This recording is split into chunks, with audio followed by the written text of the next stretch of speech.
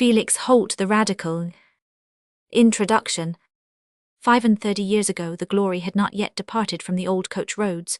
The great roadside inns were still brilliant with well-policed tankards, the smiling glances of pretty barmaids, and the repartees of jocose hostlers.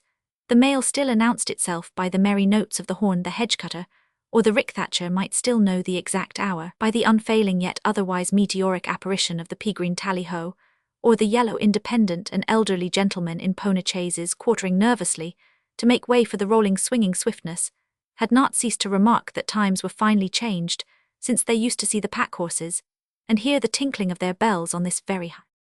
In those days there were pocket boroughs of Birmingham unrepresented in Parliament, and compelled to make strong representations out of it, unrepealed Corn Laws 3 and 6 letters of brawny and manor-breeding pauperism, and other departed evils, but there were some pleasant things too which have also departed non omnia grandioritas.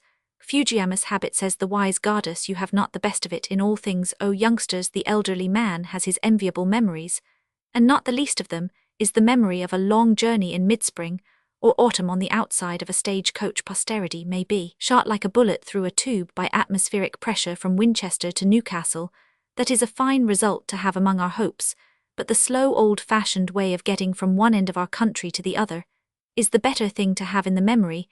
The tuba journey can never lend much to picture and narrative, it is as barren as an exclamatory O, whereas the happy outside passenger, seated on the box from the dawn, to the gloaming gathered enough stories of English life, enough of English labours in town and country, enough aspects of earth and sky, to make episodes for a modern Odyssey. Suppose only that his journey took him through that central plain watered at one extremity, by the Avon at the other, by the Trent, as the morning silvered the meadows with their long lines of bushy willows marking the watercourses, or burnished the golden cornricks clustered near the long roofs of some Midland homestead. He saw the full-uddered cows driven from their pasture to the early milking. Perhaps it was the shepherd head-servant of the farm who drove them, his sheepdog following with a heedless unofficial air, as of a beadle in undress. The shepherd, with a slow and slouching walk, timed by the walk of grazing beasts, moved aside, as if unwillingly throwing out a monosyllabic hint to his cattle. His glance, accustomed to rest on things very near the earth, seemed to lift itself with difficulty to the coachman mail, or stage-coach, for him belonged to the mysterious distant system of things called government, which, whatever it might be, was no business of his any more than the most outlying nebula, or the coal-sacks of the southern hemisphere. His solar system was the parish, the master's temper, and the casualties of lambing time were his region of storms. He cut his bread and bacon with his pocket-knife, and felt no bitterness except in the matter of pauper labourers, and the bad luck that sent contrarious seasons, and the sheep-rot. He and his cows were soon left behind, and the homestead too, with its pond overhung by elder trees, its untidy kitchen garden and cane-shaped yew tree arbour. But everywhere the bushy hedgerows wasted the land with their straggling beauty, shrouded the grassy borders of the pastures with catkins hazels, and tossed their long blackberry branches on the cornfields. Perhaps they were white with May, or starred with pale pink dog roses. Perhaps the urchins were already nutting them or gathering the plenteous crabs. It was worth the journey only to see those hedgerows, the liberal homes of unmarketable beauty, off the purple-blossomed rubber-berried nightshade of the wild convolvulus, climbing and spreading in tendrilled strength, till it made a great curtain of pale green hearts and white trumpets of the manna-tubed honeysuckle, which in its most delicate fragrance hid a charm more subtle and penetrating than beauty. Even if it were winter, the hedgerows showed their coral. The scarlet haws the deep crimson hips, with lingering brown leaves, to make a resting place for the jewels of the hoarfrost. Such hedgerows were often as tall as the labourers' cottages darted along the lanes, or clustered into a small hamlet, their little dingy windows telling like thick-filmed eyes of nothing. But the darkness within. The passenger on the coach-box bowled along above such a hamlet saw chiefly the roofs of it. Probably it turned its back on the road, and seemed to lie away from everything but its own patch of earth and sky, away from the parish church by long fields and green lanes, away from all intercourse, except that of tramps. If its face could be seen, it was most likely dirty, but the dirt was Protestant dirt, and the big, bold, gin-breathing tramps were Protestant tramps. There was no sign of superstition near, no crucifix or image to indicate a misguided reverence. The inhabitants were probably so free from superstition that they were in much less awe of the parson than of the overseer. Yet they were saved from the excess of Protestantism by not knowing how to read, and by the absence of handlooms and mines to be the pioneers of dissent. They were kept safely in the via media of indifference. and could have registered themselves in the census by a big black mark as members of the Church of England. But there were trim, cheerful villages too, with a neat or handsome parsonage and grey church set in the midst. There was the pleasant tinkle of the blacksmith's anvil, the patient cart horses waiting at his door, the basket maker peeling his willow wands in the sunshine, the wheelwright putting his last touch to a blue cart with red wheels here, and there a cottage with bright transparent windows showing pots full of blooming balsams or geraniums, and little gardens in front, all double daisies or dark wallflowers at the well, clean and comely women carrying yoked buckets, and toward the free school small Britons dawdling on, and handling their marbles in the pockets of unpatched corduroys adorned with brass buttons. The land around was rich, and marly great cornstacks stood in the rickyards, for the rickburners had not found their way hither. The homesteads were those of rich farmers who paid no rent, or had the rare advantage of a lease, and could afford to keep the corn till prices had risen. The coach would be sure to overtake some of them on their way to their outlying fields, or to the market town, sitting heavily on their well-groomed horses, or weighing down one side of an olive-green gig. They probably thought of the coach with some contempt as an accommodation for people who had not their own gigs, or who, wanting to travel to London and such distant places, belonged to the trading and less solid part of the nation. The passenger on the box could see that this was the district of protuberant optimists, sure that old England was the best of all possible countries, and that if there were any facts which had not fallen under their own observation, they were facts not worth observing. The district of clean little market towns, without manufactures of fat livings, an aristocratic clergy and low poor rates. But as the day wore on, the scene would change. The land would begin to be blackened with coal pits, the rattle of handlooms to be heard in hamlets and villages. Here were powerful men walking queerly with knees bent outward from squatting in the mine, going home to throw themselves down in their blackened flannel and sleep through the daylight, then rise and spend much of their high wages at the alehouse with their fellows of the benefit club. Here the pale, eager faces of the handloom weavers, men and women, haggard from sitting up late at night to finish the week's work hardly begun, till the Wednesday. Everywhere the cottages and the small children were dirty, for the languid mothers gave their strength to the loom, pious dissenting women perhaps, who took life patiently, and thought that salvation depended chiefly on predestination, and not at all on cleanliness. The gables of dissenting chapels now made a visible sign of religion, and of a meeting place to counterbalance the alehouse even in the hamlets. But if a couple of old termagants were seen tearing each other's caps, it was a safe conclusion that if they had not received the sacraments of the church, they had not at least given in to schismatic rites, and were free from the errors of voluntarism. The breath of the manufacturing town, which made a cloudy day and a red gloom by night on the horizon, diffused itself over all the surrounding country, filling the air with eager unrest. Here was a population not convinced that old England was as good as possible. Here were multitudinous men and women aware that their religion was not exactly the religion of their rulers, who might therefore be better than they were, and who, if better, might alter many things which now made the world perhaps more painful than it need be, and certainly more sinful. Yet there were the grey steeples too, and the churchyards with their grassy mounds and venerable headstones sleeping in the sunlight.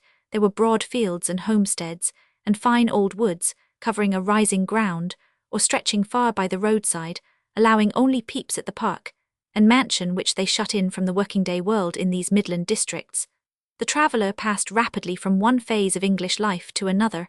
After looking down on a village dingy, with coal dust noisy with the shaking of looms, he might skirt a parish all of fields, high hedges, and deep-rutted lanes. After the coach had rattled over the pavement of a manufacturing town, the scenes of riots and trades union meetings, it would take him in another 10 minutes into a rural region, where the neighbourhood of the town was only felt in the advantages of a near market for corn, cheese and hay, and where men with a considerable banking account were accustomed to say that they never meddled with politics themselves. The busy scenes of the shuttle and the wheel of the roaring furnace of the shaft and the pulley seemed to make but crowded nests in the midst of the larger-spaced, slow-moving life of homesteads and faraway cottages and oak-sheltered parks, looking at the dwellings scattered amongst the woody flats and the ploughed uplands under the low grey sky which overhung them with an unchanging stillness, as if time itself were pausing. It was easy for the traveller to conceive that town and country had no pulse in common, except where the handlooms made a far-reaching straggling fringe about the great centres of manufacture,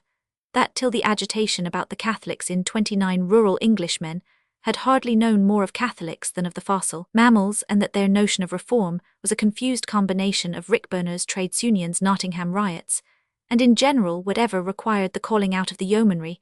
it was still easier to see that, for the most part, they resisted the rotation of crops, and stood by their fallows, and the coachman would perhaps tell how in one parish an innovating farmer, who talked of Sir Humphrey Davy, had been fairly driven out by popular dislike, as if he had been a confounded radical, and how the parson having one Sunday preached from the words, "Break up your fallow ground," the people thought he had made the text out of his own head, otherwise it would never have come so pat on a matter of business. But when they found it in the Bible at home, some said it was an argument for fallows, else why should the Bible mention fallows? But a few of the weaker sort were shaken, and thought it was an argument that fallows should be done away with, else the Bible would have said, "Let your fallows lie." And the next morning the parson had a stroke of apoplexy, which, as coincident with a dispute about fallows, so set the parish against the innovating farmer, and the rotation of crops, that he could stand his ground no longer, and transferred his lease. The coachman was an excellent travelling companion and commentator on the landscape. He could tell the names of sights and persons, and explain the meaning of groups as well as the shade of Virgil. In a more memorable journey, he had as many stories about parishes, and the men and women in them as the wanderer in the excursion, only his style was different. His view of life had originally been genial, such as became a man who was well warmed within and without, and held a position of easy undisputed authority, but the recent initiation of railways had embittered him. He now, as in a perpetual vision, saw the ruined country strewn with shattered limbs, and regarded Mr. Huskisson's death as a proof of God's anger against Stephenson. Why, every inn on the road would be shut up. And at that word, the coachman looked before him with the blank gaze of one who had driven his coach to the outermost edge of the universe, and saw his leaders plunging into the abyss. Still, he would soon relapse from the high, prophetic strain to the familiar one of narrative. He knew whose the land was wherever he drove, what noblemen had half-ruined themselves by gambling, who made handsome returns of rent, and who was at daggers drawn with his eldest son. He perhaps remembered the fathers of actual baronets, and knew stories of their extravagant or stingy housekeeping, whom they had married, whom they had horsewhipped, whether they were particular about preserving their game, and whether they had had much to do with canal companies, about any actual landed proprietor. He could also tell whether he was a reformer or an anti-reformer. That was a distinction which had turned up in latter times, and along with it, the paradox very puzzling to the coachman's mind, that there were men of old family and large estate who voted for the bill. He did not grapple with the paradox. He let it pass with all the discreetness of an experienced theologian or learned scholiast, preferring to point his whip at some object which could raise no questions. No such paradox troubled our coachman.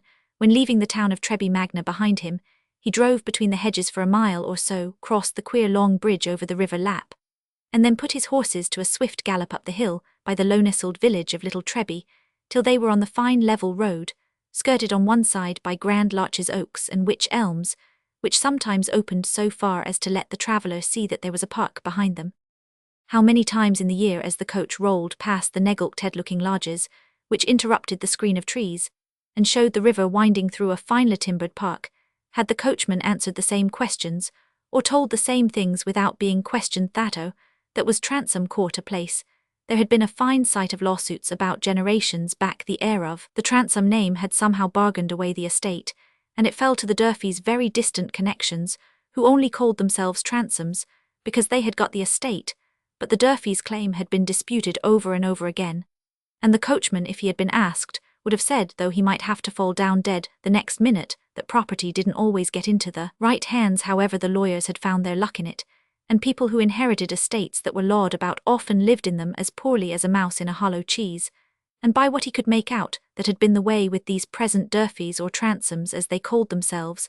As for Mr. Transom, he was as poor half-witted a fellow as you'd wish to see, but she was master had come of a high family, and had a spirit. You might see it in her eye, and the way she sat her horse 40 years ago, when she came into this country. They said she was a pictor, but her family was poor, and so she took up with a hatchet-faced fellow like this Transom, and the eldest son had been just such another as his father, only worsey, wild sort of half-natural, who got into bad company. They said his mother hated him, and wished him dead, for shed got another son quite of a different cut, who had gone to foreign parts when he was a youngster, and she wanted her favourite to be heir, but heir or no heir, Lawyer Jermyn had had his picking out of the estate, not a door in his big house, but what was the finest polished oak, all got off the Transom estate. If anybody liked to believe he paid for it, they were welcome. However, Lawyer Jermyn had sat on that box seat many and many a time. He had made the wills of most people there about. The coachman would not say that Lawyer Jermyn was not the man he would choose to make his own. Well, some day it was not so well for a lawyer to be over-honest, else he might not be up to other people's tricks. And as for the transom business, there had been ins and outs in time gone by, so that you couldn't look into it straight backward at this Mr. Sampson. Everybody in North Loamshire knew Sampson's coach would screw his features into a grimace expressive of entire neutrality, and appear to aim his whip at a particular spot on the horse's flank, if the passenger was curious for further knowledge concerning the transom affairs. Sampson would shake his head and say there had been fine stories in his time, but he never condescended to state what the stories were. Some attributed this reticence to a wise incredulity, others to a want of memory, others to simple ignorance. But at least Sampson was right in saying that there had been fine stories, meaning ironically stories not altogether creditable to the parties concerned. And such stories often come to be fine in a sense that is not ironical, for there is seldom any wrongdoing which does not carry along with it some downfall of blindly climbing hope, some hard entail of suffering, some quickly satiated desire that survives with the life in death of old paralytic vice to see itself cursed by its woeful progeny, some tragic mark of kinship in the one brief life to the far-stretching life that went before, and to the life that is to come after, such as has raised the pity and terror of men ever since they began to discern between will and destiny. But these things are often unknown to the world, for there is much pain that is quite noiseless, and vibrations that make human agonies are often a mere whisper in the roar of hurrying existence. There are glances of hatred that stab and raise no cry of murder, robberies that leave man or woman forever beggared of peace and joy, yet kept secret by the sufferer, committed to no sound, except that of low moans in the night, seen in no writing, except that made on the face by the slow months of suppressed anguish and early morning tears. Many an inherited sorrow that has marred a life has been breathed into no human ear. The poets have told us of a dolorous enchanted forest in the underworld, the thorn bushes there, and the thick-barked stems have human histories hidden in them. The power of unuttered cries dwells in the passionless seeming branches, and the red warm blood is darkly feeding the quivering nerves of a sleepless memory that watches through all dreams. These things are a parable. Chapter Roman 1. He left me when the down upon his lip lay like the shadow of a hovering kiss. Beautiful mother, do not grieve, he said. I will be great and build our fortunes high, and you shall wear the longest train at court, and look so queenly all the lords shall say. She is a royal changeling, there is some crown lacks the right head, since hers wears naught but braids. Oh, he is coming, no, but I am grey. And he. On the 1st of September in the memorable year 1832, someone was expected at Transom Court. As early as 2 o'clock in the afternoon, the aged lodgekeeper had opened the heavy gate green, as the tree trunks were green with nature's powdery paint deposited year after year. Already in the village of Little Treby, which lay on the side of a steep hill, not far off the lodge gates, the elder matrons sat in their best gowns at the few cottage doors bordering the road, that they might be ready to get up and make their courtesy when a travelling carriage should come in sight. And beyond the village, several small boys were stationed on the lookout, intending to run a race to the barn-like old church, where the sexton waited in the belfry ready to set the one bell in joyful agitation, just at the right moment. The old lodgekeeper had opened the gate and left it in the charge of his lame wife, because he was wanted at the court to sweep away the leaves and perhaps to help in the stables, for though Transom Court was a large mansion built in the fashion of Queen Anne's time, with a park and grounds as fine as any to be seen in Loamshire, there were very few servants about it, especially. It seemed there must be a lack of gardeners, for except on the terrace, surrounded with a stone parapet in front of the house, where there was a parterre kept with some neatness, grass had spread itself over the gravel walks, and over all the low mounds once carefully cut as black beds for the shrubs and larger plants. Many of the windows had the shutters closed, and under the grand Scotch fir that stooped toward one corner, the brown fir needles of many years lay in a small stone balcony in front of 2 such darkened windows. All round, both near and far, there were grand trees motionless in the still sunshine, and like all large motionless things seemed to add to the stillness here and there. A leaf fluttered down, petals fell in a silent shower, a heavy moth fluttered by, and when it settled seemed to fall wearily. The tiny birds alighted on the walks and hopped about. Perfect tranquillity. Even a stray rabbit sat nibbling a leaf that was to its liking in the middle of a grassy space, with an air that seemed quite impudent in so timid a creature. No sound was to be heard louder than a sleepy hum, and the soft monotony of running water, hurrying on to the river that divided the park, standing on the south or east side of the house, you would never have guessed that an arrival was expected. But on the west side, where the carriage entrance was, the gates under the stone archway were thrown open, and so was the double door of the entrancejo, letting in the warm light on the scagliola pillars, the marble statues, and the broad stone staircase with its matting worn into large holes and stronger sign of expectation than all from one of the doors that surrounded the entrancejo. There came forth from time to time a lady who walked lightly over the polished stone floor, and stood on the doorsteps and watched and listened. She walked lightly, for her figure was slim, and finely formed though she was between 50 and 60. She was a tall, proud-looking woman with abundant grey hair, dark eyes and eyebrows, and a somewhat eagle-like yet not unfeminine face. Her tight-fitting black dress was much worn, the fine lace of her cuffs and collar, and of the small veil that fell backward over her high comb, was visibly mended, but rare jewels flashed on her hands, which lay on her folded black-clad arms like finely cut onyx cameos. Meantime Mrs. Transome went to the doorsteps, watching and listening in vain. Each time she returned to the same room. It was a moderate-sized comfortable room with low ebony bookshelves round it, and it formed an anteroom to a large library, of which a glimpse could be seen through an open doorway partly obstructed by a heavy tapestry curtain drawn on one side. There was a great deal of tarnished gilding and dinginess on the walls and furniture of this smaller room, but the pictures above the bookcases were all of a cheerful kind, portraits in pastel of pearl-skinned ladies with hair powder blue ribbons and low bodices, a splendid portrait in oils of a Transome, in the gorgeous dress of the Restoration, another of a Transome in his boyhood, with his hand on the neck of a small pony, and a large Flemish battle-piece, where war seemed only a picturesque blue-ended accident in a vast sunny expanse of plain and sky. Probably such cheerful pictures had been chosen because this was Mrs. Transome's usual sitting-room.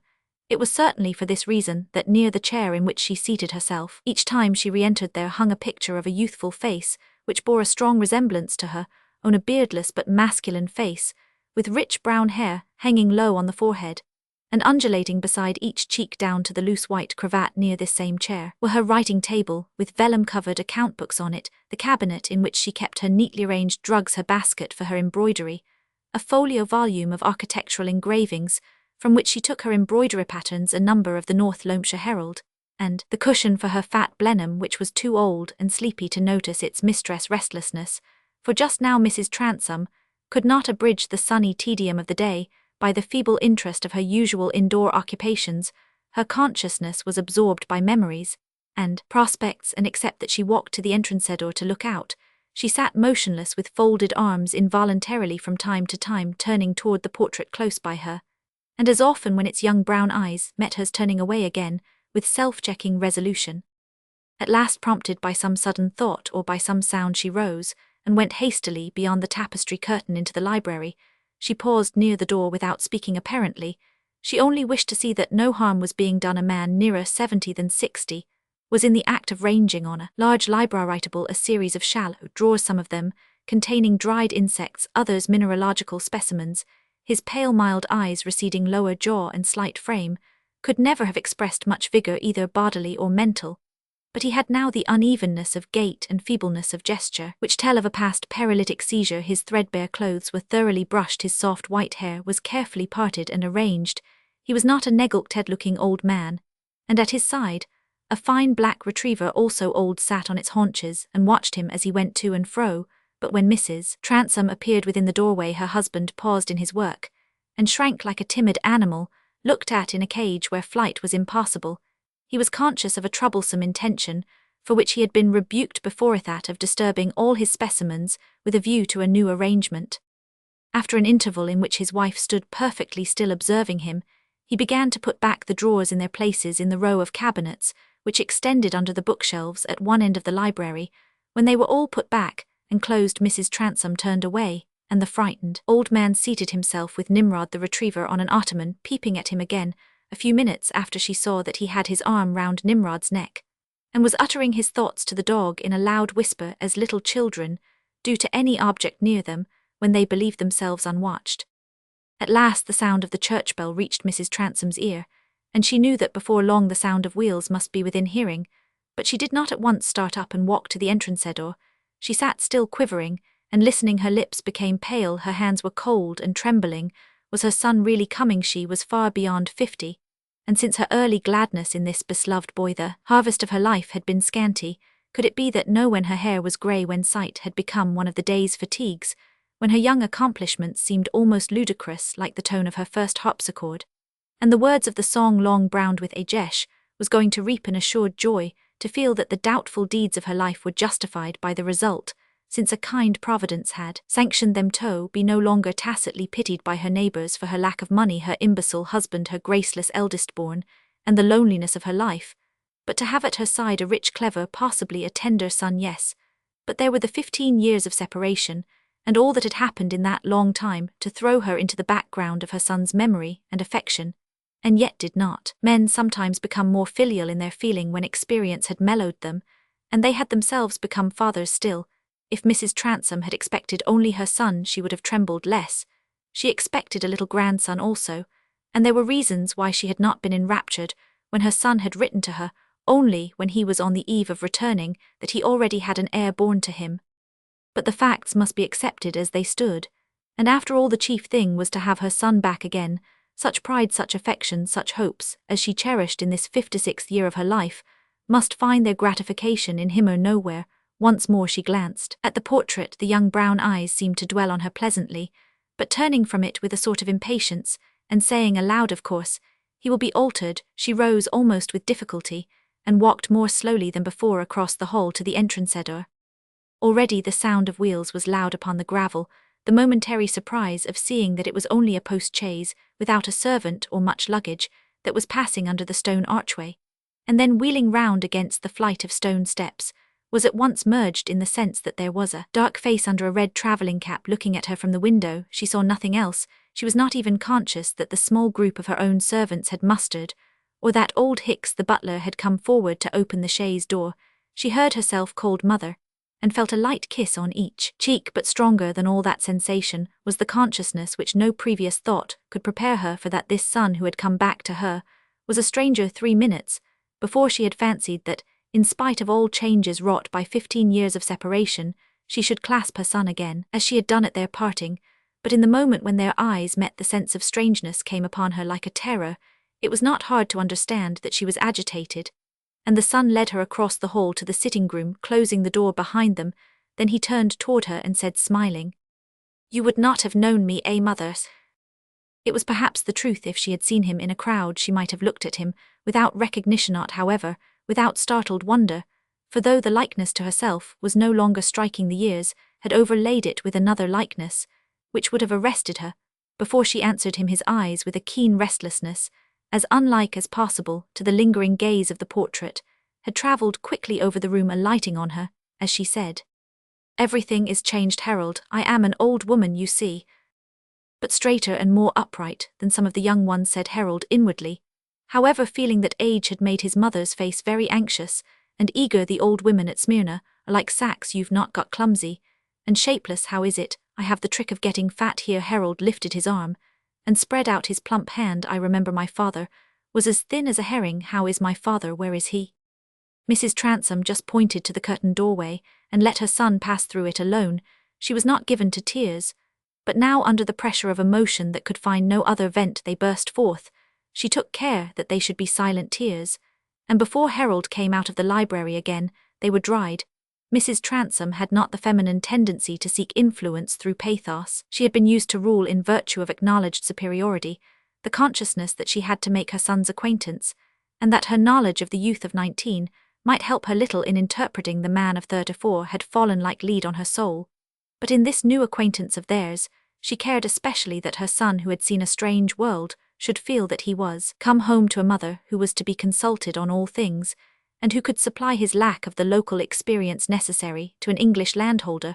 Her part in life had been that of the clever sinner, and she was equipped with the views, the reasons, and the habits which belonged to that character. Life would have little meaning for her if she were to be gently thrust aside as a harmless, elderly woman, and besides there were secrets which her son must never know. So by the time Harold came from the library again, the traces of tears were not discernible, except to a very careful observer, and he did not observe his mother carefully. His eyes only glanced at her on their way to the North Loamshire Herald, lying on the table near her, which he took up with his left hand, as he said, "Gad, what a wreck poor father is! Paralysis, terribly shrunk, and shaken crawls about among his books and beetles, as usual, though well it's a slow and easy death.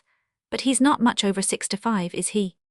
67 counting by birthdays, but your father was born old, I think, said Mrs. Transome, a little flushed, with the determination not to show any unasked for feeling her son did not notice her. All the time he had been speaking his eyes had been running down the columns of the newspaper. But your little boy Harold, where is he? How is it he has not come with you? Oh, I left him behind in town, said Harold, still looking at the paper. My man Dominic will bring him with the rest of the luggage. Ah, I see, it is young de Barry, and not my old friend Sir Maximus, who is offering himself as candidate for North Loamshire. Yes, you did not answer me when I wrote to you to London about your standing. There is no other Tory candidate spoken of, and you would have all the de Barry interest. I hardly think that, said Harold significantly. Why, Jermyn says a Tory candidate can never be got in without it. But I shall not be a Tory candidate. Mrs. Transome felt something like an electric shock. What then, she said almost sharply, you will not call yourself a Whig? God forbid I am a Radical. Mrs. Transome's limbs tottered. She sank into a chair. Here was a distinct confirmation of the vague but strong feeling that her son was a stranger to her. Here was a revelation to which it seemed almost as impossible to adjust her hopes and notions of a dignified life, as if her son had said that he had been converted to Mahometanism at Smyrna, and had 4 wives instead of 1 son shortly to arrive under the care of Dominic. For the moment she had a sickening feeling that it was of no use, that the long-delayed good fortune had come at last. All of no use, though the unloved Durfee was dead and buried, and though Harold had come home with plenty of money. There were rich radicals, she was aware, as there were rich Jews and dissenters, but she had never thought of them as county people. Sir Francis Burdett had been generally regarded as a madman. It was better to ask no questions, but silently to prepare herself for anything else there might be to come. Will you go to your rooms, Harold, and see if there is anything you would like to have altered? Yes, let us go, said Harold, throwing down the newspaper, in which he had been rapidly reading almost every advertisement, while his mother had been going through her sharp inward struggle. Uncle Lingon is on the bench still, I see, he went on as he followed her across the hall. Is he at home? Will he be here this evening? He says you must go to the rectory when you want to see him. You must remember you have come back to a family with old-fashioned notions. Your uncle thought I ought to have you to myself in the first hour or 2. He remembered that I had not seen my son for 15 years. Ah, by Jove, 15 years so. It is, said Harold, taking his mother's hand and drawing it under his arm, for he had perceived that her words were charged with an intention. And you are as straight as an arrow. Still, you will carry the shawls I have brought you as well as ever. They walked up the broad stone steps together in silence under the shock of discovering her son's radicalism. Mrs. Transome had no impulse to say one thing rather than another, as in a man who had just been branded on the forehead. All wanted motives would be uprooted. Harold on his side had no wish opposed to filial kindness, but his busy thoughts were determined by habits which had no reference to any woman's feelings. And even if he could have conceived what his mother's feeling was, his mind, after that momentary arrest, would have darted forward on its usual course. I have given you the south rooms, Harold, said Mrs. Transome, as they passed along a corridor lit from above and lined with old family pictures. I thought they would suit you best, as they all open into each other, and this middle one will make a pleasant sitting-room for you. Gad, the furniture is in a bad state, said Harold, glancing around at the middle room which they had just entered. The moths seemed to have got into the carpets and hangings. I had no choice except moths or tenants who would pay rent, said Mrs. Transome. We have been too poor to keep servants for uninhabited rooms. What, you've been rather pinched, eh? You find us living as we have been living these 12 years. Ah, you've had Durfee's debts, as well as the lawsuits, confound them. It will make a hole in £60,000, to pay off the mortgages. However, he's gone now, poor fellow. And I suppose I should have spent more in buying an English estate some time or other. I always meant to be an Englishman, and thrash a lord or 2 who thrashed me at Eton. I hardly thought you could have meant that, Harold, when I found you had married a foreign wife. Would you have had me wait for a consumptive, lackadaisical Englishwoman, who would have hung all her relations around my neck? I hate English wives. They want to give their opinion about everything. They interfere with a man's life. I shall not marry again.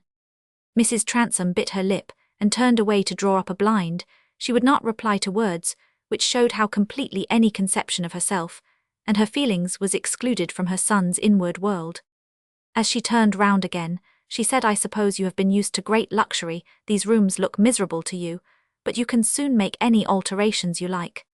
Oh, I must have a private sitting room fitted up for myself downstairs, and the rest are bedrooms, I suppose, he went on, opening a side door, or I can sleep here a night or two.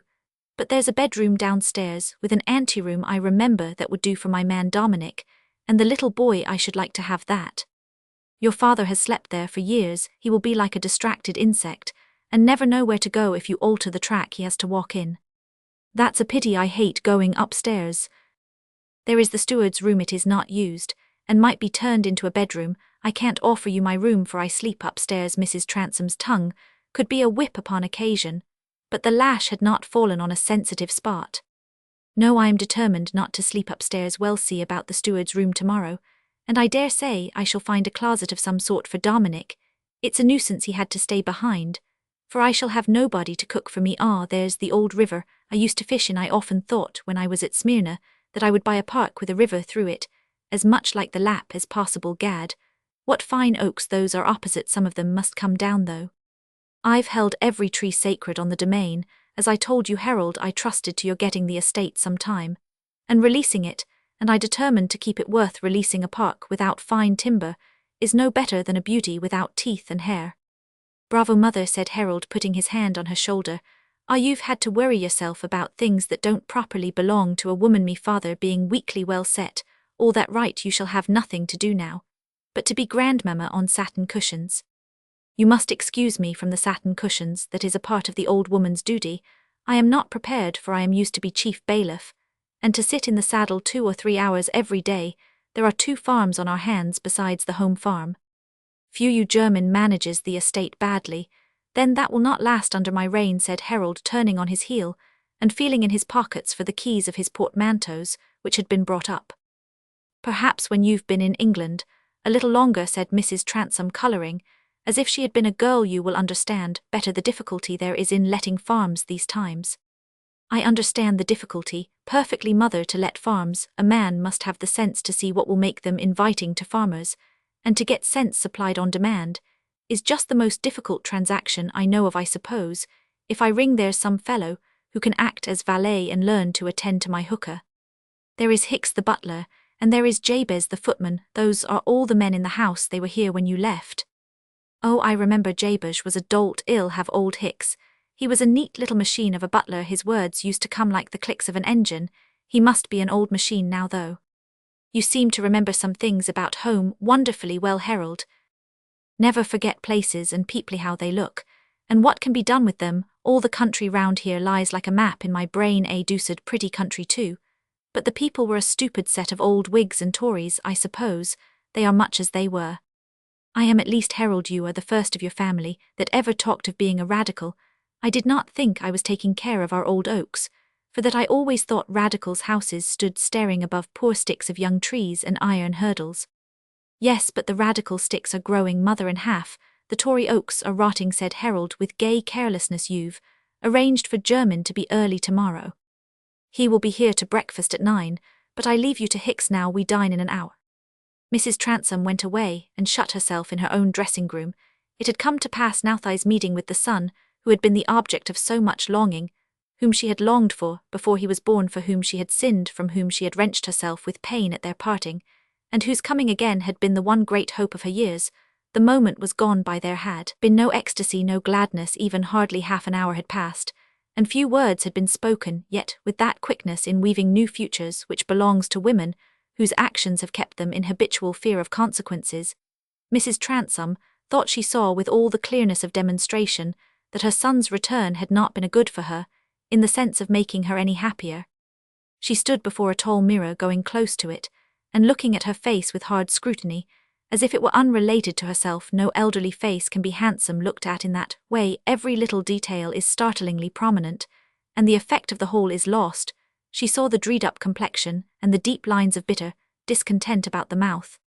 I am a hag, she said to herself. She was accustomed to give her thoughts a very sharp outline. An ugly old woman, who happens to be his mother, that is what he sees in me as I see a stranger in him. I shall count for nothing. I was foolish to expect anything else.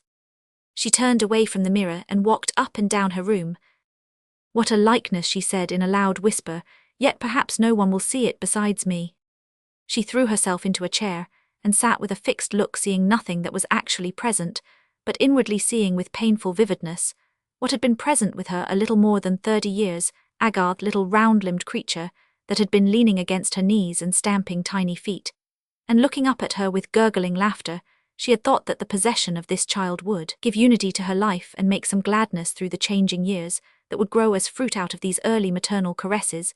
But nothing had come just as she had wished. The mother's early raptures had lasted but a short time, and even while they lasted there had grown up in the midst of them a hungry desire like a black poisonous plant, feeding in the sunlight, the desire that her first rickety, imbecile child should die and leave room for her darling of whom she could be proud. Such desires make life a hideous lottery, where every day may turn up a blank, where men and women who have the softest beds and the most delicate eating, who have a very large share of that sky and earth, which some are born to have no more of than the fraction to be got in a crowded entry, yet grow haggard, fevered, and restless like those who watch in other lotteries day after day, year after year, had yielded blanks. New cares had come, bringing other desires for results quite beyond her grasp, which must also be watched for in the lottery, and all the while the round-limbed pet had been growing into a strong youth, who liked many things better than his mother's caresses, and who had a much keener consciousness of his independent existence than of his relation to her. The lizard's egg, that white rounded passive prettiness, had become a brown darting determined lizard. The mother's love is at first an absorbing delight, blunting all other sensibilities. It is an expansion of the animal existence, it enlarges the imagined range for self to move in. But in after years, it can only continue to be joy on the same terms as other long-lived love that is by much suppression of self and power of living in the experience of another. Mrs. Transome had darkly felt the pressure of that unchangeable fact, yet she had clung to the belief that somehow the possession of this son was the best thing she lived for. To believe otherwise would have made her memory too ghastly a companion. Some time or other, by some means, the estate she was struggling to save from the grasp of the law would be Harold. Somehow the hated Durfee, the imbecile eldest, who seemed to have become tenacious of a despicable squandering life, would be got rid of. Vice might kill him. Meanwhile the estate was burdened. There was no good prospect for any heir. Harold must go and make a career for himself, and this was what he was bent on, with a precocious clearness of perception as to the conditions on which he could hope for any advantages in life. Like most energetic natures, he had a strong faith in his luck. He had been gay at their parting, and had promised to make his fortune, and in spite of past disappointments Harold's possible fortune still made some ground for his mother to plant her hopes in. His luck had not failed him, yet nothing had turned out according to her expectations. Her life had been like a spoiled shabby pleasure-day in which the music and the processions are all missed, and nothing is left at evening but the weariness of striving after what has been failed of. Harold had gone with the embassy to Constantinople under the patronage of a high relative, his mother's cousin. He was to be diplomatist and work his way upward in public life, but his luck had taken another shape. He had saved the life of an Armenian banker who in gratitude had offered him a prospect which his practical mind had preferred to the problematic promises of diplomacy and highborn cousinship. Harold had become a merchant and banker at Smyrna, and let the years pass without caring to find the possibility of visiting his early home, and had shown no eagerness to make his life at all familiar to his mother, asking for letters about England but writing scantily about himself. Mrs. Transome had kept up the habit of writing to her son, but gradually the unfruitful years had dulled her hopes and yearnings. Increasing anxieties about money had worried her, and she was more sure of being fretted by bad news about her dissolute eldest son than of hearing anything to cheer her from Harold. She had begun to live merely in small, immediate cares and occupations, and like all eager-minded women who advance in life without any activity of tenderness or any large sympathy, she had contracted small rigid habits of thinking and acting.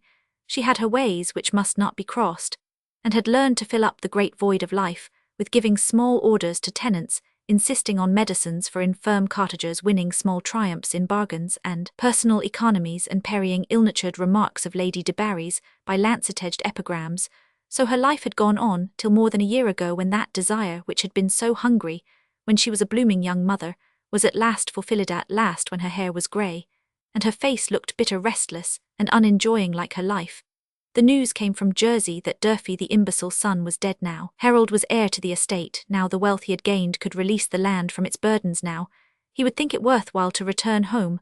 A change had come over her life, and the sunlight breaking the clouds at evening was pleasant, though the sun must sink before long. Hope's affections, the sweeter part of her memories started from their wintry sleep, and it once more seemed a great good to have had a second son who in some ways had cost her dearly, but again there were conditions she had not reckoned on when the good tidings had been sent to Harold, and he had announced that he would return so soon as he could wind up his affairs. He had for the first time informed his mother that he had been married, that his Greek wife was no longer living, but that he should bring home a little boy, the finest and most desirable of heirs and grandsons. Harold, seated in his distant Smyrna home, considered that he was taking a rational view of what things must have become by this time at the old place in England, when he figured his mother as a good elderly lady, who would necessarily be delighted with the possession on any terms of a healthy grandchild, and would not mind much about the particulars of a long-concealed marriage. Mrs. Transome had torn up that letter in a rage, but in the months which had elapsed before Harold could actually arrive, she had prepared herself as well as she could to suppress all reproaches or queries which her son might resent, and to acquiesce in his evident wishes. The return was still looked for with longing. Affection and satisfied pride would again warm her later years. She was ignorant what sort of man Harold had become now, and of course he must be changed in many ways. But though she told herself this, still the image, that she knew the image fondness clung to, necessarily prevailed over the negatives insisted on by her reason. And so it was that, when she had moved to the door to meet him, she had been sure that she should clasp her son again, and feel that he was the same who had been her boy, her little one, the loved child of her passionate youth. An hour seemed to have changed everything for her. A woman's hopes are woven of sunbeams, a shadow annihilates them. The shadow which had fallen over Mrs. Transome in this first interview with her son was the presentiment of her powerlessness if things went wrong, if Harold got unpleasantly disposed in a certain direction where her chief dread had always lain. She seemed to foresee that her words would be of no avail. The keenness of her anxiety in this matter had served as insight, and Harold's rapidity, decision, and indifference to any impressions in others, which did not further or impede his own purposes, had made themselves felt by her, as much as she would have felt the unmanageable strength of a great bird which had alighted near her, and allowed her to stroke its wing for a moment because food lay near her. Under the cold weight of these thoughts, Mrs. Transome shivered. That physical reaction roused her from her reverie, and she could now hear the gentle knocking at the door to which she had been deaf before. Notwithstanding her activity and the fewness of her servants, she had never dressed herself without aid, nor would that small, neat, exquisitely clean old woman who now presented herself have wished that her labour should be saved at the expense of such a sacrifice on her lady's part. The small old woman was Mrs. Hicks, the butler's wife, who acted as housekeeper, lady's-maid, and superintendent of the kitchen. The large stony scene of inconsiderable cooking 40 years ago. She had entered Mrs. Transome's service when that lady was beautiful Miss Lingon, and her mistress still called her Denner, as she had done in the old days. "The bell has rung then, Denner, without my hearing it," said Mrs. Transome, rising. "Yes, madam," said Denner, reaching from a wardrobe an old black velvet dress, trimmed with much mended point, in which Mrs. Transome was wont to look queenly of an evening. Denner had still strong eyes of that short-sighted kind which sees through the narrowest chink between the eyelashes.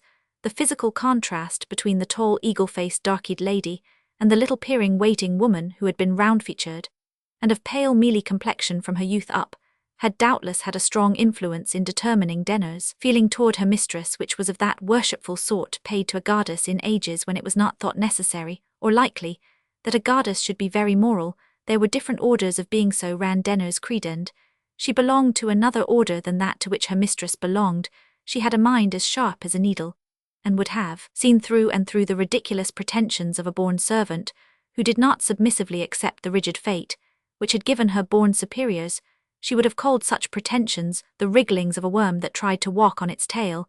There was a tacit understanding that Denner knew all her mistress' secrets, and her speech was plain and unflattering, yet with wonderful subtlety of instinct. She never said anything which Mrs. Transome could feel humiliated by, as by familiarity from a servant who knew too much. Denner identified her own dignity with that of her mistress. She was a hard-headed, godless little woman, but with a character to be reckoned on, as you reckon on the qualities of iron. Peering into Mrs. Transome's face, she saw clearly that the meeting with the son had been a disappointment in some way. She spoke with a refined accent, in a low, quick, monotonous tone. "Mr. Harold is dressed. He shook me by the hand in the corridor, and was very pleasant. What an alteration, Denner, no likeness to me now.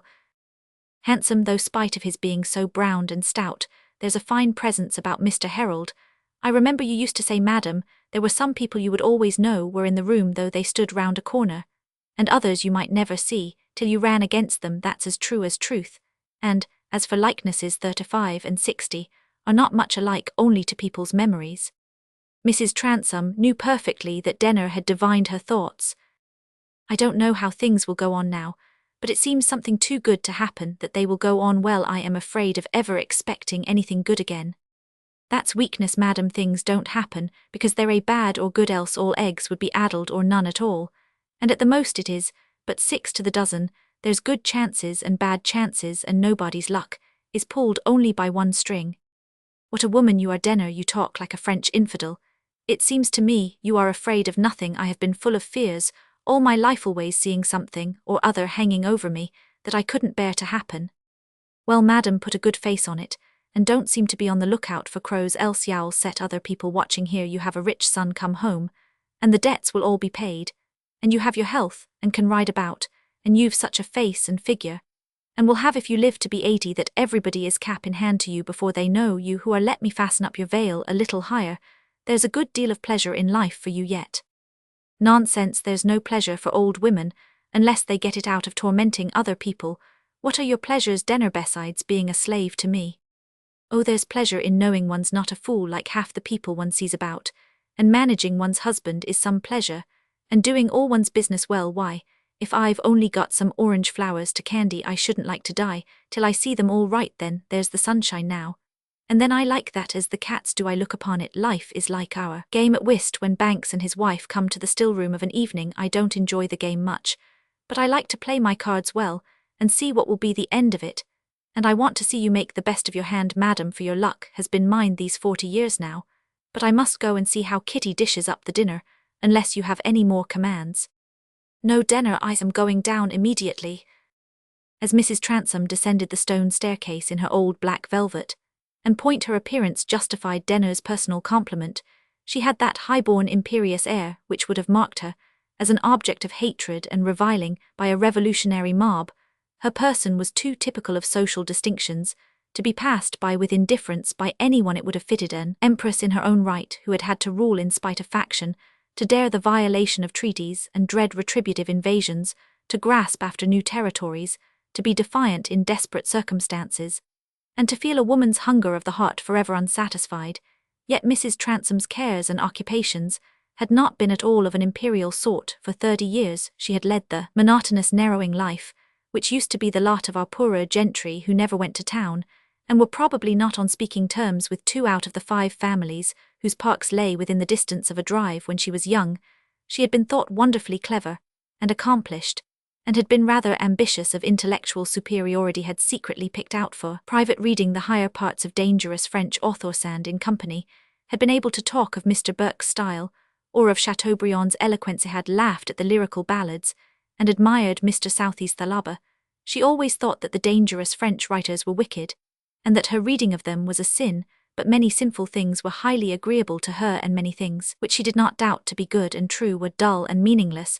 She found ridicule of biblical characters very amusing, and she was interested in stories of illicit passion, but she believed all the while that truth and safety lay in due attendance on prayers and sermons, in the admirable doctrines and ritual of the Church of England, equally remote from Puritanism and Popery. In fact, in such a view of this world and the next as would preserve the existing arrangements of English society, quite unshaken, keeping down the obtrusiveness of the vulgar and the discontent of the poor. The history of the Jews she knew ought to be preferred to any profane history.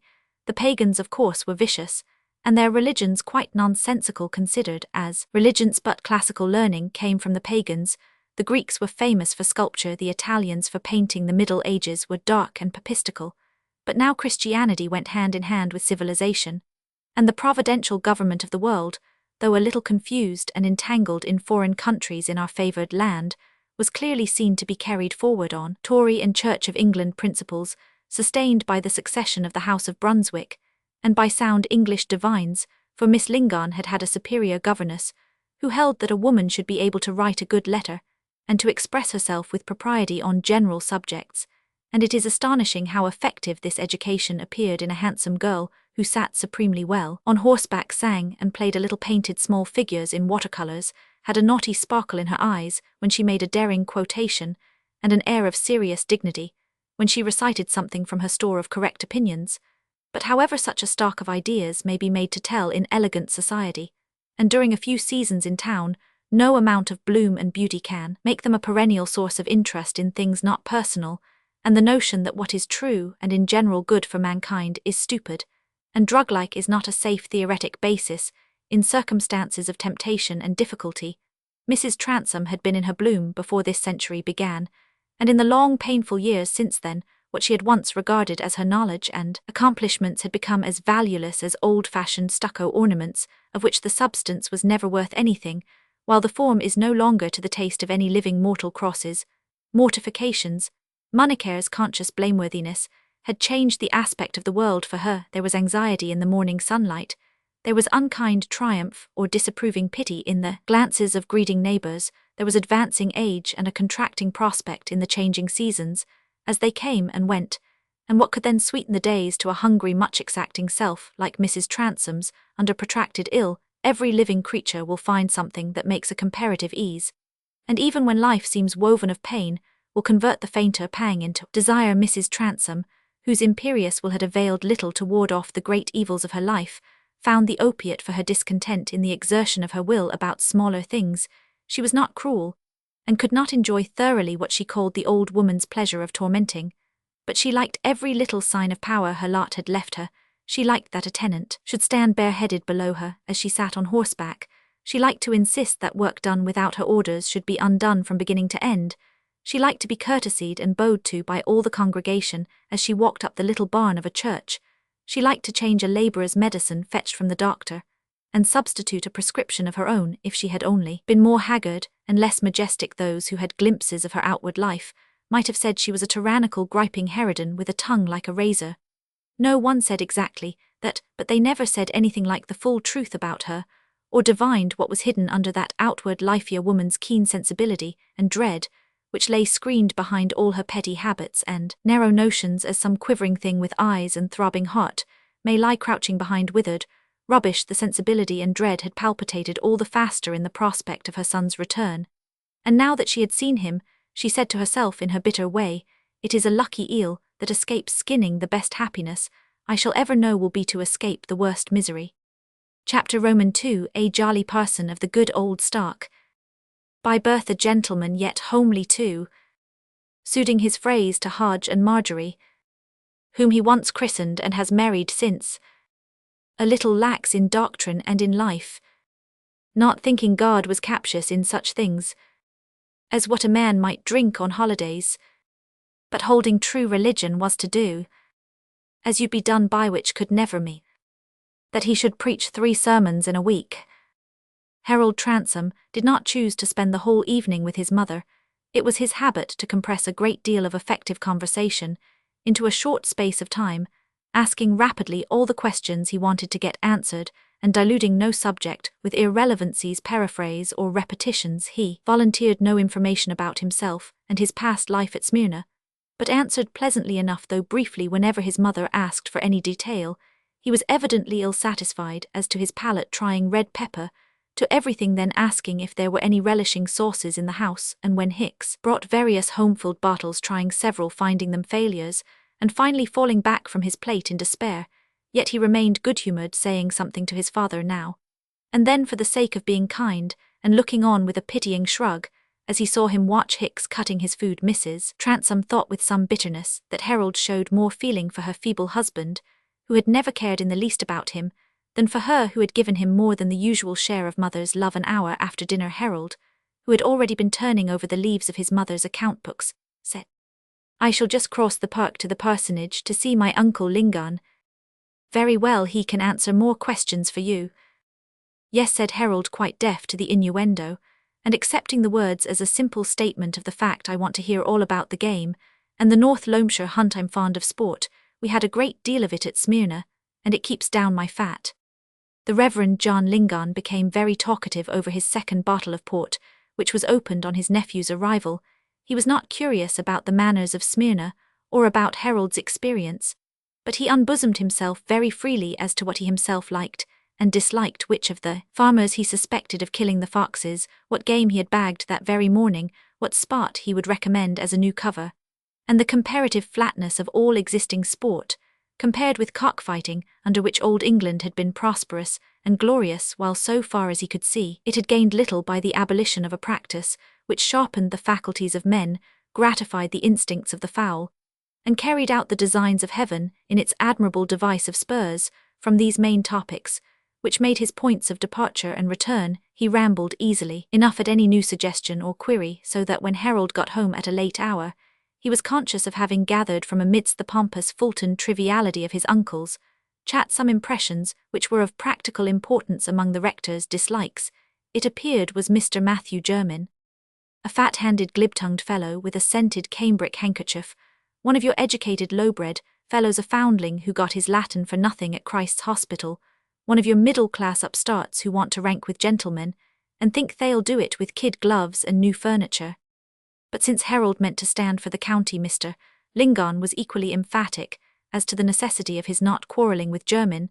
Till the election was over, Jermyn must be his agent. Harold must wink hard till he found himself safely returned, and even then it might be well to let Jermyn drop gently, and raise no scandal. He himself had no quarrel with the fellow. A clergyman should have no quarrels, and he made it a point to be able to take wine with any man he met at table. And as to the estate, and his sister's going too much by Jermyn's advice, he never meddled with business. It was not his duty as a clergyman that he considered was the meaning of Melchizedek, and the tithe, a subject into which he had gone to some depth 30 years ago, when he preached the visitation sermon. The discovery that Harold meant to stand on the liberal side, nay, that he boldly declared himself a radical, was rather startling, but to his uncle's good humour, beatified by the sipping of port wine, nothing could seem highly objectionable provided it did not disturb that operation. In the course of half an hour, he had brought himself to see that anything really worthy to be called British Toryism had been entirely extinct since the Duke of Wellington and Sir Robert Peel had passed the Catholic Emancipation Bill, that Whiggery with its Rights of Man, stopping short at £10 householders, and its policy of pacifying a wild beast with a bite, was a ridiculous monstrosity, that therefore, since an honest man could not call himself a Tory, which it was in fact as impossible to be now as to fight for the old Pretender, and could still less become that execrable monstrosity, a Whig there remained but one course open to him. Why, lad, if the world was turned into a swamp, I suppose we should leave off shoes and stockings, and walk about like craneswants. It followed plainly enough that in these hopeless times nothing was left to men of sense and good family but to retard the national ruin by declaring themselves radicals, and take the inevitable process of changing everything out of the hands of beggarly demagogues and purse-proud tradesmen. It is true the rector was helped to this chain of reasoning by Harold's remarks, but he soon became quite ardent in asserting the conclusion.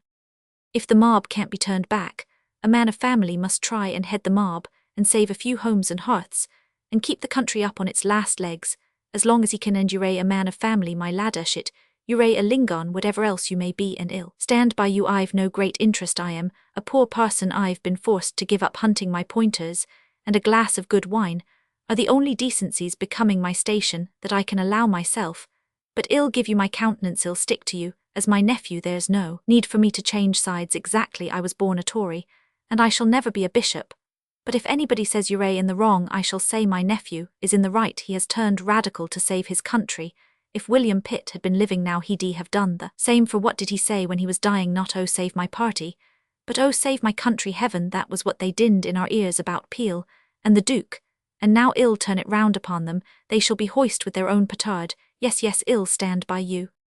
Harold did not feel sure that his uncle would thoroughly retain this satisfactory thread of argument in the uninspired hours of the morning, but the old gentleman was sure to take the facts easily in the end, and there was no fear of family coolness or quarrelling on this side. Harold was glad of it. He was not to be turned aside from any course he had chosen, but he disliked all quarrelling as an unpleasant expenditure of energy that could have no good practical result. He was at once active and luxurious, fond of mastery, and good-natured enough to wish that everyone about him should like his mastery, not caring greatly to know other people's thoughts, and ready to despise them as blockheads if their thoughts differed from his, and yet solicitous that they should have no colourable reason for slight thoughts about him. The blockheads must be forced to respect him hence in proportion as he foresaw his equals in the neighbourhood would be indignant with him for his political choice. He cared keenly about making a good figure before them. In every other way, his conduct as a landholder was to be judicious, his establishment was to be kept up generously, his imbecile father treated with careful regard, his family relations entirely without scandal. He knew that affairs had been unpleasant in his youth, that there had been ugly lawsuits, and that his scapegrace brother Durfee had helped to lower still farther the depressed condition of the family. All this must be retrieved now that events had made Harold the head of the Transome name. Jermyn must be used for the election, and after that, if he must be got rid of, it would be well to shake him loose quietly. His uncle was probably right on both these points, but Harold's expectation that he should want to get rid of Jermyn was founded on other reasons than his scented handkerchief and his charity school Latin. If the lawyer had been presuming on Mrs. Transome's ignorance as a woman, and on the stupid rakishness of the original heir, the new heir would prove to him that he had calculated rashly. Otherwise, Harold had no prejudice against him in his boyhood and youth. He had seen Jermyn frequenting Transome Court, but had regarded him with that total indifference with which youngsters are apt to view those who neither deny them pleasure, nor give them any. Jermyn used to smile at him and speak to him affably, but Harold, half proud, half shy, got away from such patronage. As soon as possible he knew Jermyn was a man of business. His father, his uncle, and Sir Maximus de Barry did not regard him as a gentleman, and their equal. He had known no evil of the man, but he saw now that if he were really a covetous upstart, there had been a temptation for him in the management of the Transome affairs, and it was clear that the estate was in a bad condition. When Mr. Jermyn was ushered into the breakfast-room, the next morning, Harold found him surprisingly little altered. By the 15 years he was grey, but still remarkably handsome, fat, but tall enough to bear that trial to man's dignity. There was as strong a suggestion of toilette about him as if he had been 25 instead of nearly 60. He chose always to dress in black, and was especially addicted to black satin waistcoats, which carried out the general sleekness of his appearance, and this, together with his white, fat, but beautifully shaped hands, which he was in the habit of rubbing gently on his entrance into a room, gave him very much the air of a lady's physician. Harold remembered with some amusement his uncle's dislike of those conspicuous hands, but as his own were soft and dimpled, and as he too was given to the innocent practice of rubbing those members, his suspicions were not yet deepened. "I congratulate you, Mrs. Transome," said Jermyn, with a soft and deferential smile. "All the more," he added, turning toward Harold now, "I have the pleasure of actually seeing your son. I am glad to perceive that an eastern climate has not been unfavourable to him." "No," said Harold, shaking Jermyn's hand carelessly, and speaking with more than his usual brusqueness. "The question is whether the English climate will agree with me. It's deuced shifting and damp. And as for the food, it would be the finest thing in the world for this country if the southern cooks would change their religion, get persecuted, and fly to England, as the old silkweavers. Roman 999. "There are plenty of foreign cooks for those who are rich enough to pay for them, I suppose," said Mrs. Transome, "but they are unpleasant people to have about one's house." "Gad, I don't think so," said Harold. "The old servants are sure to quarrel with them." "That's no concern of mine. The old servants will have to put up with my man Dominic, who will show them how to cook and do everything else in a way that will rather astonish them. Old people are not so easily taught to change all their ways, Harold." "Well, they can give up and watch the young ones," said Harold, thinking only at that moment of old Mrs. Hicks and Dominic, but his mother was not thinking of them only. "You have a valuable servant, it seems," said Jermyn, who understood Mrs. Transome better than her son did, and wished to smoothen the current of their dialogue. "Oh, one of those wonderful southern fellows that make one's life easy. He's of no country in particular. I don't know whether he's most of a Jew, a Greek, an Italian, or a Spaniard. He speaks 5 or 6 languages, one as well as another. He's cook, valet, majordomo, and secretary all in one. And what's more, he's an affectionate fellow. I can trust to his attachment. That's a sort of human specimen that doesn't grow here in England, I fancy.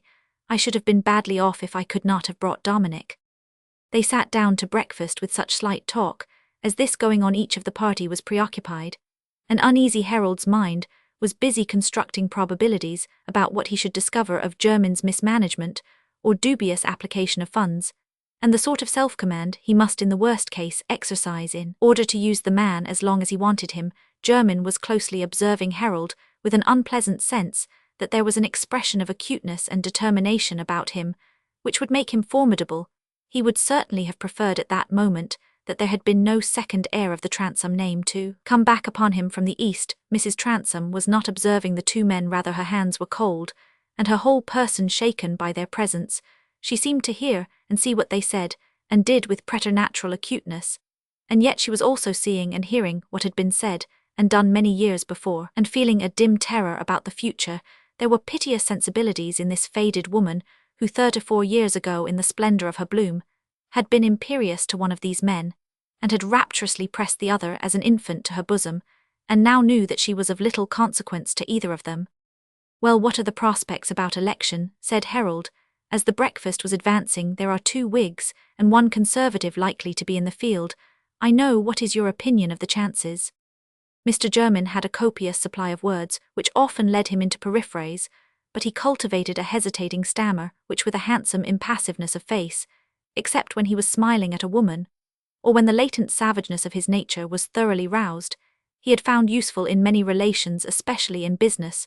No one could have found out that he was not at his ease. "My opinion," he replied, "is in a state of balance at present. This division of the county, you are aware, contains 1 manufacturing town of the first magnitude and several smaller ones. The manufacturing interest is widely dispersed. So far there is a presumption in favor of the 2 Liberal candidates. Still, with a careful canvass of the agricultural districts, such as those we have round us at Treby Magna, I think the auguries would not be unfavourable to the return of a Conservative, a 4th candidate of good position, who should coalesce with Mr. de Barrier." Here Mr. Jermyn hesitated for the 3rd time, and Harold broke in. "That will not be my line of action, so we need not discuss it. If I put up, it will be as a radical, and I fancy in any county that would return Whigs, there would be plenty of voters to be combed off by a radical who offered himself with good pretensions." There was the slightest possible quiver discernible across Jermyn's face. Otherwise he sat as he had done before, with his eyes fixed abstractedly on the frill of a ham before him, and his hand trifling with his fork. He did not answer immediately, but when he did he looked round steadily at Harold. "I am delighted to perceive that you have kept yourself so thoroughly acquainted with English politics." "Oh, of course," said Harold impatiently, "I am aware how things have been going on in England. I always meant to come back ultimately. I suppose I know the state of Europe as well as if I'd been stationary at Little Treby for the last 15 years. If a man goes to the East, people seem to think he gets turned into something like the one-eyed calendar in the Arabian Nights. Yet I should think there are some things which people who have been stationary at Little Treby could tell you." "Harold," said Mrs. Transome, "it did not signify about your holding radical opinions at Smyrna, but you seem not to imagine how your putting up as a radical will affect your position here and the position of your family. No one will visit you, and then the sort of people who will support you. You really have no idea what an impression it conveys when you say you are a radical. There are none of our equals who will not feel that you have disgraced yourself." "Pooh," said Harold, rising and walking along the room. But Mrs. Transome went on with growing anger in her voice. "It seems to me that a man owes something to his birth and station, and has no right to take up this notion or other just as it suits his fancy, still less to work at the overthrow of his class. That was what every one said of Lord Grey, and my family, at least, is as good as Lord Grey's. You have wealth now and might distinguish yourself in the county, and if you had been true to your colours as a gentleman, you would have had all the greater opportunity. Because the times are so bad, the de Barrys and Lord Wyvern would have set all the more store by you. For my part, I can't conceive what good you propose to yourself. I only entreat you to think again before you take any decided step." "Mother," said Harold, not angrily or with any raising of his voice, but in a quick, impatient manner, as if the scene must be got through as quickly as possible, "it is natural that you should think in this way. Women very properly don't change their views, but keep to the notions in which they have been brought up. It doesn't signify what they think. They are not called upon to judge or to act. You must leave me to take my own course in these matters which properly belong to men. Beyond that I will gratify any wish you may choose to mention. You shall have a new carriage and a pair of bays all to yourself. You shall have the house done up in first-rate style. And I am not thinking of marrying, but let us understand that there shall be no further collision between us on subjects on which I must be master of my own actions. And you will put the crown to the mortifications of my life, Harold. I don't know who would be a mother if she could foresee what a slight thing she will be to her son when she is old." Mrs. Transome here walked out of the room by the nearest Waithe glass door open. Toward the terrace Mr. Jermyn had risen too, and his hands were on the back of his chair. He looked quite impassive. It was not the first time he had seen Mrs. Transome angry, but now for the first time he thought the outburst of her temper would be useful to him. She, poor woman, knew quite well that she had been unwise, and that she had been making herself disagreeable to Harold to no purpose, but half the sorrows of women would be averted if they could repress the speech they know to be useless, the speech they have resolved not to utter. Harold continued his walking a moment longer, and then said to Jermyn, "You smoke, eh?" "No, I always defer to the ladies. Mrs. Jermyn is peculiarly sensitive in such matters, and doesn't like tobacco." Harold, who underneath all the tendencies which had made him a liberal, had intense personal pride, thought, "Confound the fellow with his Mrs. Jermyn, does he think we are on a footing for me to know anything about his wife?" "Well, I took my hookah before breakfast," he said aloud, "so if you like, well, go into the library. My father never gets up till midday, I find." Sit down," said Harold, as they entered the handsome, spacious library, but he himself continued to stand before a map of the county, which he had opened from a series of rollers occupying a compartment among the bookshelves. "The first question, Mr. Jermyn, now you know my intentions, is whether you will undertake to be my agent in this election, and help me through. There's no time to be lost, and I don't want to lose my chance, as I may not have another for 7 years. I understand," he went on, flashing a look straight at Jermyn, "that you have not taken any conspicuous course in politics, and I know that Labron is agent for the De Barrys.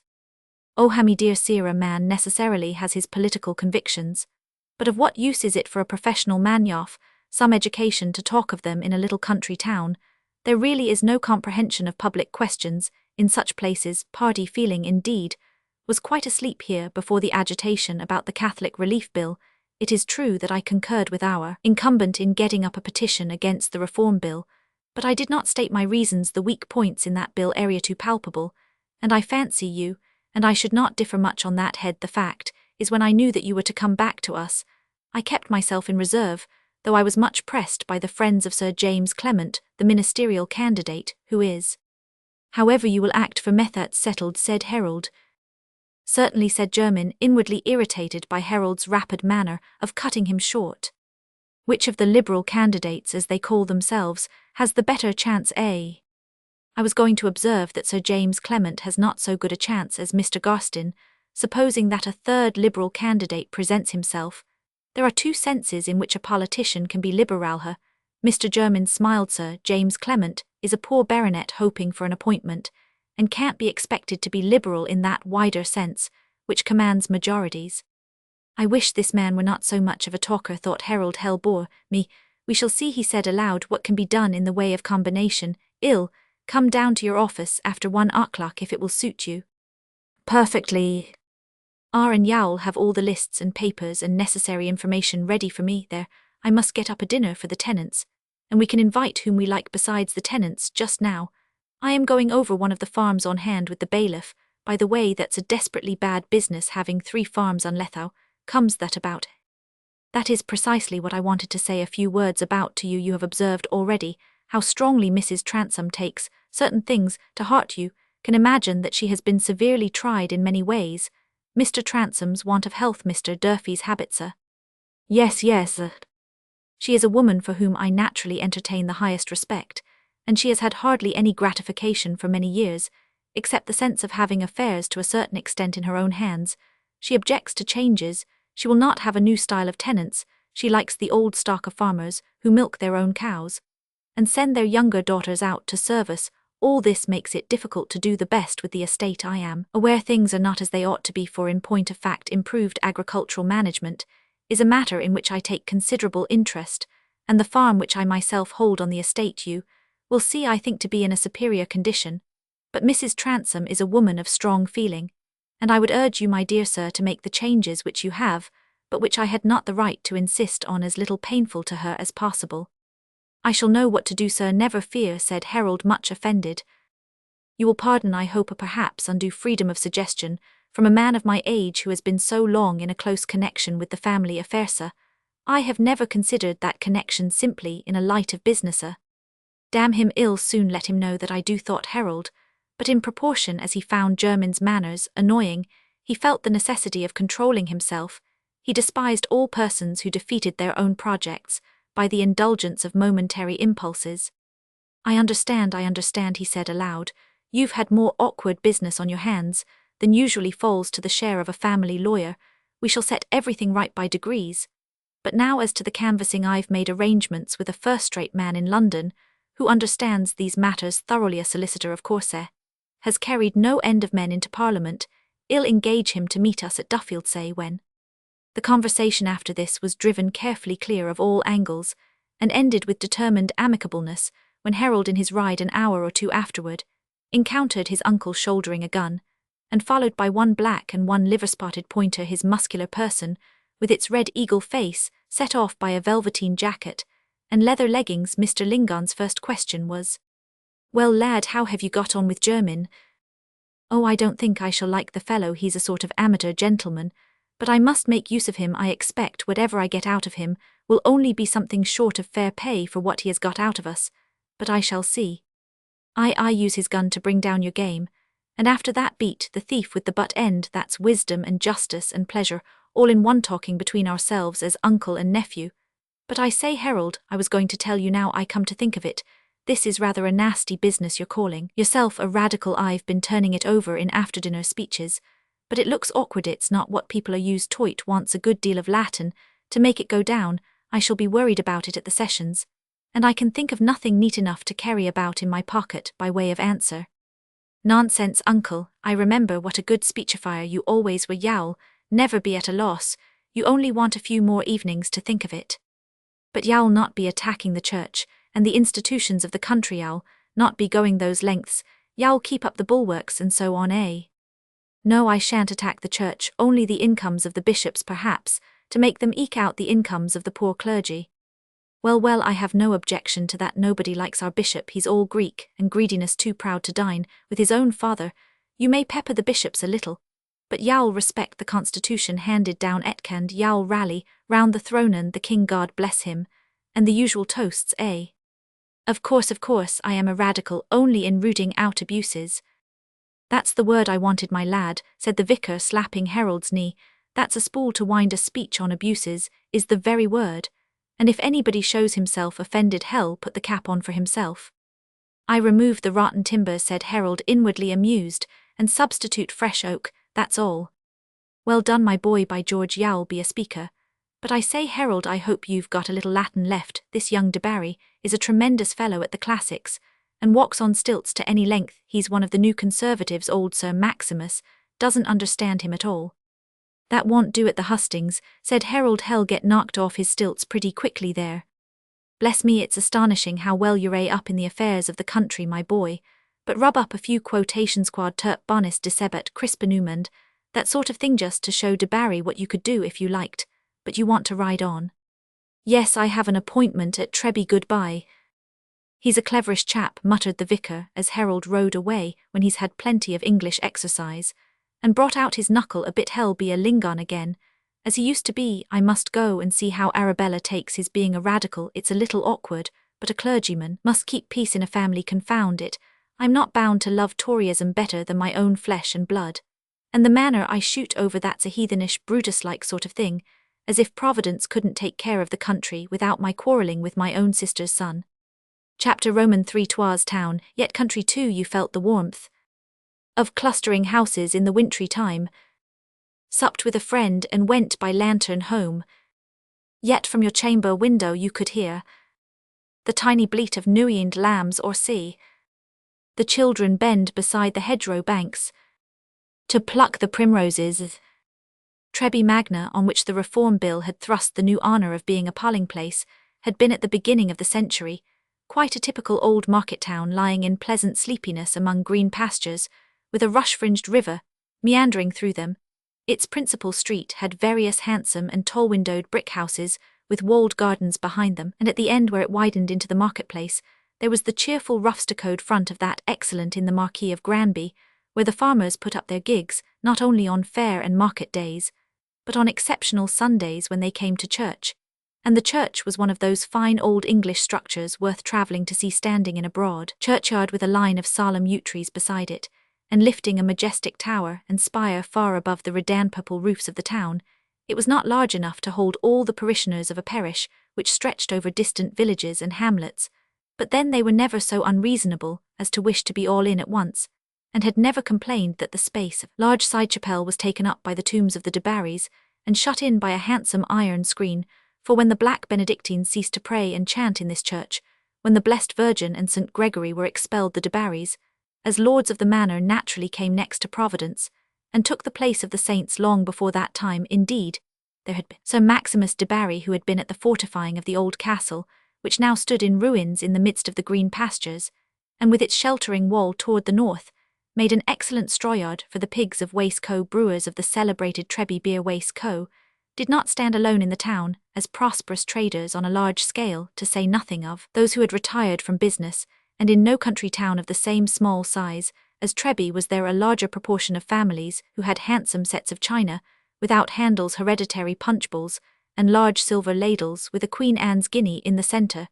Such people naturally took tea and supped together frequently, and as there was no professional man or tradesman in Trebby who was not connected by business if not by blood with the farmers of the district, the richer sort of these were much invited, and gave invitations in their turn. They played at whist, ate, and drank generously, praised Mr. Pitt and the war as keeping up prices and religion, and were very humorous about each other's property, having much the same coy pleasure in allusions to their secret ability to purchase as blushing lasses, sometimes having jokes about their secret preferences. The rector was always of the de Barry family, associated only with county people, and was much respected for his affability. A clergyman who would have taken tea with the townspeople would have given a dangerous shock to the mind of a Trebby churchman. Such was the old-fashioned grazing, brewing, wool-packing, cheese-loading life of Trebby Magna, until there befell new conditions complicating its relation with the rest of the world, and gradually awakening in it that higher consciousness which is known to bring higher pains. First came the canal, next the working of the coal mines at Sproxton 2 miles off the town, and thirdly, the discovery of a saline spring which suggested to a too constructive brain the possibility of turning Trebby Magna into a fashionable watering place. So daring an idea was not originated by a native Trebbian, but by a young lawyer who came from a distance, knew the dictionary by heart, and was probably an illegitimate son of somebody or other. The idea, although it promised an increase of wealth to the town, was not well received at first. Ladies objected to seeing objects drawn about in hand carriages. The doctor foresaw the advent of unsound practitioners, and most retail tradesmen concurred with him that new doings were usually for the advantage of new people. The more unanswerable reasoners urged that Trebby had prospered without baths, and it was yet to be seen how it would prosper with them, while a report that the proposed name for them was Bethesda Spa threatened to give the whole affair a blasphemous aspect. Even Sir Maximus de Barry, who was to have an unprecedented return for the thousands he would lay out on a pump room and hotel, regarded the thing as a little too new, and held back for some time, but the persuasive powers of the young lawyer Mr. Matthew Jermyn, together with the opportune opening of a stone quarry, triumphed. At last, the handsome buildings were erected, an excellent guidebook and descriptive cards surmounted by vignettes were printed, and Trebby Magna became conscious of certain facts in its own history of which it had previously been in contented ignorance. But it was all in vain. The Spa, for some mysterious reason, did not succeed. Some attributed the failure to the coal mines, and the canal, others to the peace which had had ruinous effects on the country, and others who disliked Jermyn to the original folly of the plan. Among these last was Sir Maximus himself, who never forgave the too persuasive attorney it was Jermyn's fault not only that a useless hotel had been built, but that he, Sir Maximus, being straitened for money, had at last let the building with the adjacent land lying on the river on a long lease on the supposition that it was to be turned into a tape manufactory, a bitter thing to any gentleman, and especially to the representative of one of the oldest families in England. In this way it happened that Trebby Magna gradually passed from being simply a respectable market town, the heart of a great rural district, where the trade was only such as had close relations with the local landed interest, and took on the more complex life brought by mines and manufactures, which belong more directly to the great circulating system of the nation than to the local system to which they had been superadded, and in this way it was that Trebbian descent gradually altered its character. Formerly, it had been of a quiescent, well-to-do kind, represented architecturally by a small venerable dark-pewed chapel, built by Presbyterians, but long occupied by a sparse congregation of independents who were as little moved by doctrinal zeal as their church-going neighbours, and did not feel themselves deficient in religious liberty inasmuch as they were not hindered from occasionally slumbering in their pews, and were not obliged to go regularly to the weekly prayer meeting. But when stone pits and coal pits made new hamlets that threatened to spread up to the very town, when the tape-weavers came, with their newsreading inspectors and bookkeepers, the independent chapel began to be filled with eager men and women to whom the exceptional possession of religious truth was the condition which reconciled them to a meagre existence, and made them feel in secure alliance with the unseen but supreme rule of a world, in which their own visible part was small. There were dissenters in Treby now who could not be regarded by the church people in the light of old neighbours, to whom the habit of going to chapel was an innocent, unenviable inheritance, along with a particular house and garden, a tanyard, or a grocery business. Dissenters, who in their turn, without meaning to be in the least abusive, spoke of the hybrid rector as a blind leader of the blind, and dissent was not the only thing that the times had altered. Prices had fallen, poor rates had risen, rent and tithe were not elastic enough, and the farmer's fat sorrow had become lean. He began to speculate on causes, and to trace things back to that causeless mystery, the cessation of £1 notes. Thus, when political agitation swept in a current through the country, Treby Magna was prepared to vibrate. The Catholic Emancipation Bill opened the eyes of neighbours, and made them aware how very injurious they were to each other, and to the welfare of mankind generally. Mr. Eliot, the church spirit merchant, knew now that Mr. Nutwood, the obliging grocer, was one of those dissenters, deists, Socinians, papists and radicals who were in league to destroy the Constitution. A retired old London tradesman, who was believed to understand politics, said that thinking people must wish George Roman III were alive again in all his early vigour of mind, and even the farmers became less materialistic in their view of causes, and referred much to the agency of the devil, and the Irish Romans. The rector, the Reverend Augustus de Barry, really a fine specimen of the old-fashioned aristocratic clergyman, preaching short sermons, understanding business, and acting liberally about his tithe, had never before found himself in collision with dissenters. But now he began to feel that these people were a nuisance in the parish, that his brother Sir Maximus must take care lest they should get land to build more chapels, and that it might not have been a bad thing if the law had furnished him as a magistrate with a power of putting a stop to the political sermons of the independent preacher, which in their way were as pernicious sources of intoxication as the beerhouses. The dissenters, on their side, were not disposed to sacrifice the cause of truth and freedom to a temporizing mildness of language, but they defended themselves from the charge of religious indifference, and solemnly disclaimed any lax expectations that Catholics were likely to be saved, urging on the contrary that they were not too hopeful about Protestants who adhered to a bloated and worldly prelacy. Thus Treby Magna, which had lived quietly through the great earthquakes of the French Revolution and the Napoleonic Wars, which had remained unmoved by the rights of man, and saw little in Mr. Cobbett's weekly register, except that he held eccentric views about potatoes, began at last to know the higher pains of a dim political consciousness, and the development had been greatly helped by the recent agitation about the Reform Bill. Tory, Whig and Radical did not perhaps become clearer in their definition of each other, but the names seemed to acquire so strong a stamp of honour or infamy that definitions would only have weakened the impression as to the short and easy method of judging opinions by the personal character of those who held them. It was liable to be much frustrated in Treby. It so happened in that particular town that the reformers were not all of them larger-hearted patriots or ardent lovers of justice. Indeed, one of them, in the very midst of the agitation, was detected in using unequal scales, a fact to which many Tories pointed with disgust, as showing plainly enough without further argument that the cry for a change in the representative system was hollow trickery. Again, the Tories were far from being all oppressors disposed to grind down the working classes into serfdom, and it was undeniable that the inspector at the tape manufactory, who spoke with much eloquence on the extension of the suffrage, was a more tyrannical personage than open-handed Mr. Wace, whose chief political tenet was that it was all nonsense to give men votes when they had no stake in the country. On the other hand, there were some Tories who gave themselves a great deal of leisure to abuse hypocrites, radicals, dissenters, and atheism generally, but whose inflamed faces, theistic swearing, and frankness in expressing a wish to borrow certainly did not mark them out strongly as holding opinions likely to save society. The reformers had triumphed. It was clear that the wheels were going whither they were pulling, and they were in fine spirits for exertion. But if they were pulling toward the country's ruin, there was the more need for others to hang on behind and get the wheels to stick if possible. In Treby, as elsewhere, people were told they must rally at the coming election. But there was now a large number of waverers, men of flexible, practical minds, who were not such bigots as to cling to any views when a good tangible reason could be urged against them, while some regarded it as the most neighbourly thing to hold a little with both sides, and were not sure that they should rally or vote at all.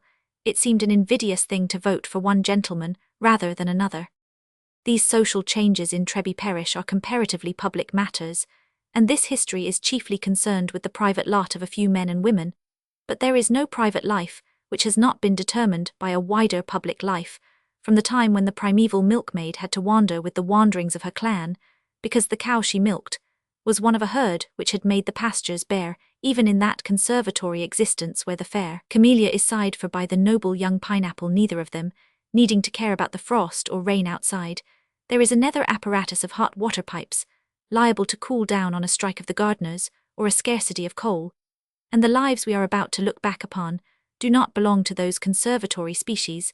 They are rooted in the common earth, having to endure all the ordinary chances of past and present weather. As to the weather of 1832, the Zadkiel of that time had predicted that the electrical condition of the clouds in the political hemisphere would produce unusual perturbations in organic existence, and he would perhaps have seen a fulfillment of his remarkable prophecy in that mutual influence of dissimilar destinies, which we shall see gradually unfolding itself, for if the mixed political conditions of Trebi Magna had not been acted on by the passing of the Reform Bill, Mr. Harold Transome would not have presented himself as a candidate for North Loamshire. Trebi would not have been a polling place. Mr. Matthew Jermyn would not have been on affable terms with a dissenting preacher, and his flock and the venerable town would not have been placarded with handbills more or less complimentary and retrospective conditions, in this case essential to the where and the what, without which, as the learned know, there can be no event whatever.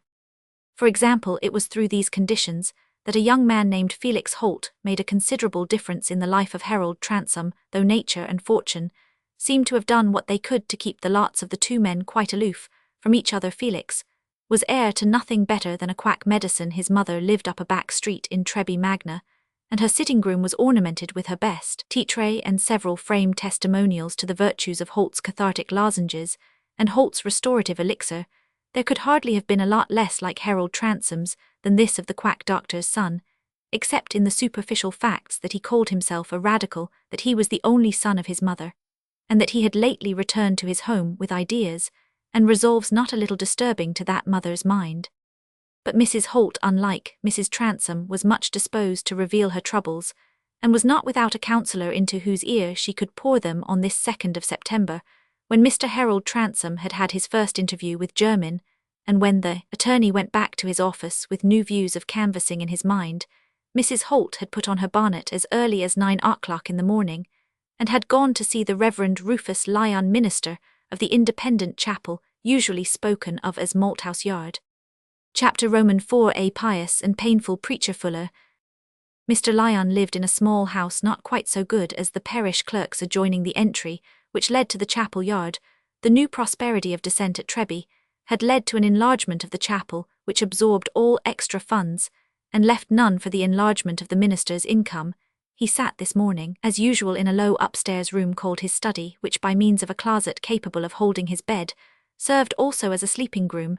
The bookshelves did not suffice for his store of old books, which lay about him in piles so arranged as to leave narrow lanes between them, for the minister was much given to walking about during his hours of meditation, and very narrow passages would serve for his small legs unencumbered by any other drapery than his black silk stockings, and the flexible though prominent bows of black ribbon that tied his knee breeches. He was walking about now with his hands clasped behind him, an attitude in which his body seemed to bear about the same proportion to his head as the lower part of a stone Hermes bears to the carven image that crowns it. His face looked old and worn, yet the curtain of hair that fell from his bald crown and hung about his neck retained much of its original auburn tint, and his large brown short-sighted eyes were still clear and bright at the first glance. Everyone thought him a very odd-looking rusty old man. The free-school boys often hooted after him and called him Revelations, and to many respectable church people, old Leon little legs and large head seemed to make dissent additionally preposterous, but he was too short-sighted to notice those who tittered at him, too absent from the world of small facts and petty impulses, in which titterers live with Satan to argue against on matters of vital experience, as well as of church government, with great texts to meditate on which seemed to get deeper as he tried to fathom them. It had never occurred to him to reflect what sort of image his small person made on the retina of a light-minded beholder. The good Rufus had his ire and his egoism, but they existed only as the red heat which gave force to his belief, and his teaching. He was susceptible concerning the true office of deacons in the primitive church, and his small nervous body was jarred from head to foot by the concussion of an argument to which he saw no answer. In fact, the only moments when he could be said to be really conscious of his body were when he trembled under the pressure of some agitating thought.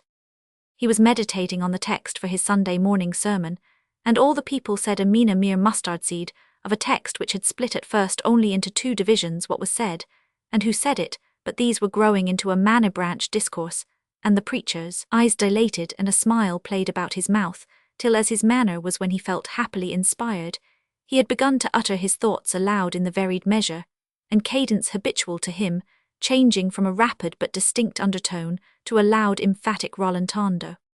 My brethren, do you think that great shout was raised in Israel by each man's waiting to say Amen, till his neighbours had said Amen? Do you think there will be a great shout for the right shout of a nation, as of one man rounded, and whole like the voice of the archangel that bound together all the listeners of earth and heaven, if every Christian of you peeps round to see what his neighbours in good coats are doing, or else puts his hat before his face that he may shout and never be heard? But this is what you do when the servant of God stands up to deliver his message. Do you lay your souls beneath the word, as you set out your plants beneath the falling rain? No, one of you sends his eyes to all corners, he smothers his soul with small questions. What does Brother Y think? Is this doctrine high enough for Brother Z? Will the church members be pleased? And another. Here the door was opened, and old Liddy, the minister's servant, put in her head to say in a tone of despondency, finishing with a groan, "Here is Mrs. Holt wanting to speak to you. She says she comes out of season, but she's in trouble." Liddy, said Mr. Lyon, falling at once into a quiet conversational tone, "If you are wrestling with the enemy, let me refer you to Ezekiel the 13th and 22nd, and beg of you not to groan. It is a stumbling block and offence to my daughter. She would take no broth yesterday, because she said you had cried into it. Thus you cause the truth to be lightly spoken of, and make the enemy rejoice. If your faceach gives him an advantage, take a little warm ale with your meat. Do not grudge the money. If I thought my drinking warm ale would hinder poor dear Miss Esther from speaking light, but she hates the smell of it. Answer not again, Liddy, but send up Mistress Holt to me." Liddy closed the door immediately. "I lack grace to deal with these weak sisters," said the minister again, thinking aloud, "and walking their needs lie too much out of the track of my meditations.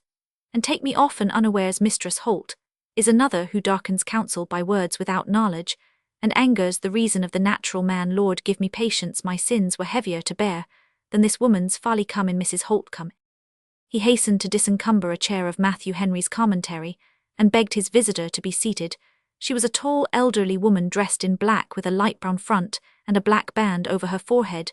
She moved the chair a little and seated herself in it with some emphasis, looking fixedly at the opposite wall with a hurt and argumentative expression. Mr. Lyon had placed himself in the chair against his desk, and waited with the resolute resignation of a patient who is about to undergo an operation, but his visitor did not speak. "You have something on your mind, Mrs. Holt," he said at last. "Indeed I have, sir, else I shouldn't be here." "Speak freely." "It's well known to you, Mr. Lyon, that my husband, Mr. Holt, came from the north, and was a member in Malthouse Yard, long before you began to be pastor of it, which was 7 years ago last Michaelmas. It's the truth, Mr. Lyon, and I am not that woman to sit here and say it if it wasn't true. Certainly it is true. And if my husband had been alive when you come to preach upon trial, he'd have been as good a judge of your gifts as Mr. Nutwood or Mr. Muscat, though whether he'd have agreed with some that your doctrine wasn't high enough, I can't say for myself. I've my opinion about high doctrine." "Was it my preaching you came to speak about?" said the minister, hurrying in the question. "No, Mr. Lyon, I am not that woman, but this I will say, for my husband died before your time, that he had a wonderful gift in prayer, as the old members well know, if anybody likes to ask him, not believing my words. And he believed himself that the receipt for the cancer cure which I've sent out in bottles, till this very last April before September as now is, and have bottles standing by meth, believed it was sent to him in answer to prayer, and nobody can deny it, for he prayed most regular and read out of the Green Baize Bible." Mrs. Holt paused, appearing to think that Mr. Lyon had been successfully confuted, and should show himself convinced. "Has anyone been aspersing your husband's character?" said Mr. Lyon, with a slight initiative toward that relief of groaning for which he had reproved Liddy. "So they daredn't, for though he was a man of prayer, he didn't want skill and knowledge to find things out for himself. And that's what I used to say to my friends when they wondered at my marrying a man from Lancashire with no trade nor fortune, but what he'd got in his head, but my husband's tongue 'ud have been a fortune to anybody, and there was many a one said it was as good as a dose of physic, to hear him talk not, but what that got him into trouble in Lancashire. But he always said if the worst came to the worst he could go and preach to the blacks. But he did better than that, Mr. Lyon, for he married me, and this I will say, that for age and conduct and managing. Mistress Holt interrupted the minister. These are not the things whereby we may edify one another. Let me beg of you to be as brief as you can. My time is not my own. Well, Mr. Lyon, I've a right to my own character, and I am one of your congregation, though I am not a church member, for I was born in the General Baptist connection. And as for being saved without works, there's a many I dare say can't do without that doctrine, but I thank the Lord I never needed to put myself on a level with the thief on the cross. I've done my duty, and more if anybody comes to that, for I've gone without my bit of meat, to make broth for a sick neighbour. And if there's any of the church members say they've done the same, I'd ask them if they had the sinking at the stomach, as I have, for I've ever strove to do the right thing and more, for good-natured I always was, and I little thought after being respected by everybody, I should come to be reproached by my own son. And my husband said, when he was a dying Mary, he said the elixir and the pills and the cure will support you, for they've a great name in all the country round, and y'all pray for a blessing on them, and so I've done, Mr. Lyon, and to say there are not good medicines when they've been taken for 50 miles round by high and low, rich and poor, and nobody speaking against 'em. But Dr. Lukin, it seems to me it's a flying in the face of heaven, for if it was wrong to take the medicines, couldn't the blessed Lord have stopped it? Mrs. Holt was not given to tears. She was much sustained by conscious unimpeachableness, and by an argumentative tendency, which usually checks the too great activity of the lacrimal gland. Nevertheless, her eyes had become moist, her fingers played on her knee in an agitated manner, and she finally plucked a bit of her gown, and held it with great nicety between her thumb and finger. Mr. Lyon, however, by listening attentively, had begun partly to divine the source of her trouble. Am I wrong in gathering from what you say, Mistress Holt, that your son has objected in some way to your sale of your late husband's medicines? Mr. Lyon, he's masterful beyond everything, and he talks more than his father. Roman 999. I've got my reason, Mr. Lyon, and if anybody talks sense I can follow him, but Felix talks so wild and contradicts his mother. And what do you think he says after giving up his apprenticeship and going off to study at Glasgow, and getting through all the bit of money his father saved for his bringing up? What has all his learning come to? He says I'd better never open my Bible, for it's as bad poison to me as the pills are to half the people as swallow 'em. Yowl not speak of this again, Mr. Lyon. I don't think ill enough of you to believe that, for I suppose a Christian can understand the word "O God" without going to Glasgow, and there's texts upon texts about ointment and medicine, and there's one as might have been for a receipt of my husband sits just as if it was a riddle, and Holt's elixir was the answer. Your son uses rash words, Mistress Holt, said the minister, but it is quite true that we may err in giving a too private interpretation to the Scripture. The Word of God has to satisfy the larger needs of his people, like the rain and the sunshine, which no man must think to be meant for his own patch of seed ground solely. Will it not be well that I should see your son, and talk with him on these matters? He was at chapel, I observe, and I suppose I am to be his pastor. That was what I wanted to ask you, Mr. Lyon, for perhaps he'll listen to you, and not talk you down as he does his poor mother, for after we'd been to chapel, he spoke better of you than he does of most. He said you was a fine old fellow, and an old-fashioned Puritan, uses dreadful language, Mr. Lyon, but I saw he didn't mean you ill for all that he calls most folks' religion rottenness, and yet another time he'll tell me I ought to feel myself a sinner and do God's will, and not my own, but it's my belief he says first one thing and then another only to abuse his mother, or else he's going off his head, and must be sent to asylum. But if he writes to the North Loamshire Herald first to tell everybody the medicines are good for nothing, how can I ever keep him and myself? Tell him I shall feel favoured if he will come and see me this evening, said Mr. Lyon, not without a little prejudice in favour of the young man, whose language about the preacher in Malthouse Yard did not seem to him to be altogether dreadful. Meanwhile, my friend, I counsel you to send up supplication, which I shall not fail to offer also, that you may receive a spirit of humility and submission, so that you may not be hindered from seeing and following the divine guidance in this matter by any false lights of pride and obstinacy of this more, when I have spoken with your son. I am not proud or obstinate, Mr. Lyon. I never did say I was everything that was bad, and I never will, and why this trouble should be sent on me above everybody else, for I haven't told you, all he's made himself a journeyman to Mr. Proud, the watchmaker. After all this learning, and he says he'll go with patches on his knees, and he shall like himself the better. And as for him having little boys to teach, they'll come in all weathers with dirty shoes. If it's madness, Mr. Lyon, it's no use your talking to him. We shall see. Perhaps it may even be the disguised working of grace within him. We must not judge rashly. Many eminent servants of God have been led by ways as strange. Then I'm sorry for their mothers, that's all, Mr. Lyon, and all the more if they'd been well-spoken women, for not my biggest enemy, whether it's he or she, if they'll speak the truth, can turn round and say I've deserved this trouble. And when everybody gets their due and people's doings are spoke of on the housetops, as the Bible says they will be, it'll be known what I've gone through with those medicines pounding, and the pouring and the letting stand, and the weighing up early and down latter. There's nobody knows yet but one that's worthy to know, and the pasting the printed labels right side upwards. There's few women would have gone through with it, and it's reasonable to think it'll be made up to me, for if there's promised and purchased blessings, I should think this trouble is purchasing 'em. For if my son Felix doesn't have a straight waistcoat put on him, he'll have his way. But I say no more. I wish you good morning, Mr. Lyon, and thank you, though I well know it's your duty to act as you're doing, and I never troubled you about my own soul as some do, who look down on me for not being a church member. Farewell, Mistress Holt, farewell. I pray that a more powerful teacher than I am may instruct you. The door was closed, and the much-treed Rufus walked about again, saying aloud groaningly, This woman has sat under the gospel all her life, and she is as blind as a heathen, and as proud and stiff-necked as a Pharisee, yet she is one of the souls I watch for. 'Tis true that even Sarah, the chosen mother of God's people, showed a spirit of unbelief and perhaps of selfish anger.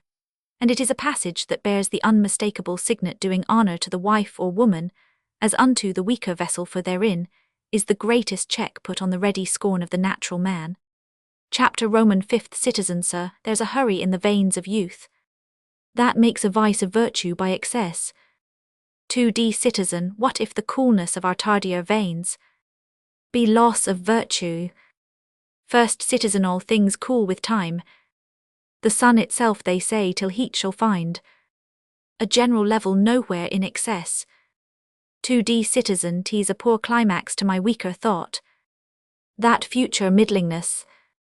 In the evening, when Mr. Lyon was expecting the knock at the door that would announce Felix Holt, he occupied his cushionless armchair in the sitting-room, and was skimming rapidly in his short-sighted way, by the light of one candle, the pages of a missionary report, emitting occasionally a slight hum that appeared to be expressive of criticism, rather than of approbation. The room was dismally furnished, the only objects indicating an intention of ornament being a bookcase, a map of the Holy Land, an engraved portrait of Dr. Doddridge, and a black bust with a coloured face, which for some reason or other was covered with green gauze. Yet anyone whose attention was quite awake must have been aware, even on entering, of certain things that were incongruous with the general air of sombreness and privation. There was a delicate scent of dried rose leaves. The light by which the minister was reading was a wax candle in a white earthenware candlestick, and the table on the opposite side of the fireplace held a dainty work-basket frilled with blue satin. Felix Holt, when he entered, was not in an observant mood, and when, after seating himself at the minister's invitation near the little table which held the work-basket, he stared at the wax candle opposite to him, he did so without any wonder or consciousness that the candle was not of tallow. But the minister's sensitiveness gave another interpretation to the gaze which he divined rather than saw, and in alarm lest this inconsistent extravagance should obstruct his usefulness, he hastened to say, "You are doubtless amazed to see me with a waxlight, my young friend, but this undue luxury is paid for with the earnings of my daughter, who is so delicately framed that the smell of tallow is loathsome to her. I heeded not the candle, sir, I thank heaven. I am not a mouse to have a nose that takes note of wax or tallow." The loud, abrupt tones made the old man vibrate a little. He had been stroking his chin gently before with a sense that he must be very quiet and deliberate in his treatment of the eccentric young man, but now, quite unreflectingly, he drew forth a pair of spectacles which he was in the habit of using when he wanted to observe his interlocutor more closely than usual. "And I myself, in fact, am equally indifferent," he said as he opened and adjusted his glasses, "so that I have a sufficient light on my book." Here his large eyes looked discerningly through the spectacles. "'Tis the quality of the page you care about, not of the candle," said Felix, smiling pleasantly enough at his inspector. "You're thinking that you have a roughly written page before you now." That was true. The minister, accustomed to the respectable air of provincial townsmen, and especially to the sleek, well-clipped gravity of his own male congregation, felt a slight shock as his glasses made perfectly clear to him the shaggy-headed, large-eyed, strong-limbed person of this questionable young man, without waistcoat or cravat, but the possibility supported by some of Mrs. Holt's words, that a disguised work of grace might be going on in the son of whom she complained, so bitterly checked any hasty interpretations. I abstain from judging by the outward appearance, only he answered with his usual simplicity. I myself have experienced that, when the spirit is much exercised, it is difficult to remember neckbands and strings, and such small accidents of our vesture, which are nevertheless decent and needful so long as we sojourn in the flesh. And you too, my young friend, as I gather from your mother's troubled and confused report, are undergoing some travail of mind. You will not, I trust, object to open yourself fully to me, as to an aged pastor who has himself had much inward wrestling, and has especially known much temptation from doubt.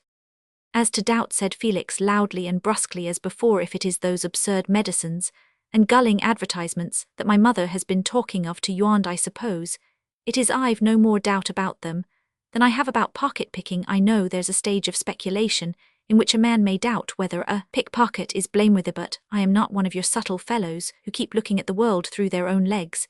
If I allowed the sale of those medicines to go on and my mother to live out of the proceeds, when I can keep her by the honest labour of my hands, I've not the least doubt that I should be a rascal. I would fain enquire more particularly into your objection to these medicines, said Mr. Lyon, gravely, notwithstanding his conscientiousness and a certain originality in his own mental disposition. He was too little used to high principle, quite dissociated from sectarian phraseology, to be as immediately in sympathy with it as he would otherwise have been. I know they have been well reported of, and many wise persons have tried remedies providentially discovered by those who are not regular physicians, and have found a blessing in the use of them.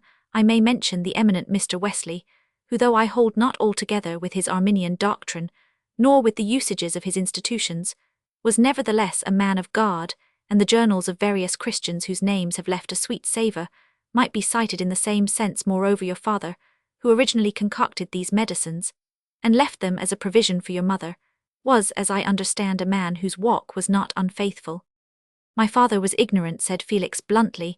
He knew neither the complication of the human system, nor the way in which drugs counteract each other. Ignorance is not so damnable as humbug, but when it prescribes pills, it may happen to do more harm. I know something about these things. I was prentice for 5 miserable years to a stupid brute of a country apothecary. Me poor father left money for Thathe, thought nothing could be finer for me. No matter, I know that the cathartic pills are a drastic compound, which may be as bad as poison to half the people who swallow them, that the elixir is an absurd farrago of a dozen incompatible things, and that the cancer cure might as well be bottled ditchwater. Mr. Lyon rose and walked up and down the room. His simplicity was strongly mixed with sagacity as well as sectarian prejudice, and he did not rely at once on a loud-spoken integrity. Satan might have flavoured it with ostentation. Presently he asked in a rapid, low tone, "How long have you known this young man?" "Well put, sir," said Felix. "I've known it a good deal longer than I have acted upon it, like plenty of other things. But you believe in conversion?" "Yea, verily. So do Roman. One I was converted by 6 weeks' debauchery." The minister started. "Young man," he said solemnly, going up close to Felix, and laying a hand on his shoulder, "speak not lightly of the divine operations, and restrain unseemly words." "I am not speaking lightly," said Felix. "If I had not seen that I was making a hog of myself very fast, and that pigwash, even if I could have got plenty of it, was a poor sort of thing, I should never have looked life fairly in the face to see what was to be done with it. I laughed out loud at last to think that a poor devil like me in a Scotch garret with my stockings out at heel, and a shilling or two to be dissipated upon, with a smell of raw haggis mounting from below and old women breathing gin, as they passed me on the stairs, wanting to turn my life into easy pleasure. Then I began to see what else it could be turned into. Not much, perhaps. This world is not a very fine place for a good many of the people in it, but I've made up my mind it shan't be the worse for me if I can help it. They may tell me I can't alter the world, that there must be a certain number of sneaks and robbers in it, and if I don't lie and filch, somebody else will. Well, then somebody else shall, for I want. That's the upshot of my conversion, Mr. Lyon, if you want to know it." Mr. Lyon removed his hand from Felix's shoulder and walked about again. "Did you sit under any preacher at Glasgow, young man?" "No, I heard most of the preachers once, but I never wanted to hear them twice. The good Rufus was not without a slight rising of resentment at this young man's want of reverence. It was not yet plain whether he wanted to hear twice the preacher in Malthouse Yard, but the resentful feeling was carefully repressed. A soul in so peculiar a condition must be dealt with delicately. And now may I ask, he said, what course you mean to take after hindering your mother from making and selling these drugs? I speak no more in their favour, after what you have said. God forbid that I should strive to hinder you from seeking whatsoever things are honest and honourable, but your mother is advanced in years. She needs comfortable sustenance. You have doubtless considered how you may make her amends. He that provideth not for his own, I trust you respect the authority that so speaks, and I will not suppose that after being tender of conscience toward strangers, you will be careless toward your mother. There be indeed some who, taking a mighty charge on their shoulder, must perforce leave their households to Providence, and to the care of humbler brethren, but in such a case the call must be clear. I shall keep my mother as well, nay better than she has kept herself. She has always been frugal with my watch and clock cleaning, and teaching one or two little chaps that I've got to come to me. I can earn enough as, for me, I can live on bran porridge. I have the stomach of a rhinoceros. But for a young man so well furnished as you, who can questionless write a good hand, and keep books, were it not well to seek some higher situation as clerk or assistant, I could speak to Brother Muscat, who is well acquainted with all such openings. Any place in Pendrell's Bank, I fear, is now closed against such as are not churchmen. It used not to be so, but a year ago he discharged Brother Bodkin.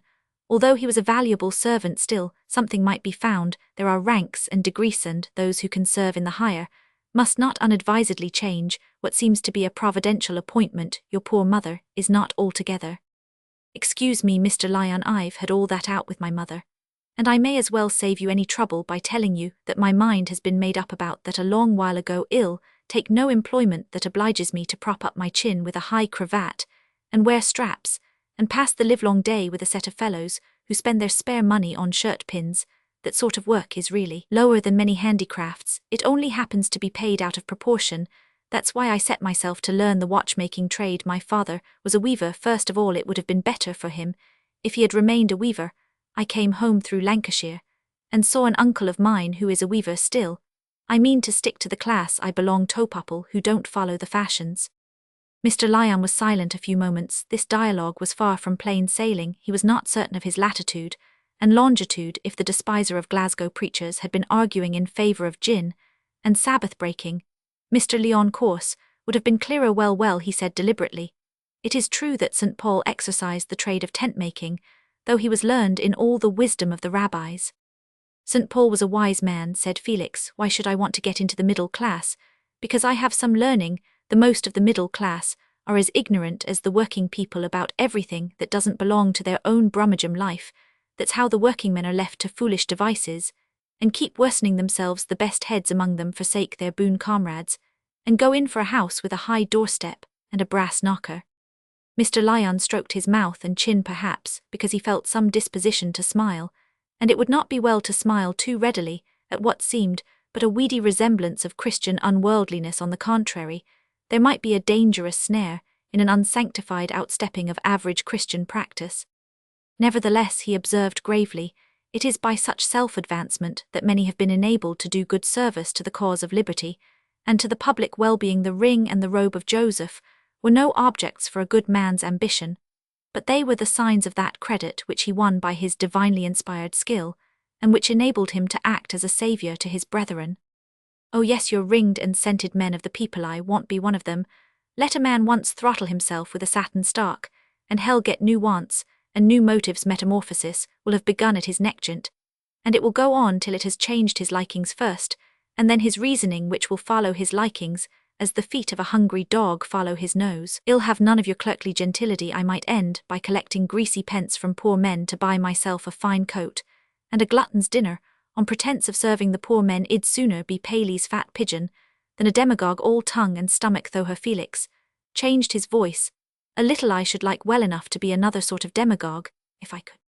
Then you have a strong interest in the great political movements of these times, said Mr. Lyon with a perceptible flashing of the eyes. I should think so. I despise every man who has no to having it doesn't try to rouse it in other men. Right, my young friend, right, said the minister in a deep cordial tone, Inevitably, his mind was drawn aside from the immediate consideration of Felix Holt's spiritual interest by the prospect of political sympathy in those days, so many instruments of God's cause in the fight for religious and political liberty held creeds that were painfully wrong and indeed irreconcilable with salvation. That is my own view, which I maintain in the face of some opposition from brethren who contend that a share in public movements is a hindrance to the closer walk, and that the pulpit is no place for teaching men their duties as members of the Commonwealth. I have had much puerile blame cast upon me, because I have uttered such names as Brougham and Wellington in the pulpit. Why not Wellington as well as Rabshakeh, and why not Brougham as well as Balaam? Does God know less of men than he did in the days of Hezekiah, and Moses sees his arms shortened, and is the world become too wide for his providence? But they say there are no politics in the New Testament. Well, they're right enough there, said Felix, with his usual unceremoniousness. What you are of those who hold that a Christian minister should not meddle with public matters in the pulpit, said Mr. Lyon, colouring. I am ready to join issue on that point.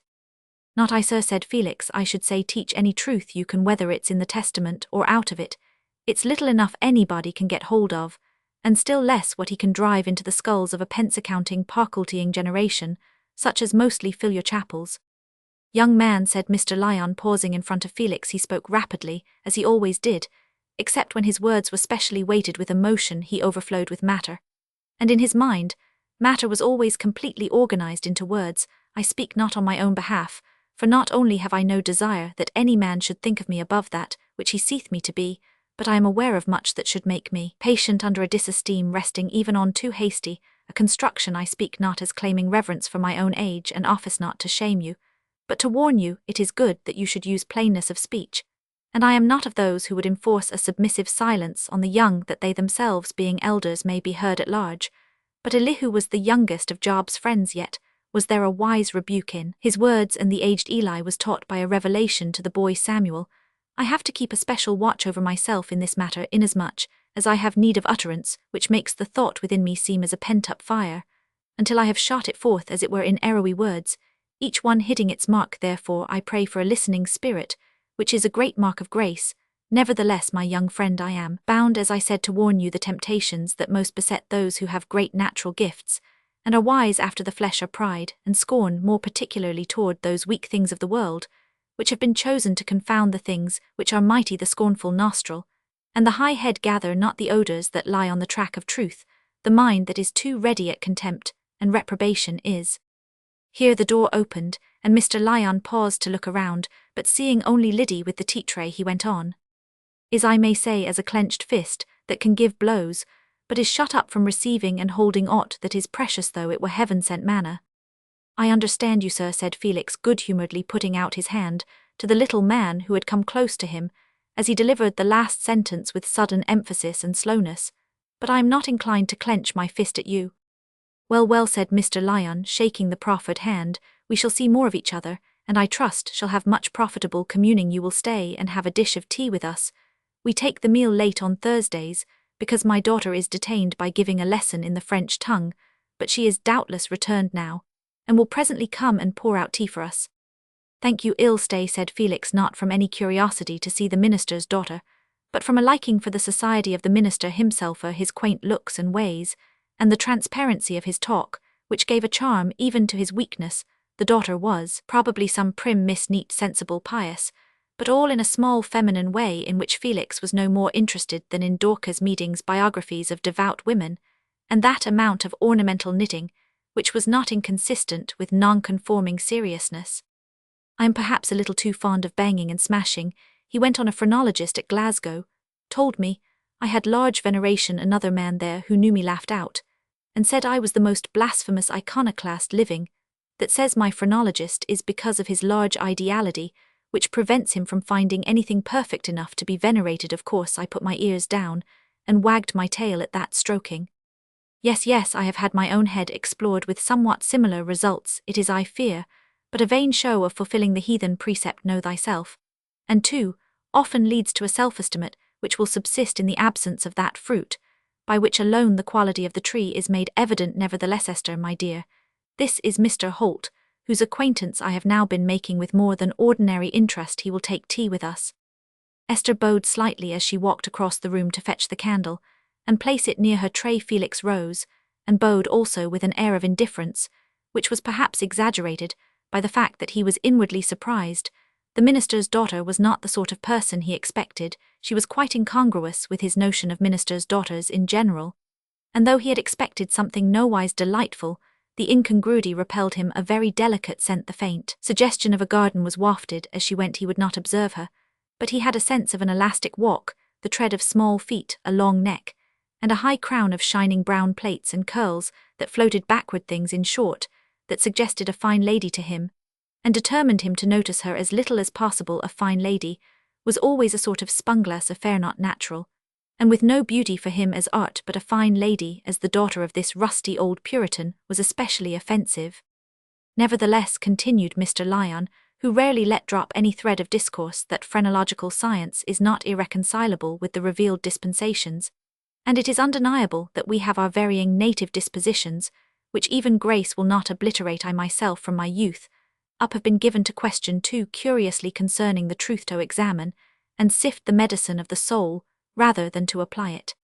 If your truth happens to be such medicine as Holt's pills, and elixir, the less you swallow of it the better, said Felix, but truth vendors and medicine vendors usually recommend swallowing. When a man sees his livelihood in a pill or a proposition, he likes to have orders for the dose and not curious enquiries.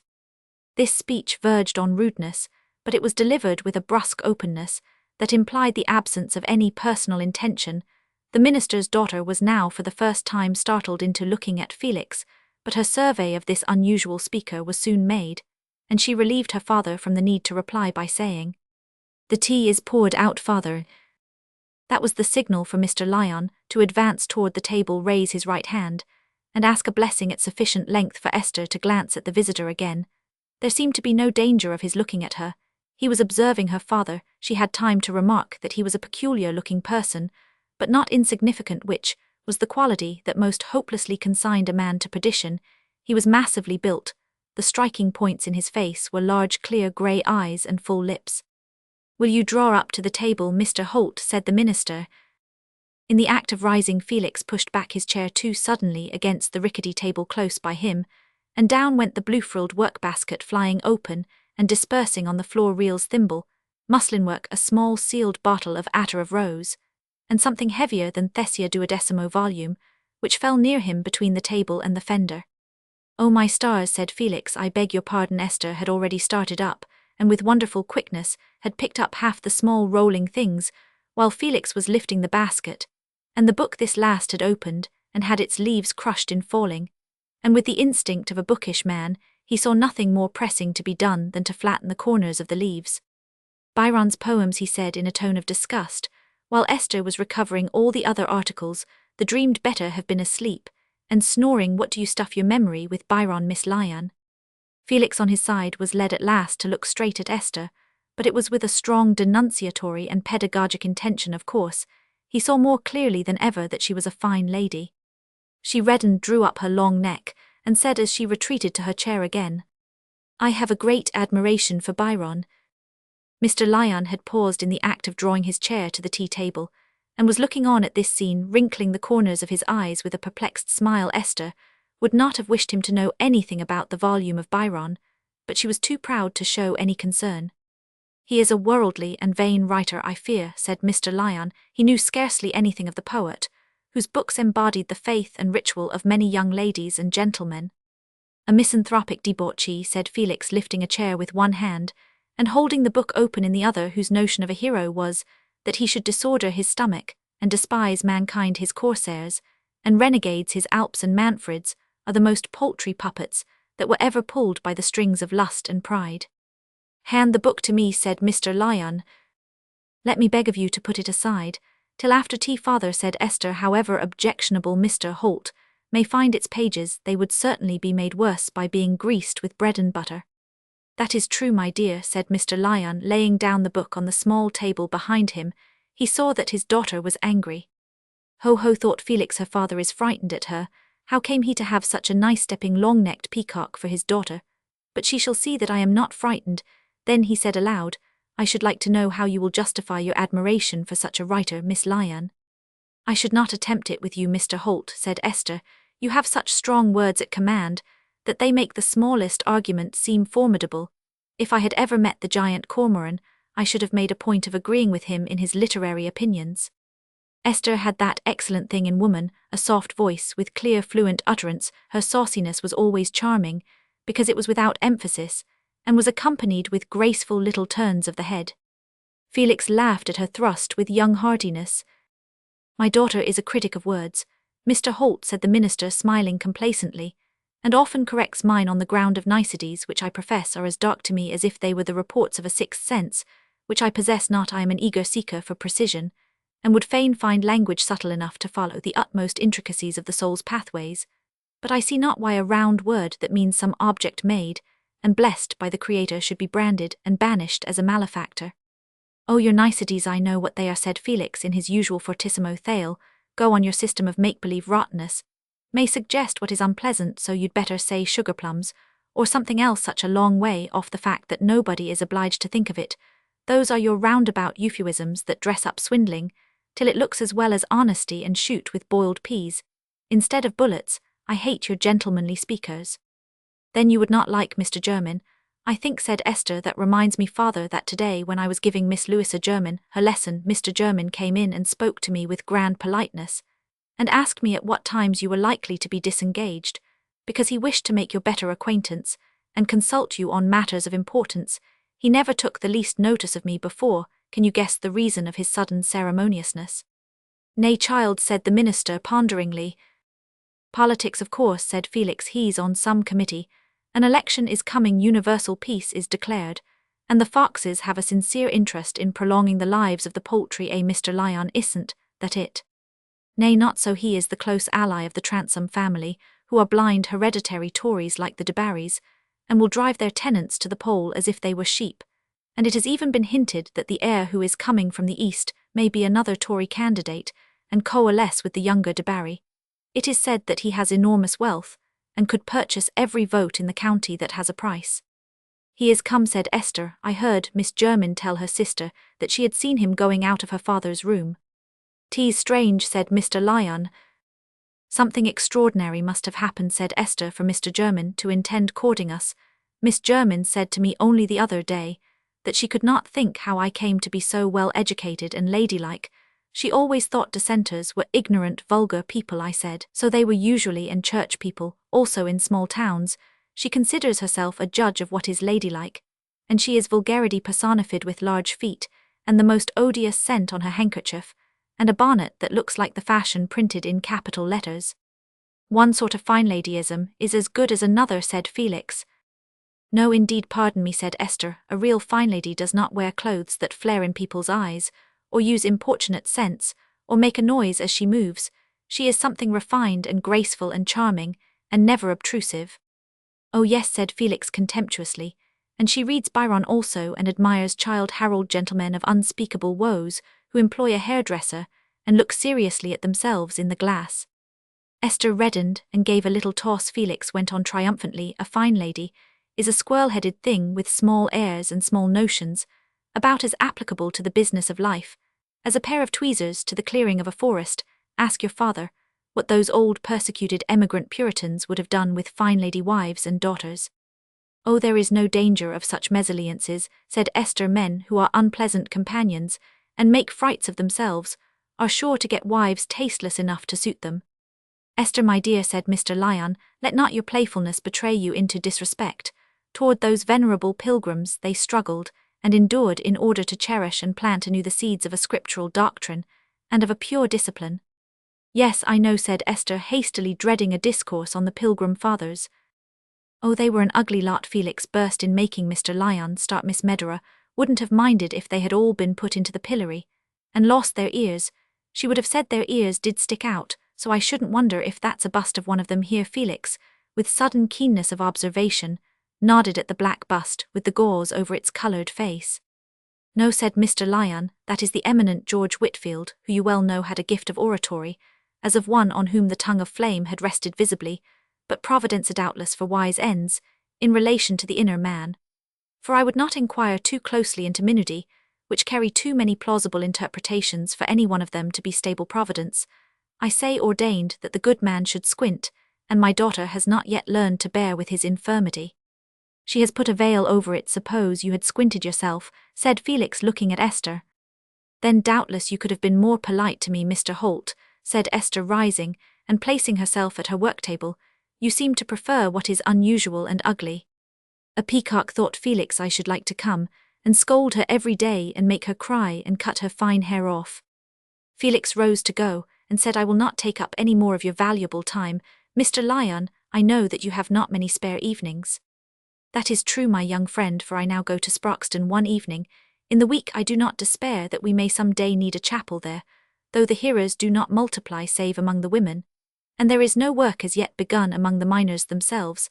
I shall be glad of your company in my walk thither tomorrow at 5 o'clock, if you would like to see how that population has grown of late years. Oh, I've been to Sproxton already several times. I had a congregation of my own there last Sunday evening. What do you preach? Said Mr. Lyon with brightened glance. Not exactly. I went to the alehouse. Mr. Lyon started. I trust you are putting a riddle to me, young man, even as Samson did to his companions from what you said, but lately it cannot be that you are given to tippling and to taverns. Oh, I don't drink much. I order a pint of beer, and I get into talk with the fellows over their pots and pipes. Somebody must take a little knowledge and common sense to them in this way, else how are they to get it? I go for educating the non-electors, so I put myself in the way of my pupils. Me academy, is the beerhouse? I'll walk with you tomorrow with pleasure. Do so, said Mr. Lyon, shaking hands with his odd acquaintance. We shall understand each other better by and by, I doubt not. I wish you good evening, Miss Lyon. Esther bowed very slightly without speaking. That is a singular young man, Esther, said the minister, walking about, after Felix was gone. I discern in him a love for whatsoever things are honest and true, which I would fain believe to be an earnest of further endowment, with the wisdom that is from on high. It is true that, as the traveller in the desert is often lured by a false vision of water and freshness to turn aside from the track, which leads to the tried and established fountains, so the evil one will take advantage of a natural yearning toward the better to delude the soul with a self-flattering belief in a visionary virtue higher than the ordinary fruits of the spirit. But I trust it is not so here. I feel a great enlargement in this young man's presence, notwithstanding a certain license in his language, which I shall use my efforts to correct. I think he is very coarse and rude, said Esther with a touch of temper in her voice, but he speaks better English than most of our visitors. What is his occupation? Watch and clock making, by which together with a little teaching, as I understand he hopes to maintain his mother, not thinking it right that he should live by the sale of medicines, whose virtues he distrusts. It is no common scruple. Dear me, said Esther, I thought he was something higher than that. She was disappointed. Felix on his side, as he strolled out in the evening air, said to himself, now by what fine meshes of circumstance did that queer devout old man with his awful creed, which makes this world a vestibule with double doors to hell, and a narrow stair on one side, whereby the thinner sort may mount to heaven, be what subtle play of flesh and spirit, did he come to have a daughter so little in his own likeness, married foolishly? I suppose I'll never marry, though I should have to live on raw turnips to subdue my flesh. I'll never look back and say I had a fine purpose once. I meant to keep my hands clean and my soul upright and to look truth in the face. But pray excuse me, I have a wife and children I must lie, and simper a little, else they'll starve. Or my wife is nice, she must have her bread well buttered, and her feelings will be hurt if she is not thought genteel. That is the lot Miss Esther is preparing for some man or other. I could grind my teeth at such self-satisfied minxes, who think they can tell everybody what is the correct thing, and the utmost stretch of their ideas will not place them on a level with the intelligent fleas. I should like to see if she could be made ashamed of herself. Chapter Romans 6. Though she be dead, yet let me think she lives, and feed my mind that dies for want of her. Marlowe Tamburlaine the Great. Hardly anyone in Treby who thought at all of Mr. Lyon and his daughter had not felt the same sort of wonder about Esther as Felix felt. She was not much liked by her father's church and congregation.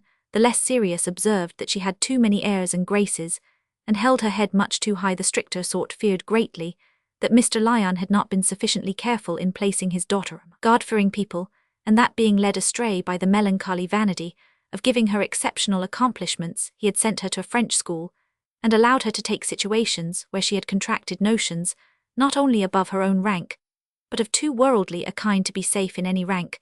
But no one knew what sort of woman her mother had been, for Mr. Lyon never spoke of his past domesticities when he was chosen as pastor at Treby in 1825. It was understood that he had been a widower many years, and he had no companion, but the tearful and much exercised Liddy, his daughter, being still at school. It was only 2 years ago that Esther had come home to live permanently with her father, and take pupils in the town. Within that time, she had excited a passion in 2 young dissenting breasts that were clad in the best style of Treby waistcoat, a garment which at that period displayed much design both in the stuff and the wearer, and she had secured an astonished admiration of her cleverness from the girls of various ages who were her pupils. Indeed, her knowledge of French was generally held to give a distinction to Treby itself, as compared with other market towns, but she had one little regard of any other kind. Wise dissenting matrons were divided between fear lest their sons should want to marry her, and resentment that she should treat those undeniable young men with a distant scorn which was hardly to be tolerated in a minister's daughter, not only because that parentage appeared to entail an obligation to show an exceptional degree of Christian humility, but because, looked at from a secular point of view, a poor minister must be below the substantial householders who keep him, for at that time the preacher who was paid under the voluntary system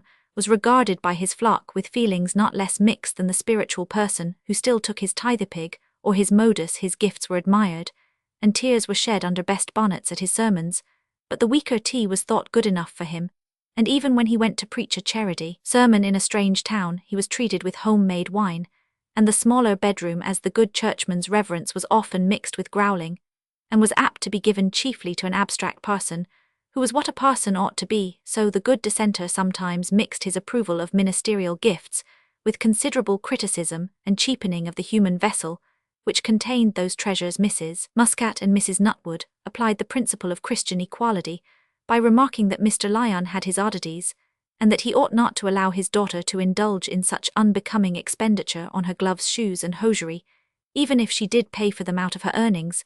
As for the church people who engaged Miss Lyon to give lessons in their families, their imaginations were altogether prostrated by the incongruity between accomplishments and dissent between weekly prayer meetings, and a conversance with so lively and altogether worldly a language as the French. Esther's own mind was not free from a sense of irreconcilableness between the objects of her taste and the conditions of her lot. She knew that dissenters were looked down upon by those whom she regarded as the most refined classes. Her favourite companions, both in France and at an English school where she had been a junior teacher, had thought it quite ridiculous to have a father who was a dissenting preacher, and when an ardently admiring schoolfellow induced her parents to take Esther as a governess to the younger children, all her native tendencies toward luxury, fastidiousness, and scorn of mock gentility were strengthened by witnessing the habits of well-born and wealthy family.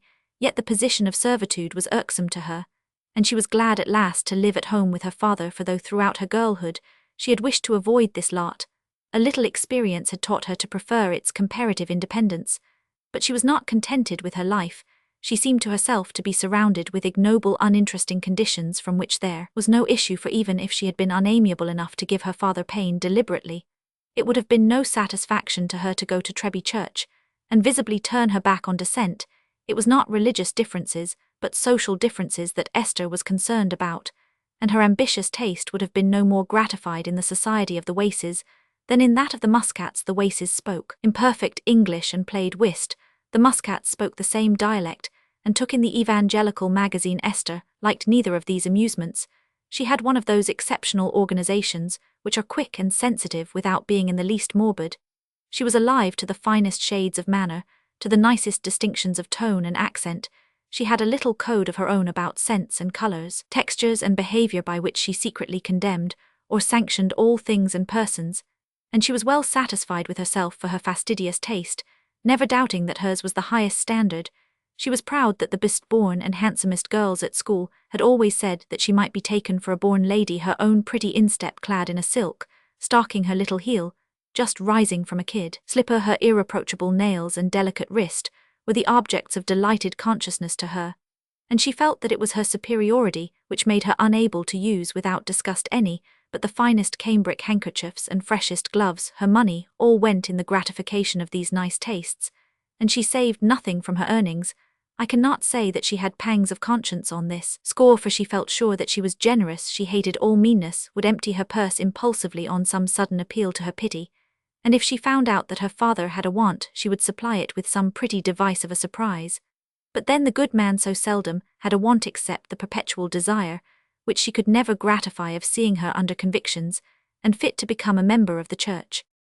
As for little Mr. Lyon, he loved and admired this unregenerate child more, he feared, than was consistent with the due preponderance of impersonal and ministerial regards. He prayed and pleaded for her, with tears, humbling himself for her spiritual deficiencies in the privacy of his study, and then came downstairs to find himself in timorous subjection to her wishes, lest, as he inwardly said, he should give his teaching an ill savour by mingling it with outward crossing. There will be queens in spite of Salic, or other laws of later date than Adam and Eve, and here in this small dingy house of the minister in Malthouse Yard, there was a light-footed, sweet-voiced Queen Esther. The stronger will always rule, say some, with an air of confidence, which is like a lawyer's flourish forbidding exceptions or additions.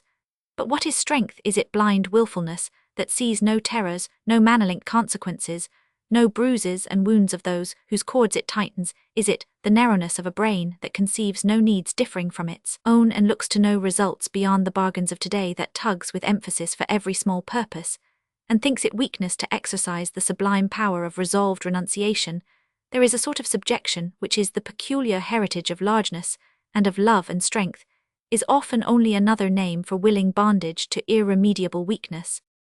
Esther had affection for her father. She recognized the purity of his character, and a quickness of intellect in him, which responded to her own liveliness, in spite of what seemed a dreary piety which selected everything that was least interesting and romantic in life and history.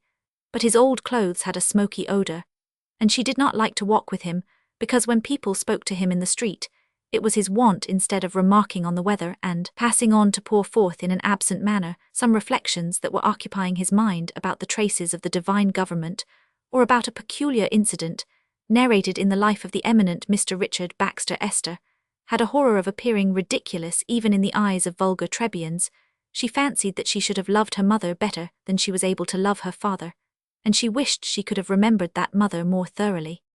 But she had no more than a broken vision of the time, before she was 5 years old, the time when the word oftenest on her lips was "Mama," when a low voice spoke caressing French words to her, and she in her turn repeated the words to her rag doll, when a very small white hand, different from any that came after, used to pat her and stroke her and tie on her frock and pinafore, and when at last there was nothing but sitting with a doll on a bed where Mama was lying, till her father once carried her away where distinct memory began, there was no longer the low caressing voice and the small white hand. She knew that her mother was a Frenchwoman, that she had been in want and distress, and that her maiden name was Annette Ledru. Her father had told her no more than this, and once he had said, "My Esther, until you are a woman we will only think of your mother. When you are about to be married and leave me, we will speak of her, and I will deliver to you her ring and all that was hers, but without a great command laid upon me. I cannot pierce my heart by speaking of that which was and is not." Esther had never forgotten these words, and the older she became the more impossible she felt it that she should urge her father with questions about the past. His inability to speak of that past to her depended on manifold causes. Partly it came from an initial concealment. He had not the courage to tell Esther that he was not really her father. He had not the courage to renounce that hold on her tenderness which the belief in his natural fatherhood must help to give him, or to incur any resentment that her quick spirit might feel at having been brought up under a false supposition. But there were other things yet more difficult for him to be quite open about, deep sorrows of his life as a Christian minister, that were hardly to be told to a girl.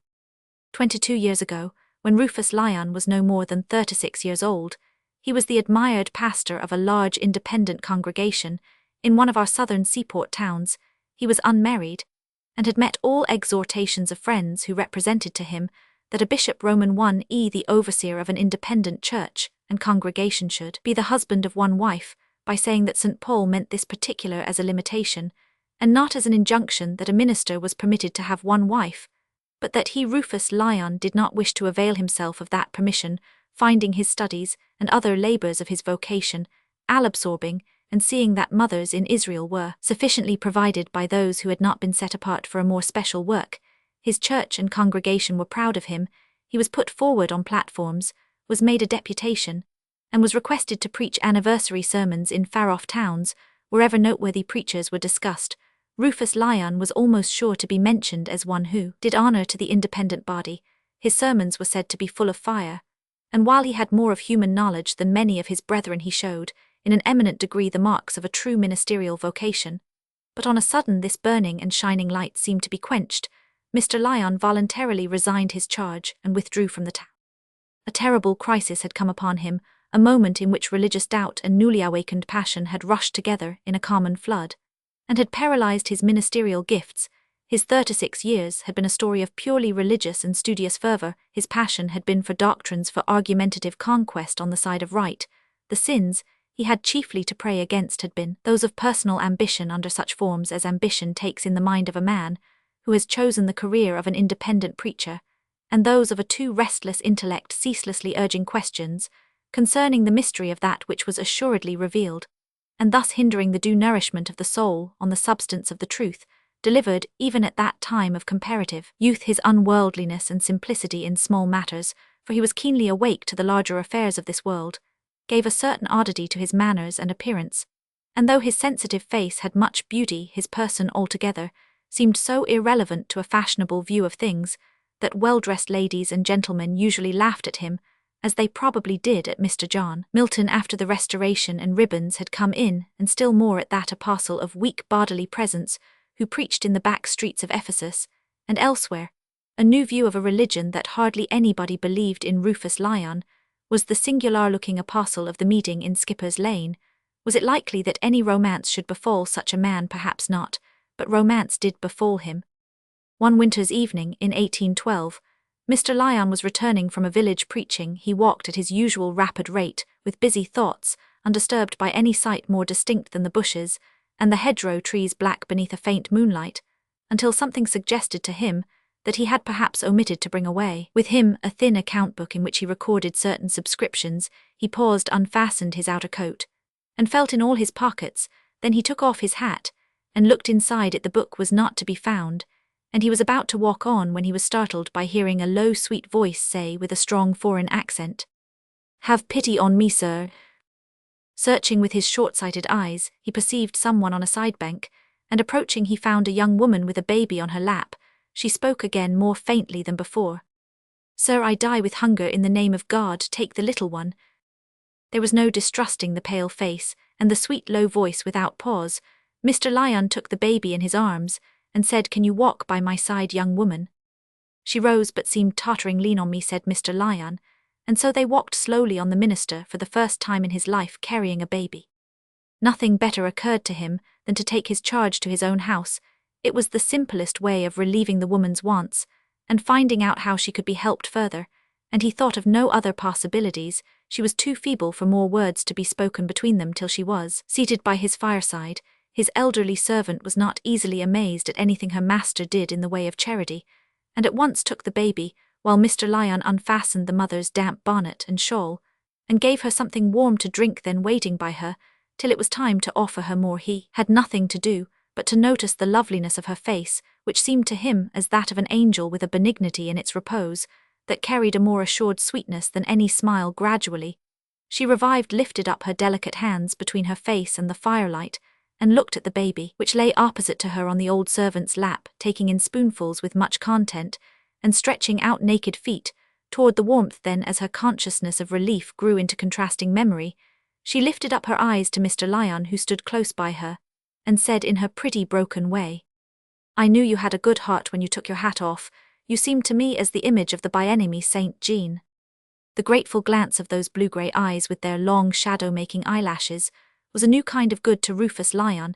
It seemed to him as if a woman had never really looked at him before yet. This poor thing was apparently a blind French Catholic of delicate nurture, surely, judging from her hands. He was in a tremor. He felt that it would be rude to question her, and he only urged her now to take a little food. She accepted it with evident enjoyment, looking at the child continually, and then with a fresh burst of gratitude leaning forward to press the servant's hand and say, "Oh, you are good." Then she looked up at Mr. Lyon again and said, "Is there in the world a prettier marmot?" The evening past abed was made up for the strange woman, and Mr. Lyon had not asked her so much as her name. He never went to bed himself that night. He spent it in misery, enduring a horrible assault of Satan, he thought a frenzy had seized him. Wild visions of an impossible future thrust themselves upon him. He dreaded lest the woman had a husband he wished that he might call her his own, that he might worship her beauty, that she might love and caress him, and what to the mass of men would have been only one of many allowable faliessa transient fascination, to be dispelled by daylight and contact with those common facts of which common sense is the reflex, was to him a spiritual convulsion. He was as one who raved, and knew that he raved. These mad wishes were irreconcilable with what he was and must be as a Christian minister, nay, penetrating his soul as tropic heat penetrates the frame and changes for it all aspects and all flavors. They were irreconcilable with that conception of the world, which made his faith all the busy doubt, which had before been mere impish shadows flitting around a belief that was strong with the strength of an unswerving moral bias, had now gathered blood and substance. The questioning spirit had become suddenly bold and blasphemous. It no longer insinuated skepticism, it prompted defiance.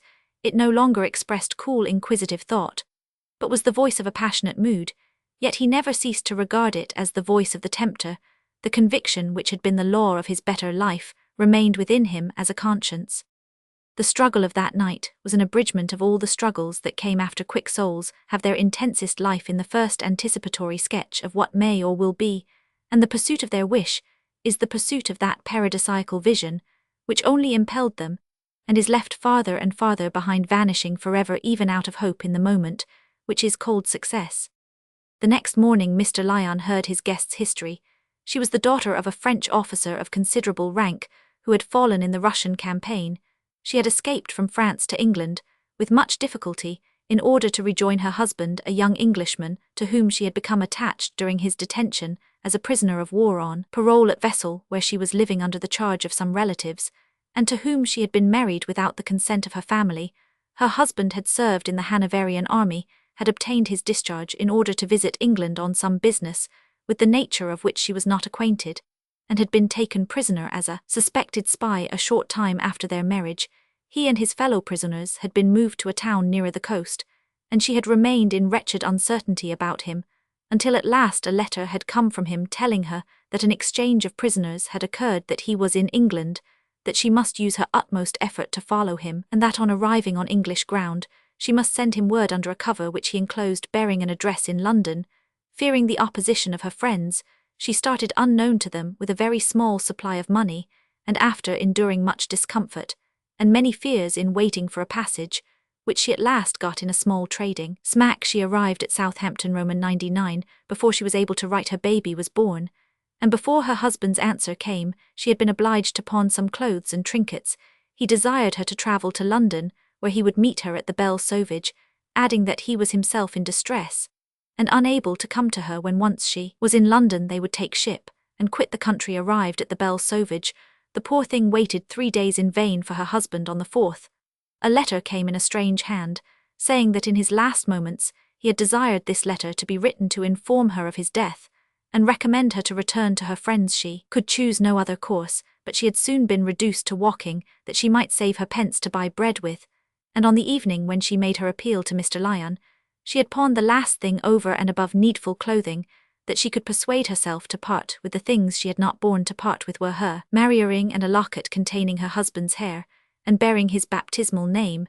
This locket, she said, exactly resembled one worn by her husband on his watch chain, only that his bore the name Annette, and contained a lock of her hair. The precious trifle now hung round her neck by a cord, for she had sold the small gold chain which formerly held it. The only guarantee of this story, besides the exquisite candour of her face, was a small packet of papers which she carried in her pocket, consisting of her husband's few letters, the letter which announced his death, and her marriage certificate. It was not so probable a story as that of many an inventive vagrant, but Mr. Lyon did not doubt it for a moment. It was impossible to him to suspect this angelic-faced woman, but he had strong suspicions concerning her husband. He could not help being glad that she had not retained the address he had desired her to send to in London, as that removed any obvious means of learning particulars about him. But inquiries might have been made at Wesel by letter, and her friends, there might have been appealed to a consciousness not to be quite silenced, told Mr. Lyon that this was the course he ought to take, but it would have required an energetic self-conquest, and he was excused from it by Annette's own disinclination to return to her relatives. if any other acceptable possibility could be found. He dreaded with a violence of feeling which surmounted all struggles, lest anything should take her away and place such barriers between them, as would make it unlikely or impossible that she should ever love him well enough to become his wife. Yet he saw with perfect clearness that unless he tore up his mad passion by the roots, his ministerial usefulness would be frustrated, and the repose of his soul would be destroyed. This woman was an unregenerate Catholic. 10 minutes listening to her artless talk made that plain to him. Even if her position had been less equivocal, to unite himself to such a woman was nothing less than a spiritual fall. It was already a fall that he had wished there was no high purpose to which he owed an allegiance. That he had longed to fly to some backwoods where there was no church to reproach him, and where he might have this sweet woman to wife, and to know the joys of tenderness. Those sensibilities which in most lives are diffused equally through the youthful years were aroused suddenly in Mr. Lyon, as some men have their special genius revealed to them by a tardy concurrence of conditions. His love was the first love of a fresh young heart, full of wonder and worship. But what to one man is the virtue which he has sunk below the possibility of aspiring to, is to another the backsliding by which he forfeits his spiritual crown. The end was that Annette remained in his house. He had striven against himself, so far as to represent her position to some chief matrons in his congregation, praying and yet dreading that they would so take her by the hand as to impose on him that denial of his own longing not to let her go out of his sight, which he found it too hard to impose on himself. But they regarded the case coldly. The woman was after all a vagrant. Mr. Lyon was observed to be surprisingly weak on the subject. His eagerness seemed disproportionate and unbecoming, and this young Frenchwoman, unable to express herself very clearly, was no more interesting to those matrons and their husbands than other pretty young women suspiciously circumstanced. They were willing to subscribe something to carry her on her way, or if she took some lodgings they would give her a little sewing, and endeavour to convert her from papistry. If, however, she was a respectable person, as she said, the only proper thing for her was to go back to her own country and friends in spite of himself. Mr. Lyon exulted. There seemed a reason now that he should keep Annette under his own eyes. He told himself that no real object would be served by his providing food and lodging for her elsewhere, an expense which he could ill afford, and she was apparently so helpless, except as to the one task of attending to her baby, that it would have been folly to think of her exerting herself for her own support. But this course of his was severely disapproved by his church. There were various signs that the minister was under some evil influence. His preaching wanted its old fervour. He seemed to shun the intercourse of his brethren, and very mournful suspicions were entertained.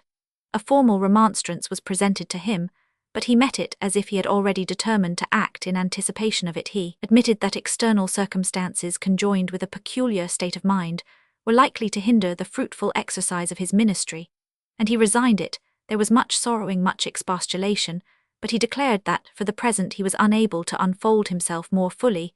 He only wished to state solemnly that Annette Ledru, though blind in spiritual things, was in a worldly sense a pure and virtuous woman. No more was to be said, and he departed to a distant town. Here he maintained himself, Annette, and the child with the remainder of his stipend, and with the wages he earned as a printer's reader. Annette was one of those angelic-faced, helpless women who take all things as manna from heaven. The good image of the well-beloved St. John wished her to stay with him, and there was nothing else that she wished for except the unattainable. Yet for a whole year Mr. Lyon never dared to tell Annette that he loved her. He trembled before this woman. He saw that the idea of his being her lover was too remote from her mind for her to have any idea that she ought not to live with him. She had never known, never asked the reason why he gave up his ministry. She seemed to entertain as little concern about the strange world in which she lived as a bird in its nest. An avalanche had fallen over the past, but she sat warm and uncrushed. There was food for many morrows, and her baby flourished.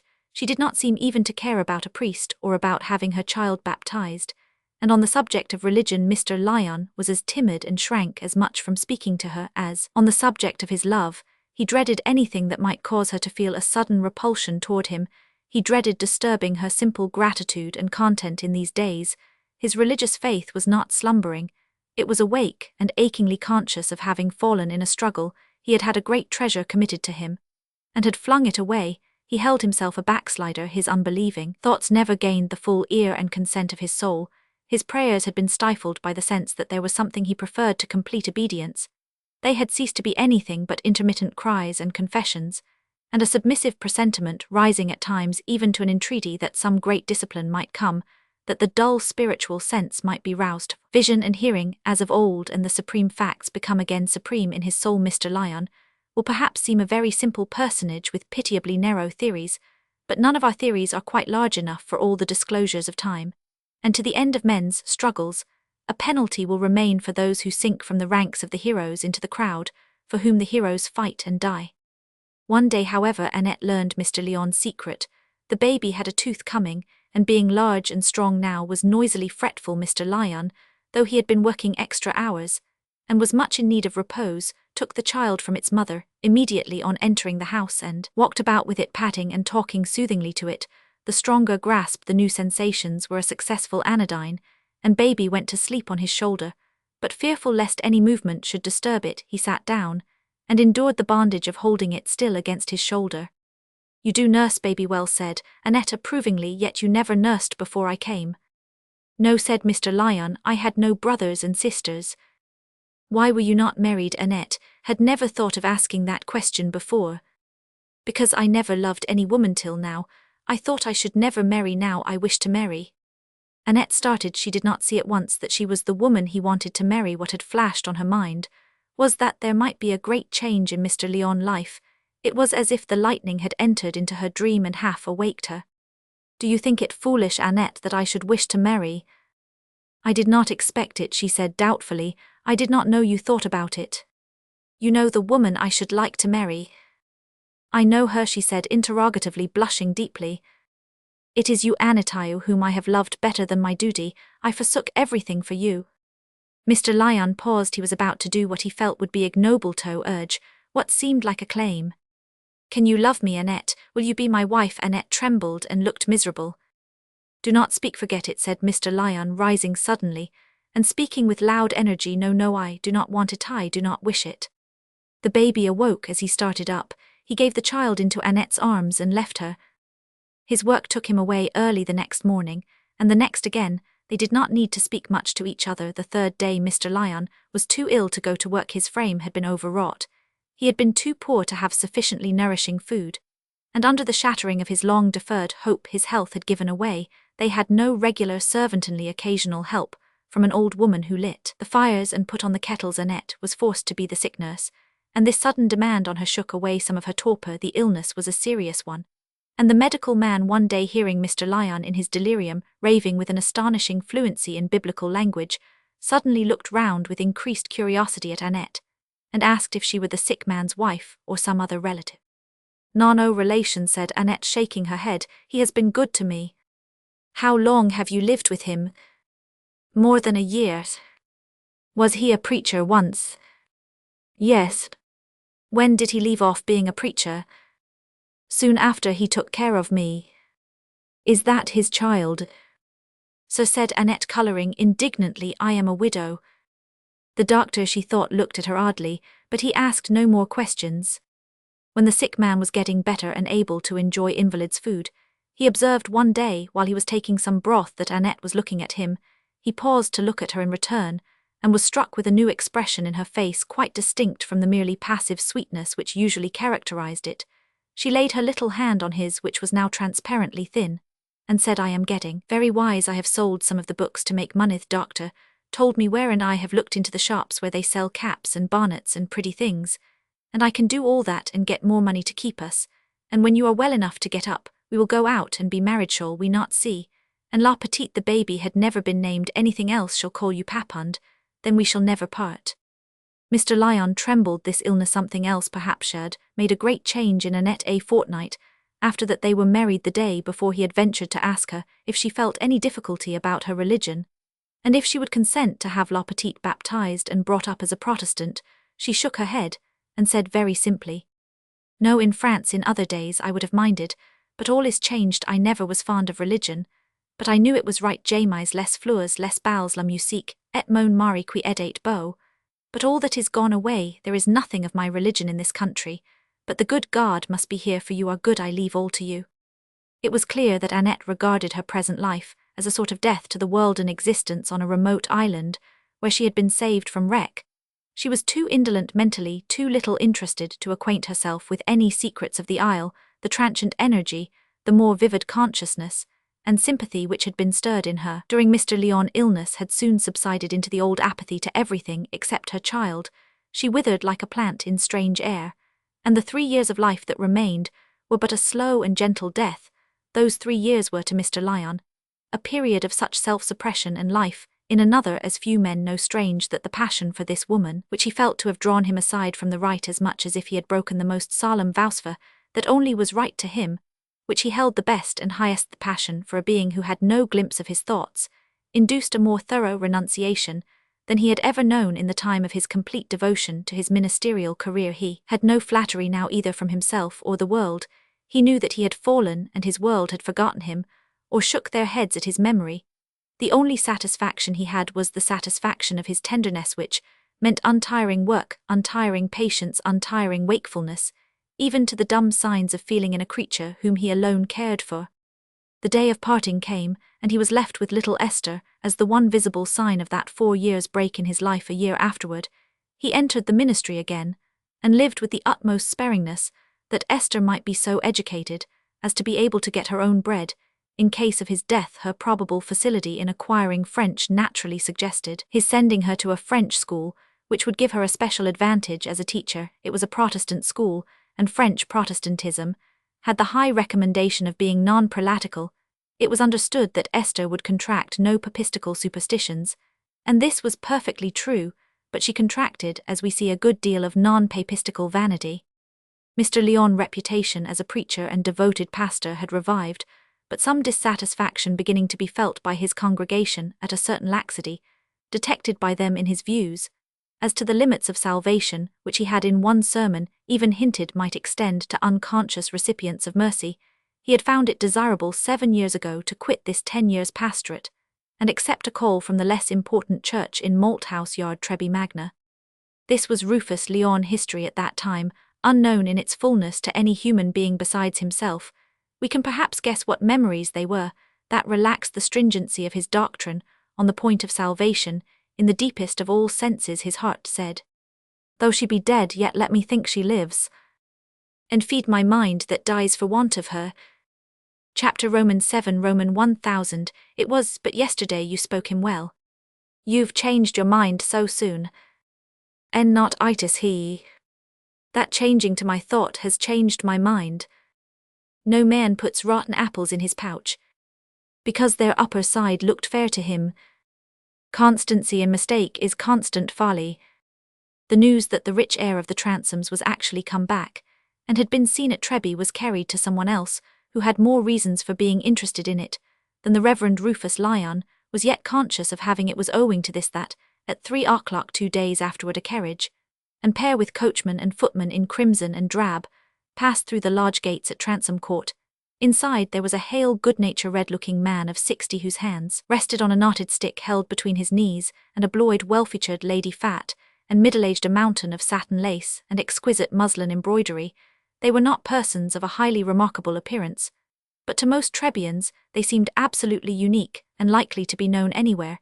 If you had looked down upon them from the box of Sampson's coach, he would have said, after lifting his hat, "Sir Maximus," and his lady, did you see, thinking it needless to add the surname.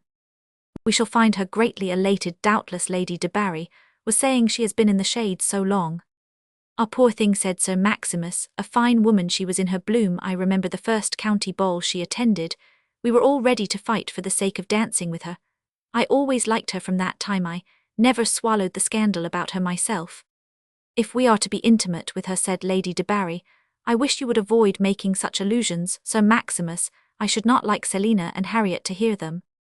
"My dear, I should have forgotten all about the scandal, only you remind me of it sometimes," retorted the baronet, smiling, and taking out his snuff-box. "These sudden turns of fortune are often dangerous to an excitable constitution," said Lady de Barry, not choosing to notice her husband's epigram. "Poor Lady Alicia Methurst got heart disease from a sudden piece of luck, the death of her uncle, you know. If Mrs. Transome was wise, she would go to Townch, can afford it now, and consult Dr. Truncheon. I should say myself, he would order her digitalis. I have often guessed exactly what a prescription would be, but it certainly was one of her weak points to think she understood medicine better than other people. She's a healthy woman enough, surely. See how upright she is, and she rides about like a girl of 20. She is so thin that she makes me shudder. Pooh, she's slim, and active women are not bid for by the pound. Pray don't be so coarse. Sir Maximus laughed, and showed his good teeth, which made his laughter very becoming. The carriage stopped, and they were soon ushered to Mrs. Transom's sitting-room, where she was working at her worsted embroidery. A little daily embroidery had been a constant element in Mrs. Transom's life, but that soothing occupation of taking stitches to produce what neither she nor anyone else wanted was then the resource of many a well-born and unhappy woman. She received much warm congratulation and pressure of her hand with perfect composure of manner, but she became paler than usual, and her hands turned quite cold. The de Barrys did not yet know what Harold's politics were. Well, our lucky youngster is come in the nick of time, said Sir Maximus. If hell stand, he and Philip can run in harness together, and keep out both the Whigs. It is really quite a providential thing he's returning just now, said Lady de Barry. I couldn't help thinking that something would occur to prevent Philip from having such a man as Peter Garstin for his colleague. I call my friend Harold a youngster, said Sir Maximus, for you know, I remember him only as he was when that portrait was taken. That is a long while ago, said Mrs. Transom. My son is much altered, as you may imagine. There was a confused sound of voices in the library. While this talk was going on, Mrs. Transom chose to ignore that noise, but her face, from being pale, began to flush a little. Yes, on the outside, I dare say, but he was a fine fellow. I always liked him, and if anybody should ask me what I should choose for the good of the country, I couldn't have thought of anything better than having a young Transom for a neighbour who will take an active part. The Transoms and the de Barrys were always on the right side together in old days. Of course Hell Stand has made up his mind to it. The need for an answer to this embarrassing question was deferred by the increase of inarticulate sounds, accompanied by a bark from the library, and the sudden appearance at the tapestry-hung doorway of old Mr. Transom, with a cord around his waist, playing a very poor-paced horse for a black-maned little boy about 3 years old, who was urging him on with loud encouraging noises and occasional thumps from a stick, which he wielded with difficulty. The old man paused with a vague smile at the doorway, while the baronet got up to speak to him. Nimrod snuffed at his master's legs to ascertain that he was not hurt, and the little boy, finding something new to be looked at, let go the cord, and came round in front of the company dragging his stick, and standing at a safe wardancing distance, as he fixed his great black eyes on Lady de Barry. Dear me, what a splendid little boy, Mrs. Transom. Wit cannot becan it, Bethat. You have the happiness to be a grandmamma. Yes, that is my son's little boy. Indeed, said Lady de Barry, really amazed. I never heard you speak of his marriage. He has brought you home a daughter-in-law, then? No, said Mrs. Transom coldly, she is dead. Ooh, said Lady de Barry in a tone ludicrously undecided between condolent satisfaction and general mistiness. How very singular, I mean, that we should not have heard of Mr. Harold's marriage. But he's a charming little fellow. Come to me, you round-cheeked cherub. The black eyes continued fixed as if by a sort of fascination on Lady de Barry's face, and her affable invitation was unheeded. At last, putting his head forward, and pouting his lips, the cherub gave forth with marked intention the sounds Noam many times repeated. Apparently they summed up his opinion of Lady de Barry, and may perhaps have meant naughty old woman, but his speech was a broken, lisping polyglot of hazardous interpretation. Then he turned to pull at the Blenheim spaniel, which, being old and peevish, gave a little snap. Go, Harry, let poor Puff alone. Hell bite you, said Mrs. Transom, stooping to release her aged pet. Her words were too suggestive, for Harry immediately laid hold of her arm with his teeth, and bit with all his might. Happily, the stuffs upon it were some protection, but the pain forced Mrs. Transom to give a low cry, and Sir Maximus, who had now turned to reseat himself, shook the little rascal off, whereupon he burst away and trotted into the library again. I fear you are hurt, said Lady de Barry with sincere concern. What a little savage! Do have your arm attended to, my dear. I recommend fomentation. Don't think of me. Oh, thank you, it is nothing, said Mrs. Transom, biting her lip and smiling alternately. It will soon go off. The pleasures of being a grandmamma. You perceive the child has taken a dislike to me, but he makes quite a new life for Mr. Transom. They were playfellows at once. Bless my heart, said Sir Maximus, it is odd to think of Harold having been a family man so long. I made up my mind. He was a young bachelor. What an old stager I am, to be sure. And whom has he married, I hope? We shall soon have the pleasure of seeing Mrs. Harold Transom. Sir Maximus, occupied with old Mr. Transom, had not overheard the previous conversation on that subject. She is no longer living, Lady de Barry hastily interposed. But now, my dear Sir Maximus, we must not hinder Mrs. Transome from attending to her arm. I am sure she is in pain. Don't say another word, my dear, we shall see you agony, and Mr. Harold will come and dine with us on Thursday, say. Yes, only yes, Sir Maximus is longing to see him, and Philip will be down. Yes, yes, said Sir Maximus, he must lose no time in making Philip's acquaintance. Tell him Philip is a fine fellow, carried everything before him at Oxford, and your son must be returned along with him for North Loamshire.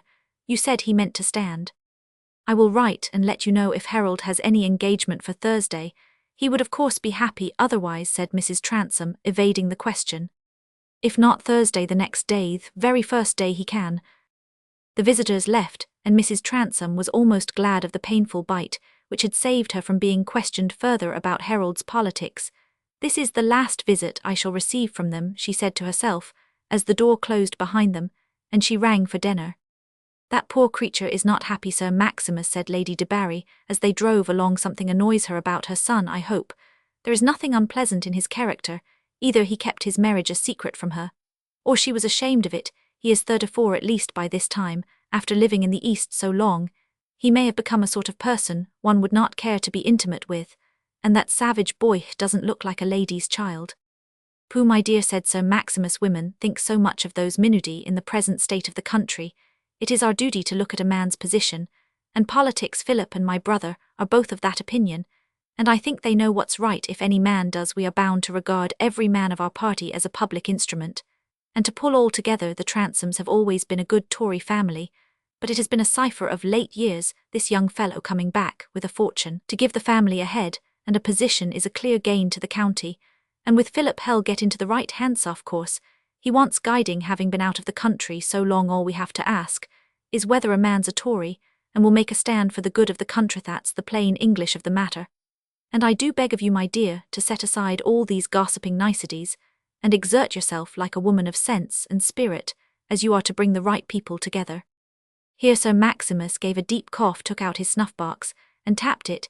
He had made a serious marital speech, an exertion to which he was rarely urged by anything smaller than a matter of conscience, and this outline of the whole duty of a Tory was a matter of conscience with him, though the Duffield watchman had pointed expressly to Sir Maximus de Barry amongst others in branding the cooperation of the Tories as a conscious selfishness and reckless immorality, which however would be defeated by the cooperation of all the friends of truth and liberty, who the watchman trusted would subordinate all non-political differences in order to return representatives pledged to support the present government.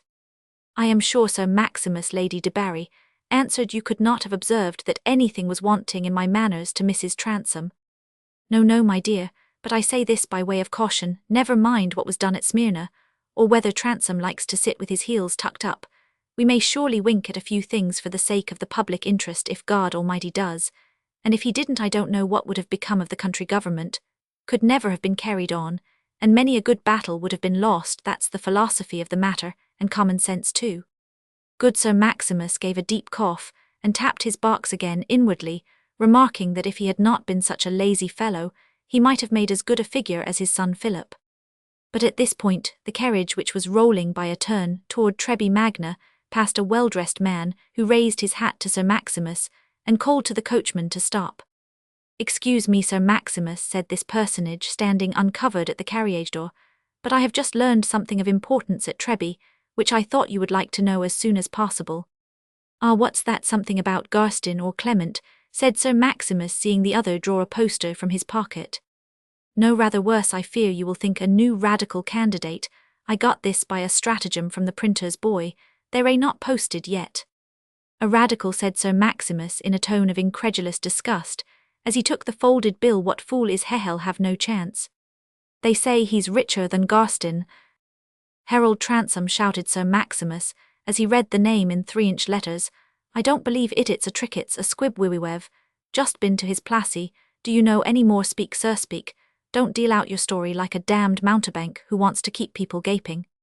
Sir Maximus, pray, don't give way so, said Lady de Barry.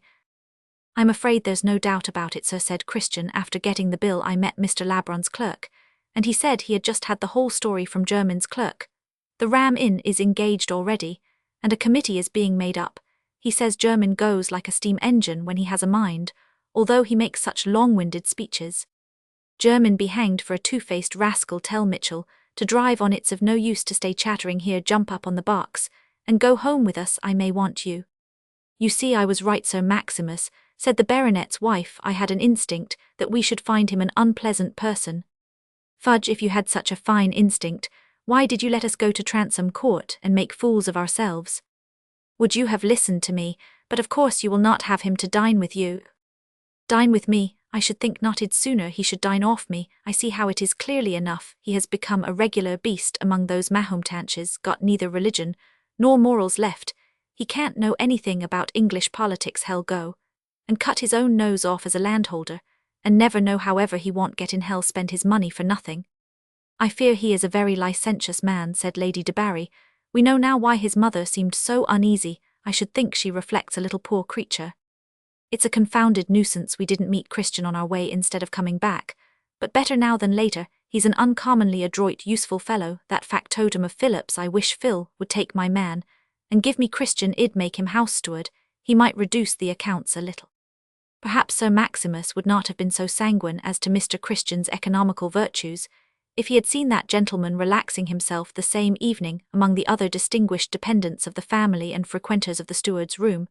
But a man of Sir Maximus' rank is like those antediluvian animals, whom the system of things condemned to carry such a huge bulk that they really could not inspect their bodily appurtenance, and had no conception of their own tails. Their parasites doubtless had a merry time of it, and often did extremely well when the high-bred saurian himself was ill at ease. Treby Manor, measured from the front saloon to the remotest shed, was as large as a moderate-sized village, and there were certainly more lights burning in it every evening, more wine, spirits, and ale drunk, more waste and more folly than could be found in some large villages.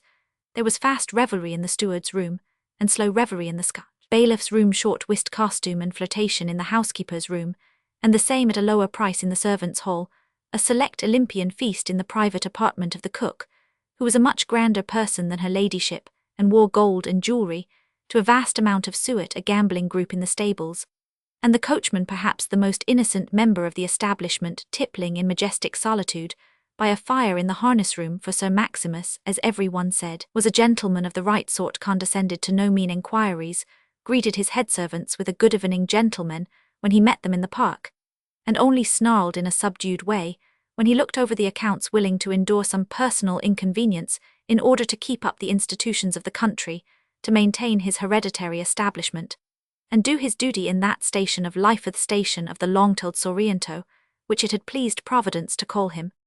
The focus of brilliancy at Treby Manor that evening was in no way the dining-room where Sir Maximus sipped his port under some mental depression, as he discussed with his brother, the Reverend Augustus, the sad fact that one of the oldest names in the county was to be on the wrong side, not in the drawing-room, where Miss de Barry and Miss Selina, quietly elegant in their dress and manners, were feeling rather dull than otherwise, having finished Mr. Bulwer's Eugene Aram, and being thrown back on the last great prose work of Mr. Southey, while their mamma slumbered a little on the sofa. No, the centre of eager talk and enjoyment was the steward's room, where Mr. Scales, house steward and head butler, a man most solicitous about his boots, wristbands, the roll of his whiskers, and other attributes of a gentleman, distributed cigars, cognac and whisky to various colleagues and guests who were discussing with that freedom of conjecture which is one of our inalienable privileges as Britons the probable amount of Harold Transome's fortune, concerning which fame had already been busy long enough to have acquired vast magnifying power.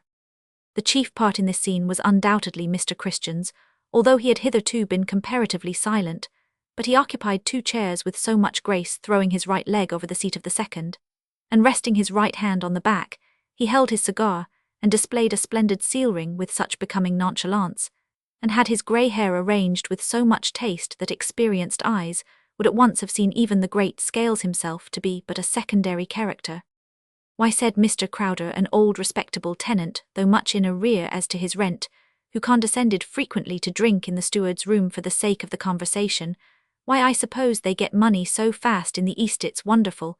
Why, he went on with a hesitating look toward Mr. Scales, this Transome p'raps got a matter of 100,000. 100,000, my dear sir, fiddlestick's end of 100,000, said Mr. Scales, with a contempt very painful to be borne by a modest man. Well, said Mr. Crowder, giving way under torture as the all-knowing butler puffed and stared at him. Perhaps not so much as that. Not so much, sir. I tell you that £100,000 is a bagatelle. Well, I know it's a big sum, said Mr. Crowder deprecatingly. Here there was a general laugh. All the other intellects present were more cultivated than Mr. Crowder's. Bagatelle is the French for trifle, my friend, said Mr. Christian. Don't talk over people's heads. So, Scales, I shall have hard work to understand you myself soon. Come, that's a good one, said the head gardener, who was a ready admirer. I should like to hear the thing you don't understand, Christian. He's a first-rate hand at sneering, said Mr. Scales, rather nettled. Don't be wasp-eye, man. I'll ring the bell for lemons, and make some punch. That's the thing for putting people up to the unknown tongues, said Mr. Christian, starting up and slapping Scarleth's shoulder as he passed him. What I mean, Mr. Crowder, is this here. Mr. Scales paused to puff and pull down his waistcoat in a gentlemanly manner, and drink. He was wont in this way to give his hearers time for meditation. Come then, speak English. I am not against being taught, said the reasonable Crowder. What I mean is that, in a large way of trade, a man turns his capital over almost as soon as he can turn himself. Bless your soul, I know something about these matters, Brent? To be sure you dofu men, more, said the gardener, who was the person appealed to. Not that I've had anything to do with commercial families myself. I've those feelings that I look to other things besides lucre. But I can't say that I've not been intimate with parties who have been less nice than I am myself, and knowing what I know, I shouldn't wonder if Transome had as much as 500,000. Bless your soul, so people who get their money out of land are as long scraping £5 together as your trading men are in turning £5 into 100. That's a wicked thing, though, said Mr. Crowder meditatively. However, he went on retreating from this difficult ground. Trade, or no trade, the Transomes have been poor enough this many a long year. I've a brother a tenant on their estate. I ought to know a little bit about that. They've kept up no establishment at all, said Mr. Scales, with disgust. They've even let their kitchen gardens, I suppose. It was the son's gambling. I've seen something of that. A man who has always lived in first-rate families is likely to know a thing or two on that subject. Ah, but it wasn't gambling did the first mischief, said Mr. Crowder, with a slight smile, feeling that it was his turn to have some superiority. Newcomers don't know what happened in this country 20 and 30 years ago. I'm turned 50 myself, and my father lived under Sir Maximus' father. But if anybody from London can tell me more than I know about this countryside, I am willing to listen. What was it then, if it wasn't gambling, said Mr. Scales, with some impatience. I don't pretend to know.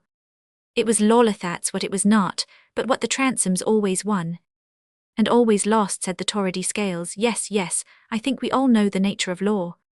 There was the last suit of all made the most noise, as I understood, continued Mr. Crowder. But it wasn't tried hereabout. They said there was a deal o' false swearing. Some young man pretended to be the true heir. Let me see, I can't justly remember the name. Got two. He swore he was one man, and they swore he was another. However, lawyer German won it. They say he did win a game against the old one himself, and the young fellow turned out to be a scamp. Stop. A Bithai's name was Scadden, Henry Scadden. Mr. Christian here let a lemon slip from his hand into the punch bowl, with a splash which sent some of the nectar into the company's faces. Hallo, what a bungler I am, he said, looking as if he were quite jarred by this unusual awkwardness of his. Go on with your tale, Mr. Crowder. A scamp named Henry Scadden. Well, that's the tale, said Mr. Crowder. He was never seen nothing of any more. It was a deal talked of at the time, and I've sat by, and my father used to shake his head. And always when this Mrs. Transome was talked of, he used to shake his head, and say she carried things with a high hand once, but Lord, it was before the Battle of Waterloo, and I am a poor hand at tales. I don't see much good in 'em myself, but if anybody'll tell me a cure for the sheep rot, I'll thank him. Here Mr. Crowder relapsed into smoking and silence, a little discomfited that the knowledge of which he had been delivered had turned out rather a shapeless and insignificant birth.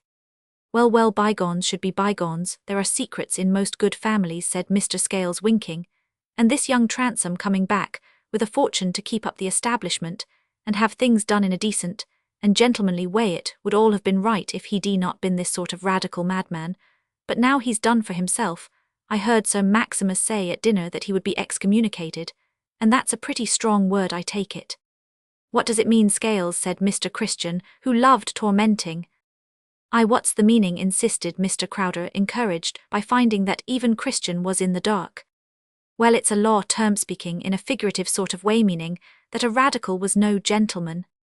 Perhaps it's partly accounted for by his getting his money so fast, and in foreign countries, said Mr. Crowder tentatively, it's reasonable to think he'd be against the land, and this country Circum.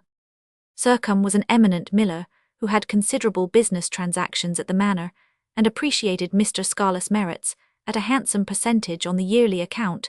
He was a highly honourable tradesman, but in this, and in other matters, submitted to the institutions of his country for great houses, as he observed, must have great butlers. He replied to his friend Crowder sententiously.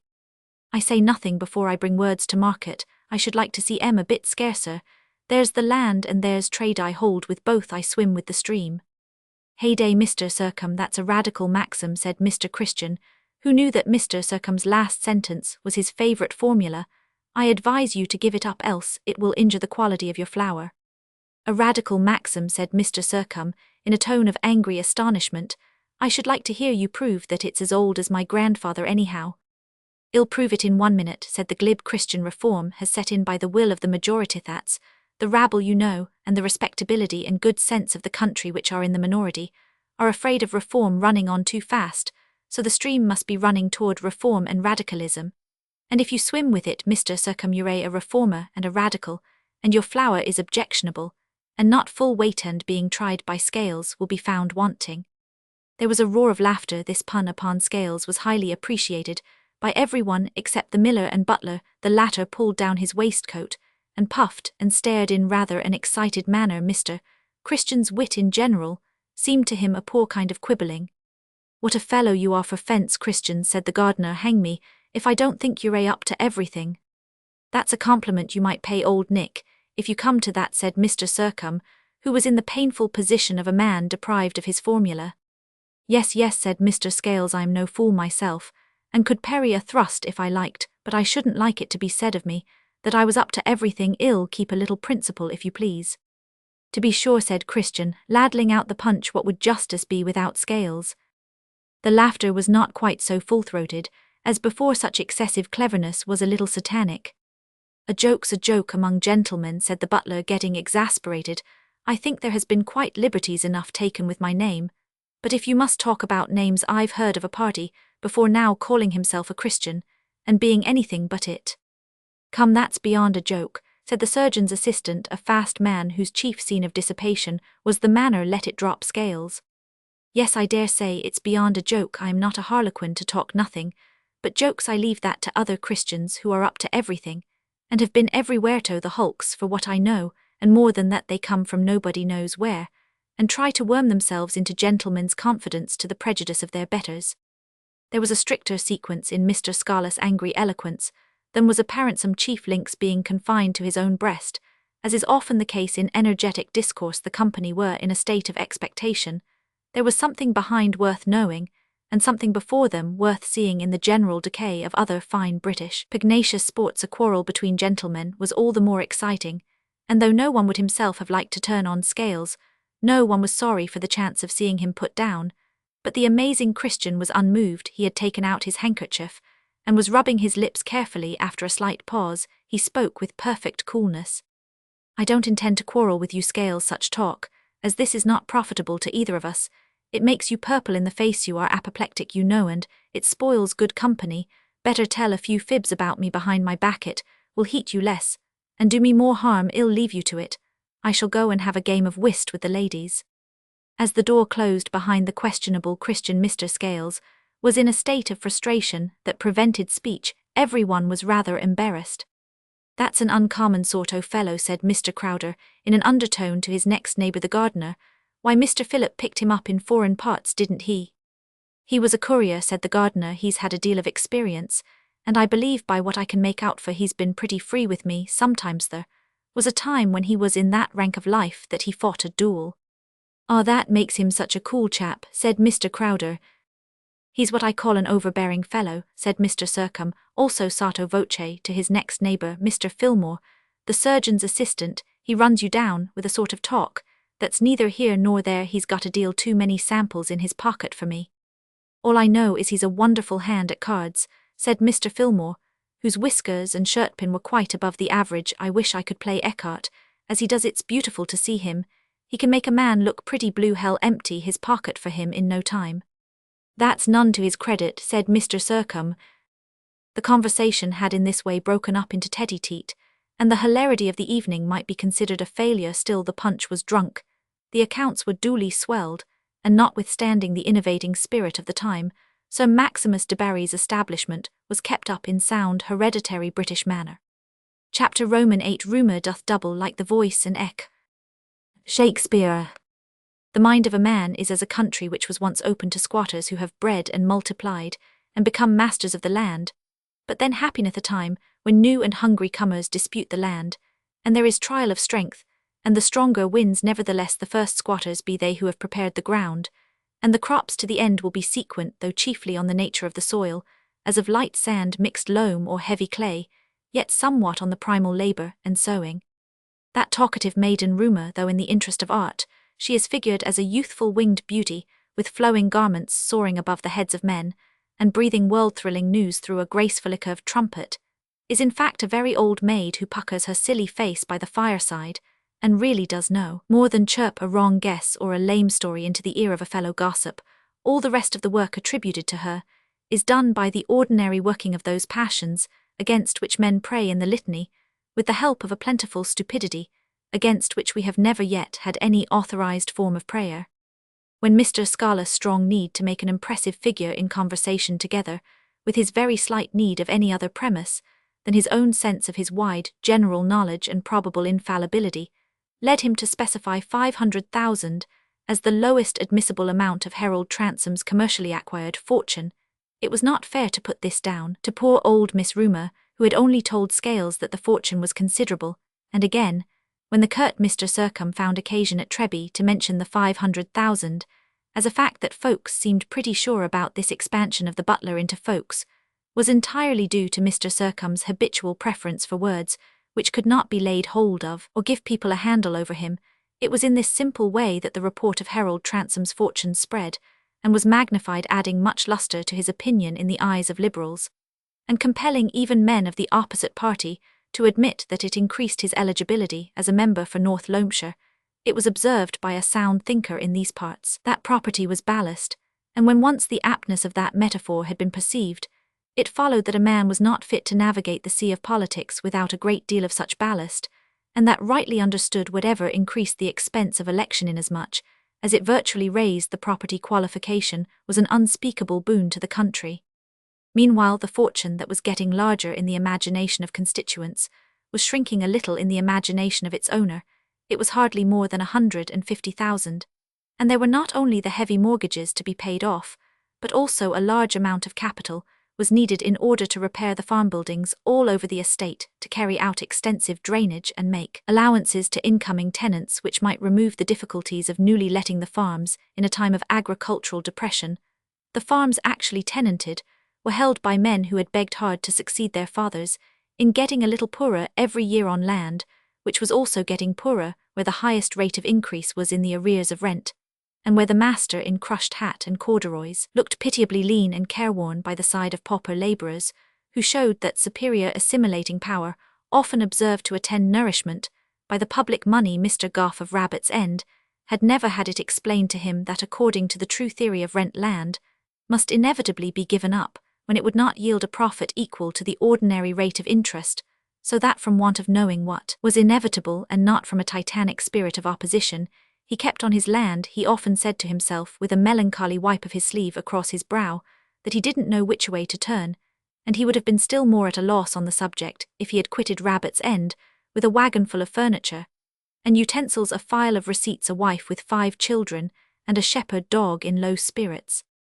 It took no long time for Harold Transom to discover this state of things, and to see moreover that except on the domain immediately around the house, the timber had been mismanaged, the woods had been recklessly thinned, and there had been insufficient planting. He had not yet thoroughly investigated the various accounts kept by his mother, by Jermyn, and by Banks the bailiff, but what had been done with the large sums which had been received for timber was a suspicious mystery to him. He observed that the farm held by Jermyn was in first-rate order, that a good deal had been spent on the buildings, and that the rent had stood unpaid. Mrs. Transom had taken an opportunity of saying that Jermyn had had some of the mortgage deeds transferred to him, and that his rent was set against so much interest. Harold had only said in his careless yet decisive way, "Oh, Jermyn be hanged, it seems to me if Durfee hadn't died, and made room for me, Jermyn would have ended by coming to live here, and you would have had to keep the lodge and open the gate for his carriage. But I shall pay him off mortgages, and all by and be ill owe him nothing, not even a curse. Mrs. Transome said no more. Harold did not care to enter fully into the subject with his mother. The fact that she had been active in the management of the estate, had written about it, continually had busied herself with accounts, had been head bailiff of the vacant farms, and had yet allowed things to go wrong, was set down by him simply to the general futility of women's attempts to transact men's business. He did not want to say anything to annoy her. He was only determined to let her understand as quietly as possible that she had better cease all interference. Mrs. Transome did understand this, and it was very little that she dared to say on business, though there was a fierce struggle of her anger and pride with a dread which was nevertheless supreme. As to the old tenants, she only observed on hearing Harold burst forth about their wretched condition, that with the estate so burdened the yearly loss by arrears could better be borne than the outlay and sacrifice necessary in order to let the farms anew. I was really capable of calculating, Harold, she ended with a touch of bitterness. It seems easy to deal with farmers and their affairs when you only see them in print, I dare say. But it's not quite so easy when you live among them. You have only to look at Sir Maximus' estate. You will see plenty of the same thing. The times have been dreadful, and old families like to keep their old tenants, but I dare say that is Toryism. It's a hash of odds and ends if that is Toryism, my dear mother. However, I wish you had kept 3 more old tenants, for then I should have had 3 more £50 voters, and in a hard run one may be beaten by a head. But Harold added, smiling, and handing her a bowl of worsted, which had fallen, a woman ought to be a Tory and graceful and handsome like you. I should hate a woman who took up my opinions and talked for me. I am an Oriental, you know. I say, mother, shall we have this room furnished with rose colour? I notice that it suits your bright grey hair. Harold thought it was only natural that his mother should have been in a sort of subjection to Jermyn throughout the awkward circumstances of the family. It was the way of women, and all weak minds, to think that what they had been used to was unalterable, and any quarrel with a man who managed private affairs was necessarily a formidable thing. He himself was proceeding very cautiously, and preferred not even to know too much just at present, lest a certain personal antipathy he was conscious of toward Jermyn, and an occasional liability to exasperation, should get the better of a calm and clear-sighted resolve not to quarrel with the man. While he could be of use, Harold would have been disgusted with himself if he had helped to frustrate his own purpose, and his strongest purpose now was to get returned for Parliament, to make a figure there as a Liberal member, and to become on all grounds a personage of weight in North Loamshire. How Howard Transome came to be a Liberal in opposition to all the traditions of his family was a more subtle inquiry than he had ever cared to follow out. The newspapers undertook to explain it.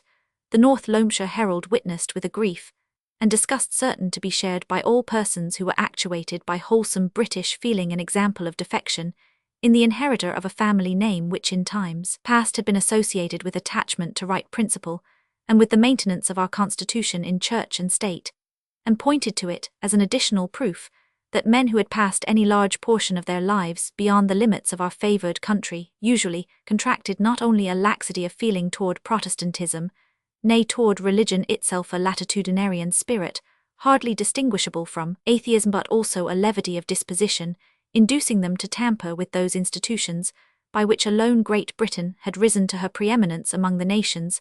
Such men, infected with outlandish habits, intoxicated with vanity, grasping at momentary power, by flattery of the multitude, fearless, because godless, liberal, because un-English, were ready to pull one stone from under another in the national edifice, till the great structure tottered to its fall. On the other hand, the Duffield watchman saw in this signal instance of self-liberation from the trammels of prejudice a decisive guarantee of intellectual preeminence, united with a generous sensibility to the claims of man as man, which had burst asunder, and cast off by a spontaneous exertion of energy, the cramping outworn shell of hereditary bias and class interest. But these larger-minded guides of public opinion argued from wider data than could be furnished by any knowledge of the particular case concerned. Harold Transome was neither the dissolute cosmopolitan so vigorously sketched by the Tory Herald, nor the intellectual giant and moral lobster suggested by the liberal imagination of the Watchman 20 years ago. He had been a bright, active, good-tempered lad with sharp eyes, and a good aim. He delighted in success and in predominance, but he did not long for an impossible predominance and become sour and sulky because it was impossible. He played at the games he was clever in, and usually won all other games. he let alone and thought them of little worth at home. And at Eton he had been side by side with his stupid elder brother Durfey, whom he despised, and he very early began to reflect that since this Caliban in miniature was older than himself, he must carve out his own fortune that was a nuisance, and on the whole the world seemed rather ill-arranged at Eton, especially where there were many reasons why Harold made no great figure. He was not sorry the money was wanting to send him to Oxford. He did not see the good of Oxford. He had been surrounded by many things during his short life of which he had distinctly said to himself that he did not see the good, and he was not disposed to venerate on the strength of any good that others saw. He turned his back on home very cheerfully, though he was rather fond of his mother and very fond of Transome Court and the river where he had been used to fish. But he said to himself, as he passed the lodge gates, "I'll get rich somehow, and have an estate of my own, and do what I like with it." This determined aiming at something not easy but clearly possible marked the direction in which Harold's nature was strong. He had the energetic will and muscle, the self-confidence, the quick perception, and the narrow imagination which make what is admiringly called the practical mind. Since then his character had been ripened by a various experience, and also by much knowledge which he had set himself deliberately to gain. But the man was no more than the boy writ large, with an extensive commentary. The years had nourished an inclination to as much opposition as would enable him to assert his own independence and power without throwing himself into that tabooed condition which robs power of its triumph, and this inclination had helped his shrewdness in forming judgments which were at once innovating and moderate. He was addicted at once to rebellion and to conformity, and only an intimate personal knowledge could enable anyone to predict where his conformity would begin. The limit was not defined by theory, but was drawn in an irregular zigzag by early disposition and association, and his resolution, of which he had never lost hold, to be a thorough Englishman again some day, had kept up the habit of considering all his conclusions with reference to English politics and English social conditions. He meant to stand up for every change that the economical condition of the country required, and he had an angry contempt for men with coronets on their coaches, but too small a share of brains to see when they had better make a virtue of necessity. His respect was rather for men who had no coronets, but who achieved a just influence by furthering all measures which the common sense of the country and the increasing self-assertion of the majority peremptorily demanded. He could be such a man himself. In fact, Harold Transome was a clever, frank, good-natured egoist, not stringently consistent, but without any disposition to falsity, but with a pride that was moulded in an individual, rather than an hereditary form, unspeculative, unsentimental, unsympathetic, fond of sensual pleasures, but disinclined to all vice and attached as a healthy, clear-sighted person to all conventional morality construed with a certain freedom like doctrinal articles, to which the public order may require subscription.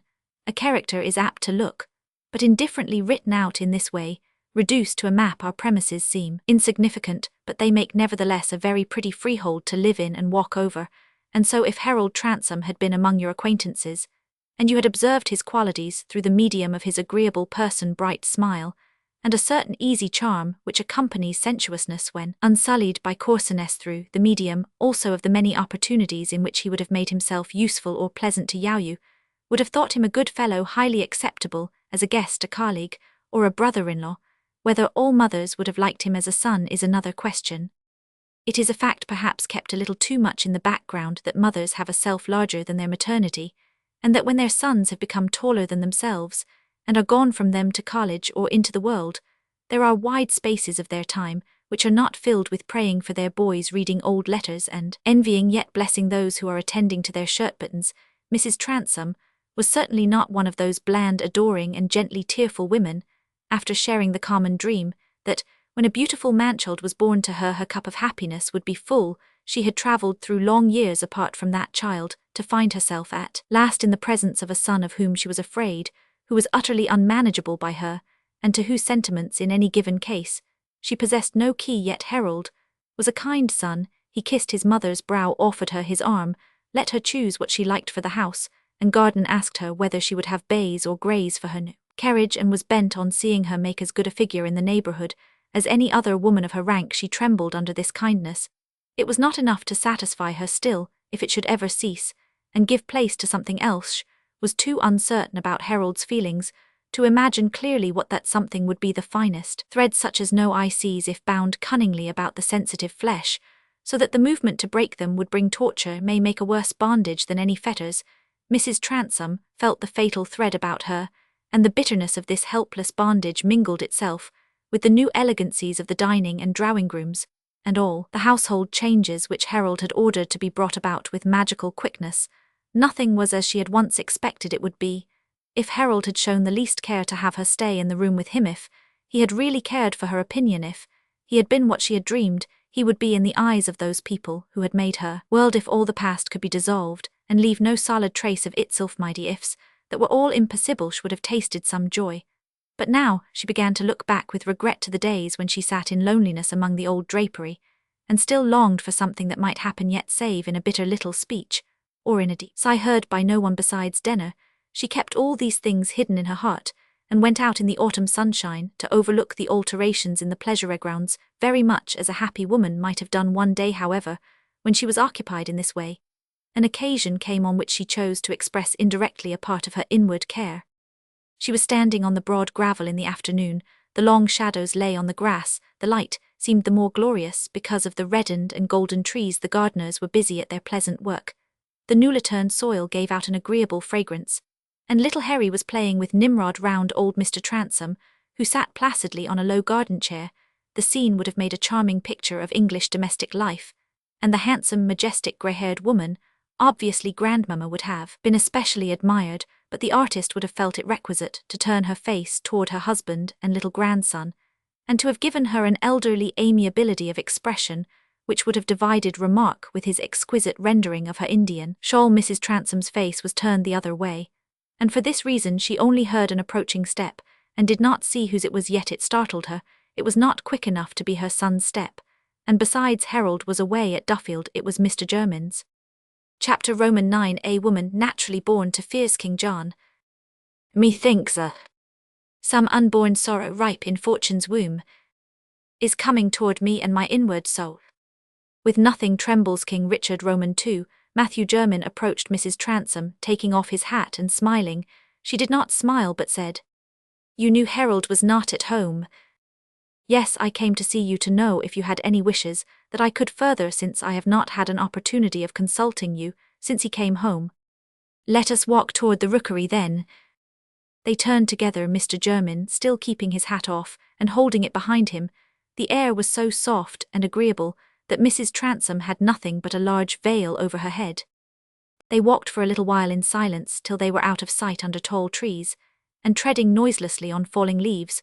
What Jermyn was really most anxious about was to learn from Mrs. Transome whether anything had transpired that was significant of Harold's disposition toward him, which he suspected to be very far from friendly. Jermyn was not naturally flinty-hearted. At 25 he had written verses, and had got himself wet through in order not to disappoint a dark-eyed woman whom he was proud to believe in love with him, but a family man with grown-up sons and daughters, a man with a professional position and complicated affairs that make it hard to ascertain the exact relation between property and liabilities, necessarily thinks of himself and what may be impending.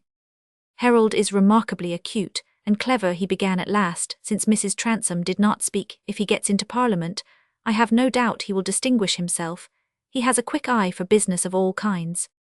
That is no comfort to me, said Mrs. Transome. Today she was more conscious than usual of that bitterness, which was always in her mind in Jermyn's presence, but which was carefully suppressed, because she could not endure that the degradation she inwardly felt should ever become visible or audible in acts or words of her own, should ever be reflected in any word or look of his. For years there had been a deep silence about the past between them on her side, because she remembered, on his because he more and more forgot. "I trust he is not unkind to you in any way. I know his opinions pain you, but I trust you find him in everything else disposed to be a good son." "Oh, to be sure, good, as men are disposed to be to women, giving them cushions and carriages, and recommending them to enjoy themselves, and then expecting them to be contented under contempt and neglect. I have no power over him, remember that, none." Jermyn turned to look in Mrs. Transome's face. It was long since he had heard her speak to him, as if she were losing her self-command. "Has he shown any unpleasant feeling about your management of affairs?" "My management," Mrs. Transome said with concentrated rage, flashing a fierce look at Jermyn. She checked herself. She felt as if she were lighting a torch to flare on her own past folly and misery. It was a resolve which had become a habit that she would never quarrel with this man, ever tell him what she saw him to be. She had kept her woman's pride and sensibility intact through all her life. There had vibrated the maiden need to have her hand kissed and be the object of chivalry, and so she sank into silence again, trembling. Jermyn felt annoyed. Nothing more. There was nothing in his mind corresponding to the intricate meshes of sensitiveness in Mrs. Transome's. He was anything but stupid, yet he always blundered when he wanted to be delicate or magnanimous. He constantly sought to soothe others by praising himself. Moral vulgarity cleaved to him like an hereditary odour. He blundered now. "My dear Mrs. Transome," he said in a tone of bland kindness, "you are agitated, you appear angry with me, yet I think if you consider you will see that you have nothing to complain of in me, unless you will complain of the inevitable course of man's life. I have always met your wishes both in happy circumstances and in unhappy ones. I should be ready to do so now if it were possible." Every sentence was as pleasant to her as if it had been cut in her bared arm. Some men's kindness and love-making are more exasperating, more humiliating than others' derision. But the pitiable woman who has once made herself secretly dependent on a man who is beneath her in feeling must bear that humiliation for fear of worse. Coarse kindness is at least better than coarse anger, and in all private quarrels the duller nature is triumphant by reason of its dullness.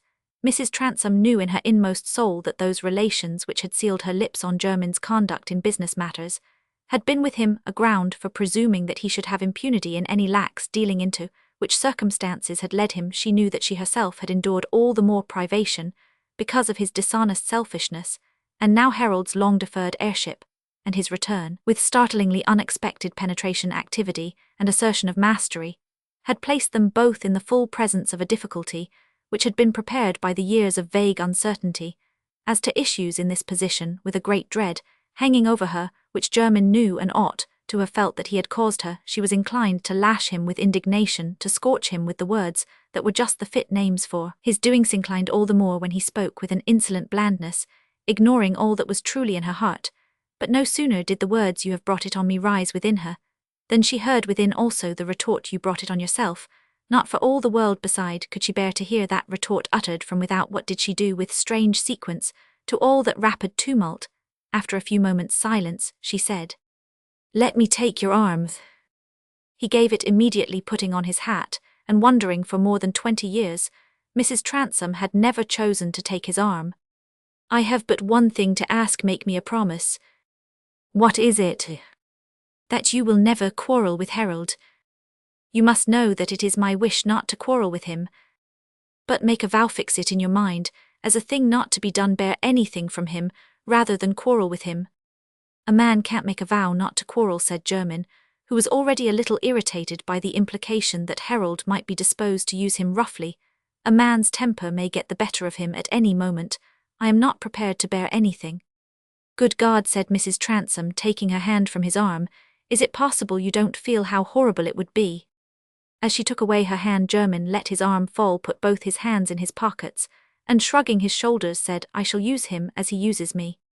Jermyn had turned round his savage side, and the blandness was out of sight. It was this that had always frightened Mrs. Transome. There was a possibility of fierce insolence in this man, who was to pass with those nearest to her as her indebted servant, but whose brand she secretly bore. She was as powerless with him as she was with her own son. This woman who loved rule dared not speak another word of attempted persuasion. They were both silent, taking the nearest way into the sunshine again. There was a half-formed wish in both their minds, seven in the mother's, that Harold Transome had never been born. "We are working hard for the election," said Jermyn, recovering himself as they turned into the sunshine again. "I think we shall get him returned, and in that case he will be in high good humour. Everything will be more propitious than you are apt to think. You must persuade yourself," he added, smiling at her, "that it is better for a man of his position to be in Parliament on the wrong side than not to be in at all." "Never," said Mrs. Transome. "I am too old to learn to call bitter sweet and sweet bitter. But what I may think or feel is of no consequence now. I am as unnecessary as a chimney ornament." And in this way they parted on the gravel in that pretty scene where they had met. Mrs. Transome shivered as she stood alone. All around her, where there had once been brightness and warmth, there were white ashes, and the sunshine looked dreary as it fell on them.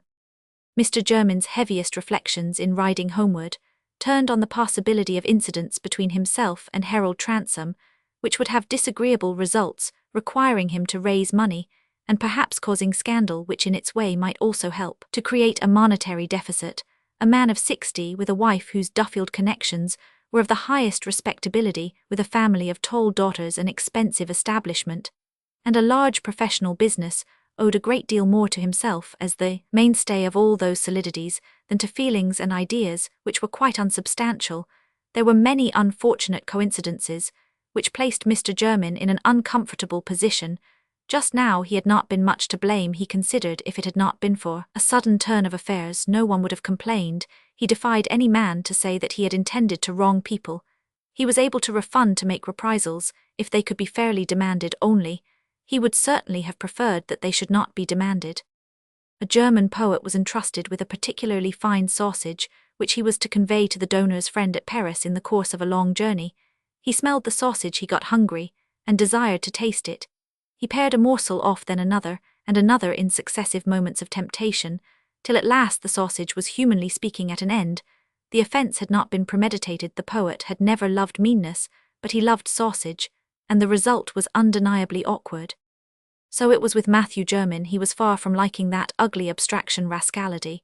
But he had liked other things, which had suggested nibbling. He had to do many things in law, and in daily life which in the abstract he would have condemned. And indeed, he had never been tempted by them in the abstract. Here, in fact, was the inconvenience. He had sinned for the sake of particular concrete things, and particular concrete consequences were likely to fall. But he was a man of resolution, who, having made out what was the best course to take under a difficulty, went straight to his work. The election must be one that would put Harold in good humour, give him something to do, and leave himself more time to prepare for any crisis.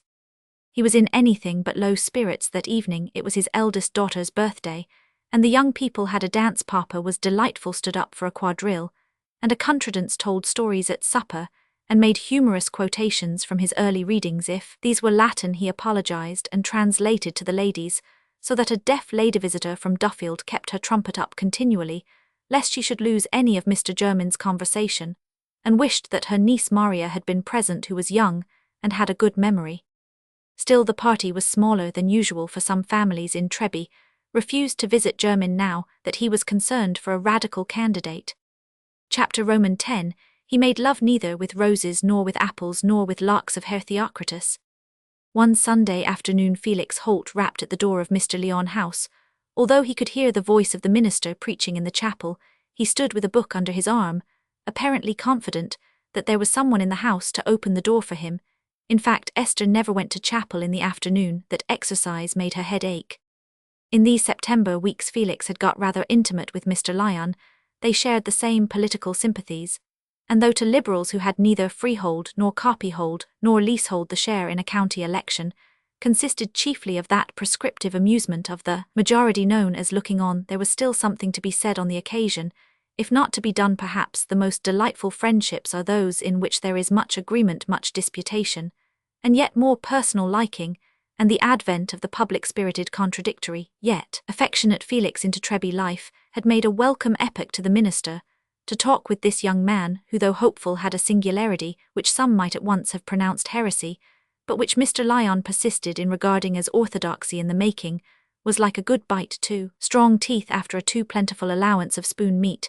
To cultivate his society with a view to checking his erratic tendencies was a laudable purpose, but perhaps if Felix had been rapidly subdued and reduced to conformity, little Mr. Lyon would have found the conversation much flatter. Esther had not seen so much of their new acquaintance as her father had, but she had begun to find him amusing, and also rather irritating to her woman's love of conquest. He always opposed and criticized her, and besides that he looked at her as if he never saw a single detail about her person, quite as if she were a middle-aged woman in a cap.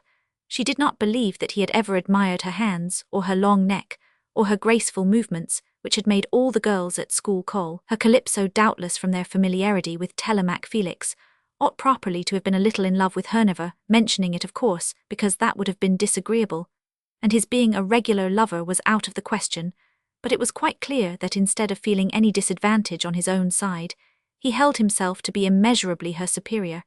And what was worse, Esther had a secret consciousness that he was her superior. She was all the more vexed at the suspicion that he thought slightly of her, and wished in her vexation that she could have found more fault with him, that she had not been obliged to admire more and more the varying expressions of his open face, and his deliciously good-humoured laugh, always loud at a joke against himself. Besides, she could not help having her curiosity roused by the unusual combinations both in his mind and in his outward position, and she had surprised herself as well as her father one day by suddenly starting up and proposing to walk with him when he was going to pay an afternoon visit to Mrs. Holt to try and soothe her concerning Felix.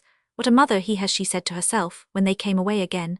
But rude and queer as he is, I cannot say there is anything vulgar about him, yet I don't know if I saw him by the side of a Finnish gentleman. Esther wished that Finnish gentlemen were among her acquaintances. He would certainly admire her and make her aware of Felix's inferiority. On this particular Sunday afternoon, when she heard the knock at the door, she was seated in the kitchen corner between the fire and the window reading. Renée, certainly in her well-fitting light blue dress, almost always wore some shade of blue, with her delicate sandaled slipper stretched toward the fire, her little gold watch, which had cost her nearly a quarter's earnings, visible at her side, her slender fingers playing with a shower of brown curls and a coronet of shining plaits at the summit of her head. She was a remarkable Cinderella. When the rap came, she coloured and was going to shut her book and put it out of the way on the window ledge behind her, but she desisted with a little toss, laid it open on the table beside her, and walked to the outer door which opened into the kitchen. There was rather a mischievous gleam in her face. The rap was not a small one, it came probably from a large personage with a vigorous arm. "Good afternoon, Miss Lyon," said Felix, taking off his cloth cap. He resolutely declined the expensive ugliness of a hat, and in a poked cap, and without a cravat, made a figure at which his mother cried every Sunday, and thought of with a slow shake of the head at several passages in the minister's prayer. "Dear me, it is you, Mr. Holt. I fear you will have to wait some time before you can see my father. The sermon is not ended yet, and there will be the hymn and the prayer, and perhaps other things to detain him." "Well, will you let me sit down in the kitchen? I don't want to be a bore." "Oh no," said Esther with her pretty light laugh. "I always give you credit for not meaning it. Pray come in, if you don't mind waiting." I was sitting in the kitchen. The kettle is singing quite prettily. It is much nicer than the parlour, not half so ugly. There, I agree with you. How very extraordinary, but if you prefer the kitchen and don't want to sit with me, I can go into the parlour. "I came on purpose to sit with you," said Felix in his blunt way, "but I thought it likely you might be vexed at seeing me. I wanted to talk to you, but I've got nothing pleasant to say, as your father would have it. I'm not given to prophesy smooth things, to prophesy deceit." "I understand," said Esther, sitting down. "Pray, be seated. You thought I had no afternoon sermon, so you came to give me one." "Yes," said Felix, seating himself sideways in a chair not far off her, and leaning over the back to look at her with his large clear grey eyes. "And my text is something you said the other day. You said you didn't mind about people having right opinions, so that they had good taste. Now, I want you to see what shallow stuff that is." "Oh, I don't doubt it if you say so. I know you are a person of right opinions." "But by opinions, you mean men's thoughts about great subjects, and by taste you mean their thoughts about small ones, dress, behaviour, amusements, ornaments." "Well, yes, or rather their sensibilities about those things. It comes to the same thing. Thoughts, opinions, knowledge are only a sensibility to facts and ideas. If I understand a geometrical problem, it is because I have a sensibility to the way in which lines and figures are related to each other. And I want you to see that the creature who has the sensibilities that you call taste, and not the sensibilities that you call opinions, is simply a lower, pettier sort of thing, an insect that notices the shaking of the table, but never notices the thunder." "Very well, I am an insect, yet I notice that you are thundering at me." "No, you are not an insect. That is what exasperates me at your making a boast of littleness. You have enough understanding to make it wicked, that you should add one more to the women who hinder men's lives from having any nobleness in them." Esther coloured deeply. She resented this speech, yet she disliked it less than many Felix had addressed to her. "What is my horrible guilt?" she said, rising and standing, as she was wont, with one foot on the fender, and looking at the fire. If it had been anyone but Felix who was near her, it might have occurred to her that this attitude showed her to advantage, but she had only a mortified sense that he was quite indifferent to what others praised her for. "Why do you read this mawkish stuff on a Sunday, for example?" he said, snatching up Renée and running his eye over the pages.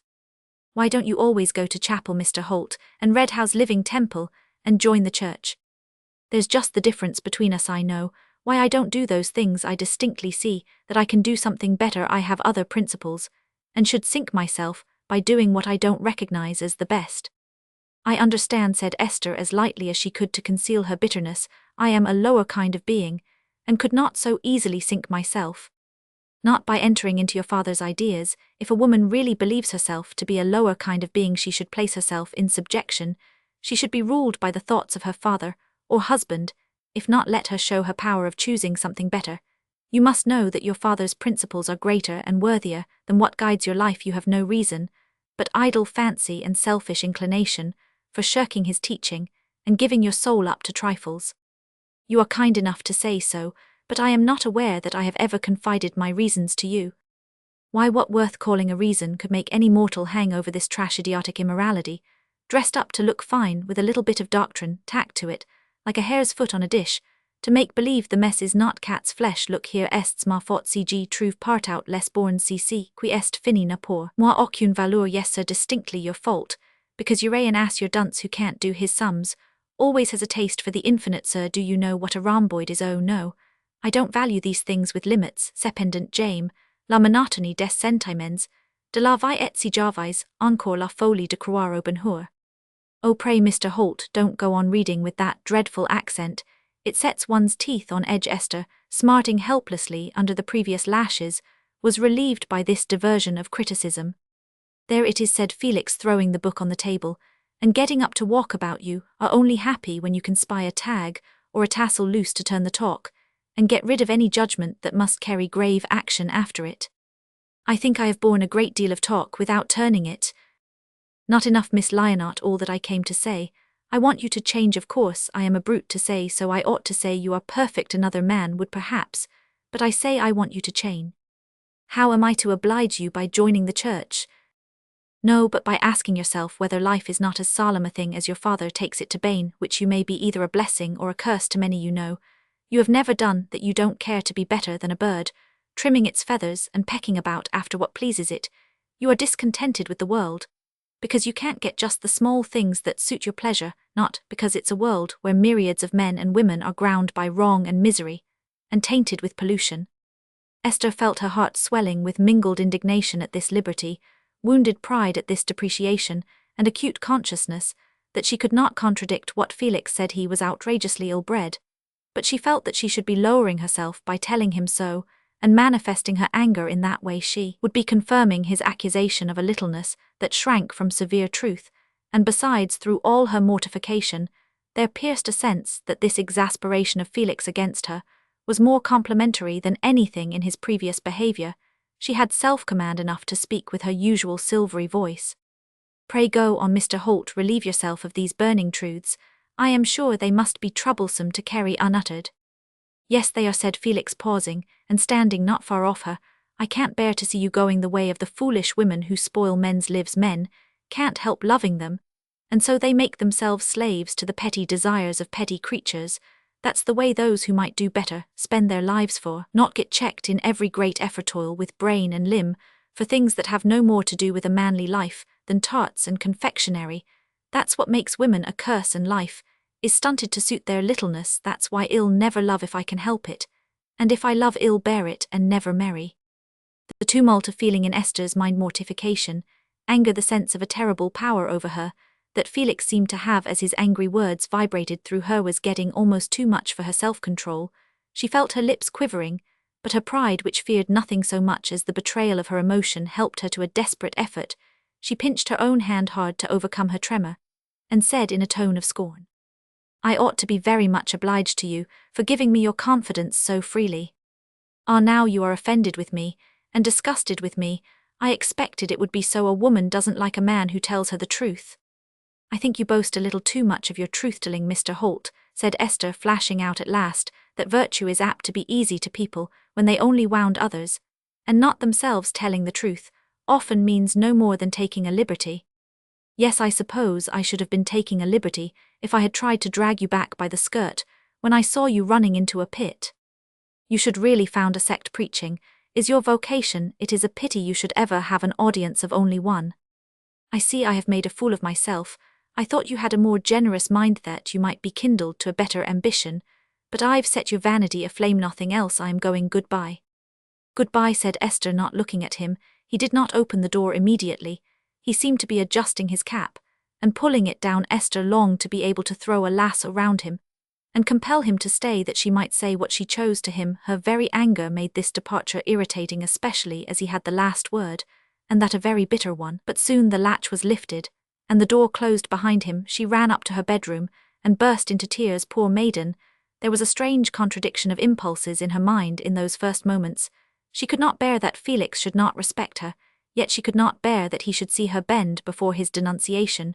She revolted against his assumption of superiority, yet she felt herself in a new kind of subjection to him. He was ill-bred, he was rude, he had taken an unwarrantable liberty. Yet his indignant words were a tribute to her. He thought she was worth more pains than the women of whom he took no notice. It was excessively impertinent in him to tell her of his resolving not to love, not to marry, as if she cared about that, as if he thought himself likely to inspire an affection that would incline any woman to marry him after such eccentric steps as he had taken. Had he ever for a moment imagined that she had thought of him in the light of a man who would make love to her? But did he love her one little bit? And was that the reason why he wanted her to chain? Esther felt less angry at that form of freedom, though she was quite sure that she did not love him, and that she could never love anyone who was so much of a pedagogue and master, to say nothing of his oddities. But he wanted her to change for the first time in her life. Esther felt herself seriously shaken in her self-contentment. She knew there was a mind too, which she appeared trivial, narrow, selfish. Every word Felix had said to her seemed to have burned itself into her memory. She felt as if she should forevermore be haunted by self-criticism, and never do anything to satisfy those fancies on which she had simply piqued herself before, without being dogged by inward questions. Her father's desire for her conversion had never moved her. She saw that he adored her all the while, and he never checked her unregenerate acts as if they degraded her on earth, but only mourned over them as unfitting her for heaven, unfitness for heaven spoken of as Jerusalem and glory, the prayers of a good little father, whose thoughts and motives seemed to her like the life of Dr. Doddridge, which she was content to leave unread, did not attack her self-respect and self-satisfaction. But now she had been stung even into a new consciousness concerning her father. Was it true that his life was so much worthier than her own? She could not change for anything Felix said, but she told herself he was mistaken if he supposed her incapable of generous thoughts. She heard her father coming into the house. She dried her tears, tried to recover herself hurriedly, and went down to him. "You want your tea, father? How your forehead burns," she said, gently kissing his brow, and then putting her cool hand on it. Mr. Lyon felt a little surprise. Such spontaneous tenderness was not quite common with her.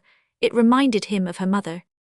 "My sweet child," he said gratefully, thinking with wonder of the treasures still left in our fallen nature. Chapter Roman 11. Truth is the precious harvest of the earth.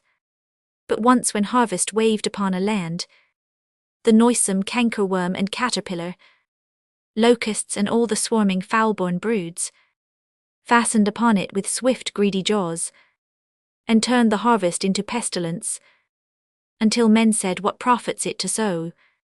Felix was going to Sproxton that Sunday afternoon. He always enjoyed his walk to that outlying hamlet. It took him by a short cut through a corner of Sir Maximus de Barry's park, then across a piece of common broken here and there into red ridges below dark masses of firs, and for the rest of the way alongside of the canal, where the Sunday peacefulness that seemed to rest on the bordering meadows and pastures was hardly broken if a horse pulled into sight along the towing path, and a boat with a little curl of blue smoke issuing from its tin chimney came slowly gliding behind. Felix retained something of his boyish impression that the days in a canal boat were all like Sundays, but the horse, if it had been put to him, would probably have preferred a more Judaic or Scotch rigor with regard to canal boats, or at least that the Sunday towing should be done by asses as a lower order. This canal was only a branch of the Grand Trunk, and ended among the coalpits, where Felix, crossing a network of black tramroads, soon came to his destination, that public institute of Sproxton, known to its frequenters chiefly as Chubb's, but less familiarly as the Sugar Loaf or the New Pits, this last being the name for the more modern and lively nucleus of the Sproxton hamlet. The other nucleus, known as the Old Pits, also supported its public, but it had something of the forlorn air of an abandoned capital, and the company at the Blue Cow was of an inferior kind, equal of course in the fundamental attributes of humanity, such as desire for beer, but not equal in ability to pay for it. When Felix arrived, the great Chubb was standing at the door. Mr. Chubb was a remarkable publican, none of your stock Boniface's red-bloated jolly, and joking. He was thin and sallow, and was never, as his constant guests observed, seen to be the worse or the better for liquor.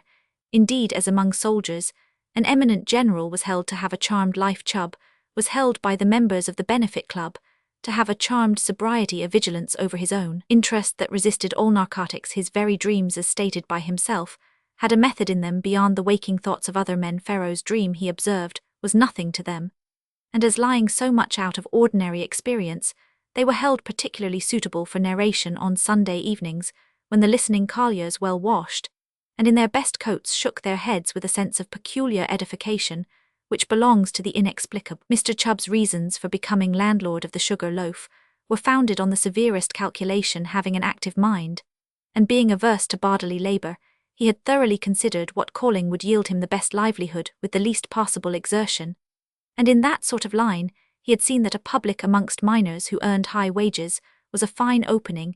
He had prospered according to the merits of such judicious calculation, was already a Fortishilling freeholder, and was conscious of a vote for the county. He was not one of those mean-spirited men who found the franchise embarrassing and would rather have been without it.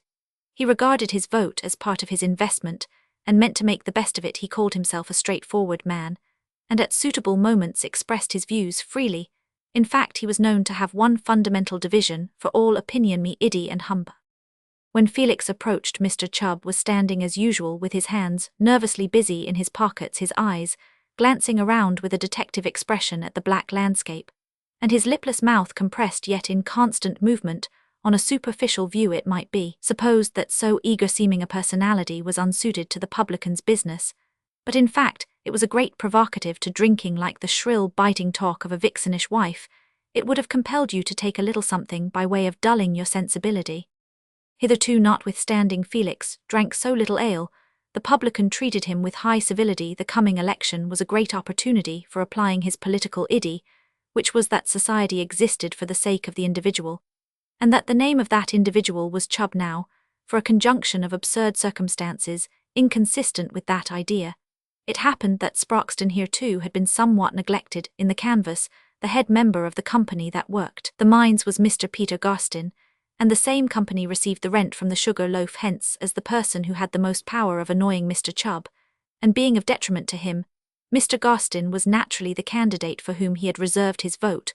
But where there is this intention of ultimately gratifying a gentleman by voting for him in an open British manner on the day of the poll, a man, whether publican or Pharisee, Mr. Chubb used this generic classification of mankind as one that was sanctioned by Scripture, is all the freer in his relation with those deluded persons who take him for what he is not, and imagine him to be a waverer.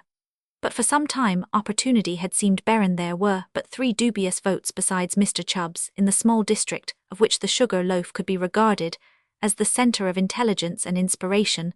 The colliers, of course, had no votes, and did not need political conversion. Consequently, the interests of Sproxton had only been tacitly cherished in the breasts of candidates. But ever since it had been known that a radical candidate was in the field, that in consequence of this Mr. de Barry had coalesced with Mr. Garstin, and that Sir James Clement, the poor baronet, had retired, Mr. Chubb had been occupied with the most ingenious mental combinations in order to ascertain what possibilities of profit to the Sugar Loaf might lie in this altered state of the canvass. He had a cousin in another county, also a publican, but in a larger way and resident in a borough, and from him Mr. Chubb had gathered more detailed political information than he could find in the Loamshire newspapers. He was now enlightened enough to know that there was a way of using voteless miners and navvies at nominations and elections. He approved of that. It entered into his political iddy, and indeed he would have been for extending the franchise to this class, at least in Sproxton. If anyone had observed that you must draw a line somewhere, Mr. Chubb would have concurred at once, and would have given permission to draw it at a radius of 2 miles from his own tap. From the first Sunday evening, when Felix had appeared at the Sugar Loaf, Mr. Chubb had made up his mind that this cute man who kept himself sober was an electioneering agent, that he was hired for some purpose or other. There was not a doubt a man didn't come and drink nothing without a good reason. In proportion as Felix's purpose was not obvious to Chubb's mind, it must be deep, and this growing conviction had even led the publican on the last Sunday evening privately to urge his mysterious visitor to let a little ale be chalked up for him. It was of no consequence. Felix knew his man, and had taken care not to betray too soon that his real object was so to win the ear of the best fellows about him as to induce them to meet him on a Saturday evening in the room where Mr. Lyon or one of his deacons habitually held his Wednesday preachings, only women and children, 3 old men, a journeyman tailor, and a consumptive youth attended those preachings. Not a collier had been won from the strong ale of the sugar loaf, not even a navvy from the muddier drink of the blue cow. Felix was sanguine. He saw some pleasant faces among the miners when they were washed on Sundays. They might be taught to spend their wages better. At all events, he was going to try. He had great confidence in his powers of appeal. And it was quite true that he never spoke without arresting attention. There was nothing better than a day school in the hamlet. He thought that if he could move the fathers whose blackened weekday persons and flannel caps ornamented with tallow candles by way of plume were a badge of hard labour for which he had a more sympathetic fibre than for any ribbon in the buttonhole, if he could move these men to save something from their drink and pay a schoolmaster for their boys, a greater service would be done them than if Mr. Garstin and his company were persuaded to establish a school. "I'll lay hold of them by their fatherhood," said Felix. "I'll take one of their little fellows and set him in the midst till they can show there's something they love better than swilling themselves with ale. Extension of the suffrage can never mean anything for them, but extension of boozing. One must begin somewhere. I'll begin at what is under my nose. I'll begin at Sproxton. That's what a man would do if he had a red-hot superstition. Can't one work for sober truth as hard as for megrims?" Felix Holt had his illusions like other young men, though they were not of a fashionable sort, referring neither to the impression his costume and horsemanship might make on beholders nor to the ease with which he would pay the Jews when he gave a loose to his talents, and applied himself to work. He had fixed his choice on a certain Mike Brindle, not that Brindle was his real name. Each collier had his sobriquet as the man whom he would induce to walk part of the way home with him this very evening, and get to invite some of his comrades for the next Saturday. Brindle was one of the head miners. He had a bright, good-natured face, and had given especial attention to certain performances with a magnet which Felix carried in his pocket. Mr. Chubb, who had also his illusions, smiled graciously as the enigmatic customer came up to the doorstep. "Well, sir, Sunday seems to be your day. I begin to look for you on a Sunday now." "Yes, I am a working man. Sunday is my holiday," said Felix, pausing at the door, since the host seemed to expect this. "Ah, sir, there's many ways of working. I look at it, you're one of those as work with your brains. That's what I do myself." "One may do a good deal of that, and work with one's hands too." "Ah, sir," said Mr. Chubb, with a certain bitterness in his smile, "I've that sort of head that I've often wished I was stupider. I use things up, sir. I see into things a deal too quick. I eat my dinner, as you may say, at breakfast time. That's why I hardly ever smoke a pipe. No sooner do I stick a pipe in my mouth than I puff and puff till it's gone before other folks are well lit. And then where am I? I might as well have let it alone in this world. It's better not to be too quick. But you know what it is, sir."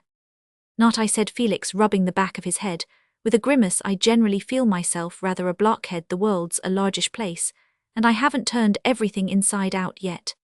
"Ah, that's your deepness. I think we understand one another.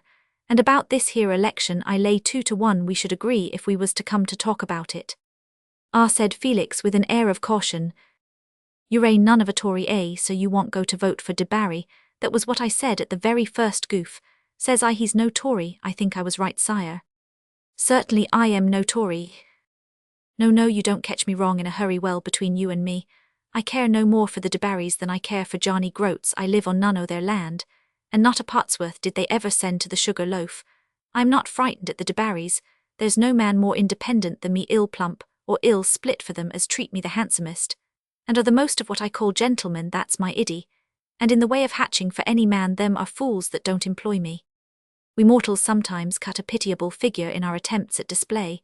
We may be sure of our own merits, yet fatally ignorant of the point of view from which we are regarded by our neighbour. Our fine patterns in tattooing may be far from throwing him into a swoon of admiration, though we turn ourselves all round to show them. Thus it was with Mr. Chubb. "Yes," said Felix dryly, "I should think there are some sorts of work for which you are just fitted." "Ah, you see that well we understand one another. You're no Tory no more Roman one. And if I'd got 4 hands to show at a nomination, the De Barrys shouldn't have one of 'em. My iddy is there's a deal too much of their scutcheons, and their monuments in Treby Church. What's their scutcheons mean? They're a sign with little liquor behind 'em. That's how I take it. There's nobody can give account of 'em, as I ever heard." Mr. Chubb was hindered from further explaining his views as to the historical element in society by the arrival of new guests who approached in 2 groups. The foremost group consisted of well-known colliers in their good Sunday beavers and coloured handkerchiefs, serving as cravats with the long ends floating. The second group was a more unusual one, and caused Mr. Chubb to compress his mouth and agitate the muscles about it in rather an excited manner. First came a smartly dressed personage on horseback, with a conspicuous expansive shirt front and figured satin stock. He was a stout man, and gave a strong sense of broadcloth. A wild idea shot through Mr. Chubb's brain. Could this grand visitor be Harold Transome? Excuse him, he had been given to understand by his cousin from the distant borough that a radical candidate in the condescension of canvassing had even gone the length of eating bread and treacle with the children of an honest freeman, and declaring his preference for that simple fare. Mr. Chubb's notion of a radical was that he was a new and agreeable kind of lickspittle who fawned on the poor instead of on the rich, and so was likely to send customers to a public so that he argued well enough from the premises at his command. The mounted man of broadcloth had followers, several shabby-looking men and Sproxton boys of all sizes, whose curiosity had been stimulated by unexpected largesse. A stranger on horseback scattering halfpence on a Sunday was so unprecedented that there was no knowing what he might do next, and the smallest hindmost fellows in sealskin caps were not without hope that an entirely new order of things had set in. Everyone waited outside for the stranger to dismount, and Mr. Chubb advanced to take the bridle. "Well, Mr. Chubb," were the first words when the great man was safely out of the saddle, "I've often heard of your fine tap, and I'm come to taste it." "Walk in, sir, pray walk in," said Mr. Chubb, giving the horse to the stable boy. "I shall be proud to draw for you. If anybody's been praising me, I think my ale will back him." All entered in the rear of the stranger, except the boys who peeped in at the window. "Want you please to walk into the parlour, sir," said Mr. Chubb obsequiously. No, ill sit down here, this is what I like to see," said the stranger, looking round at the colliers, who eyed him rather shyly. "A bright hearth, where working men can enjoy themselves however ill. Step into the other room for 3 minutes, just to speak half a dozen words with you." Mr. Chubb threw open the parlour door, and then stepping back took the opportunity of saying in a low tone to Felix, "Do you know this gentleman?" "Not I know." Mr. Chubb's opinion of Felix Holt sank from that moment. The parlour door was closed, but no one sat down or ordered beer. "I say, master," said Mike Brindle, going up to Felix, "don't you think that's one o' the 'lection men?" "Very likely. I heard a chap say they're up and down everywhere," said Brindle, "and now's the time, they say, when a man can get beer for nothing." "Aye, that's sin the reform," said a big red-whiskered man called Dredge, "that's brought the 'lections and the drink into these parts for afore that it was all kep' up the Lord knows where." "Well, but the reform's niver come Anig Sproxon," said a grey-haired but stalwart man called Old Sleck. "I don't believe nothing about I don't." "Don't you?" said Brindle with some contempt. "Well, I do. There's folks won't believe beyond the end o' their own pickaxes. You can't drive nothing into 'em, not if you split their skulls, I know, for certain sure, from a chap in the Carton way, as he's got money, and drink too only for hollering, master. What do you say?" Brindle ended, turning with some deference to Felix. "Should you like to know all about the reform?" said Felix, using his opportunity. "If you would, I can tell you." I tells you no, ill be bound," said several voices at once. "Ah, but it will take some little time, and we must be quiet. The cleverest of youthos who are looked up to in the club must come and meet me at Peggy Button's cottage next Saturday at 7 o'clock after dark. And Brindle, you must bring that little yellow-haired lad of yours, and anybody that's got a little boy, a very little fellow who won't understand what is said may bring him. But you must keep it close, you know, we don't want fools there. But everybody who hears me may come. I shall be at Peggy Button's." "Why, that's where the Wednesday preachin' is," said Dredge. "I've been forced to give my wife a black eye to hinder her from going to the preachin', Lawsamassy. She thinks she knows better nor me, and I can't make head nor tail of her talk." "Why can't you let the woman alone?" said Brindle, with some disgust. "I'd be ashamed to beat a poor crawling thing, 'cause she likes preaching." "No more I did beat her afore, not if she scrap me," said Dredge in vindication. "But if she jabbers at me, I can't abide it. Howsomever, I'll bring my Jack to Peggy's Saturday. His mother shall wash him. He is but 4-year-old, and hell swear and square at me a good un if I set him on." "There you go blatherin'," said Brindle, intending a mild rebuke. This dialogue, which was in danger of becoming too personal, was interrupted by the reopening of the parlour door and the reappearance of the impressive stranger with Mr. Chubb, whose countenance seemed unusually radiant. "Sit you down here, Mr. Johnson," said Chubb, moving an armchair. "This gentleman is kind enough to treat the company," he added, looking round, "and what's more, hell take a cup with 'em, and I think there's no man but what'll say that's a honour. The company had nothing equivalent to a hear here at command, but they perhaps felt the more as they seated themselves with an expectation unvented by utterance. There was a general satisfactory sense that the hitherto shadowy reform had at length come to Sproxton in a good round shape, with broadcloth and pockets. Felix did not intend to accept the treating, but he chose to stay and hear, taking his pint as usual. Capital ale, said Mr. Johnson, as he set down his glass, speaking in a quick smooth treble now. He went on with a certain pathos in his voice, looking at Mr. Chubb, who sat opposite. There's some satisfaction to me in finding an establishment like this at the pits, for what would higher wages do for the working man if he couldn't get a good article for his money? Why, gentlemen, he looked round. I've been into alehouses where I've seen a fine fellow of a miner or a stonecutter come in and have to lay down money for beer that I should be sorry to give to my pigs. Here Mr. Johnson leaned forward with squared elbows, hands placed on his knees, and a defiant shake of the head.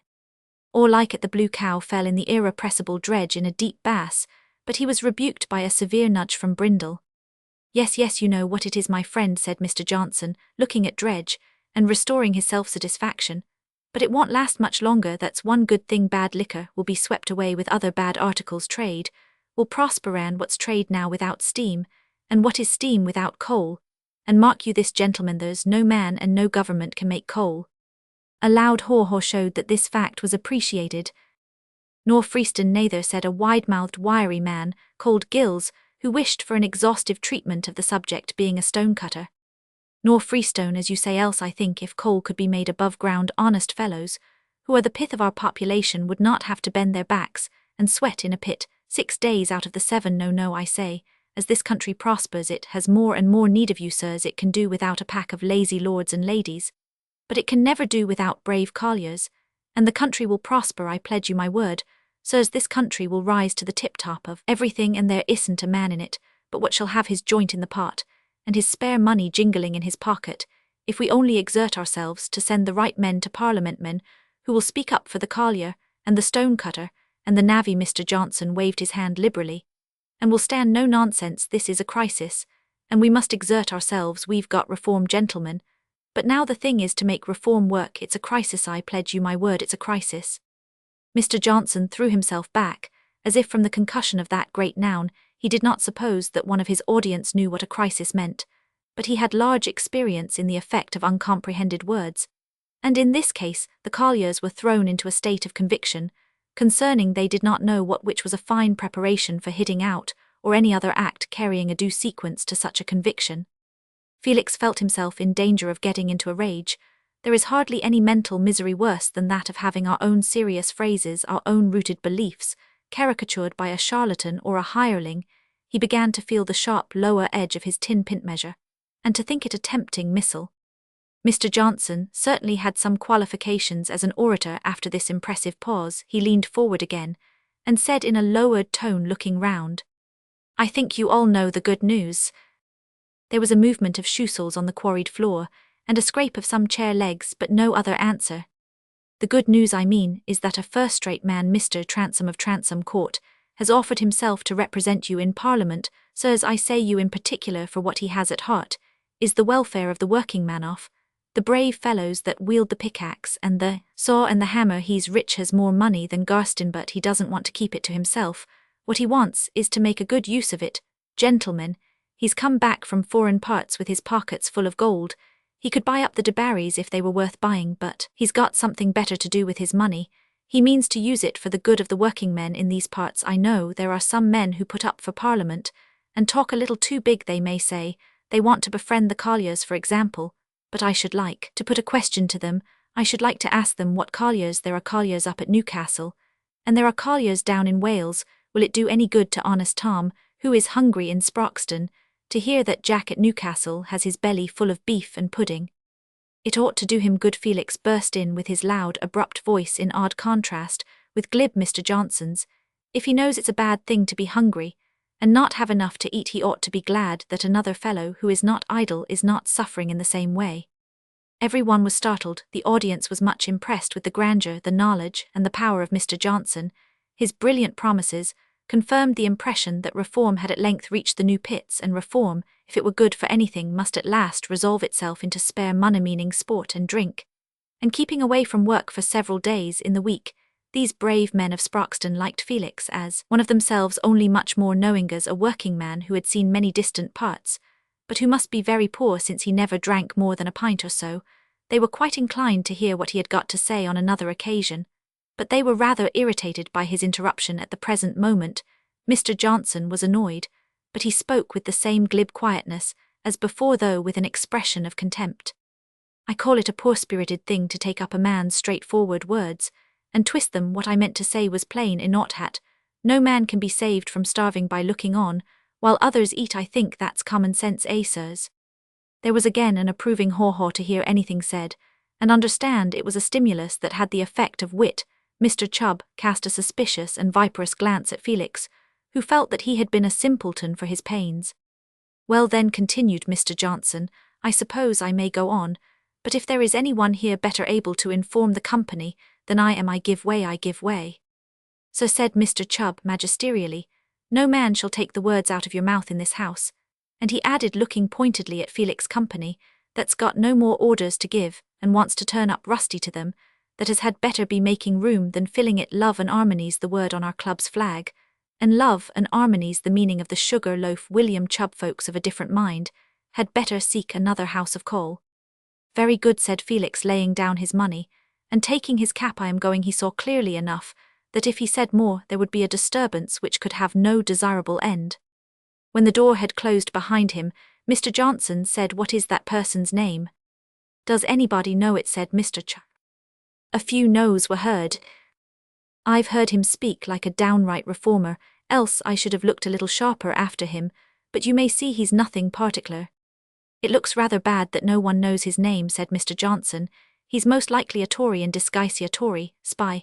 You must be careful, sirs, of men who come to you and say they're a radicals, and yet do nothing for you. They'll stuff you with words, no lack of words, but words are wind. Now, a man like Transome comes forward and says to the working men of this country, here I am ready to serve you and speak for you in Parliament and to get the laws made all right for you. And in the meanwhile, if there's any of you who are my neighbours who want a day's holiday or a cup to drink with friends or a copy of the King's likeness, I am your man. I am not a paper handbill, all words, and no substance, and a man with land, and nothing else. I've got bags of gold as well as land. I think you know what I mean by the King's likeness. Here Mr. Johnson took a half-crown out of his pocket and held the head toward the company. Well, sirs, there are some men who like to keep this pretty picture a great deal too much to themselves. I don't know whether I'm right, but I think I've heard of such a one not 100 miles from here. I think his name was Spratt, and he managed some company's coal pits. Haw haw, Sprat's his name was, rolled forth to an accompaniment of scraping shoe soles. A screwing fellow, by what I understand, a domineering fellow who would expect men to do as he liked without paying them for it. I think there's not an honest man wouldn't like to disappoint such an upstart. There was a murmur which was interpreted by Mr. Chubb, ill answer for sir. Now listen to me, here's Garstin, he's one of the company you work under. What's Garstin to you who sees him? And when they do see him, they see a thin miserly fellow who keeps his pockets buttoned. He calls himself a Whig, yet hell split, votes with a Tory, hell drive with the Debarrys. Now gentlemen, if I said he'd got a vote, and anybody asked me what I should do with it, I should say, ill plump for Transome, you've got no votes and that's a shame, but you will have some day, if such men as Transome are returned, and then you'll be on a level with the first gentleman in the land, and if he wants to sit in Parliament, he must take off his hat and ask your leave, but though you haven't got a vote you can give a cheer for the right man, and Transome's not a man like Garstin. If you lost a day's wages by giving a cheer for Transome, hell make you amends. That's the way a man who has no vote can serve himself and his country. He can lift up his hand and shout Transome forever, hooray for Transome. Let the working men, let the colliers and navvies and stonecutters, who between you and me have a good deal too much the worst of it as things are, no, let them join together and give their hands and voices for the right man, and they'll make the great people shake in their shoes a little. And when you shout for Transome, remember you shout for more wages and more of your rights, and you shout to get rid of rats and sprats and such small animals, who are the tools the rich make use of to squeeze the blood out of the poor man. I wish there'd be a Roed Pommel, him, said Dredge, who was generally felt to be speaking to the question. No, no, my friend, the you're a little wrong, no pommeling, no striking first there. You have the law and the constable against you, a little rolling in the dust, and knocking hats off a little pelting, with soft things that'll stick, and not bruisel, that doesn't spoil the fun if a man is to speak when you don't like to hear him. It is but fair you should give him something he doesn't like in return, and the same if he's got a vote, and doesn't use it for the good of the country. I see no harm in splitting his coat, in a quiet way. A man must be taught what's right if he doesn't know it, but no kicks, no knocking down, no pommelling. It 'ud be good fun, though, if sob, said old Sleck, allowing himself an imaginative pleasure. Well, if a sprat wants you to say Garstin, it's some pleasure to think you can say Transom. Now my notion is this: you are men who can put two and two together. I don't know a more solid lot of fellows than you are, and what I say is, let the honest men in this country who've got no vote show themselves in a body when they have got the chance. Why, sirs, for every Tory sneak that's got a vote, there's 55 fellows who must stand by and be expected to hold their tongues. But I say, let 'em hiss the sneaks, let 'em groan at the sneaks, and the sneaks will be ashamed of themselves. The men who've got votes don't know how to use them. There's many a fool with a vote, who is not sure in his mind whether he shall poll, say, for De Barry or Garstin or Transom, whether hell plump, or whether hell split a straw will turn him. Let him know your mind if he doesn't know his own. What's the reason De Barry gets returned? Because people are frightened at the De Barrys. What's that to you? You don't care for the De Barrys. If people are frightened at the Tories, well, turn round and frighten them. You know what a Tory ison who wants to drive the working man as he drive cattle. That's what a Tory is. And a Whig is no better if he's like Garstin. A Whig wants to knock the Tory down and get the whip, that's all. But Transom's neither Whig nor Tory. He's the working man's friend, the collier's friend, the friend of the honest navvy.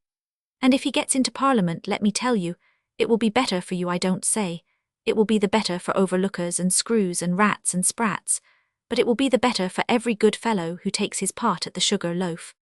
Mr. Johnson's exertions for the political education of the Sproxton men did not stop here, which was the more disinterested in him, as he did not expect to see them again, and could only set on foot an organization by which their instruction could be continued. Without him in this, he was quite successful. A man known among the butties as Pack, who had already been mentioned by Mr. Chubb, presently joined the party, and had a private audience of Mr. Johnson, that he might be instituted as the shepherd of this new flock. That's a right down gentleman, said Pack, as he took the seat vacated by the orator who had ridden away. What's his trade, think you? Said Gills, the wiry stonecutter.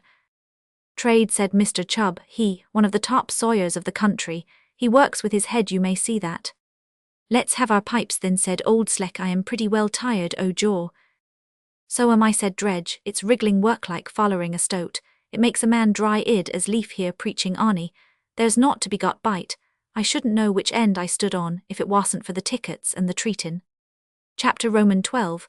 Oh, so 'twas that mixture of spite and overt merriment, which passes for humour with the vulgar in their fun. They have much resemblance to a turkeycock. It has a cruel beak, and a silly iteration of ugly sounds. It spreads its tail in self-glorification, but shows you the wrong side of the ornament-liking admiration, but knowing not what is admirable. This Sunday evening, which promised to be so memorable in the experience of the Sproxton miners, had its drama also for those unsatisfactory objects to Mr. Johnson's moral sense. The De Barrys' certain incidents occurring at Treby Manor caused an excitement there which spread from the dinning-room to the stables, but no one underwent such agitating transitions of feeling as Mr. Scales at 6 o'clock, that superior butler was chuckling in triumph at having played a fine and original practical joke on his rival Mr. Christian. Some 2 hours after that time, he was frightened sorry, and even meek. He was on the brink of a humiliating confession. His cheeks were almost livid, his hair was flattened for want of due attention from his fingers, and the fine roll of his whiskers, which was too firm to give way, seemed only a sad reminiscence of past splendour and felicity.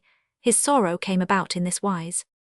After service on that Sunday morning, Mr. Philip de Barry had left the rest of the family to go home in the carriage, and had remained at the rectory to lunch with his uncle Augustus, that he might consult him touching some letters of importance. He had returned the letters to his pocket-book, but had not returned the book to his pocket, and he finally walked away, leaving the enclosure of private papers and banknotes on his uncle's escritoire. After his arrival at home, he was reminded of his omission, and immediately dispatched Christian with a note begging his uncle to seal up the pocket-book and send it by the bearer. This commission, which was given between 3 and 4 o'clock, happened to be very unwelcome to the courier.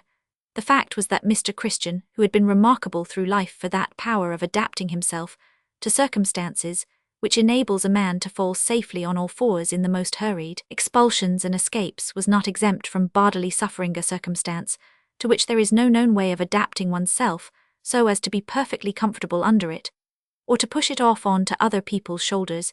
He did what he could. He took doses of opium when he had an access of nervous pains, and he consoled himself as to future possibilities by thinking that if the pains ever became intolerably frequent, a considerable increase in the dose might put an end to them altogether. He was neither Cato nor Hamlet, and though he had learned their soliloquies at his first boarding school, he would probably have increased his dose without reciting those masterpieces.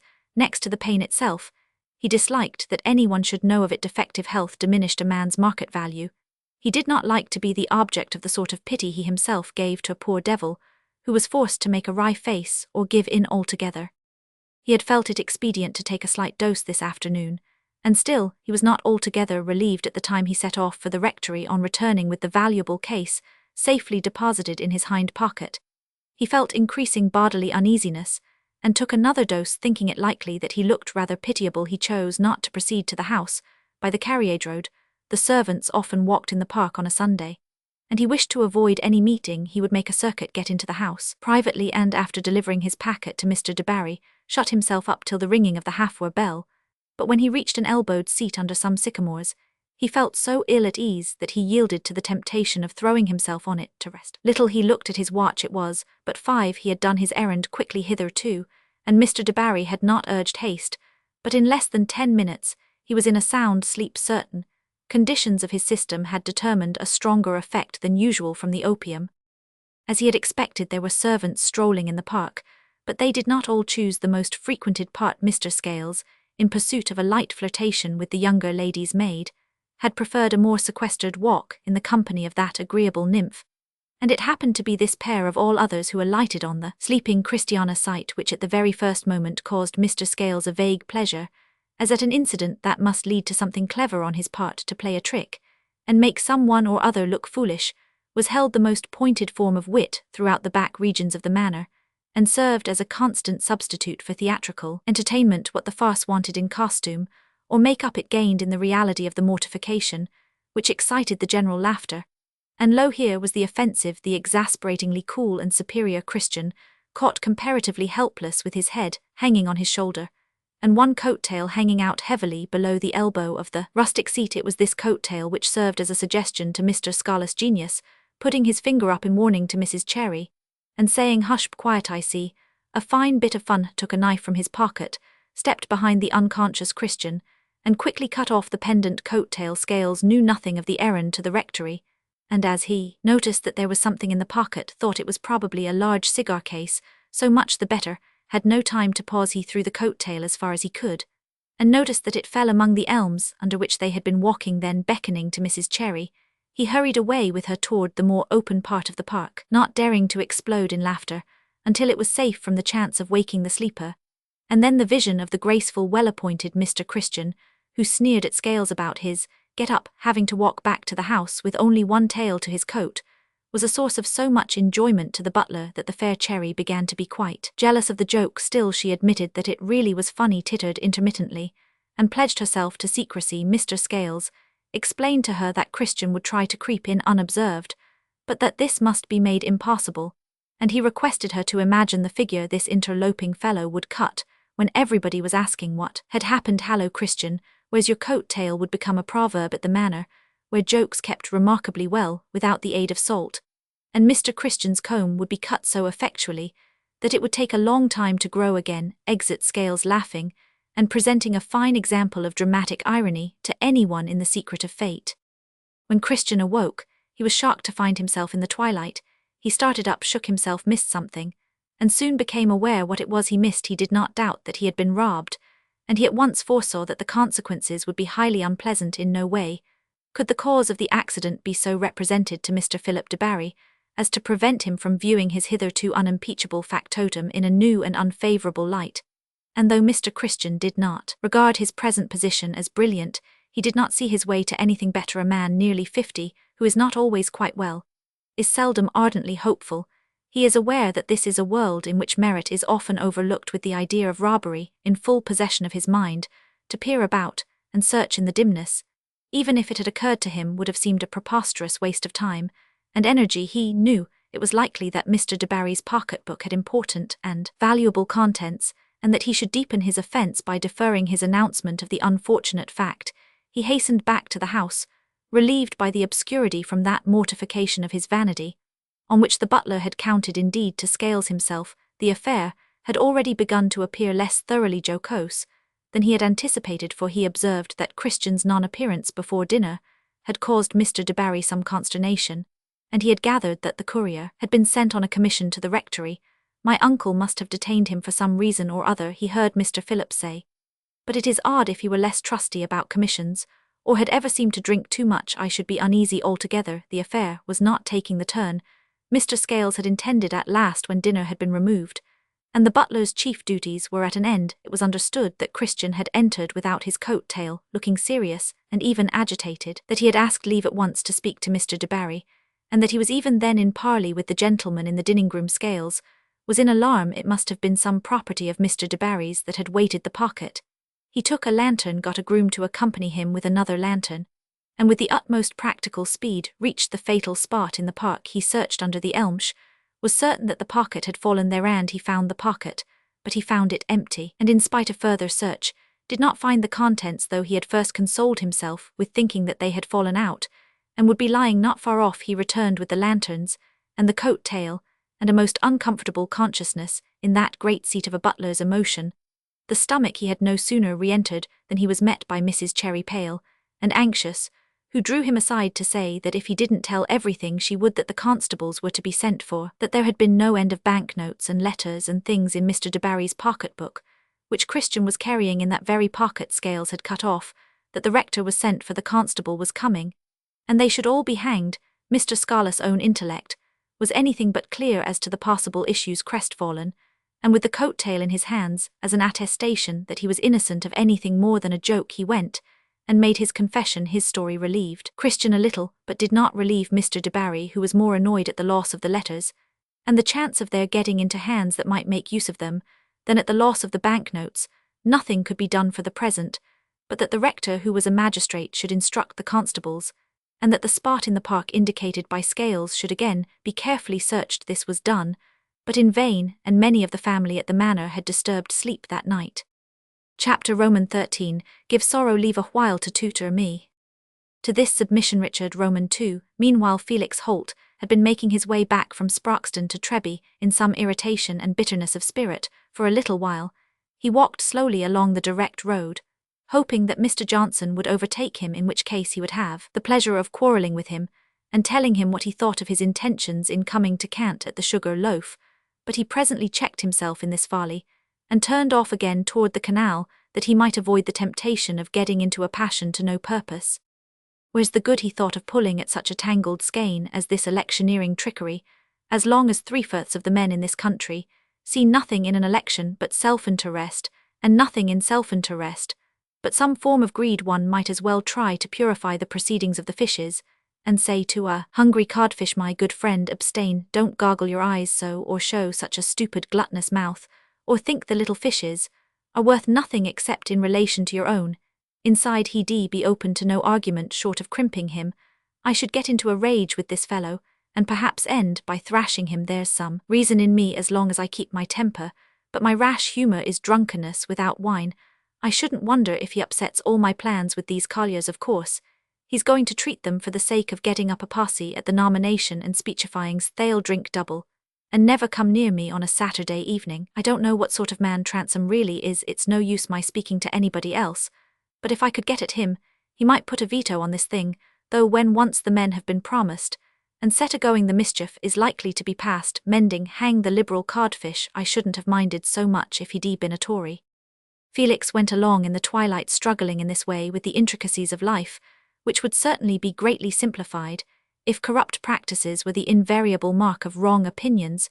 When he had crossed the common and had entered the park, the overshadowing trees deepened the grey gloom of the evening. It was useless to try and keep the blind path, and he could only be careful that his steps should be bent in the direction of the park gate. He was striding along rapidly now, whistling Bannockburn in a subdued way, as an accompaniment to his inward discussion, when something smooth and soft on which his foot alighted arrested him with an unpleasant startling sensation, and made him stoop to examine the object he was treading on. He found it to be a large leather pocketbook, swelled by its contents, and fastened with a sealed ribbon as well as a clasp. In stooping he saw about a yard off something whitish and square, lying on the dark grass. This was an ornamental notebook of pale leather stamped with gold. Apparently, it had burst open in falling, and out of the pocket, formed by the cover, there protruded a small gold chain about 4 inches long with various seals, and other trifles attached to it by a ring at the end. Felix thrust the chain back, and finding that the clasp of the notebook was broken, he closed it and thrust it into his side pocket, walking along under some annoyance that fortune had made him the finder of articles belonging most probably to one of the family at Treby Manor. He was much too proud a man to like any contact with the aristocracy, and he could still less endure coming within speech of their servants. Some plan must be devised by which he could avoid carrying these things up to the manor himself. He thought at first of leaving them at the lodge, but he had a scruple against placing property of which the ownership was after all uncertain in the hands of persons unknown to him. It was possible that the large pocketbook contained papers of high importance, and that it did not belong to any of the de Barry family. He resolved at last to carry his findings to Mr. Lyon, who would perhaps be good-natured enough to save him from the necessary transactions with the people at the manor, by undertaking those transactions himself. With this determination, he walked straight to Malthouse Yard, and waited outside the chapel until the congregation was dispersing, when he passed along the aisle to the vestry, in order to speak to the minister in private. But Mr. Lyon was not alone. When Felix entered, Mr. Nutwood, the grocer, who was one of the deacons, was complaining to him about the obstinate demeanour of the singers, who had declined to change the tunes in accordance with a change in the selection of hymns, and had stretched short metre into long out of pure wilfulness and defiance, irreverently adapting the most sacred monosyllables to a multitude of quavers. Arranged it was to be feared by some musician who was inspired by conceit rather than by the true spirit of psalmody. "Come in, my friend," said Mr. Lyon, smiling at Felix, and then continuing in a faint voice, while he wiped the perspiration from his brow and bold crown, "Brother Nutwood, we must be content to carry a thorn in our sides, while the necessities of our imperfect state demand that there should be a body set apart, and called a choir, whose special office it is to lead the singing, not because they are more disposed to the devout uplifting of praise, but because they are endowed with better vocal organs, and have attained more of the musician's art. For all office, unless it be accompanied by peculiar grace, becomes, as it were, a diseased organ seeking to make itself too much of a centre. Singers, specially so called, are, it must be confessed, an anomaly among us, who seek to reduce the church to its primitive simplicity, and to cast away all that may obstruct the direct communion of spirit with spirit. They are so headstrong," said Mr. Nutwood, in a tone of sad perplexity, "that if we dealt not warily with them, they might end in dividing the church. Even now that we have had the chapel enlarged, Brother Kemp would side with them, and draw the half part of the members after him. I cannot but think it a snare when a professing Christian has a bass voice like Brother Kemp's. It makes him desire to be heard of men, but the weaker song of the humble may have more power in the ear of God. Do you think it any better vanity to flatter yourself that God likes to hear you, though men don't?" said Felix, with unwarrantable bluntness. The civil grocer was prepared to be scandalized by anything that came from Felix. In common with many hearers in Malthouse Yard, he already felt an objection to a young man who was notorious for having interfered in a question of wholesale and retail which should have been left to Providence. Old Mr. Holt, being a church member, had probably had leadings which were more to be relied on than his son's boasted knowledge. In any case, a little visceral disturbance and inward chastisement to the consumers of questionable medicines would tend less to obscure the divine glory than a show of punctilious morality in one who was not a professor. Besides, how was it to be known that the medicines would not be blessed if taken with due trust in a higher influence? A Christian must consider not the medicines alone in their relation to our frail bodies, which are dust, but the medicines with omnipotence behind them. Hence a pious vendor will look for leadings, and he is likely to find them in the cessation of demand, and the disproportion of expenses and returns. The grocer was thus on his guard against the presumptuous disputant. "Mr. Lyon may understand you, sir," he replied. "He seems to be fond of your conversation, but you have too much of the pride of human learning for me. I follow no new lights." "Then follow an old one," said Felix, mischievously disposed toward a sleek tradesman. "Follow the light of the old-fashioned Presbyterians that I've heard sing at Glasgow. The preacher gives out the psalm, and then everybody sings a different tune, as it happens to turn up in their throats. It's a domineering thing to set a tune, and expect everybody else to follow it. It's a denial of private judgment. Hush, hush, my young friend, said Mr. Lyon, hurt by this levity, which glanced at himself as well as at the deacon. Play not with paradoxes. That caustic which you handle in order to scorch others may happen to sear your own fingers, and make them dead to the quality of things. 'Tis difficult enough to see our way, and keep our torch steady in this dim labyrinth. To whirl the torch, and dazzle the eyes of our fellow-seekers, is a poor daring, and may end in total darkness. You yourself are a lover of freedom, and a bold rebel against usurping authority, but the right to rebellion is the right to seek a higher rule, and not to wander in mere lawlessness. Wherefore I beseech you, seem not to say that liberty is license, and I apprehend, though I am not endowed with an ear to seize those earthly harmonies, which to some devout souls have seemed as it were the broken echoes of the heavenly choir, I apprehend that there is a law in music, disobedience whereunto would bring us in our singing to the level of shrieking maniacs or howling beasts, so that herein we are well instructed how true liberty can be naught but the transfer of obedience from the will of one or of a few men to that will which is the norm or rule for all men, and though the transfer may sometimes be but an erroneous direction of search, yet is the search good and necessary to the ultimate finding. And even as in music, where all obey and concur to one end, so that each has the joy of contributing to a whole, whereby he is ravished and lifted up into the courts of heaven, so will it be in that crowning time of the millennial reign, when our daily prayer will be fulfilled, and one law shall be written on all hearts, and be the very structure of all thought, and be the principle of all action. Tired, even exhausted as the minister had been when Felix Holt entered, the gathering excitement of speech gave more and more energy to his voice and manner. He walked away from the vestry table. He paused, and came back to it. He walked away again, then came back, and ended with his deepest toned largo, keeping his hands clasped behind him, while his brown eyes were bright with the lasting youthfulness of enthusiastic thought and love. But to anyone who had no share in the energies that were thrilling his little body, he would have looked queer enough no sooner had he finished his eager speech than he held out his hand to the deacon, and said in his former faint tone of fatigue, "God be with you, brother. We shall meet tomorrow, and we will see what can be done to subdue these refractory spirits." When the deacon was gone, Felix said, "Forgive me, Mr. Lyon, I was wrong and you are right.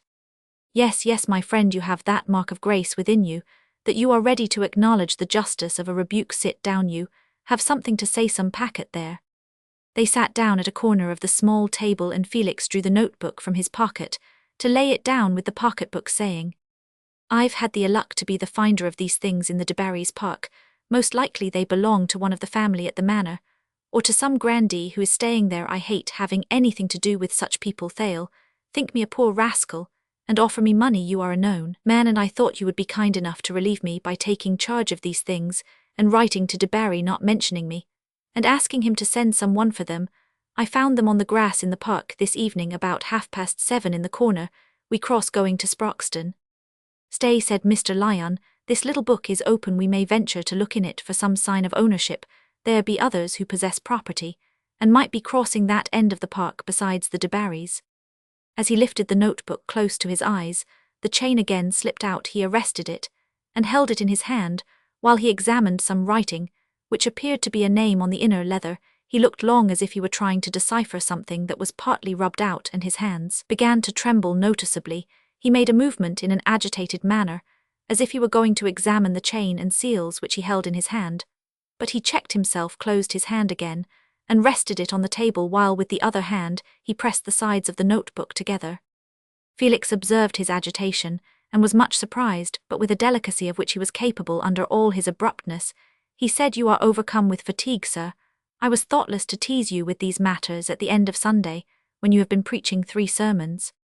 Mr. Lyon did not speak for a few moments, but at last he said, "It is true I am overcome. It was a name I saw, a name that called up a past sorrow, fear. Not I will do what is needful with these things. You may trust them to me." With trembling fingers he replaced the chain, and tied both the large pocket-book and the notebook in his handkerchief. He was evidently making a great effort over himself, but when he had gathered the knot of the handkerchief in his hand, he said, "Give me your arm to the door, my friend. I feel Roman 99. Doubtless I am overwearied." The door was already open, and Liddy was watching for her master's return. Felix therefore said good night, and passed on shore that this was what Mr. Lyon would prefer. The minister's supper of warm porridge was ready by the kitchen fire, where he always took it on a Sunday evening, and afterwards smoked his weekly pipe up the broad chimney, One great relaxation, he allowed himself smoking he considered, was a recreation of the travailed spirit which if indulged in might endear this world to us by the ignoble bonds of mere sensuous ease. Daily smoking might be lawful, but it was not expedient, and in this Esther concurred with a doctrinal eagerness that was unusual in her. It was her habit to go to her own room professedly, to bed very early on Sundays. Immediately on her return from chapel that she might avoid her father's pipe.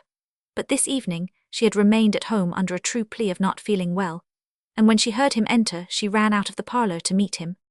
"Father, you are ill," she said, as he tottered to the wicker-bottomed armchair, while Liddy stood by shaking her head. "No, my dear," he answered feebly, as she took off his hat, and looked in his face enquiringly. "I am weary." "Let me lay these things down for you," said Esther, touching the bundle in the handkerchief. "No, they are matters which I have to examine," he said, laying them on the table, and putting his arm across them. "Go you to bed, Liddy." "Not me, sir. If ever a man looked as if he was struck with death, it's you this very night as here is." "Nonsense, Liddy," said Esther angrily. "Go to bed. When my father desires it I will stay with him."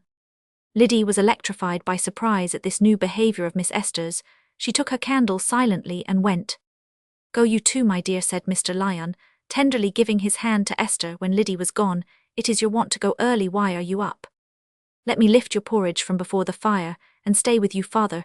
You think I'm so naughty that I don't like doing anything for you," said Esther, smiling rather sadly at him. "Child, what has happened? You have become the image of your mother tonight," said the minister, in a loud whisper. The tears came, and relieved him, while Esther, who had stooped to lift the porridge from the fender, paused on one knee and looked up at him. "She was very good to you?" asked Esther softly. "Yes, dear, she did not reject my affection. She thought not scorn of my love. She would have forgiven me if I had erred against her from very tenderness. Could you forgive me, child?" "Father, I have not been good to you, but I will be," said Esther, laying her head on his knee. He kissed her head. "Go to bed, dear. I would be alone." When Esther was lying down that night, she felt as if the little incidents between herself and her father on this Sunday had made it an epoch. Very slight words and deeds may have a sacramental efficacy, if we can cast our self-love behind us in order to say or do them, and it has been well believed through many ages that the beginning of compunction is the beginning of a new life, that the mind which sees itself blameless may be called dead in trespasses on the love of others, in trespasses on their weakness, in trespasses on all those great claims, which are the image of our own need. But Esther persisted in assuring herself that she was not bending to any criticism from Felix. She was full of resentment against his rudeness, and yet more against his too harsh conception of her character. She was determined to keep as much at a distance from him as possible. Chapter Romans 14. This man's metallic at a sudden blow. His soul rings hard. I cannot lay my palm, trembling with life, upon that jointed brass. I shudder at the cold unanswering touch. But if it press me in response, I am bruised. The next morning, when the de Barrys, including the rector who had ridden over to the manor early, were still seated at breakfast, Christian came in with a letter saying that it had been brought by a man employed at the chapel in Malthouse Yard, who had been ordered by the minister to use all speed and care in the delivery. The letter was addressed to Sir Maximus. "Stay, Christian, it may possibly refer to the lost pocket-book," said Philip de Barry, who was beginning to feel rather sorry for his factotum as a reaction from previous suspicions and indignation. Sir Maximus opened the letter and felt for his glasses, but then said, "Here, you read it. Phil, the man writes a hand like small print." Philip cast his eyes over it, and then read aloud in a tone of satisfaction. "Sir, I send this letter to apprise you that I have now in my possession certain articles, which last evening at about 7:30 were found lying on the grass at the western extremity of your park. The articles are: 1, a well-filled pocket-book of brown leather fastened with a black ribbon and with a seal of red wax; 2, a small notebook covered with gilded vellum, whereof the clasp was burst, and from out whereof had partly escaped a small chain with seals, and a locket attached, the locket bearing on the back a device, and round the face a female name. Whereof I request that you will further my effort to place these articles in the right hands, by ascertaining whether any person within your walls claims them as his property, and by sending that person to me, if such be found, for I will on no account let them pass from my care save into that of one who, declaring himself to be the owner, can state to me what is the impression on the seal, and what the device and name upon the locket. I am, sir, yours to command in all right dealing, Malthouse Yard, Act 3, 1832. Rufus Lyon. Well done, old Lyon, said the rector. I didn't think that any composition of his would ever give me so much pleasure. What an old fox it is, said Sir Maximus. Why couldn't he send the things to me at once, along with the letter? No, Max, he uses a justifiable caution, said the rector, a refined and rather severe likeness of his brother, with a ring of fearlessness and decision in his voice, which startled all flaccid men and unruly boys. What are you going to do, Phil? He added, seeing his nephew rise. To write, of course. Those other matters are yours, I suppose, said Mr. de Barry, looking at Christian. Yes, sir. I shall send you with a letter to the preacher. You can describe your own property, and the seal unclues it your coat of arms. No, it was this head of Achilles here. I can take it off the ring, and you can carry it, Christian, but don't lose that, for I've had it ever since 1800. I should like to send my compliments with it. The rector went on, looking at his brother, and beg that, since he has so much wise caution at command, he would exercise a little in more public matters, instead of making himself a firebrand in my parish, and teaching hucksters and tape-weavers that it's their business to dictate to statesmen. How did dissenters and Methodists and Quakers and people of that sort first come up, uncle? Said Miss Selina, a radiant girl of 20, who had given much time to the harp. Dear me, Selina, said her elder sister Harriet, whose forte was general knowledge. Don't you remember Woodstock? They were in Cromwell's time. Oh, Holdenough and those people, yes, but they preached in the churches. They had no chapels. Tell me, Uncle Gus. I like to be wise, said Selina, looking up at the face which was smiling down on her, with a sort of severe benignity. Phil says I'm an ignorant puss. The seeds of nonconformity were sown at the Reformation, my dear, when some obstinate man made scruples about surplices, and the place of the communion table and other trifles of that sort. But the Quakers came up about Cromwell's time, and the Methodists only in the last century. The first Methodists were regular clergymen, the Morays the pity. But all those wrong things, why didn't government put them down? Ah, to be sure, fell in Sir Maximus, in a cordial tone of corroboration. Because error is often strong, and government is often weak, my dear. Well, Phil, have you finished your letter? Yes, I will read it to you, said Philip, turning and leaning over the back of his chair with the letter in his hand. There is a portrait of Mr. Philip de Barry still to be seen at Treby Manor, and a very fine bust of him at Rome, where he died 15 years later. A convert to Catholicism, his face would have been plain, but for the exquisite setting of his hazel eyes, which fascinated even the dogs of the household. The other features, though slight and irregular, were redeemed from triviality by the stamp of gravity and intellectual preoccupation in his face, and bearing as he read aloud his voice was what his uncle's might have been if it had been modulated by delicate health and a visitation of self-doubt.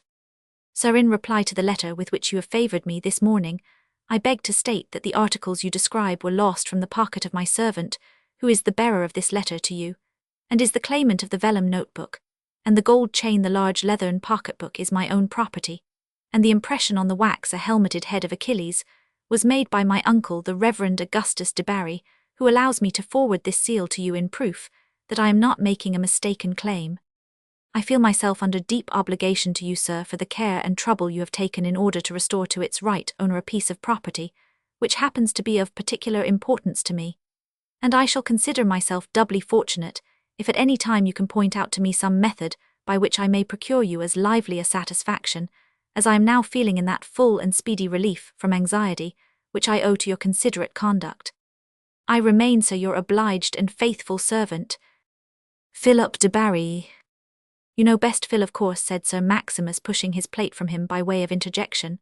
But it seems to me you exaggerate preposterously every little service a man happens to do for you. Why should you make a general offer of that sort? How do you know what he will be asking you to do? Stuff and nonsense. Tell Willis to send him a few head of game. You should think twice before you give a blank cheque of that sort to one of these quibbling, meddlesome radicals.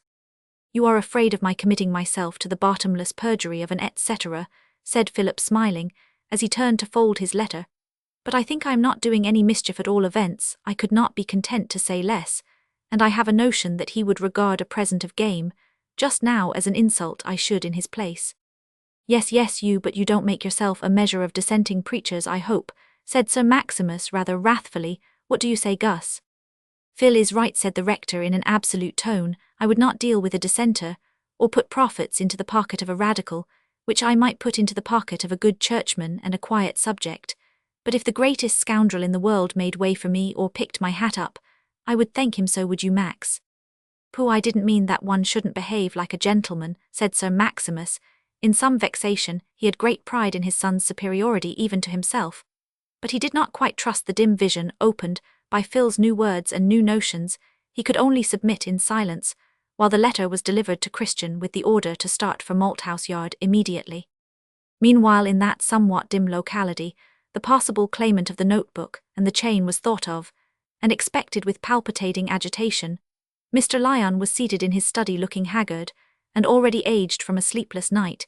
He was so afraid lest his emotion should deprive him of the presence of mind necessary to the due attention to particulars in the coming interview that he continued to occupy his sight and touch with the objects which had stirred the depths not only of memory but of dread. Once again, he unlocked a small box which stood beside his desk, and took from it a little oval locket, and compared this with one which hung with the seals on the stray gold chain. There was the same device in enamel on the back of both clasped hands, surrounded with blue flowers. Both had round the face a name in gold italics on a blue ground. The name on the locket taken from the drawer was Morris. The name on the locket which hung with the seals was Annette, and within the circle of this name there was a lover's knot of light brown hair, which matched a curl that lay in the box. The hair in the locket, which bore the name of Morris, was of a very dark brown, and before returning it to the drawer Mr. Lyon noted the colour and quality of this hair more carefully than ever. Then he recurred to the notebook. Undoubtedly, there had been something, probably a third name beyond the names Morris Christian, which had themselves been rubbed and slightly smeared as if by accident, and from the very first examination in the vestry Mr. Lyon could not prevent himself from transferring the mental image of the third name, in faint lines, to the rubbed leather. The leaves of the notebook seemed to have been recently inserted. They were of fresh white paper, and only bore some abbreviations in pencil, with a notation of small sums. Nothing could be gathered from the comparison of the writing in the book with that of the yellow letters which lay in the box. The smeared name had been carefully printed, and so bore no resemblance to the signature of those letters, and the pencil abbreviations and figures had been made too hurriedly to bear any decisive witness. I will ask him to write a description of the locket, had been one of Mr. Lyon's thoughts, but he faltered in that intention. His power of fulfilling it must depend on what he saw in this visitor, of whose coming he had a horrible dread at the very time he was writing to demand it. In that demand, he was obeying the voice of his rigid conscience, which had never left him perfectly at rest under his one act of deception, concealment from Esther that he was not her natural father, the assertion of a false claim upon her. Let my path be henceforth simple, he had said to himself, in the anguish of that night. Let me seek to know what is, and if possible to declare it, if he was really going to find himself face to face with the man who had been Annette's husband and who was Esther's father. If that wandering of his from the light had brought the punishment of a blind sacrilege as the issue of a conscious transgression, prayed that he might be able to accept all consequences of pain to himself. But he saw other possibilities concerning the claimant of the book, and chain his ignorance and suspicions as to the history and character of Annette's husband made it credible that he had laid a plan for convincing her of his death as a means of freeing himself from a burdensome tie, but it seemed equally probable that he was really dead, and that these articles of property had been a bequest or a payment or even a sale to their present owner. Indeed, in all these years, there was no knowing into how many hands such pretty trifles might have passed, and the claimant might after all have no connection with the de Barrys. He might not come on this day or the next. There might be more time left for reflection and prayer. All these possibilities, which would remove the pressing need for difficult action, Mr. Lyon represented to himself, but he had no effective belief in them. His belief went with his strongest feeling, and in these moments his strongest feeling was dead. He trembled under the weight that seemed already added to his own sin. He felt himself already confronted by Annette's husband, and Esther's father. Perhaps the father was a gentleman on a visit to the de Barrys. There was no hindering the pang with which the old man said to himself, "The child will not be sorry to leave this poor home, and I shall be guilty in her sight." He was walking about among the rows of books when there came a loud rap at the outer door. The rap shook him so that he sank into his chair, feeling almost powerless. Liddy presented herself. "Here's ever such a fine man from the manor, wants to see you, sir. Dear heart. Shall I tell him you're too bad to see him?" "Show him up," said Mr. Lyon, making an effort to rally. When Christian appeared, the minister half rose, leaning on an arm of his chair, and said, "Be seated, sir," seeing nothing but that a tall man was entering. "I've brought you a letter from Mr. de Barry," said Christian, in an offhand manner. The rusty little man in his dismal chamber seemed to the Ulysses of the steward's room a pitiable sort of human curiosity, to whom a man of the world would speak rather loudly in accommodation to an eccentricity, which was likely to be accompanied with deafness. One cannot be eminent in everything, and if Mr. Christian had dispersed his faculties in study that would have enabled him to share unconventional points of view, he might have worn a mistaken kind of boot, and been less competent to win at écarté, or at betting, or in any other contest suitable to a person of figure. As he seated himself, Mr. Lyon opened the letter, and held it close to his eyes, so that his face was hidden. But at the word servant, he could not avoid starting and looking off the letter toward the bearer. Christian, knowing what was in the letter, conjectured that the old man was amazed to learn that so distinguished-looking a personage was a servant. He leaned forward with his elbows on his knees, balanced his cane on his fingers, and began a whispering whistle. The minister checked himself, finished the reading of the letter, and then slowly and nervously put on his spectacles to survey this man between whose fate and his own there might be a terrible collision. The word servant had been a fresh caution to him. He must do nothing rashly. Esther's lot was deeply concerned. "Here is the seal mentioned in the letter," said Christian. Mr. Lyon drew the pocket-book from his desk, and after comparing the seal with the impression, said, "It is right, sir, I deliver the pocket-book to you." He held it out with the seal, and Christian rose to take them, saying carelessly, "The other thinks chain, and the little book are mine." "Your name then is Maurice Christian?" A spasm shot through Mr. Lyon. It had seemed possible that he might hear another name and be freed from the worse half of his anxiety. His next words were not wisely chosen, but escaped him impulsively. "And you have no other names?" "What do you mean?" said Christian sharply. "Be so good as to reseat yourself." Christian did not comply. "I am rather in a hurry, sir," he said, recovering his coolness. "If it suits you to restore to me those small articles of mine, I shall be glad. But I would rather leave them behind than be detained." He had reflected that the minister was simply a punctilious old bore. The question meant nothing else, but Mr. Lyon had wrought himself up to the task of finding out then and there, if possible, whether or not this were Annette's husband. How could he lay himself and his sin before God if he wilfully declined to learn the truth? "Nay, sir, I will not detain you unreasonably," he said in a firmer tone than before. "How long have these articles been your property?" "Oh, for more than 20 years, said Christian carelessly. He was not altogether easy under the minister's persistence, but for that very reason he showed no more impatience. "You have been in France and in Germany?" "I have been in most countries on the continent." "Be so good as to write me your name," said Mr. Lyon, dipping a pen in ink and holding it out with a piece of paper. Christian was much surprised, but not now greatly alarmed in his rapid conjectures as to the explanation of the minister's curiosity. He had alighted on one which might carry advantage rather than inconvenience, but he was not going to commit himself. "Before I oblige you there, sir," he said, laying down the pen and looking straight at Mr. Lyon, "I must know exactly the reasons you have for putting these questions to me.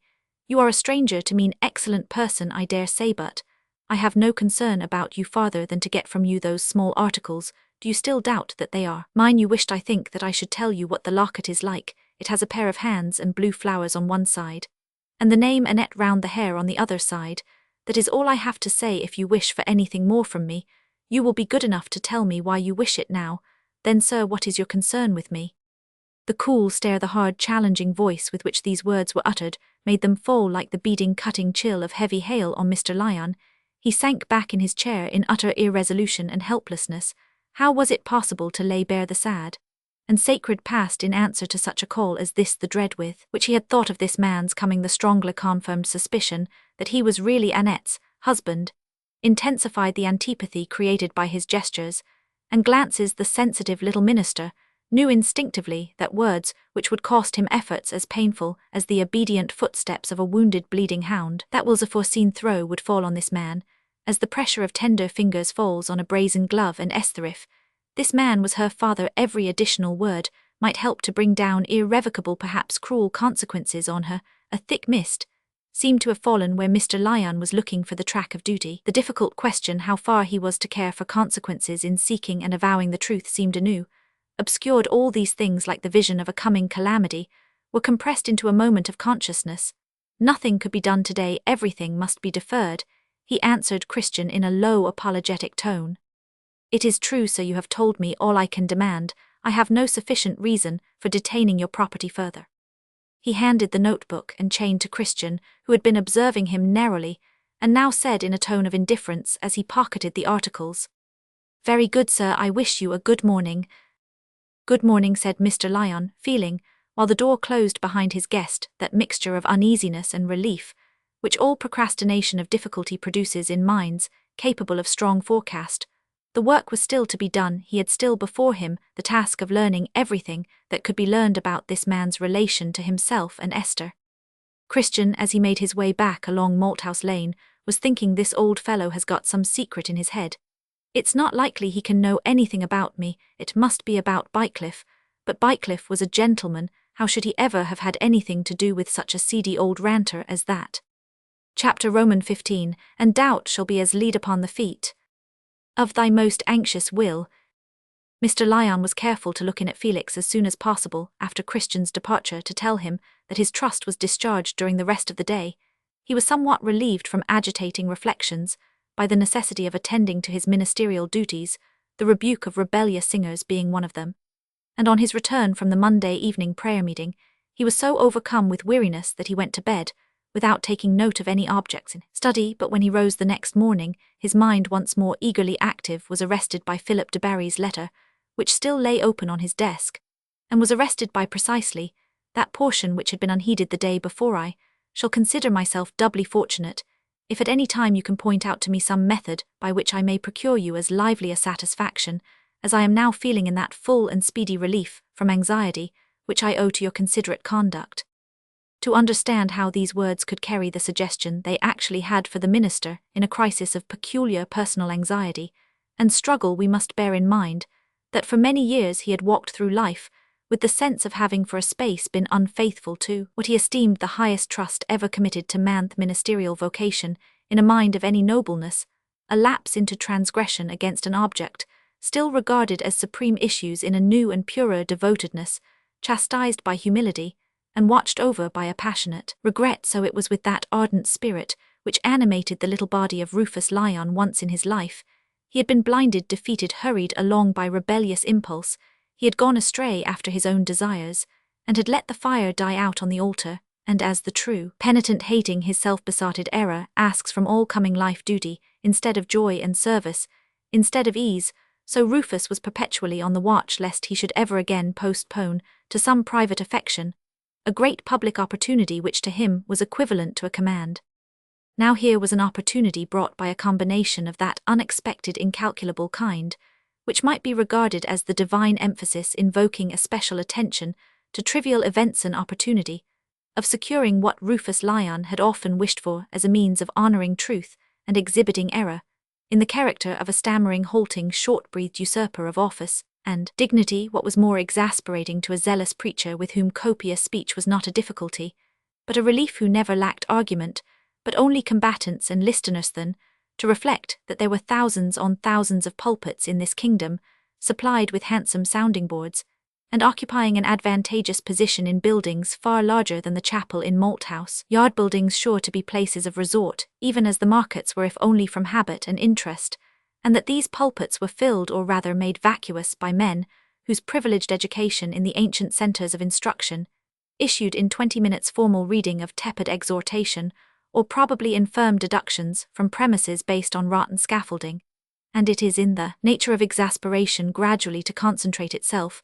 The sincere antipathy of a dog toward cats in general necessarily takes the form of indignant barking at the neighbour's black cat, which makes daily trespass the bark at imagined cats, though a frequent exercise of the canine mind is yet comparatively feeble. Mr. Lyon's sarcasm was not without an edge when he dilated in general on an elaborate education for teachers which issued in the minimum of teaching, but it found a whetstone in the particular example of that bad system known as the Rector of Trebi Magna. There was nothing positive to be said against the Rev. Augustus de Barry. His life could not be pronounced blameworthy, except for its negatives, and the good Rufus was too pure-minded not to be glad of that. He had no delight in vice, as discrediting wicked opponents.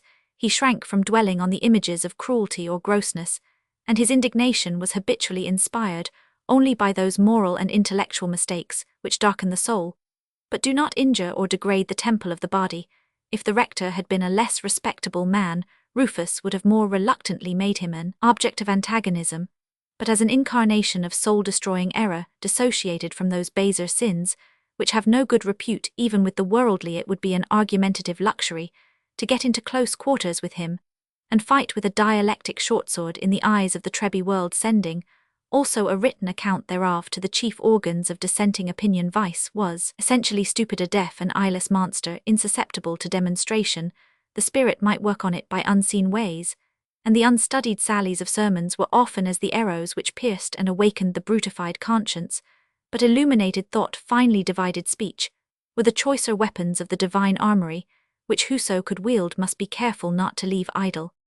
Here then was the longed-for opportunity, here was an engagement and expression of a strong wish on the part of Philip de Barry. If it were in his power to procure a satisfaction to Rufus Lyon, how had that man of God and exemplary independent minister, Mr. Ainsworth of persecuted sanctity, conducted himself when a similar occasion had befallen him at Amsterdam, had thought of nothing but the glory of the highest cause, and had converted the offer of recompense into a public debate, with a Jew on the chief mysteries of the faith? Here was a model. The case was nothing short of a heavenly indication, and he, Rufus Lyon, would seize the occasion to demand a public debate with the rector on the constitution of the true church. What if he were inwardly torn by doubt and anxiety concerning his own private relations, and the facts of his past life? That danger of absorption within the narrow bounds of self only urged him the more toward action which had a wider bearing, and might tell on the welfare of England at large. It was decided before the minister went down to breakfast that morning. He had written the following letter to Mr. Philip de Barry. Sir, referring to your letter of yesterday, I find the following words: I shall consider myself doubly fortunate if at any time you can point out to me some method by which I may procure you as lively a satisfaction as I am now feeling in that full and speedy relief from anxiety which I owe to your considerate conduct. I am not unaware, sir, that in the usage of the world there are words of courtesy so called which are understood by those amongst whom they are current to have no precise meaning, and to constitute no bond of obligation.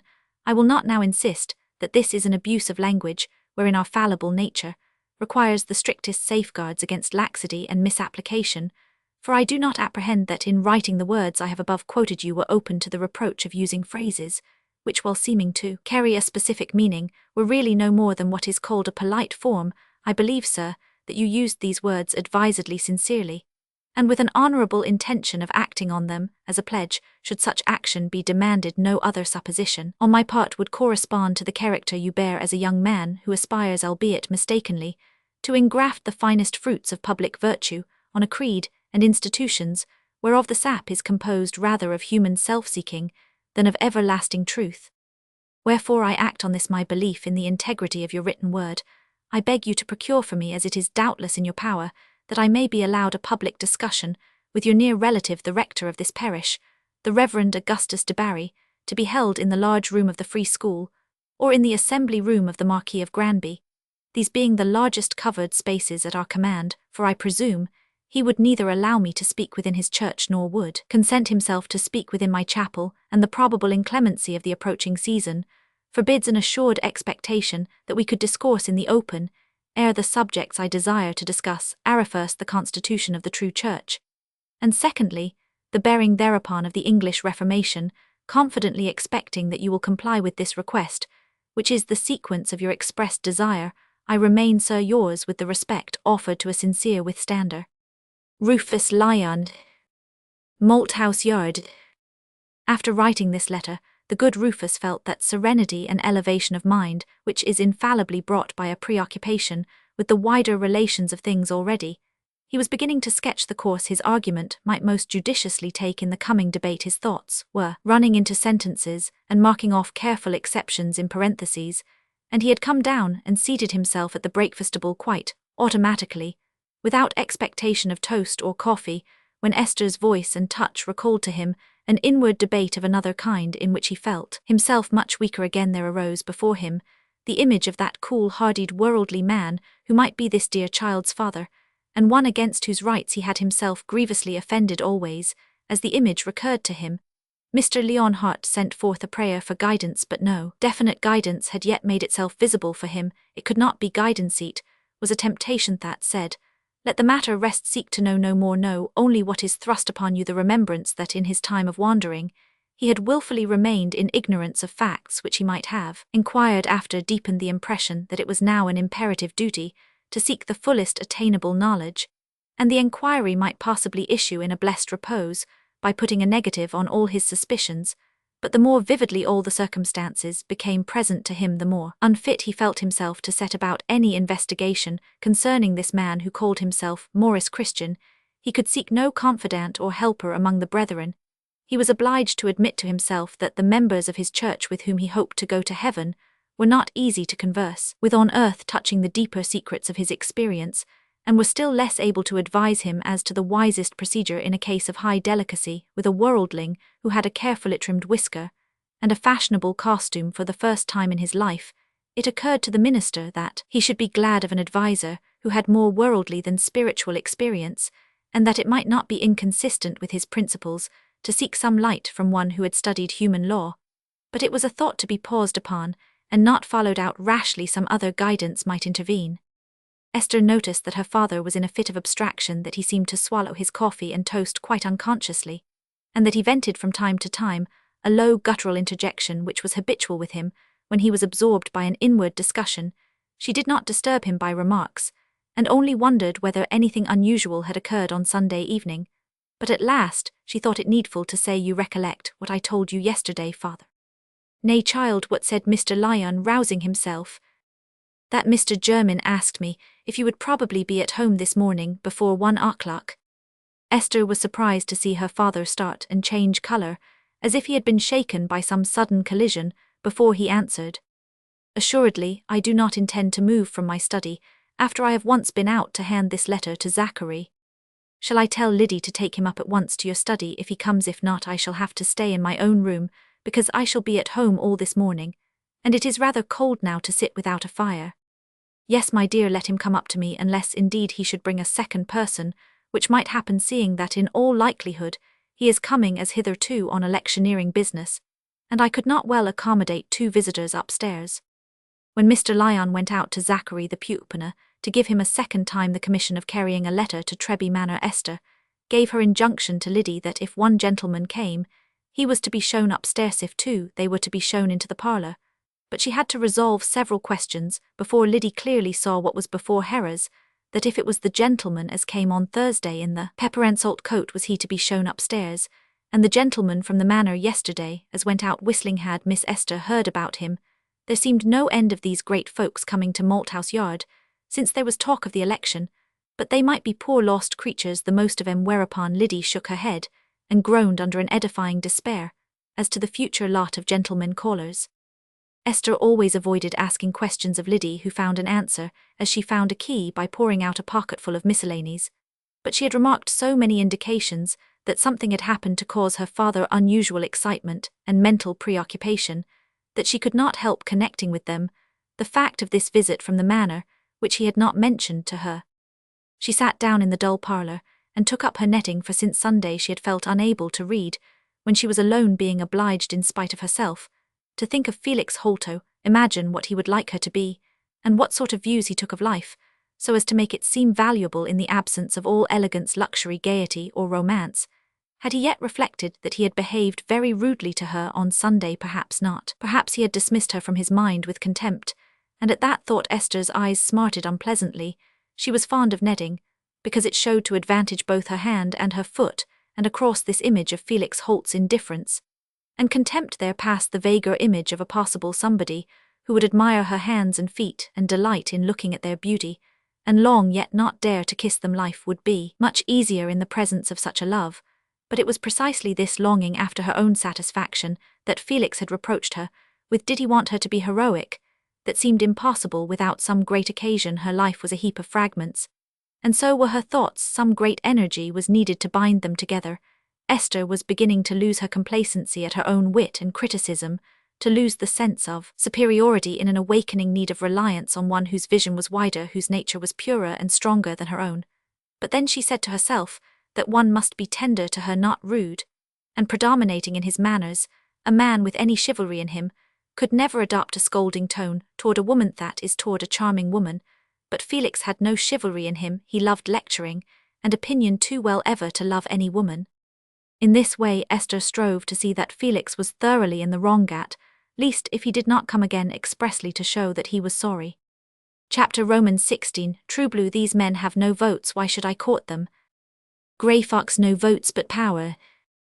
True Blue. What over charities? Grey Fox. No over brains, which disturbs the canvas in a natural state of things. The average price of a vote at Paddlebrook is ninning sixpence, throwing the £50 tenants who cost nothing into the divisor. But these talking men cause an artificial rise of prices. The expected important knock at the door came about 12 o'clock, and Esther could hear that there were 2 visitors. Immediately the parlour door was opened, and the shaggy-haired, cravatless image of Felix Holt, which was just then full in the mirror of Esther's mind, was displaced by the highly contrasted appearance of a personage whose name she guessed before Mr. Jermyn had announced it. The perfect morning costume of that day differed much from our present ideal. It was essential that a gentleman's chin should be well propped, that his collar should have a voluminous roll, that his waistcoat should imply much discrimination, and that his buttons should be arranged in a manner which would now expose him to general contempt. And it must not be forgotten that at the distant period, when Trebi Magna first knew the excitements of an election, there existed many other anomalies now obsolete besides short-waisted coats and broad stiffeners. But we have some notions of beauty and fitness which withstand the centuries, and quite irrespective of dates it would be pronounced that at the age of 34 Harold Transome was a striking and handsome man. He was one of those people, as Denner remarked, to whose presence in the room you could not be indifferent. If you do not hate or dread them, you must find the touch of their hands, nay, their very shadows, agreeable. Esther felt a pleasure quite new to her as she saw his finely embrowned face and full bright eyes turned toward her with an air of deference by which gallantry must commend itself to a refined woman who is not absolutely free from vanity. Harold Transome regarded women as slight things, but he was fond of slight things in the intervals of business, and he held it among the chief arts of life to keep these pleasant diversions within such bounds that they should never interfere with the course of his serious ambition. Esther was perfectly aware, as he took a chair near her, that he was under some admiring surprise at her appearance and manner. How could it be otherwise? She believed that in the eyes of a well-bred man no young lady in Trebi could equal her. She felt a glow of delight at the sense that she was being looked at. My father expected you, she said to Mr. Jermyn. I delivered your letter to him yesterday. He will be down immediately. She disentangled her foot from her netting and wound it up. I hope you are not going to let us disturb you, said Harold, noticing her action. We come to discuss election affairs, and we particularly desire to interest the ladies. I have no interest with anyone who is not already on the right side, said Esther, smiling. I am happy to see at least that you wear the Liberal colours. I fear I must confess that it is more from love of blue than from love of liberalism. Yellow opinions could only have brunettes on their side. Esther spoke with her usual pretty fluency, but she had no sooner uttered the words than she thought how angry they would have made Felix. If my cause is to be recommended by the becomingness of my colours, then I am sure you are acting in my interest by wearing them. Esther rose to leave the room. Must you really go, said Harold, preparing to open the door for her. Yes, I have an engagement, a lesson at 12:30, said Esther, bowing and floating out like a blue-robed naiad, but not without a suffused blush as she passed through the door. It was a pity the room was so small. Harold Transome thought this girl ought to walk in a house where there were halls and corridors, but he had soon dismissed this chance preoccupation with Esther, for before the door was closed again, Mr. Lyon had entered, and Harold was entirely bent on what had been the object of his visit. The minister, though no elector himself, had considerable influence over Liberal electors, and it was the part of wisdom in a candidate to cement all political adhesion by a little personal regard. If possible, Garstin was a harsh and wiry fellow. He seemed to suggest that sour way which some say was the original meaning of Whig in the Scottish, and it might suggest the theoretic advantages of radicalism if it could be associated with a more generous presence. What would conciliate the personal regard of old Mr. Lyon became a curious problem to Harold now. The little man made his appearance, but canvassing makes a gentleman acquainted with many strange animals, together with the ways of catching and taming them, and thus the knowledge of natural history advances amongst the aristocracy and wealthy commoners of our land. I am very glad to have secured this opportunity of making your personal acquaintance, Mr. Lyon, said Harold, putting out his hand to the minister.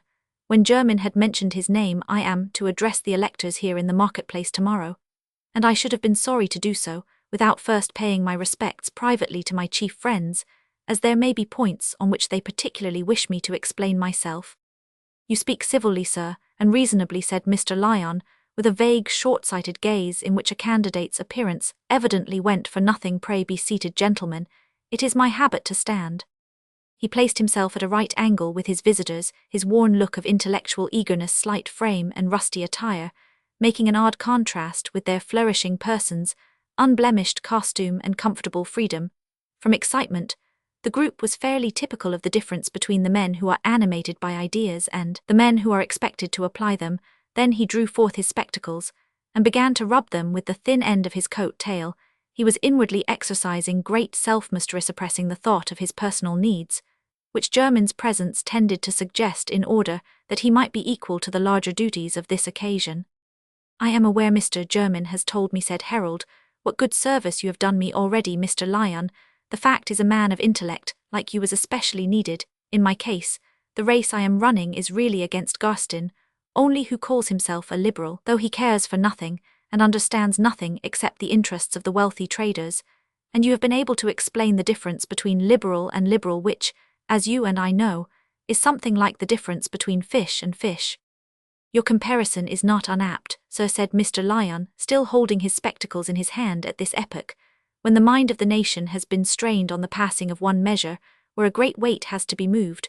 We require not so much selected instruments as abundant horsepower, but it is an unavoidable evil of these massive achievements that they encourage a coarse undiscriminatingness obstructive of more nicely wrought results, and an exaggerated expectation, inconsistent with the intricacies of our fallen and struggling condition. I say not that compromise is unnecessary, but it is an evil attendant on our imperfection, and I would pray every one to mark that where compromise broadens intellect and conscience are thrust into narrower room, wherefore it has been my object to show our people that there are many who have helped to draw the car of reform, whose ends are but partial, and who forsake not the ungodly principle of selfish alliances, but would only substitute Syria for Egypt, thinking chiefly of their own share in peacock's gold and ivory.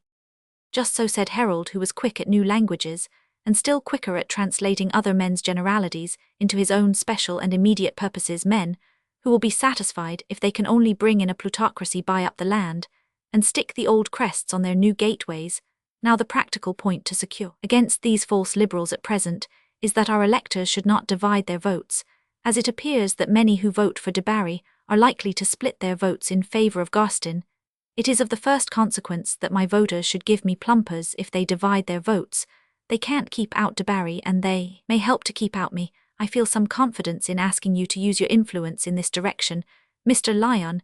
We candidates have to praise ourselves more than is graceful, but you are aware that, while I belong by my birth to the classes that have their roots in tradition, and all the old loyalties, my experience has lain chiefly among those who make their own career and depend on the new rather than the old. I have had the advantage of considering the national welfare under varied lights. I have wider views than those of a mere Carton lord on questions connected with religious liberty. I would stop short at no measure that was not thorough. I hope not, sir, I hope not, said Mr. Lyon gravely, finally putting on his spectacles and examining the face of the candidate, whom he was preparing to turn into a catechumen for the good Rufus, conscious of his political importance as an organ of persuasion, felt it his duty to catechize a little, and also to do his part toward impressing a probable legislator with a sense of his responsibility. But the latter branch of duty somewhat obstructed the catechizing, for his mind was so urged by considerations which he held in danger of being overlooked, that the questions and answers bore a very slender proportion to his exposition. It was impossible to leave the question of church rates without noting the grounds of their injustice, and without a brief enumeration of reasons why Mr. Lyon, for his own part, would not present that passive resistance to a legal imposition which had been adopted by the Friends, whose heroism in this regard was nevertheless worthy of all honour. Comprehensive talkers are apt to be tiresome when we are not athirst for information, but to be quite fair, we must admit that superior reticence is a good deal due to the lack of matter. Speech is often barren, but silence also does not necessarily brood over a full nest. Your still fowl blinking at you without remark may all the while be sitting on one addled nest egg, and when it takes to cackling, will have nothing to announce but that addled delusion.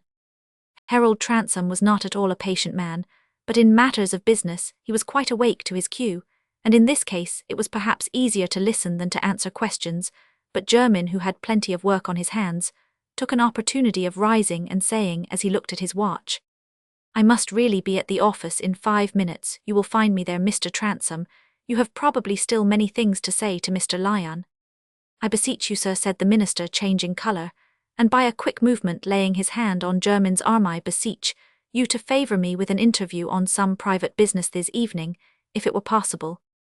Mr. Lyon, like others who are habitually occupied with impersonal subjects, was liable to this impulsive sort of action. He snatched at the details of life, as if they were darting past hemas, if they were like the ribbons at his knees, which would never be tied all day, if they were not tied on the instant through these spasmodic leaps out of his abstractions into real life.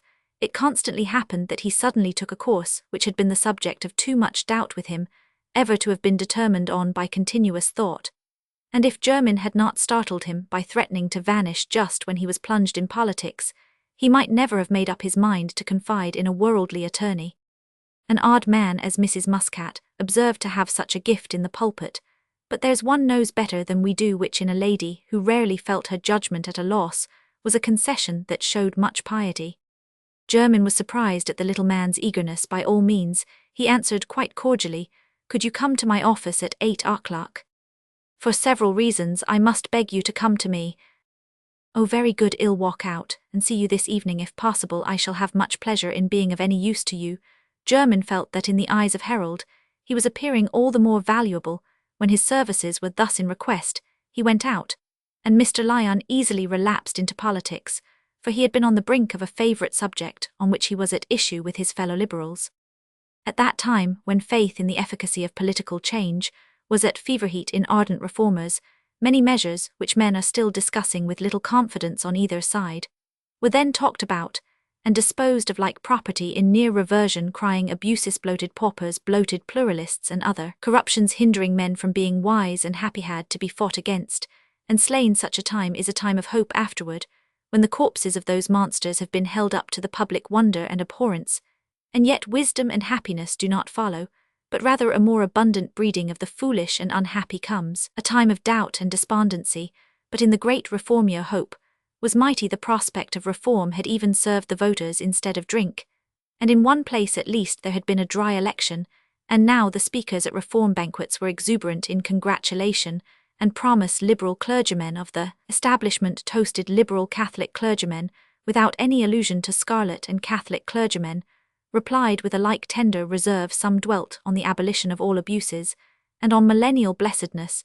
Generally others, whose imaginations were less suffused with exhalations of the dawn, insisted chiefly on the ballot box. Now on this question of the ballot, the minister strongly took the negative side. Our pet opinions are usually those which place us in a minority of a minority amongst our own partivory.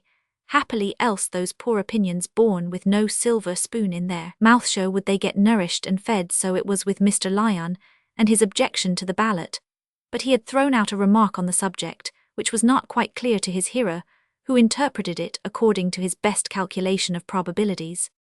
"I have no objection to the ballot," said Harold, "but I think that is not the sort of thing we have to work at just now. We shouldn't get it, and other questions are imminent." "Then so you would vote for the ballot," said Mr. Lyon, stroking his chin. "Certainly, if the point came up. I have too much respect for the freedom of the voter to oppose anything which offers a chance of making that freedom more complete." Mr. Lyon looked at the speaker with a pitying smile, and a subdued which Harold took for a sign of satisfaction. He was soon undeceived. "You grieve me, sir, you grieve me much, and I pray you to reconsider this question, for it will take you to the root, as I think, of political morality. I engage to show to any impartial mind duly furnished with the principles of public and private rectitude that the ballot would be pernicious, and that if it were not pernicious it would still be futile. I will show first that it would be futile as a preservative from bribery and illegitimate influence, and secondly that it would be in the worst kind pernicious, as shutting the door against those influences whereby the soul of a man and the character of a citizen are duly educated for their great functions. Be not alarmed. If I detain you, sir, it is well worth the while. Confound this old man, thought Herald. I'll never make a canvassing call on a preacher again, unless he has lost his voice from a cold. He was going to excuse himself as prudently as he could by deferring the subject till the morrow and inviting Mr. Lyon to come to him in the committee-room before the time appointed for his public speech.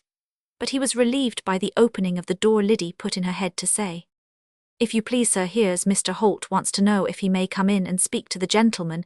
He begs your pardon, but you're to say no if you don't like him to come."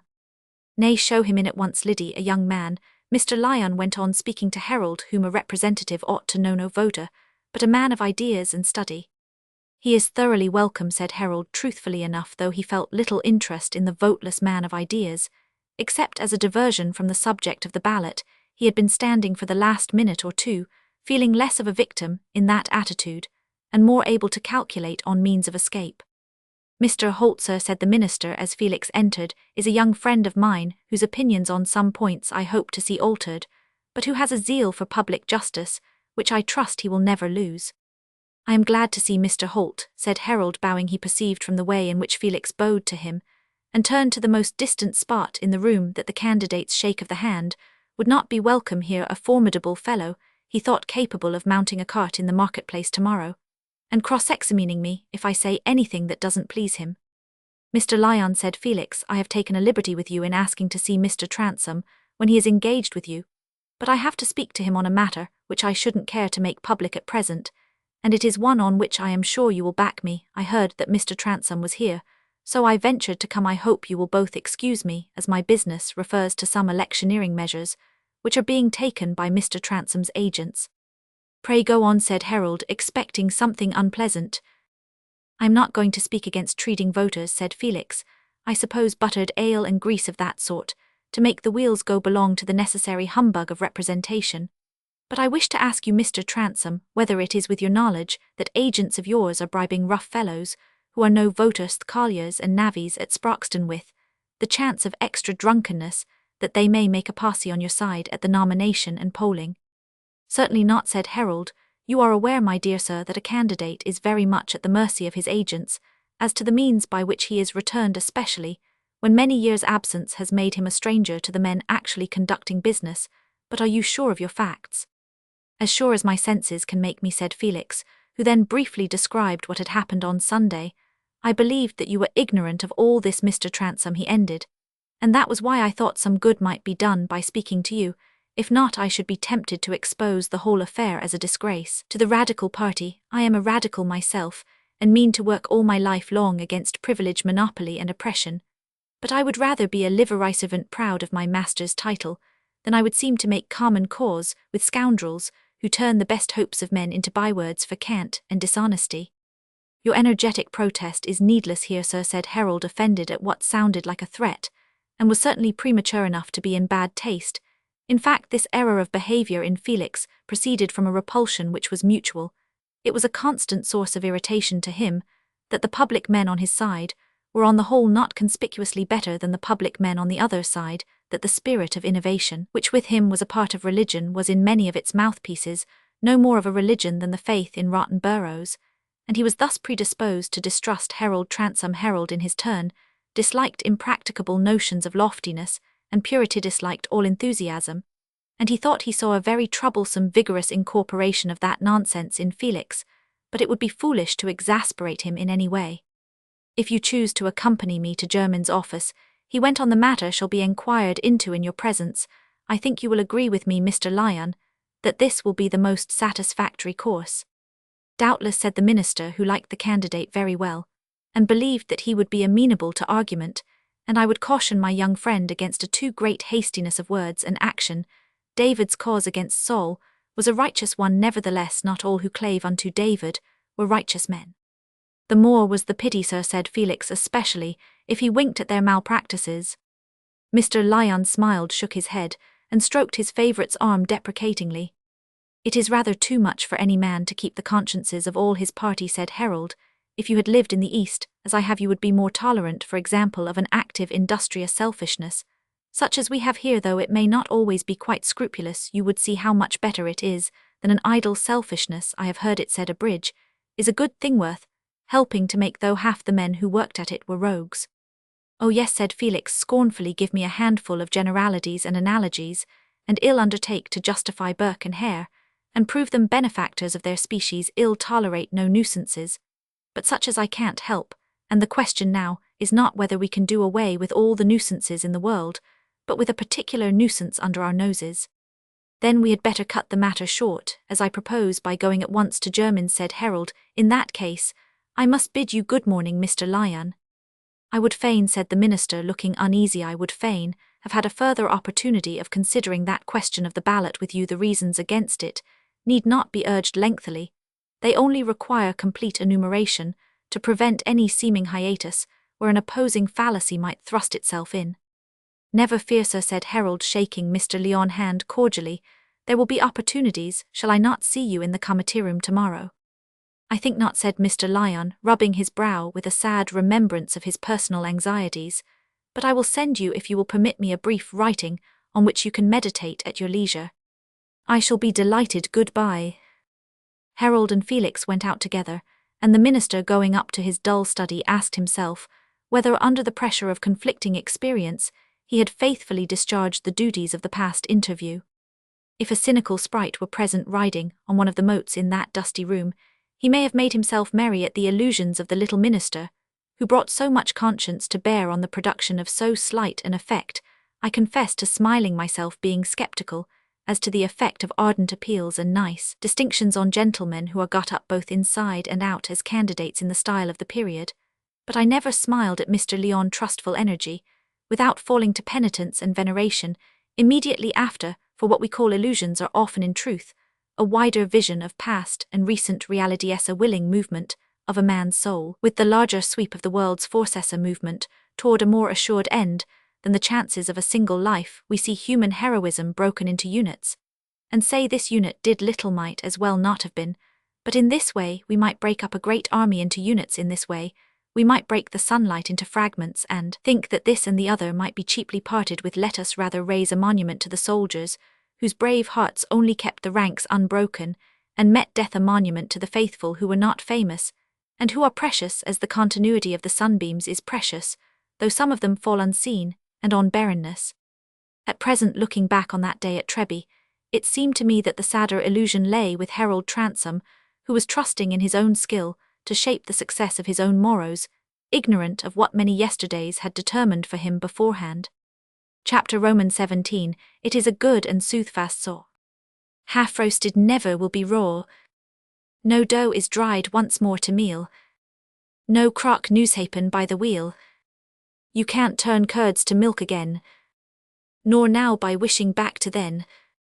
And having tasted stolen honey, you can't buy innocence for money. Jermyn was not particularly pleased that some chance had apparently hindered Harold Transome from making other canvassing visits immediately after leaving Mr. Lyon, and so had sent him back to the office earlier than he had been expected to come. The inconvenient chance he guessed at once to be represented by Felix Holt, whom he knew very well by Trebian report to be a young man with so little of the ordinary Christian motives as to making an appearance and getting on in the world that he presented no handle to any judicious and respectable person who might be willing to make use of him. Harold Transome, on his side, was a great deal annoyed at being worried by Felix in an inquiry about electioneering details. The real dignity and honesty there was in him made him shrink from this necessity of satisfying a man with a troublesome tongue. It was as if he were to show indignation at the discovery of one barrel with a false bottom, when he had invested his money in a manufactory, where a larger or smaller number of such barrels had always been made. A practical man must seek a good end by the only possible means, that is to say, if he is to get into Parliament, he must not be too particular. It was not disgraceful to be neither a Quixote nor a theorist aiming to correct the moral rules of the world, but whatever actually was or might prove to be disgraceful, Harold held in detestation in this mood. He pushed on unceremoniously to the inner office without waiting to ask questions, and when he perceived that Jermyn was not alone, he said with haughty quickness, "A question about the electioneering at Sproxton. Can you give your attention to it at once? Here is Mr. Holt, who has come to me about the business." "I ascertainly," said Jermyn, who as usual was the more cool and deliberate, because he was vexed he was standing, and as he turned round his broad figure, concealed the person who was seated writing at the bureau. Mr. Holt will doubtless make a point of saving a busy man's time. You can speak at once. This gentleman, her German, made a slight backward movement of the head. He's one of ourselves, he is a true blue. I have simply to complain, said Felix, that one of your agents has been sent on a bribing expedition to Sproxton with what purpose you, sir, may know better than I do. Mr. Transome, it appears, was ignorant of the affair, and does not approve it. German, looking gravely and steadily at Felix, while he was speaking at the same time, drew forth a small sheaf of papers from his side pocket, and then, as he turned his eyes slowly on Harold, felt in his waistcoat pocket for his pencil case. I don't approve of it at all, said Harold, who hated German's calculated slowness and conceit in his own impenetrability. Be good enough to put a stop to it, will you? Mr. Holt, I know, is an excellent Liberal, said German, just inclining his head to Harold, and then alternately looking at Felix and docketing his bills, but he is perhaps too inexperienced to be aware that no canvasser can be conducted without the action of able men who must be trusted and not interfered with, and as to any possibility of promising to put a stoppato any procedure, that depends. If he had ever held the coachman's ribbons in his hands, as I have in my younger days, would know that stopping is not always easy. I know very little about holding ribbons, said Felix, but I saw clearly enough at once that more mischief had been done than could be well mended, though I believe if it were heartily tried the treatment might be reduced, and something might be done to hinder the men from turning out in a body to make a noise, which might end in worse. They might be hindered from making a noise on our side, said German, smiling. That is perfectly true, but if they made a noise on the other, would your purpose be answered better, sir? Harold was moving about in an irritated manner. While Felix and German were speaking, he preferred leaving the talk to the attorney, of whose talk he himself liked to keep as clear as possible. I can only say, answered Felix, that if you make use of those heavy fellows when the drink is in them, I shouldn't like your responsibility. You might as well drive bulls to roar on our side, as bribe a set of colliers and navvies to shout and groan. A lawyer may well envy your command of language, Mr. Holt, said German, pocketing his bills again and shutting up his pencil, but he would not be satisfied with the accuracy of your terms. You must permit me to check your use of the word bribery. The essence of bribery is that it should be legally proved. There is not such a thing in rerum natura as unproved bribery. There has been no such thing as bribery at Sproxton. Ill answer for it. The presence of a body of stalwart fellows on a Liberal side will tend to preserve order, for we know that the benefit clubs from the Pitchley district will show for Debarry. Indeed, the gentleman who has conducted the canvass at Sproxton is experienced in parliamentary affairs, and would not exceed necessary measures that a rational judgment would dictate. What you mean, the man who calls himself Johnson, said Felix in a tone of disgust.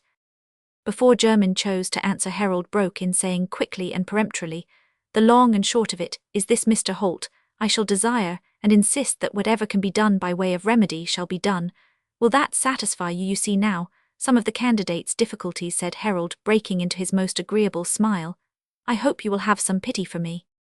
I suppose I must be content, said Felix, not thoroughly propitiated. I bid you good morning, gentlemen. When he was gone out, and had closed the door behind him, Harold, turning round, and flashing in spite of himself an angry look at German, said, And who is Johnson? An alias, I suppose. It seems you are fond of the name. German turned perceptibly paler, but disagreeables of this sort between himself and Harold had been too much in his anticipations of late for him to be taken by surprise. He turned quietly round, and just touched the shoulder of the person seated at the bureau, who now rose. On the contrary, German answered, the Johnson in question is this gentleman whom I have the pleasure of introducing to you as one of my most active helpmates in electioneering business, Mr. Johnson of Bedford Row, London.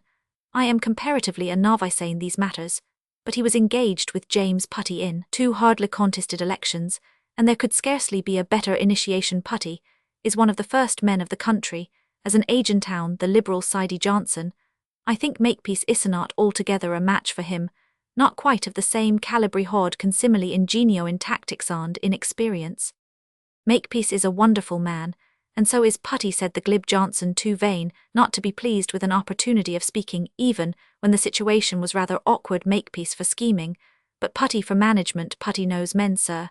He went on, turning to Harold. It's 1,000 pities that you have not had his talents employed in your service. He's beyond any man for saving a candidate's.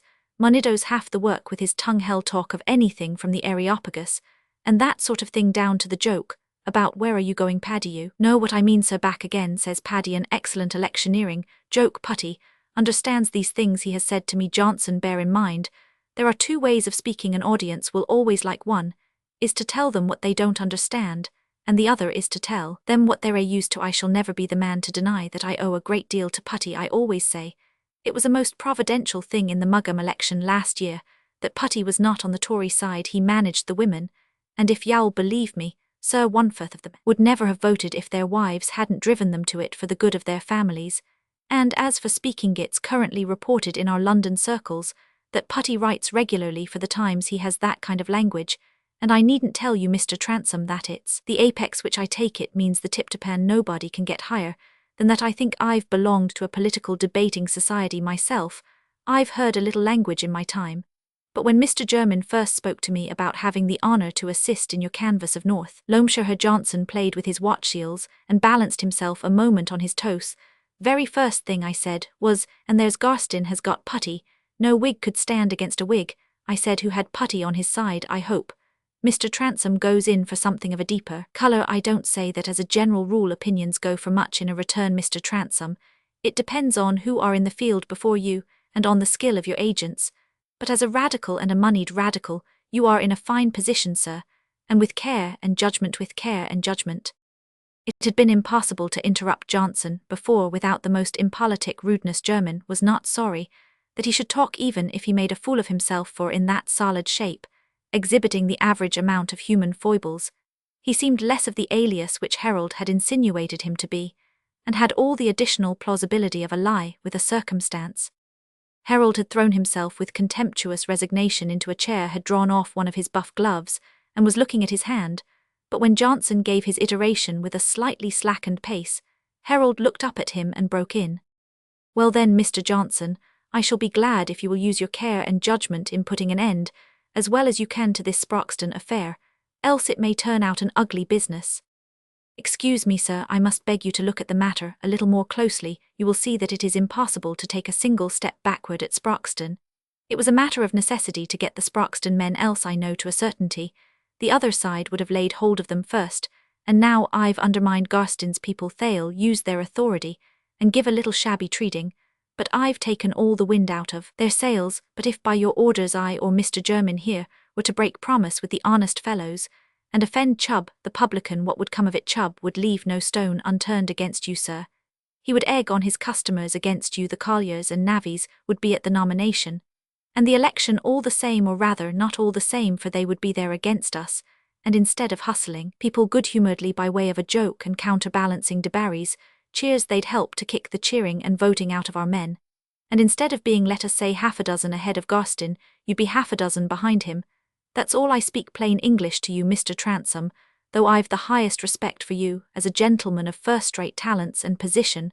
But, sir, to judge of these things, a man must know the English voter and the English publican, and it would be a poor tale indeed. Mr. Johnson's mouth took an expression at once bitter and pathetic, that a gentleman like you, to say nothing of the good of the country, should have gone to the expense and trouble of a canvass for nothing, but to find himself out of Parliament at the end of it.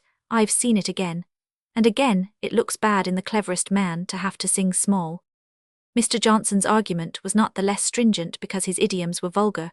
It requires a conviction and resolution, amounting to heroism, not to wince at phrases that class our foreshadowed endurance among those common and ignominious troubles, which the world is more likely to sneer at than to pity. Harold remained a few minutes in angry silence, looking at the floor with one hand on his knee and the other on his hat, as if he were preparing to start up.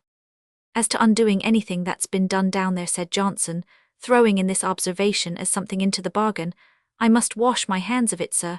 I couldn't work knowingly against your interest, and that young man who is just gone out, you don't believe that he need be listened to. I hope Chubb, the publican, hates him. Chubb would guess he was at the bottom of your having the treating stopped, and he'd set 6 of the colliers to duck him in the canal, or break his head by mistake. I'm an experienced man, sir. I hope I've put it clear enough.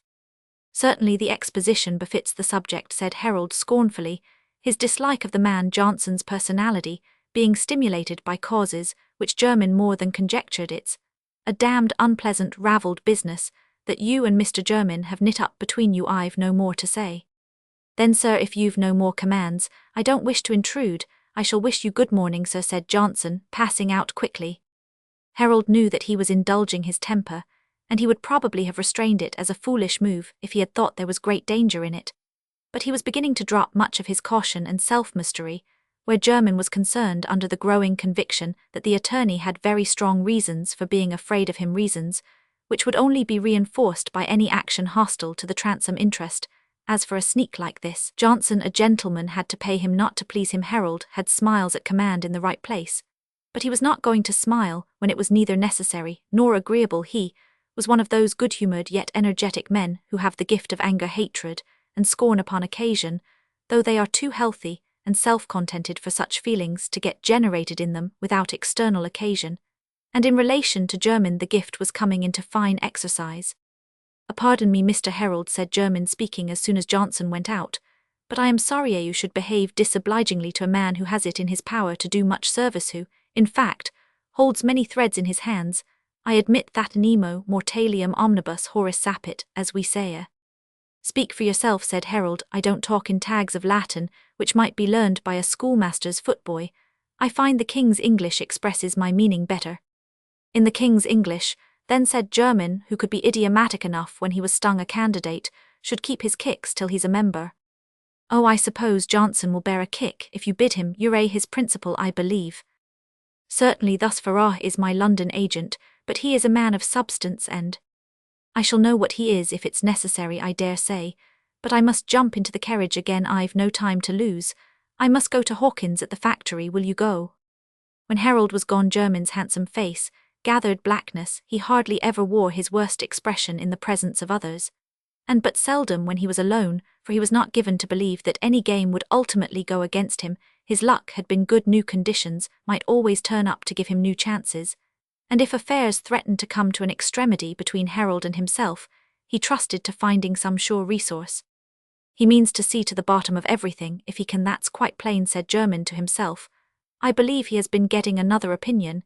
He has some new light about those annuities on the estate that are held in Johnson's name.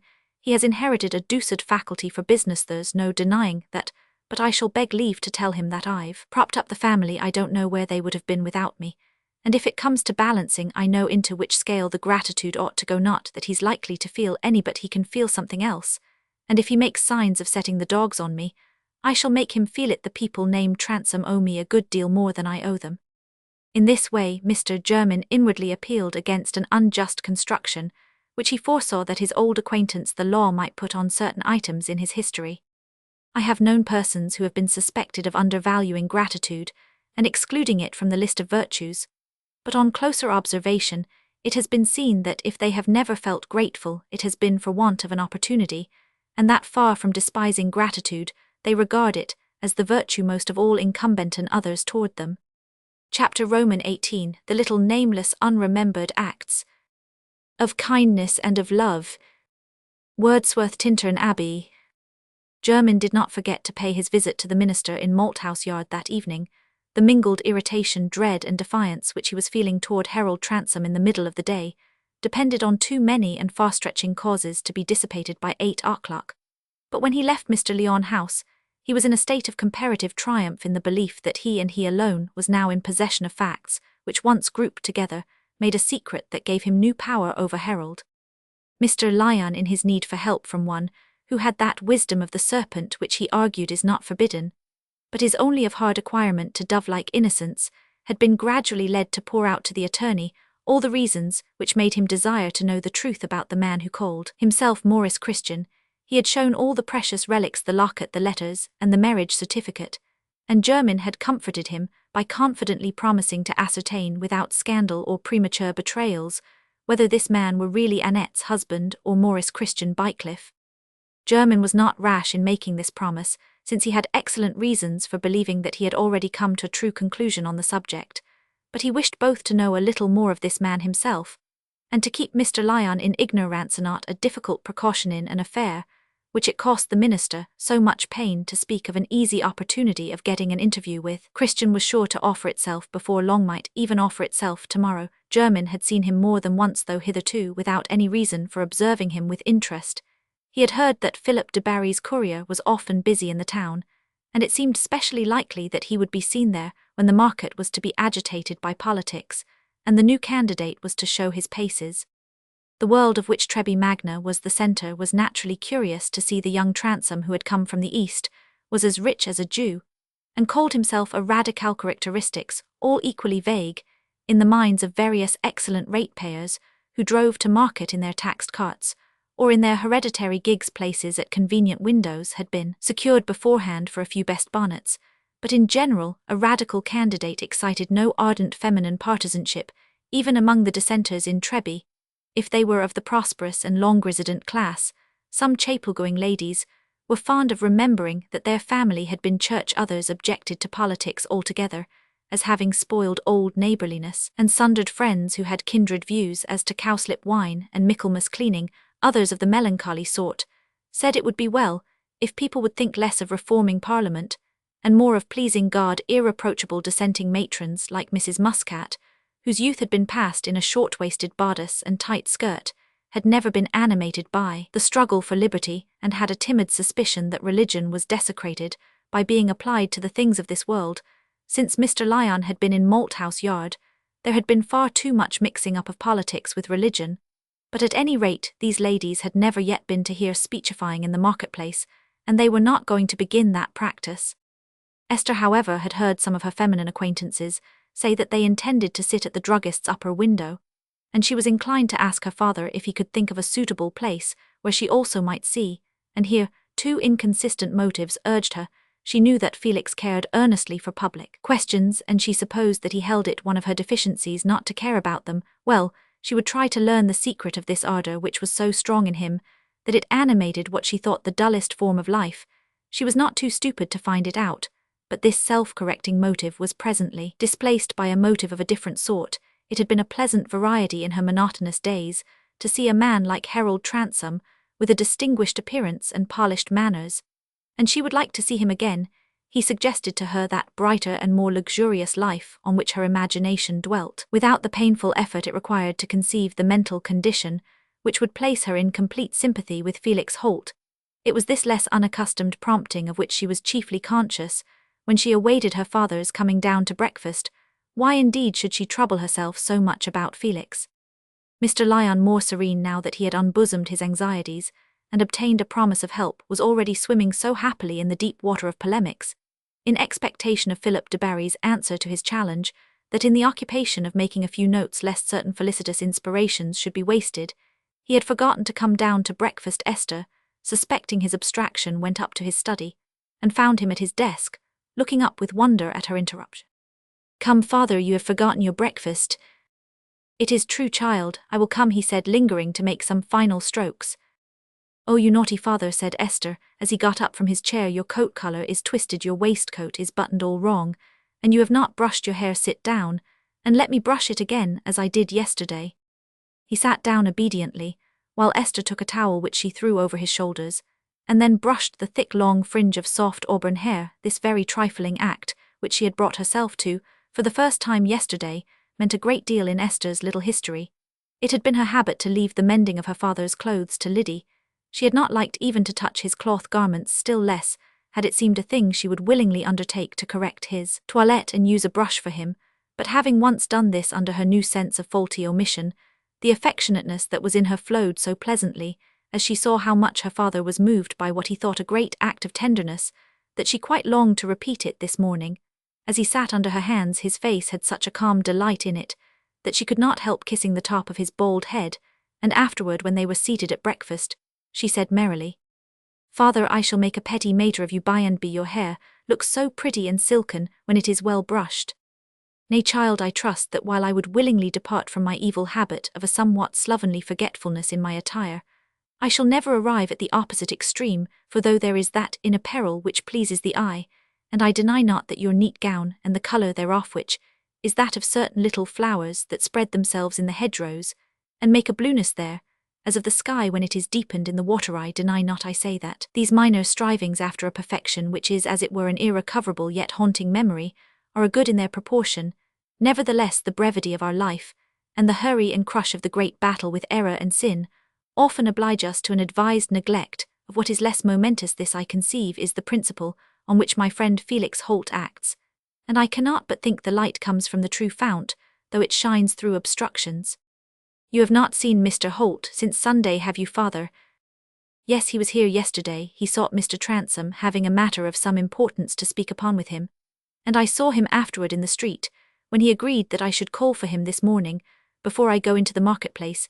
He will have it, Mr. Lyon went on smiling, that I must not walk about in the crowd without him to act as my special constable.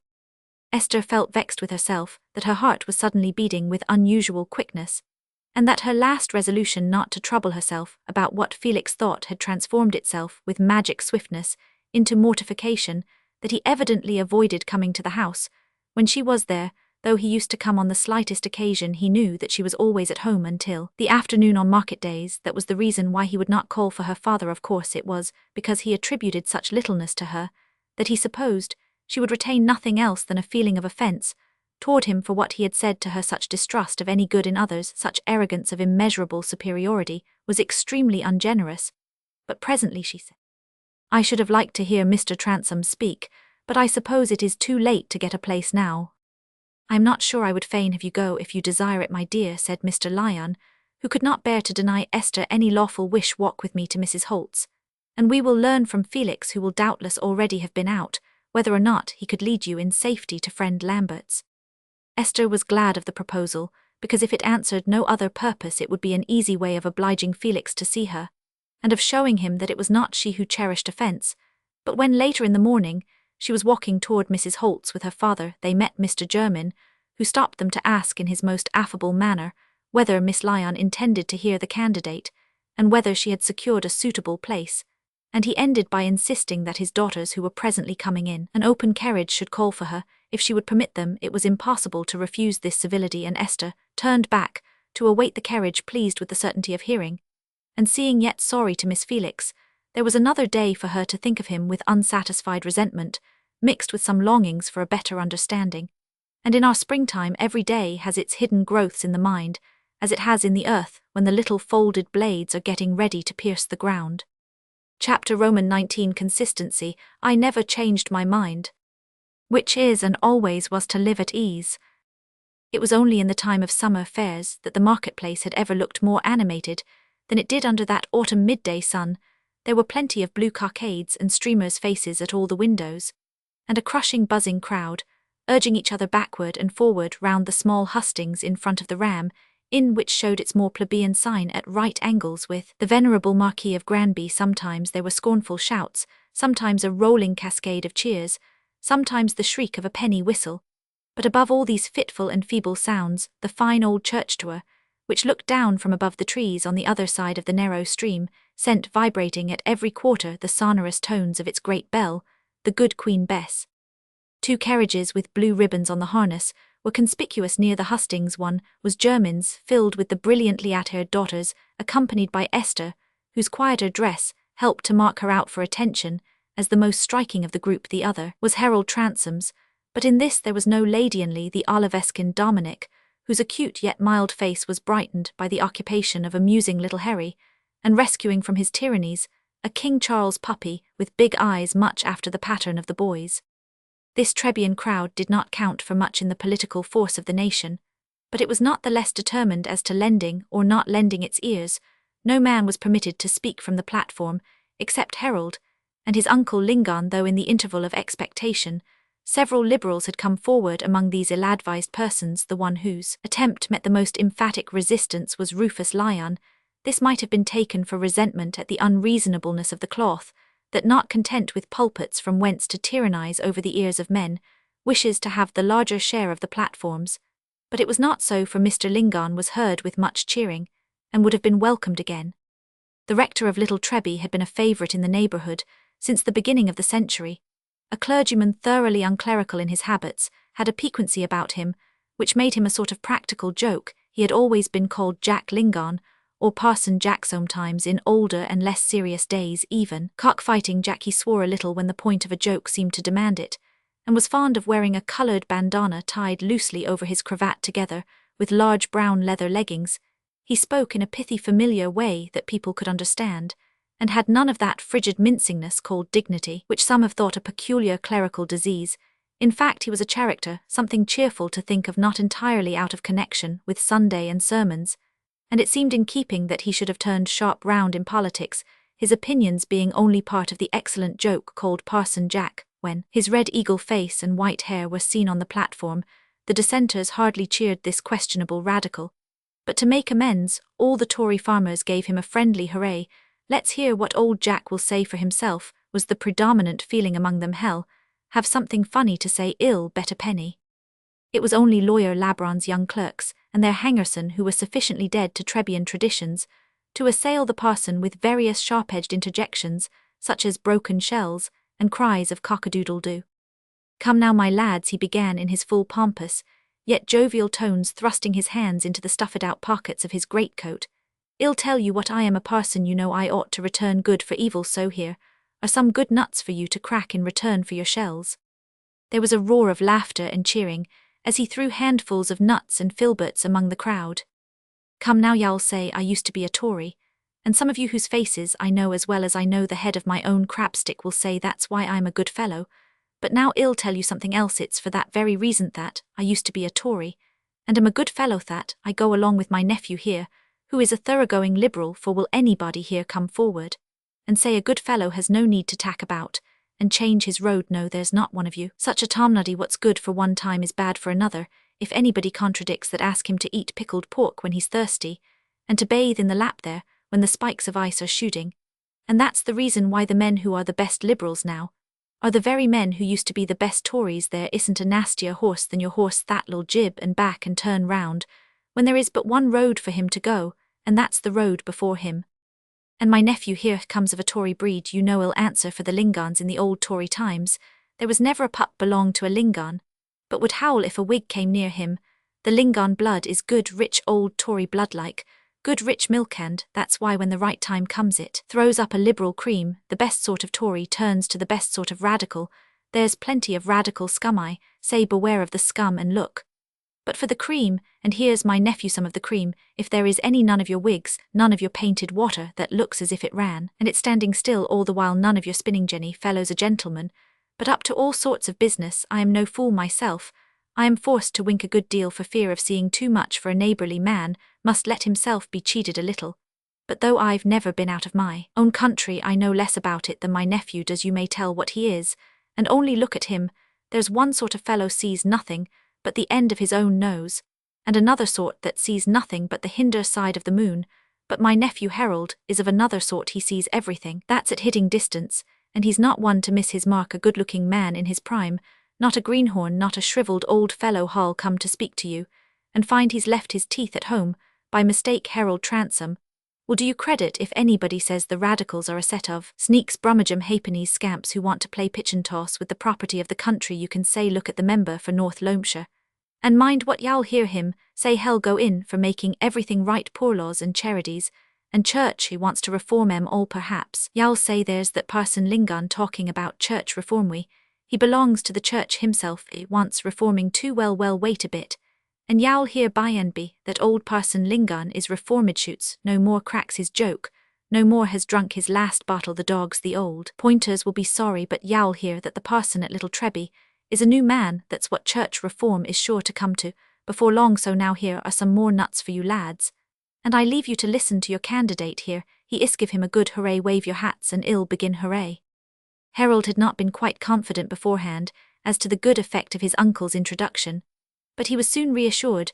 There was no acrid partisanship among the old-fashioned Tories, who mustered strong about the Marquis of Granby, and Parson Jack had put them in a good humour. Harold's only interruption came from his own party, the oratorical clerk at the factory, acting as the tribune of the dissenting interest, and feeling bound to put questions might have been troublesome, but his voice being unpleasantly sharp while Harold's was full and penetrating, the questioning was cried down. Harold's speech it was not of the glib nonsensical sort, not ponderous, not hesitating, which is as much as to say that it was remarkable among British speeches read in print the next day. Perhaps it would be neither pregnant nor conclusive, which is saying no more than that its excellence was not of an abnormal kind, but such as is usually found in the best efforts of eloquent candidates. Accordingly, the applause drowned the opposition and content predominated.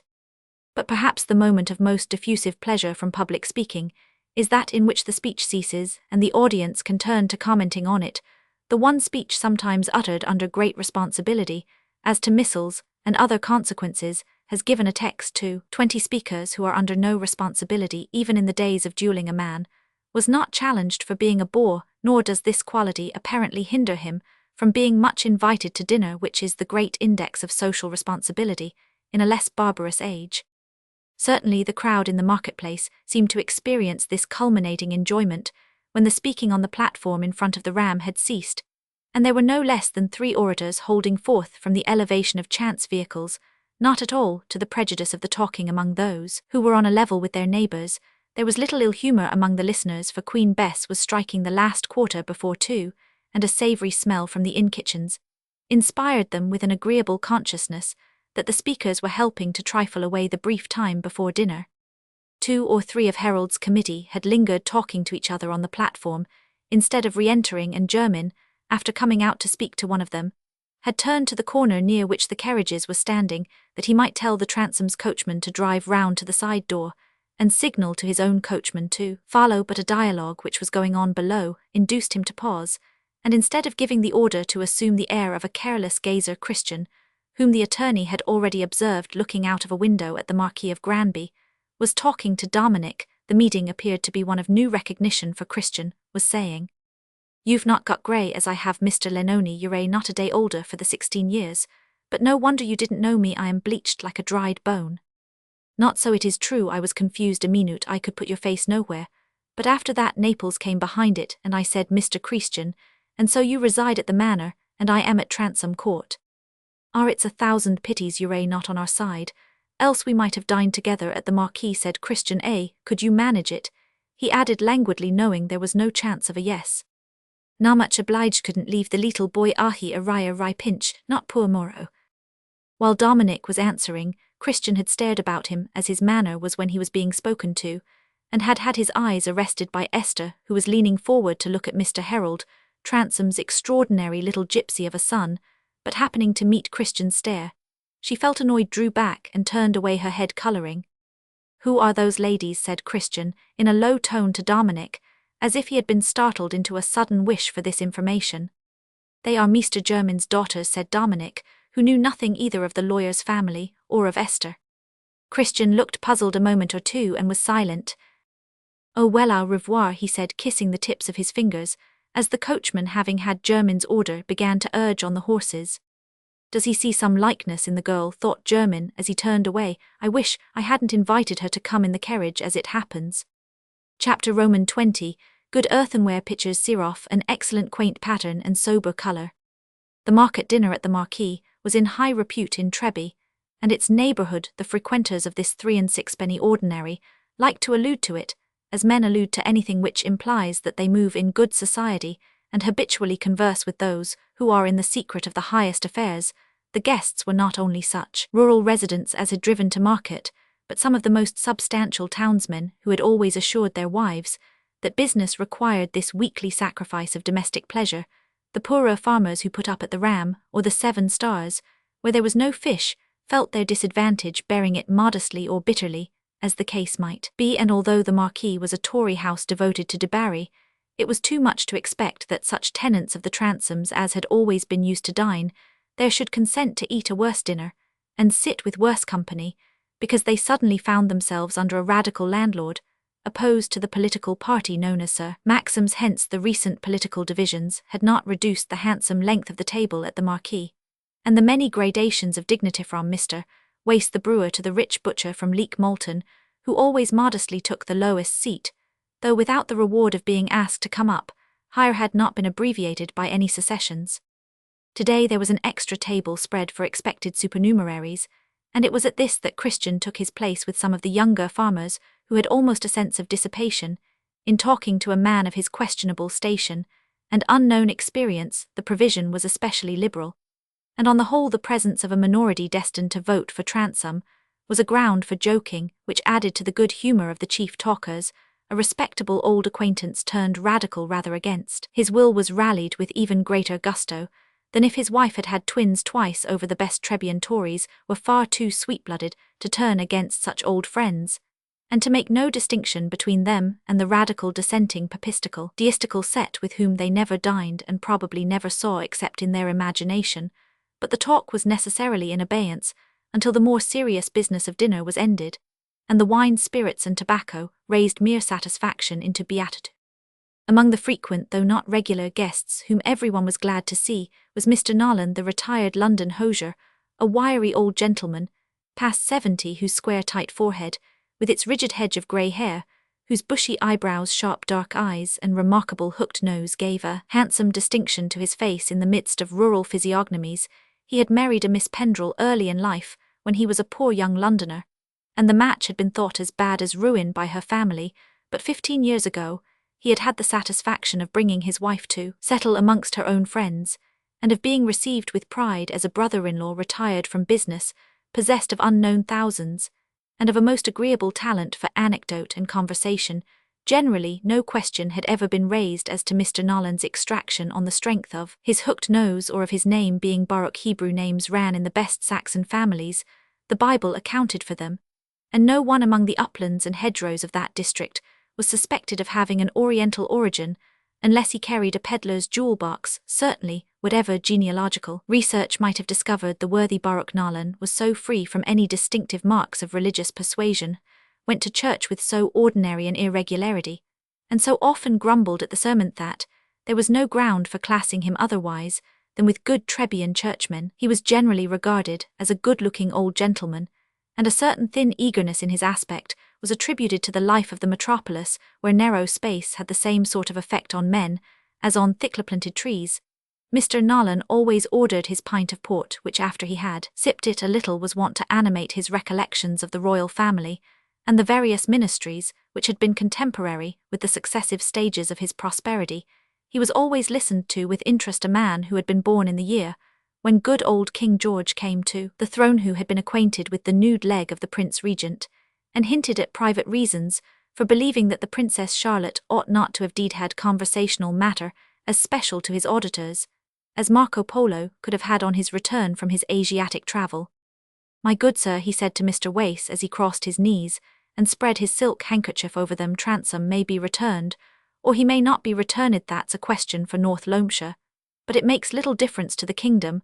I don't want to say things which may put younger men out of spirits, but I believe this country has seen its best days. I do indeed." "I am sorry to hear it from one of your experience, Mr. Nolan," said the brewer, a large happy-looking man. "I'd make a good fight myself before I'd leave a worse world for my boys than I've found for myself. There isn't a greater pleasure than doing a bit of planting and improving one's buildings, and investing one's money in some pretty acres of land. And when it turns up here and there land you've known from a boy, it's a nasty thought that these radicals are to turn things round so as one can calculate on nothing. One doesn't like it for oneself and one doesn't like it for one's neighbours, but somehow I believe it won't do. If we can't trust the government just now, there's Providence and the good sense of the country, and there's a right in things. That's what I've always said, there's a right in things. The heavy end will get downmost, and if church and king and every man being sure of his own are things good for this country, there's a God above will take care of 'em."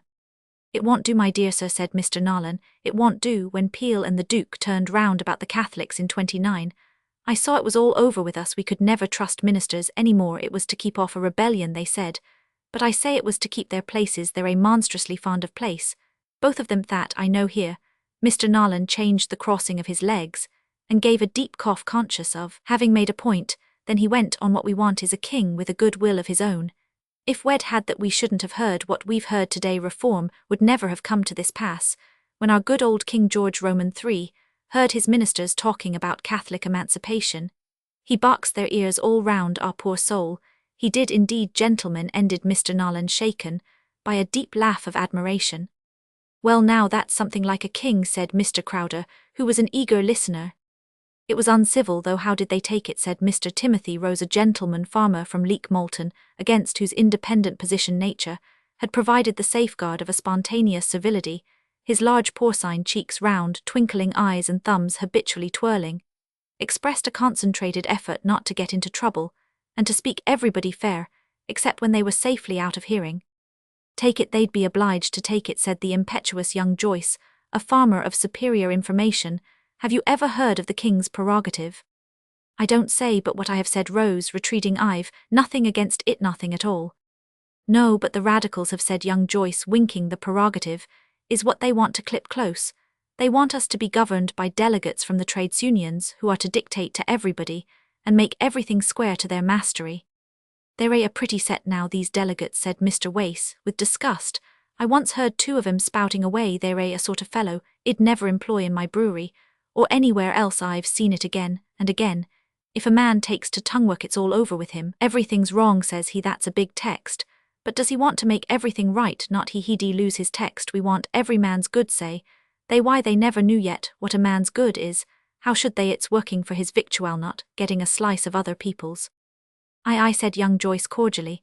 I should just have liked all the delegates in the country mustered for our yeomanry to go in. That's all they'd see, where the strength of old England lay. Then you may tell what it is for a country to trust to trade when it breeds such spindling fellows as those. That isn't the fault of trade, my good sir, said Mr. Nolan, who was often a little pained by the defects of provincial culture. Trade, properly conducted, is good for a man's constitution. I could have shown you in my time weavers past 70, with all their faculties as sharp as a penknife, doing without spectacles. It's the new system of trade that's to blame. A country can't have too much trade if it's properly managed. Plenty of sound Tories have made their fortune by trade. You've heard of Calibut Co. Everybody has heard of Calibut. Well, sir, I knew old Mr. Calibut as well as I know you. He was once a crony of mine in a city warehouse, and now ill answer for it. He has a larger rent roll than Lord Wyvern, bless your soul. His subscriptions to charities would make a fine income for a nobleman, and he's as good a Tory as I am. And as for his town establishment, how much butter do you think is consumed there annually? Mr. Nolan paused, and then his face glowed with triumph as he answered his own question. Why, gentlemen, not less than 2,000 pounds of butter during the few months the family is in town. Trade makes property, my good sir, and property is conservative, as they say now. Calibut's son-in-law is Lord Fortinbras. He paid me a large debt on his marriage. It's all one web, sir. The prosperity of the country is one web. To be sure, said Christian, who, smoking his cigar with his chair turned away from the table, was willing to make himself agreeable in the conversation. We can't do without nobility. Look at France. When they got rid of the old nobles, they were obliged to make new. True, very true, said Mr. Nolan, who thought Christian a little too wise for his position, but could not resist the rare gift of an instance in point. It's the French Revolution that has done us harm here. It was the same at the end of the last century, but the war kept it off. Mr. Pitt saved us. I knew Mr. Pitt. I had a particular interview with him. Once he joked me about getting the length of his foot. Mr. Nolan, said he, there are those on the other side of the water whose name begins with N, who would be glad to know what you know. I was recommended to send an account of that to the newspapers after his death, poor man, but I am not fond of that kind of show myself. Mr. Nolan swung his upper leg a little and pinched his lip between his thumb and finger, naturally pleased with his own moderation. No, very right, said Mr. Wace cordially, but you never said a truer word than that about property. If a man's got a bit of property, a stake in the country, hell want to keep things square. Where Jack isn't safe, Tom's in danger. But that's what makes it such an uncommonly nasty thing, that a man like Transome should take up with these radicals. It's my belief he does it only to get into Parliament. Hell turn round. When he gets there, come dibs, there's something to put you in spirits, added Mr. Wace, raising his voice a little, and looking at a guest lower down. You've got to vote for a radical with one side of your mouth, and make a wry face with the other, but hell turn round by and be, as Parson Jack says, he's got the right sort of blood in him. I don't care two straws who I vote for, said Dibbs sturdily. I'm not going to make a wry face. It stands to reason a man should vote for his landlord. My farm's in good condition, and I've got the best pasture on the estate. The rats never come nigh me, let them grumble as are on the wrong side of the hedge. I wonder if German'll bring him in though, said Mr. Sercombe, the great miller. He's an uncommon fellow for carrying things through, I know. He brought me through that suit about my weir. It cost a pretty penny, but he brought me through. It's a bit of a pill for him too, having to turn radical, said Mr. Wace. They say he counted on making friends with Sir Maximus by this young one coming home and joining with Mr. Philip. But ill bet a penny he brings Transome in, said Mr. Sercombe. Folks say he hasn't got many votes hereabout, but toward Duffield, and all there where the radicals are everybody's for him. Mr. Christian Camire at the Fountainhead, what do they say about it now at the Manor? When general attention was called to Christian, young Joyce looked down at his own legs, and touched the curves of his own hair, as if measuring his own approximation to that correct copy of a gentleman. Mr. Wace turned his head to listen for Christian's answer with that tolerance of inferiority which becomes men in places of public resort. They think it will be a hard run between Transome and Garstin, said Christian. It depends on Transome's getting plumpers. Well, I know I shall not split for Garstin, said Mr. Wace. It's nonsense for de Barry's voters to split for a Whig man's, either a Tory or not a Tory. It seems reasonable, there should be one of each side, said Mr. Timothy Rose. I don't like showing favour either way. If one side can't lower the poor's rates and take off the tithe, let the other try. But there's this in it, Wace, said Mr. Sercombe. I am not altogether against the Whigs, for they don't want to go so far as the Radicals do. And when they find they've slipped a bit too far, they'll hold on all the tighter, and the Whigs have got the upper hand now, and it's no use fighting with the current. I run with the... Mr. Sercombe checked himself, looked furtively at Christian, and to divert criticisms ended with a Mr. Nolan. There have been eminent Whigs, Sir. Mr. Fox was a Whig, said Mr. Nolan. Mr. Fox was a great orator. He was very intimate with the Prince of Wales. I've seen him, and the Duke of York too, go home by daylight with their hats crushed. Mr. Fox was a great leader of opposition government. Requires an opposition. The Whigs should always be in opposition, and the Tories on the ministerial side. That's what the country used to like the Whigs for salt, and mustard the Tories for meat. Mr. Gottlieb, the banker, used to say to me, Mr. Gottlieb was a worthy man, when there was a great run on Mr. Gottlieb's bank in 16. I saw a gentleman come in with bags of gold, and say, tell Mr. Gottlieb there's plenty more. Where that came from, it stopped the run, gentlemen, it did indeed. This anecdote was received with great admiration, but Mr. Sercombe returned to the previous question. There now, you see, Wace, it's right, there should be Whigs as well as Tories. Pitt and Fox, I've always heard them go together. Well, I don't like Garstin, said the brewer. I didn't like his conduct about the Canal Company. Of the two, I like Transome best. If a nag is to throw me, I say let him have some blood. As for blood, Wace, said Mr. Salt, the wool factor, a bilious man who only spoke when there was a good opportunity of contradicting, ask my brother-in-law, Labron, a little about that. These Transomes are not the old blood. Well, they're the oldest that's forthcoming, I suppose, said Mr. Wace, laughing, unless you believe in mad old Tommy Trounsem. I wonder where that old poaching fellow is now. I saw him half drunk the other day, said young Joyce. He'd got a flag basket with handbills in it over his shoulder. I thought the old fellow was dead, said Mr. Wace. Hey, why, German, he went on merrily as he turned round and saw the attorney entering. You Radical, how dare you show yourself in this Tory house? Come, this is going a bit too far. We don't mind old Harry managing our law for us, that's his proper business from time immemorial. But Buter, said German, smiling, always ready to carry on a joke to which his slow manner gave the piquancy of surprise. If he meddles with politics, he must be a Tory. German was not afraid to show himself anywhere in Treby. He knew many people were not exactly fond of him, but a man can do without that if he is prosperous. A provincial lawyer in those old-fashioned days was as independent of personal esteem as if he had been a Lord Chancellor. There was a good-humoured laugh at this upper end of the room, as German seated himself at about an equal angle between Mr. Wace and Christian. We were talking about old Tommy Trounsem. You remember him? They say he's turned up again, said Mr. Wace. Ah, said German, indifferently. Buter Wace, I'm very busy toddy, but I wanted to see you about that bit of land of yours at the corner of Pod's End. I've had a handsome offer for you. I'm not at liberty to say from whom, but an offer that ought to tempt you.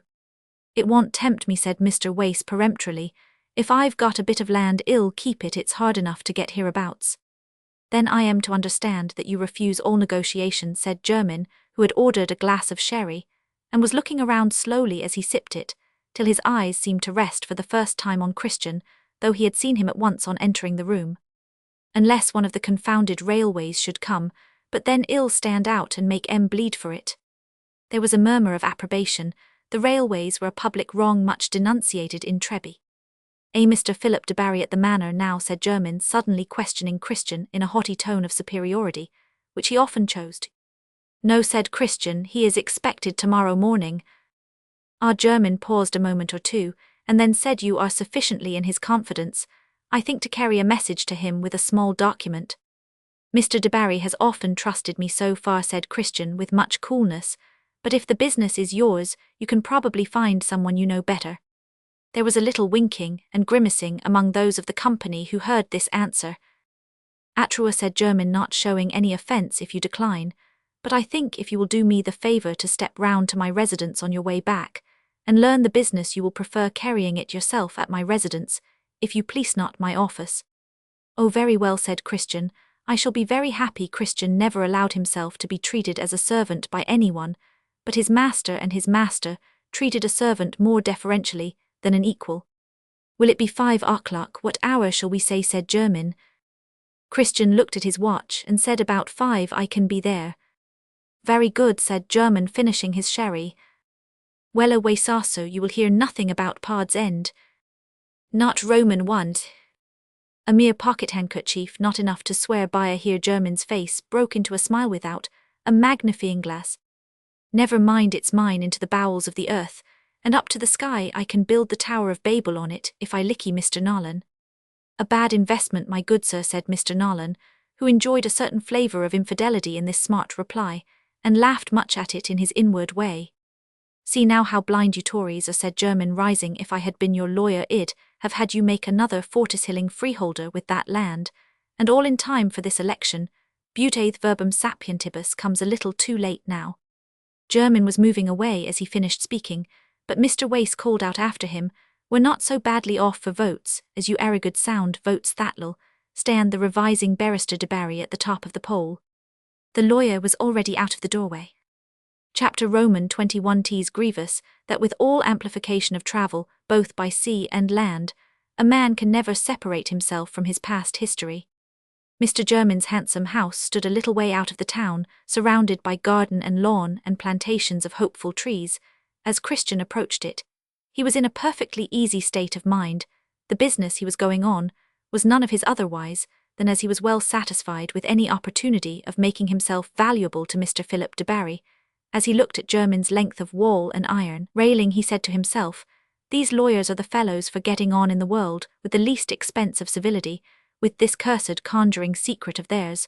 Cold law, they think everybody is frightened at them. My Lord German seems to have his insolence as ready as his soft sodder. He's as sleek as a rat, and has as vicious a tooth. I know the sort of vermin well enough. I've helped to fatten one or two. In this mood of conscious contemptuous penetration, Christian was shown by the footman into German's private room, where the attorney sat surrounded with massive oaken bookcases and other furniture to correspond from the thickest-legged, libra-writable, to the calendar frame and card rack. It was the sort of a room a man prepares for himself when he feels sure of a long and respectable future. He was leaning back in his leather chair against the broad window opening on the lawn, and had just taken off his spectacles and let the newspaper fall on his knees in despair of reading by the fading light. When the footman opened the door and said, Mr. Christian, German said, Good evening, Mr. Christian, be seated, pointing to a chair opposite himself, and the window, light the candles on the shelf, John, but leave the blinds alone. He did not speak again till the man was gone out, but appeared to be referring to a document which lay on the bureau before him. When the door was closed, he drew himself up again, began to rub his hands, and turned toward his visitor, who seemed perfectly indifferent to the fact that the attorney was in shadow, and that the light fell on himself. Iron name is Henry Scadden. There was a start through Christian's frame which he was quick enough almost simultaneously to try and disguise as a change of position. He uncrossed his legs and unbuttoned his coat, but before he had time to say anything, German went on with slow emphasis. You were born on the 16th of December 1782, at Blackheath. Your father was a cloth merchant in London. He died when you were barely of age, leaving an extensive business. Before you were 25, you had run through the greater part of the property, and had compromised your safety by an attempt to defraud your creditors. Subsequently, you forged a cheque on your father's elder brother, who had intended to make you his heir. Here German paused a moment, and referred to the document. Christian was silent. In 1808, you found it expedient to leave this country in a military disguise, and were taken prisoner by the French on the occasion of an exchange of prisoners. You had the opportunity of returning to your own country, and to the bosom of your own family. You were generous enough to sacrifice that prospect in favour of a fellow prisoner of about your own age and figure, who had more pressing reasons than yourself for wishing to be on this side of the water. You exchanged dress, luggage, and names with him, and he passed to England instead of you as Henry Scadden. Almost immediately afterward you escaped from your imprisonment, after feigning an illness which prevented your exchange of names from being discovered, and it was reported that you, that is you, under the name of your fellow prisoner, were drowned in an open boat trying to reach a Neapolitan vessel bound for Malta. Nevertheless, I have to congratulate you on the falsehood of that report, and on the certainty that you are now, after the lapse of more than 20 years, seated here in perfect safety." German paused so long that he was evidently awaiting some answer. At last Christian replied, in a dogged tone, "Well, sir, I've heard much longer stories than that told quite as solemnly, when there was not a word of truth in them. Suppose. I deny the very peg you hang your statement on. Suppose I say I am not Henry Scadden." "In that case, here," said German with wooden indifference, "you would lose the advantage which may attach to your possession of Henry Scadden's knowledge, and at the same time, if it were in the least inconvenient to you that you should be recognized as Henry Scadden, your denial would not prevent me from holding the knowledge and evidence which I possess on that point. It would only prevent us from pursuing the present conversation." "Well, sir, suppose we admit for the sake of the conversation that your account of the matter is the true one. What advantage have you to offer the man named Henry Scadden?" "The advantage is problematical, but it may be considerable. It might in fact release you from the necessity of acting as courier or a valet, or whatever other office you may occupy which prevents you from being your own master. On the other hand, my acquaintance with your secret is not necessarily a disadvantage to you. To put the matter in a nutshell, I am not inclined to gratuitous lit. Do you any harm, and I may be able to do you a considerable service." "Which you want me to earn somehow," said Christian. "You offer me a turn in a lottery." "Precisely. The matter in question is of no earthly interest to you except as it may yield you a prize. We lawyers have to do with complicated questions and legal subtleties, which are never aptly known even to the parties immediately interested, still less to the witnesses. Shall we agree, then, that you continue to retain 2/3 of the name which you gained by exchange, and that you oblige me by answering certain questions as to the experience of Henry Scadden?" "Very good, go on." "What articles of property once belonging to your fellow prisoner Maurice Christian Bycliffe do you still retain?" "This ring," said Christian, twirling round the fine seal-ring on his finger, "his watch, and the little matters that hung with it, and a case of papers. I got rid of a gold snuff-box once when I was hard up. The clothes are all gone, of course. We exchanged everything. It was all done in a hurry. Bycliffe thought we should meet again in England before long, and he was mad to get there, but that was impossible. I mean, that we should meet soon after. I don't know what's become of him, else I would give him up his papers and the watch, and so on, though you know it was I who did him the service, and he felt that." "You were at Vessel together before being moved to Verdun?" "Yes." "What else do you know about Bycliffe?" "Oh, nothing very particular," said Christian, pausing, and rapping his boot with his cane. "He'd been in the Hanoverian army, a high-spirited fellow, took nothing easily, not over-strong in health. He made a fool of himself with marrying at Vessel, and there was the devil to pay with the girl's relations, and then when the prisoners were ordered off, they had to part. Whether they ever got together again, I don't know." "Was the marriage all right then?" "Oh, all on the square. Civil marriage, church, everything. Bycliffe was a fool, a good-natured, proud, headstrong fellow." "How long did the marriage take place before you left Vessel?" "About 3 months. I was witness to the marriage." "And you know no more about the wife?" "Not afterward. I knew her very well before. Pretty Annette Ledru was her name. She was of a good family, and they had made up a fine match for her, but she was one of your meek little diableses who have a will of their own once in their lives, the will to choose their own master." "Bycliffe was not open to you about his other affairs?" "Oh no, a fellow you wouldn't dare to ask a question of. People told him everything, but he told nothing in return. If Madame Annette ever found him again, she found her lord and master with a vengeance, but she was a regular lapdog. However, her family shut her up, made a prisoner of her to prevent her running away." "Ah, good, much of what you have been so obliging as to say is irrelevant to any possible purpose of mine, which in fact has only to do with a mouldy law case that might be aired some day. You will doubtless on your own account maintain perfect silence on what has passed between us, and with that condition duly preservate is possible that the lottery you have put in tow, as you observe, may turn up a prize." "This then is all the business you have with me," said Christian, rising. "Or you will of course preserve carefully all the papers and other articles which have so many collections attached to them?" "Oh yes, if there's any chance of Bycliffe turning up again, I shall be sorry to have parted with the snuff-box, but I was hard up at Naples. In fact, as you see, I was obliged at last to turn courier." "An exceedingly agreeable life for a man of some accomplishments and no income," said German, rising and reaching a candle which he placed against his desk. Christian knew this was a sign that he was expected to go, But he lingered standing with one hand on the back of his chair. At last he said rather sulkily, "I think you're too clever, Mr. Jermyn, not to perceive that I am not a man to be made a fool of." "Well, it may perhaps be a still better guarantee for you," said Jermyn, smiling, "that I see no use in attempting that metamorphosis. The old gentleman, who ought never to have felt himself injured, is dead now, and I am not afraid of creditors after more than 20 years. Certainly note other may indeed be claims which can't assert themselves illegally, which yet are molesting to a man of some reputation, but you may perhaps be happily free from such fears." Jermyn drew round his chair toward the bureau, and Christian, too acute to persevere, uselessly said good day, and left the room. After leaning back in his chair to reflect a few minutes, Jermyn wrote the following letter. "Dear Johnson, I learn from your letter, received this morning, that you intend returning to town on Saturday.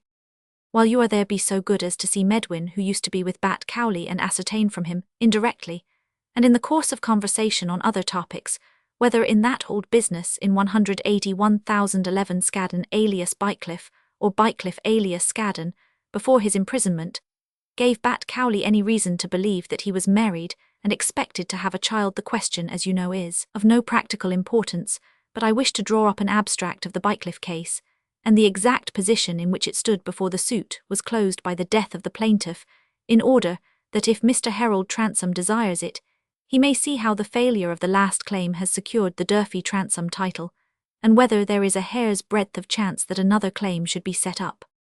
Of course there is not a shadow of such a chance, for even if Bat Cowley were to suppose that they had alighted on a surviving representative of the Bycliffes, it would not enter their heads to set up a new claim, since they brought evidence that the last life which suspended the Bycliffe remainder was extinct, before the case was closed a good 20 years ago. Still, I want to show the present heir of the Durfee Transomes the exact condition of the family title to the estates, so get me an answer from Medwin on the above-mentioned point. I shall meet you at Duffield next week.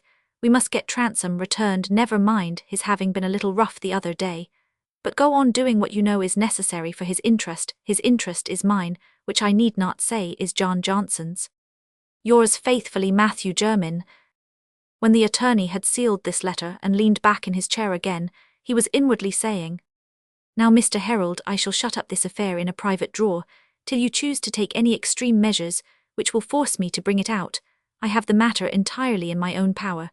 No one but old Lyon knows about the girl's birth. No one but Scadden can clench the evidence about Bycliffe, and I've got Scadden under my thumb. No soul, except myself and Johnson, who is a limb of myself, knows that there is one half-dead life, which may presently leave the girl a new claim to the Bycliffe heirship.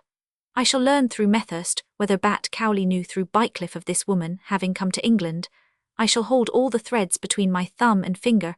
I can use the evidence or I can nullify it. And so if Mr. Harold pushes me to extremity, and threatens me with chancery and ruin, I have an opposing threat which will either save me or turn into a punishment for him."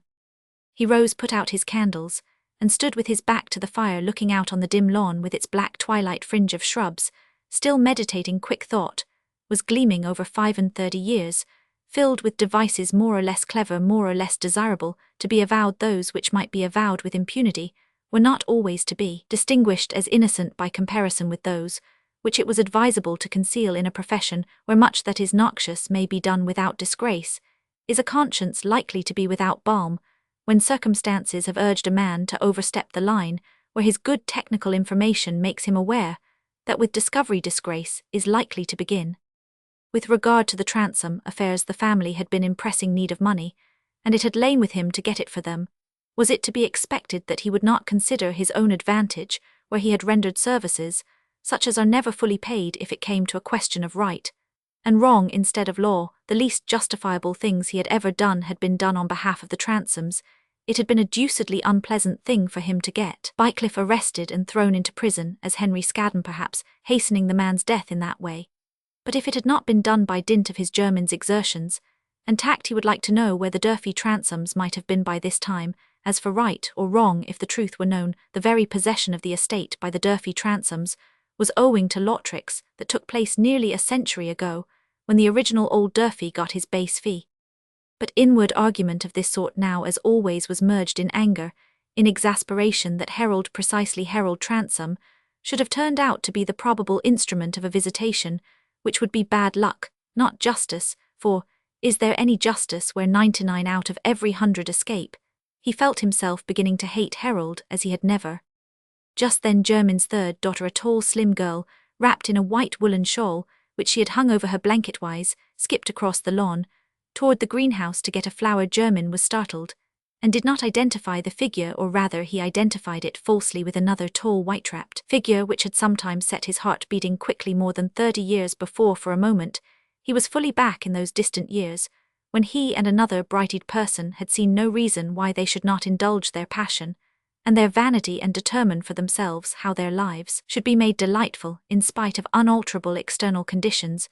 The reasons had been unfolding themselves gradually ever since through all the years, which had converted the handsome, soft-eyed, slim young German, with a touch of sentiment, into a portly lawyer of 60, for whom life had resolved itself into the means of keeping up his head among his professional brethren, and maintaining an establishment into a grey-haired husband and father, whose third affectionate and expensive daughter now rapped at the window, and called to him, "Papa, Papa, get ready for dinner, don't you remember that the Luckins are coming?" Chapter Roman 22, her gentle looks shot arrows piercing him, as gods are pierced with poison of sweet pity. The evening of the market day had passed, and Felix had not looked in at Malthouse Yard to talk over the public events with Mr. Lyon. When Esther was dressing the next morning, she had reached a point of irritated anxiety to see Felix, at which she found herself devising little schemes for attaining that end in some way that would be so elaborate as to seem perfectly natural. Her watch had a long-standing ailment of losing possibly. It wanted cleaning, Felix would tell her, if it merely wanted regulating, whereas Mr. Proud might detain it unnecessarily and cause her useless inconvenience. Or could she not get a valuable hint from Mrs. Holt about the homemade bread, which was something as sad as Liddy herself? Or, if she came home that way at 12 o'clock, Felix might be going out, she might meet him, and not be obliged to call. Or but it would be very much beneath her to take any steps of this sort. Her watch had been losing for the last 2 months. Should it not go on losing a little longer? She could think of no devices that were not so transparent as to be undignified, all the more undignified because Felix chose to live in a way that would prevent anyone from classing him according to his education and mental refinement, which, certainly, are very high, said Esther, inwardly colouring, as if in answer to some contrary allegation. Else, I should not think his opinion of any consequence. But she came to the conclusion that she could not possibly call at Mrs. Holt's. It followed that up to a few minutes past 12, when she reached the turning toward Mrs. Holt's, she believed that she should go home the other way.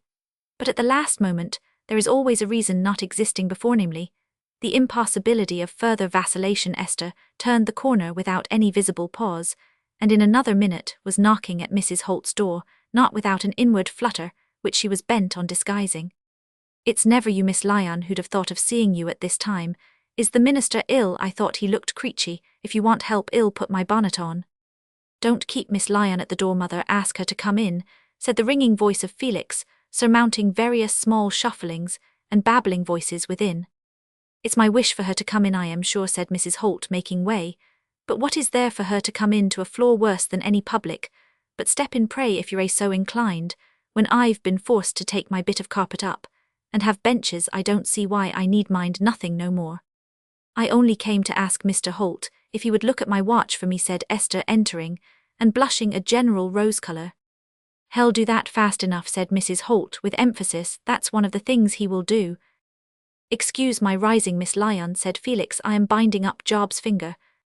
Job was a small fellow about 5, with a germinal nose, large round blue eyes, and red hair that curled close to his head like the wool on the back of an infantine lamb. He had evidently been crying, and the corners of his mouth were still dolorous. Felix held him on his knee as he bound, and tied up very cleverly a tiny forefinger. There was a table in front of Felix, and against the window covered with his watchmaking implements, and some open books. 2 benches stood at right angles on the sanded floor, and 6 or 7 boys of various ages up to 12 were getting their caps and preparing to go home. They huddled themselves together and stood still. When Esther entered, Felix could not look up till he had finished his surgery, but he went on speaking. "This is a hero, Miss Lyon. This is Job Tudge, a bold Briton, whose finger hurts him, but who doesn't mean to cry. Good morning, boys. Don't lose your time, get out into the—" Esther seated herself on the end of the bench, near Felix, much relieved that Job was the immediate object of attention, and the other boys rushed out behind her with a brief chant of good morning. "Did you ever see," said Mrs. Holt, standing to look on how wonderful Felix is at that small work with his large fingers. "And that's because he learned doctoring it isn't for want of cleverness. He looks like a poor man, Miss Lyon. I've left off speaking, else I should say it's a sin and a shame." "Felix Holt and Job Tudge," Mother, said Felix, who often amused himself and kept good-humoured by giving his mother answers that were unintelligible to her. "You have an astonishing readiness in the Ciceronian antiphrases. Considering you have never studied oratory there, Jopsu patient mansit, still if thou wilt, and now we can look at Miss Lyon." Esther had taken off her watch and was holding it in her hand, but he looked at her face, or rather at her eyes, as he said, "You want me to doctor your watch?" Esther's expression was appealing and timid as it had never been before in Felix's presence, but when she saw the perfect calmness, which to her seemed coldness, of his clear grey eyes, as if he saw no reason for attaching any emphasis to this, first, meeting a pang swift as an electric shock darted through her. She had been very foolish to think so much of it. It seemed to her as if her inferiority to Felix made a gulf between them.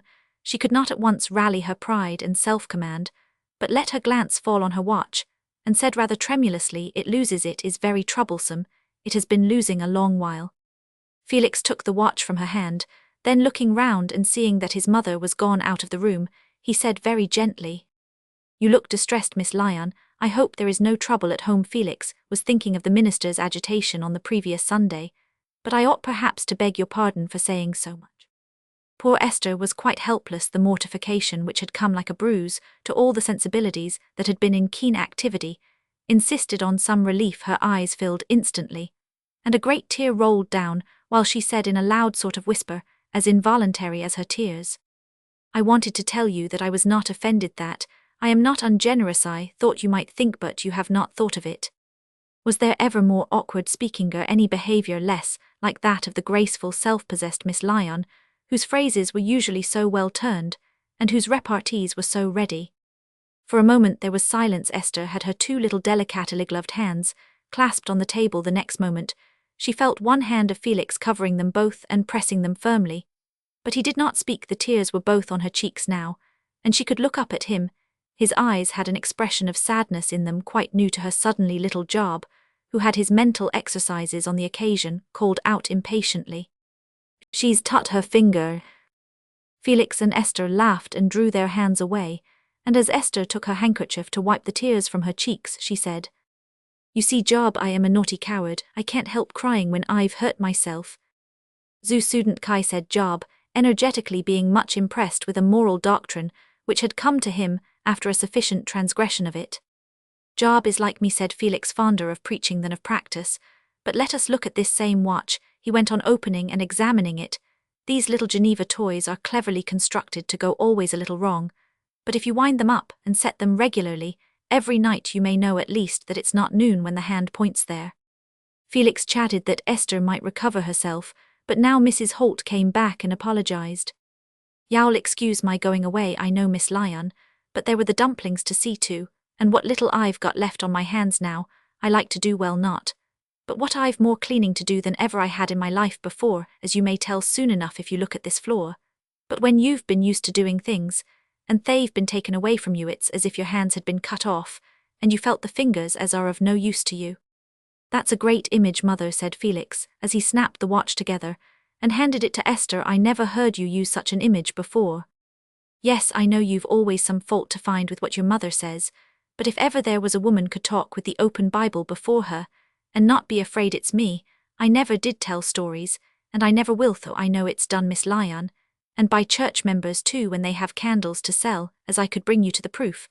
But I never was one of 'em. Let Felix say what he will about the printing on the tickets. His father believed it was gospel truth, and it's presumptuous to say it wasn't, for as for curing, how can anybody know there's no physical cure without a blessing? And with a blessing I know I've seen a mustard plaister work, when there was no more smell nor strength in the mustard than so much flour and reason good for. The mustard had lain in paper nobody knows how long, so I'll leave you to guess." Mrs. Holt looked hard out of the window and gave a slight inarticulate sound of scorn. Felix had leaned back in his chair with a resigned smile and was pinching Job's ears. Esther said I think I had better go now, not knowing what else to say, yet not wishing to go immediately lest she should seem to be running away from Mrs. Holt. She felt keenly how much endurance there must be for Felix, and she had often been discontented with her father, and called him tiresome.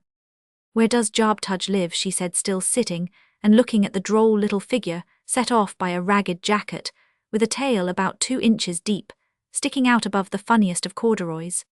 "Job has 2 mansions," said Felix. "He lives here chiefly, but he has another home where his grandfather, Mr. Tudge, the stonebreaker, lives. My mother is very good to Job, Miss Lyon.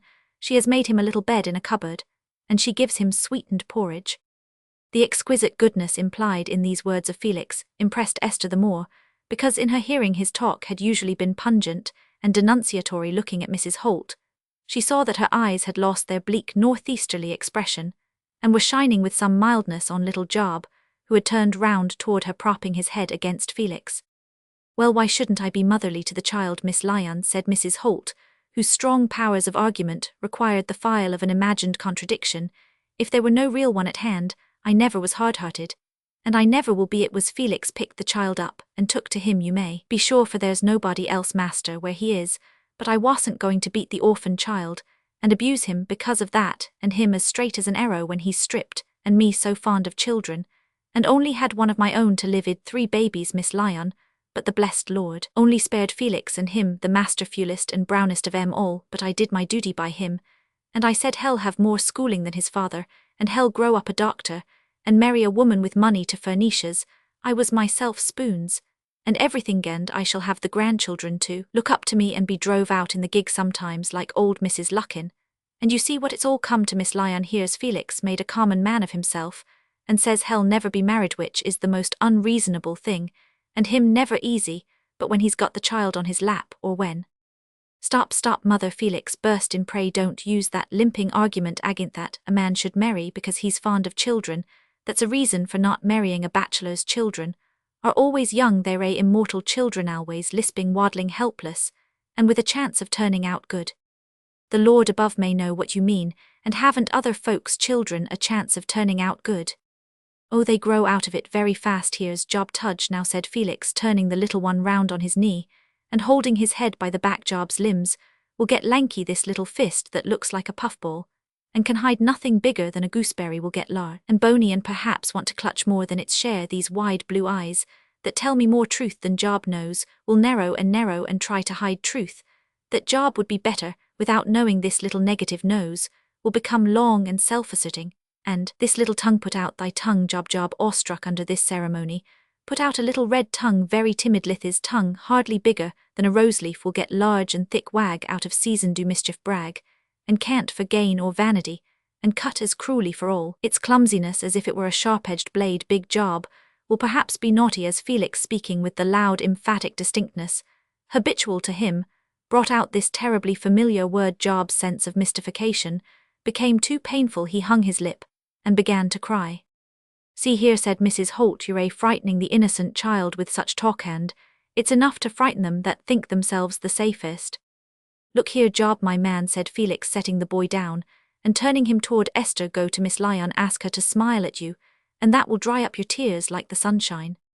Job put his 2 brown fists on Esther's lap, and she stooped to kiss him. Then, holding his face between her hands, she said, "Tell Mr. Holt, we don't mean to be naughty, Job. He should believe in us more.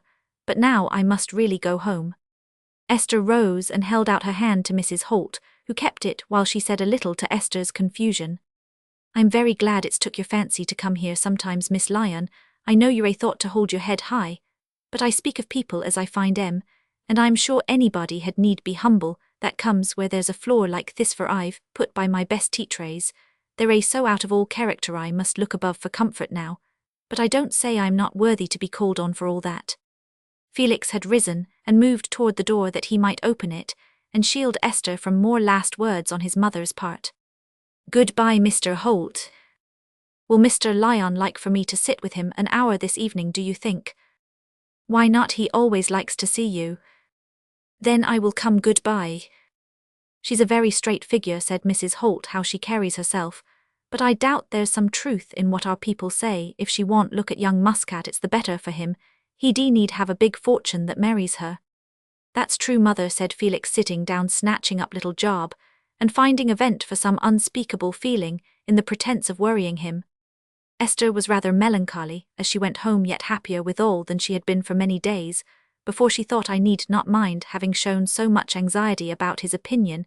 He is too clear-sighted to mistake our mutual position. He is quite above putting a false interpretation on what I have done besides. He had not thought of me at all, I saw that plainly enough, yet he was very kind. There is something greater and better in him than I had imagined. His behaviour to Dato, his mother, and me too, I should call it the highest gentlemanliness, only it seems in him to be something deeper. But he has chosen an intolerable life, though I suppose if I had a mind equal to his, and if he loved me very dearly, I should choose the same life." Esther felt that she had prefixed an impossible if to that result, but now she had known Felix, her conception of what a happy love must be had become like a dissolving view, in which the answer images were gradually melting into new forms and new colours. The favourite Byronic heroes were beginning to look like last night's decorations, seen in the sober dawn. So fast does a little leaven spread within us, so incalculable is one personality on another behind all Esther's thoughts, like an unacknowledged yet constraining presence. There was the sense that if Felix Holt were to love her, her life would be exalted into something quite new, into a sort of difficult blessedness, such as one may imagine in beings who are conscious of painfully growing into possession of higher powers.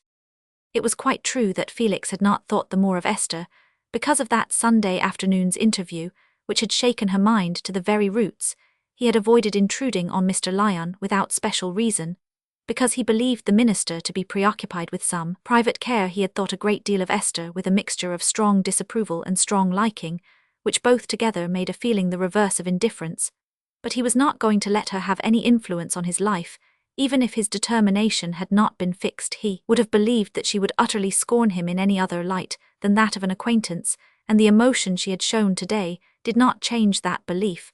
But he was deeply touched by this manifestation of her better qualities, and felt that there was a new tie of friendship between them that was the brief history Felix would have given of his relation to Esther, and he was accustomed to observe himself, but very close and diligent looking at living creatures, even through the best microscope, will leave room for new and contradictory discoveries. Felix found Mr. Lyon particularly glad to talk to him. The minister had never yet disburdened himself about his letter to Mr. Philip de Barry concerning the public conference, and as by this time he had all the heads of his discussion thoroughly in his mind, it was agreeable to recite them, as well as to express his regret that time had been lost by Mr. de Barry's absence from the manor, which had prevented the immediate fulfilment of his pledge. "I don't see how he can fulfill it if the rector refuses," said Felix, thinking it well to moderate the little man's confidence. "The rector is of a spirit that will not incur earthly impeachment, and he cannot refuse what is necessary to his nephew's honourable discharge of an obligation," said Mr. Lyon. "My young friend, it is a case wherein the prearranged conditions tend by such a beautiful fitness to the issue. I have sought that I should have forever held myself a traitor to my charge, had I neglected the indication." Chapter Roman 23. "I will not excuse you, you shall not be excused. Excuses shall not be admitted, there's no excuse shall serve, you shall not be excused." Henry Roman 4. When Philip de Barry had come home that morning and read the letters which had not been forwarded to him, he laughed so heartily at Mr. Lyon that he congratulated himself on being in his private room, otherwise his laughter would have awakened the curiosity of Sir Maximus, and Philip did not wish to tell anyone the contents of the letter. Until he had shown them to his uncle, he determined to ride over to the rectory to lunch, for, as Lady Mary was away, he and his uncle might be tete-a-tete. The rectory was on the other side of the river, close to the church, of which it was the fitting companion, a fine old brick and stone house, with a great bow window opening from the library on to the deep-turfed lawn, one fat dog sleeping on the doorstone, another fat dog waddling on the gravel, the autumn leaves duly swept away, the lingering chrysanthemums, cherished tall trees stooping or soaring in the most picturesque variety, and a Virginian creeper turning a little rustic hut into a scarlet pavilion. It was one of those rectories which are among the bulwarks of our venerable institutions, which, arrest disintegrating doubt, serve as a double embankment against popery and dissent, and rally feminine instinct and affection to reinforce the decisions of masculine thought. "What makes you look so merry, Phil?" said the rector, as his nephew entered the pleasant library. "Something that concerns you," said Philip, taking out the letter. "A clerical challenge. Here's an opportunity for you to emulate the divines of the 16th century. and have a theological duel read this letter. What answer have you sent the crazy little fellow? Said the rector, keeping the letter in his hand, and running over it again and again with brow knit, but eyes gleaming without any malignity. Oh, I sent no answer, I awaited yours.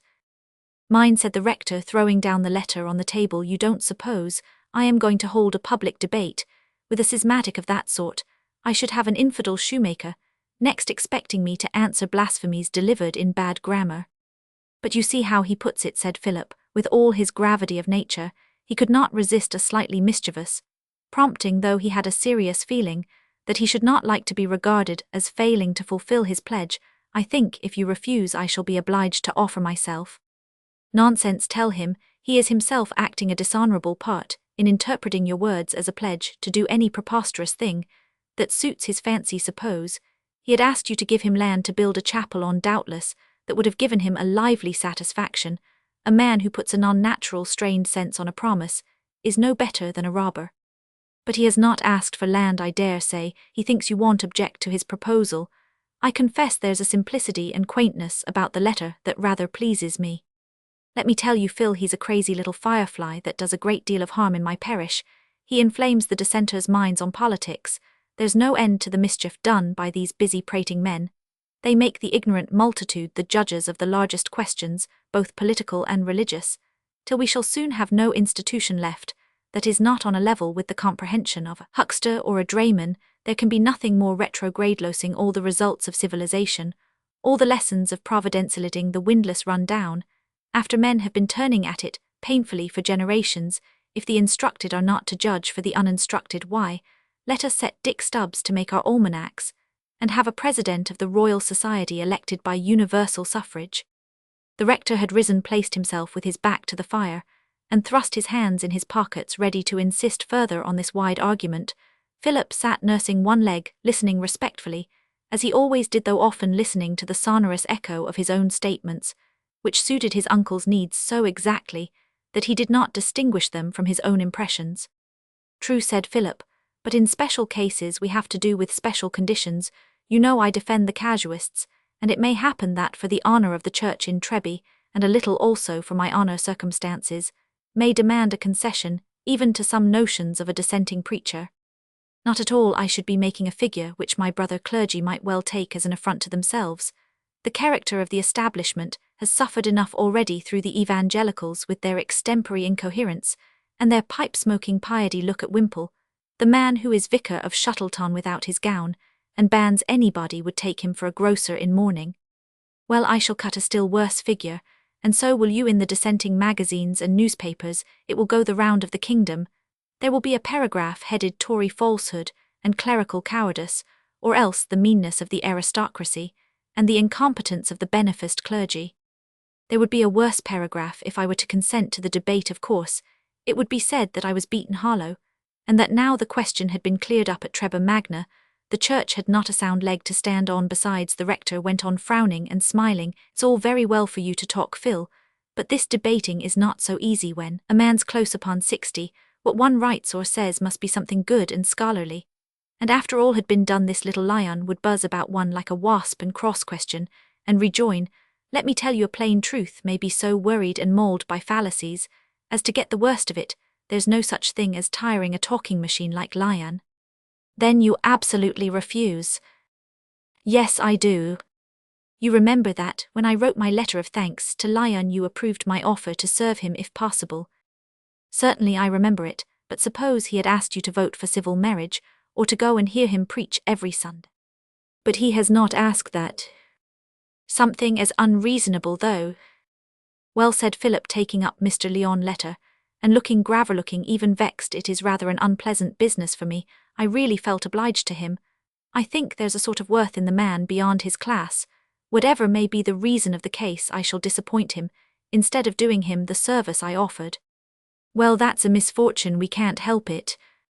The worst of it is I should be insulting him to say I will do anything else, but not just this, that you want. He evidently feels himself in company with Luther and Zwingle and Calvin, and considers our letters part of the history of Protestantism.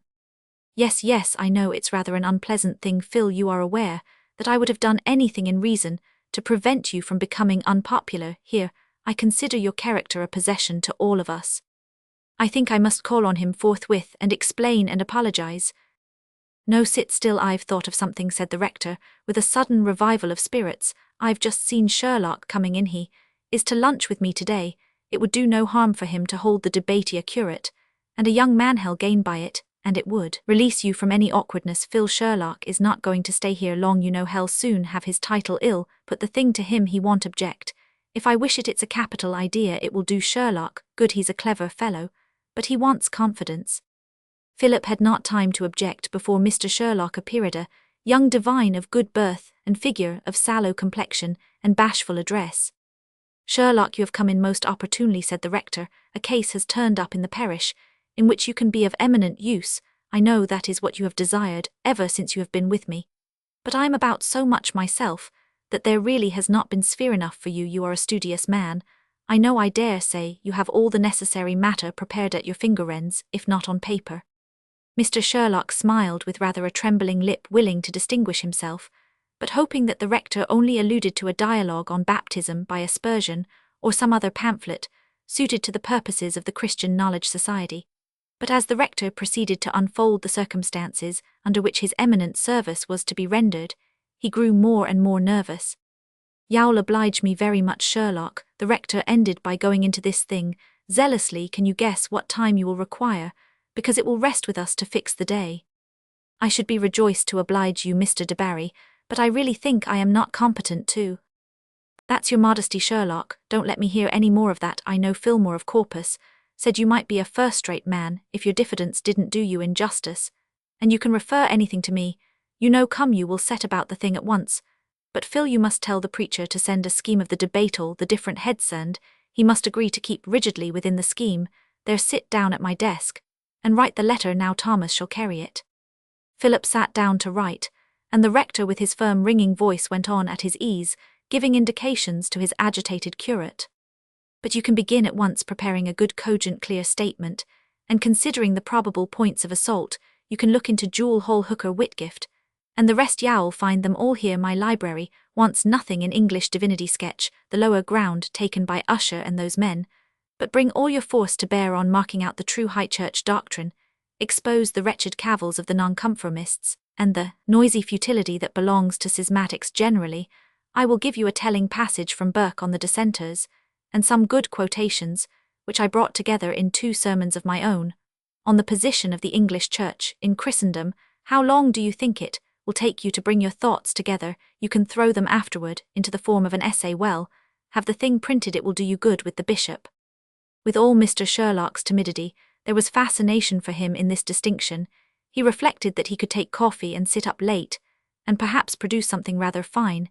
It might be a first step toward that eminence which it was no more than his duty to aspire to. Even a polemical fame like that of a Philpotts must have had a beginning. Mr. Sherlock was not insensible to the pleasure of turning sentences successfully, and it was a pleasure not always unconnected with preferment. A diffident man likes the idea of doing something remarkable which will create belief in him, without any immediate display of brilliancy. Celebrity may blush and be silent, and win a grace. The more thus Mr. Sherlock was constrained, trembling all the while and much wishing that his essay were already in print. I think I could hardly be ready under a fortnight. Very good, just write that, Phil, and tell him to fix the precise day and place, and then we'll go to lunch. The rector was quite satisfied. He had talked himself into thinking that he should like to give Sherlock a few useful hints, look up his own earlier sermons, and benefit the curate by his criticism when the argument had been got into shape. He was a healthy-natured man, but that was not at all a reason why he should not have those sensibilities to the odour of authorship, which belong to almost everybody who is not expected to be a right-hand, especially to that form of authorship, which is called suggestion, and consists in telling another man that he might do a great deal with a given subject, by bringing a sufficient amount of knowledge, reasoning, and wit to bear upon it. Philip would have had some twinges of conscience about the curate, if he had not guessed that the honour thrust upon him was not altogether disagreeable. The church might perhaps have had a stronger supporter, but for himself, he had done what he was bound to do. He had done his best toward fulfilling Mr. Lyon's desire. Chapter Roman 24, If he come not, the play is marred. Midsummer Night's Dream. Rufus Lyon was very happy on that mild November morning, appointed for the great conference in the larger room at the Free School between himself and the Reverend Theodore Sherlock, ba the disappointment of not contending with the rector in person, which had at first been bitter, had been gradually lost sight of, in the positive enjoyment of an opportunity for debating on any terms. Mr. Lyon had two grand elements of pleasure on such occasions: confidence in the strength of his case and confidence in his own power of advocacy. Not to use his own phrase, not that he glorified himself herein, for speech and exposition were so easy to him, that if he argued forcibly, he believed it to be simply because the truth was forcible. He was not proud of moving easily in his native medium. A panting man thinks of himself as a clever swimmer, but a fish swims much better, and takes his performance as a matter of course. Whether Mr. Sherlock were that panting, self-gratulating man remained a secret. Philip de Barry, much occupied with his electioneering affairs, had only once had an opportunity of asking his uncle how Sherlock got on, and the rector had said curtly, "I think hell do." I've supplied him well with references I advise him to read only, and decline everything else as out of order. Lyon will speak to a point, and then Sherlock will read. It will be all the more telling, it will give variety. But on this particular morning, peremptory business, connected with the magistracy, called the rector away. Due notice had been given, and the feminine world of Trebi Magna was much more agitated by the prospect than by that of any candidate's speech. Mrs. Pendrell at the bank, Mrs. Tiliot, and the church ladies generally felt bound to hear the curate, who was known apparently, by an intuition concerning the nature of curates, to be a very clever young man, and he would show them what learning had to say on the right side. One or two dissenting ladies were not without emotion at the thought that, seated on the front benches, they should be brought near to old church friends, and have a longer greeting than had taken place since the Catholic emancipation. Mrs. Muscat, who had been a beauty, and was as nice in her millinery as any Trebian lady belonging to the establishment, reflected that she should put on her best embroidered collar, and that she should ask Mrs. Tiliot where it was in Duffield that she once got her bed-hanging dyed so beautifully. When Mrs. Tiliot was Mary Salt, the two ladies had been bosom friends, but Mr. Tiliot looked higher and higher since his gin had become so famous, and in the year 29 he had in Mr. Muscat's hearing spoken of dissenters as sneaks, a personality which could not be overlooked. The debate was to begin at 11, for the rector would not allow the evening to be chosen when low men and boys might want to be admitted out of mere mischief.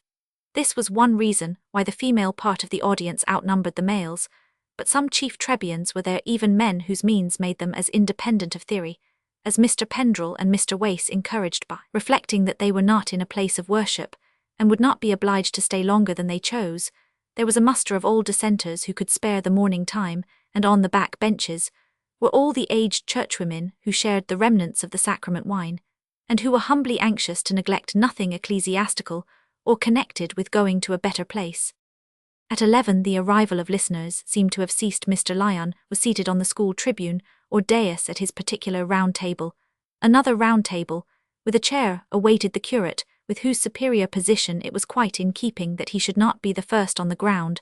A couple of extra chairs were placed farther back, and more than one important personage had been requested to act as chairman, but no churchman would place himself in a position so equivocal as to dignity of aspect, and so unequivocal as to the obligation of sitting out the discussion, and the rector had beforehand put a veto on any dissenting chairman.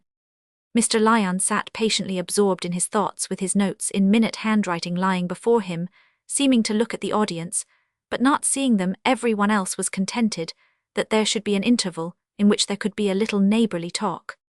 Esther was particularly happy seated on a side bench near her father's side of the tribune, with Felix close behind her so that she could turn her head and talk to him. He had been very kind ever since that morning, when she had called at his home, more disposed to listen indulgently to what she had to say, and less blind to her looks and movements. If he had never railed at her or ignored her, she would have been less sensitive to the attention he gave her.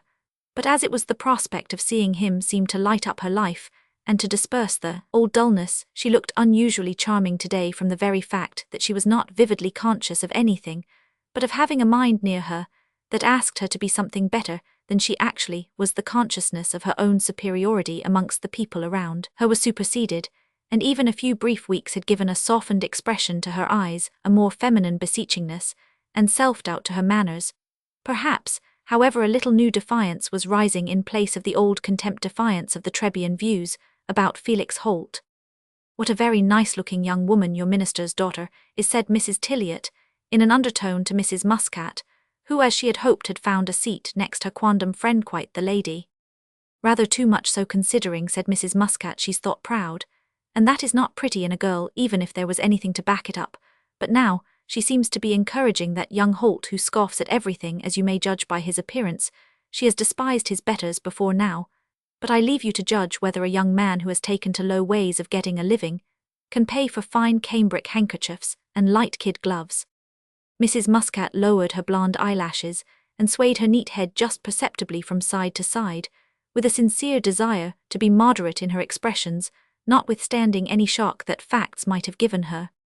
"Dear, dear," said Mrs. Eliot, "what that is young Holt leaning forward now, without a cravat. I've never seen him before to notice him, but I've heard Eliot talking about him. They say he's a dangerous character, and goes stirring up the working men at Sproxton and well, to be sure such great eyes, and such a great head of Herod, is enough to frighten one. What can she see in him quite below her?"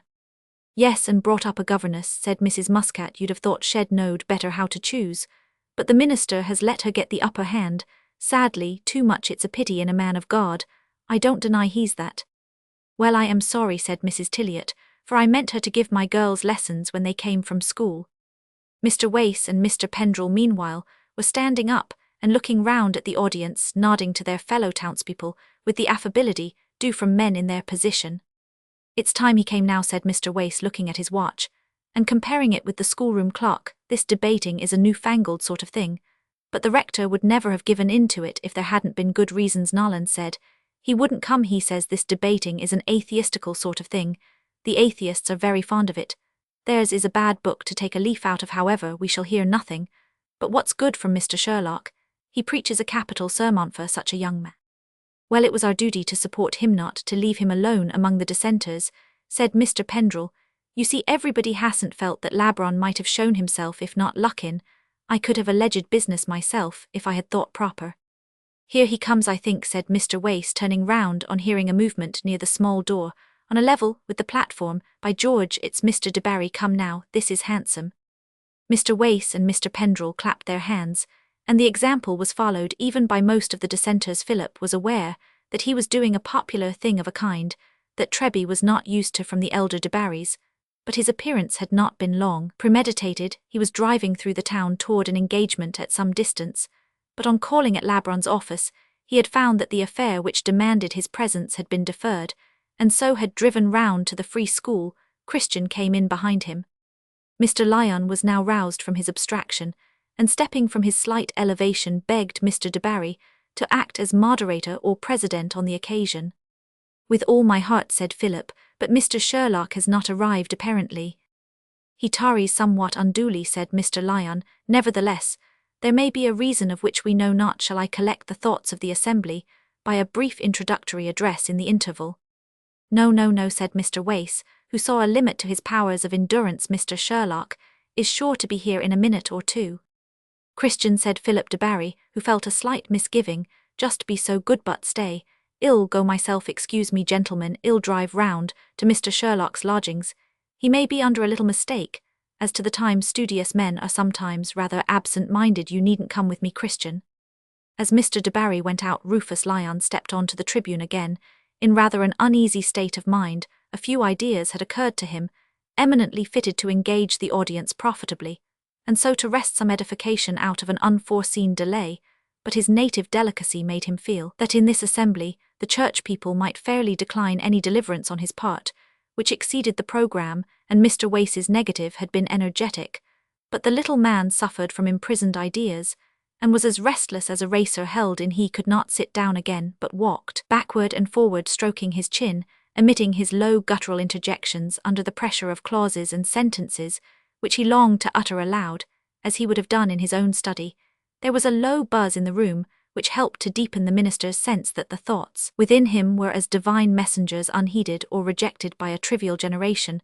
Many of the audience were standing, all except the old churchwomen on the back seats, and a few devout dissenters, who kept their eyes shut and gave their bodies a gentle oscillating motion, were interested in chat.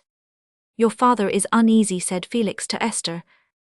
"Yes, and now I think he is feeling for his spectacles. I hope he has not left them at home. He will not be able to see anything 2 yards before him without theme, and it makes him so unconscious of what people expect or want. I'll go and ask him whether he has them, said Felix, striding over the form in front of him, and approaching Mr. Lyon, whose face showed a gleam of pleasure at this relief from his abstracted isolation.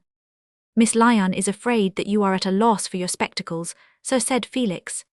My dear young friend, said Mr. Lyon, laying his hand on Felix Holt's forearm, which was about on a level with the minister's shoulder, it is a very glorious truth, albeit made somewhat painful to me by the circumstances of the present moment, that as a counterpoise to the brevity of our mortal life, wherein, as I apprehend our powers are being trained, not only for the transmission of an improved heritage, as I have heard you insist, but also for our own entrance into a higher initiation in the divine schemate, is, I say, a very glorious truth that even in what are called the waste minutes of our time, like those of expectation, the soul may soar and range, as in some of our dreams, which are brief as a broken rainbow in duration, yet seem to comprise a long history of terror, or joy, and again each moment may be a beginning of a new spiritual energy, and our pulse would doubtless be a coarse and clumsy notation of the passage, from that which was not to that which is even in the finer processes of the material world, and, how much more.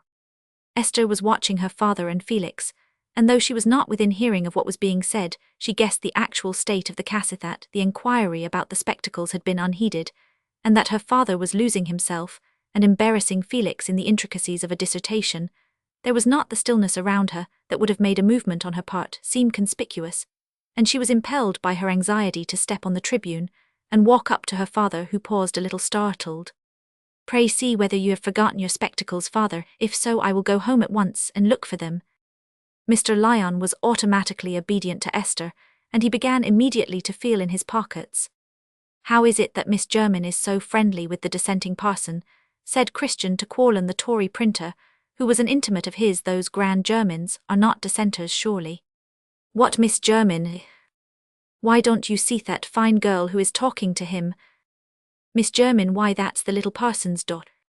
His daughter. Christian gave a low brief whistle, which seemed a natural expression of surprise that the rusty old ranter should have a daughter of such distinguished appearance. Meanwhile the search for the spectacles had proved vain. 'Tis a grievous fault in me, my dear, said the little man humbly. I become thereby sadly burdensome to you.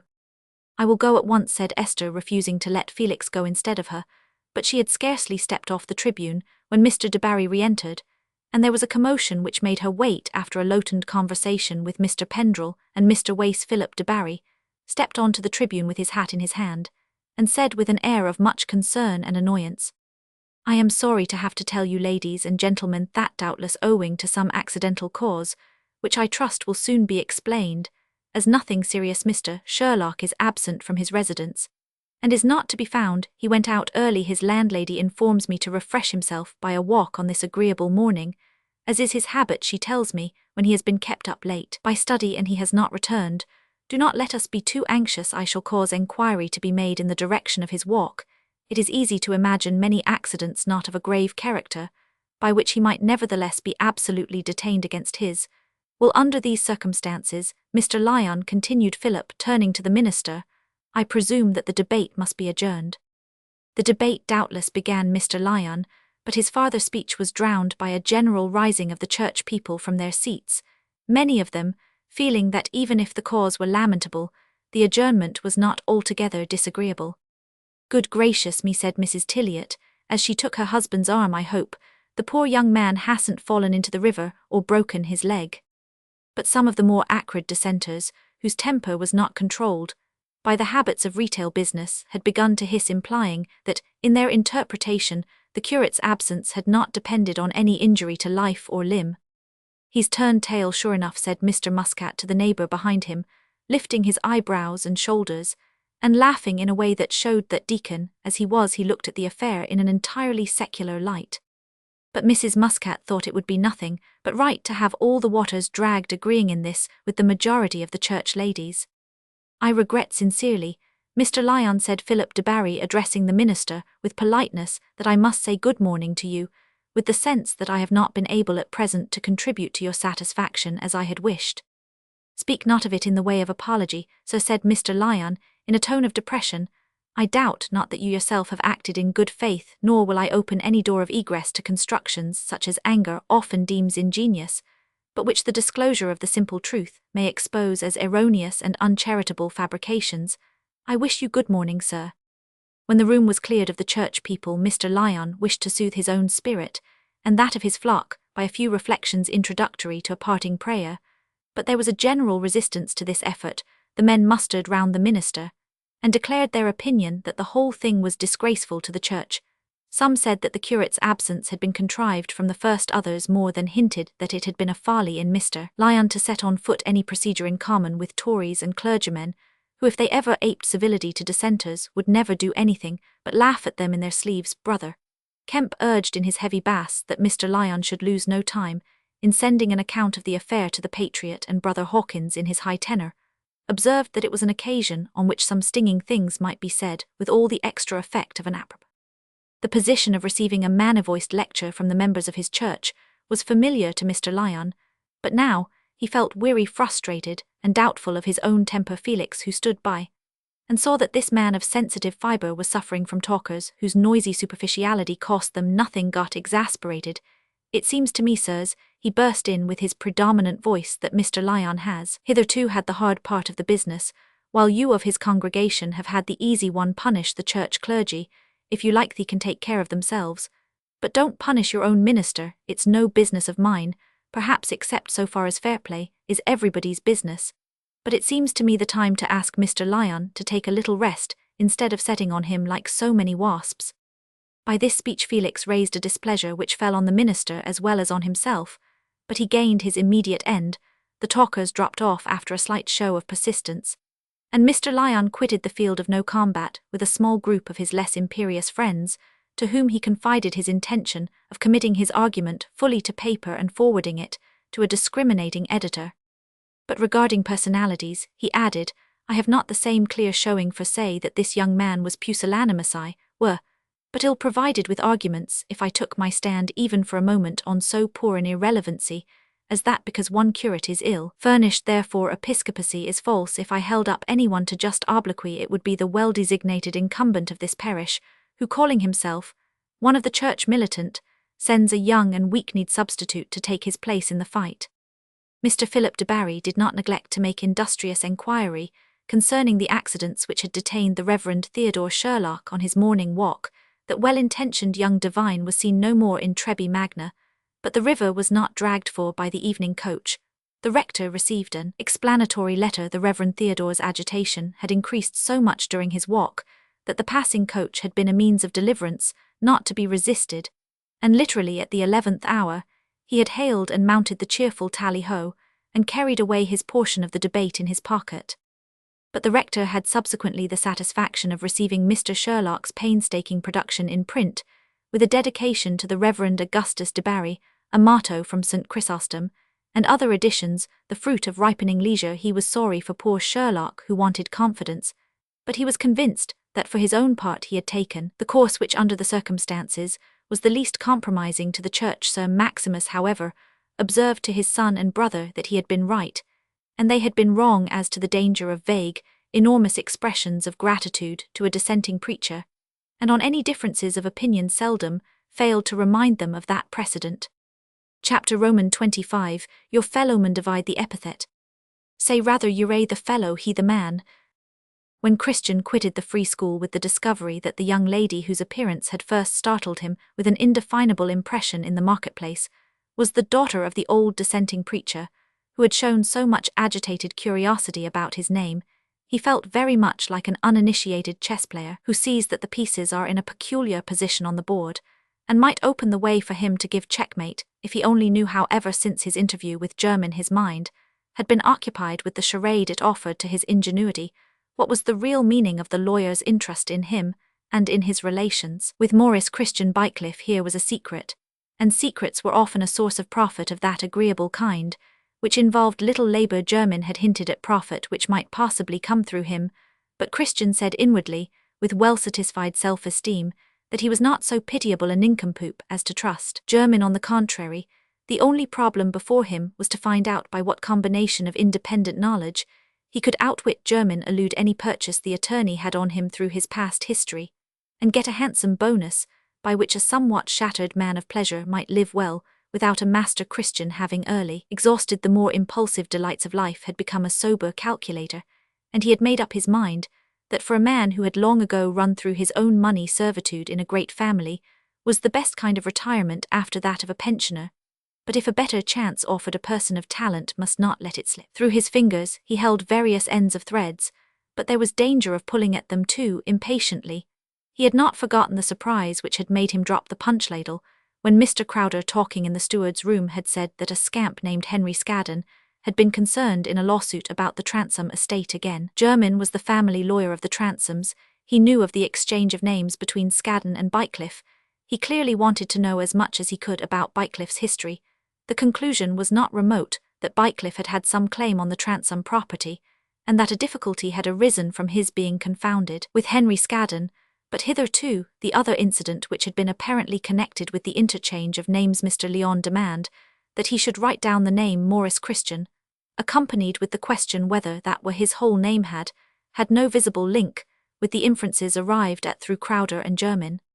The discovery made this morning at the Free School that Esther was the daughter of the dissenting preacher at last suggested a possible link. Until then Christian had not known why Esther's face had impressed him so peculiarly, but the minister's chief association for him was with Bycliffe, and that association served as a flash to show him that Esther's features and expression, and still more her bearing now she stood and walked, revived Bycliffe's image. Daughter.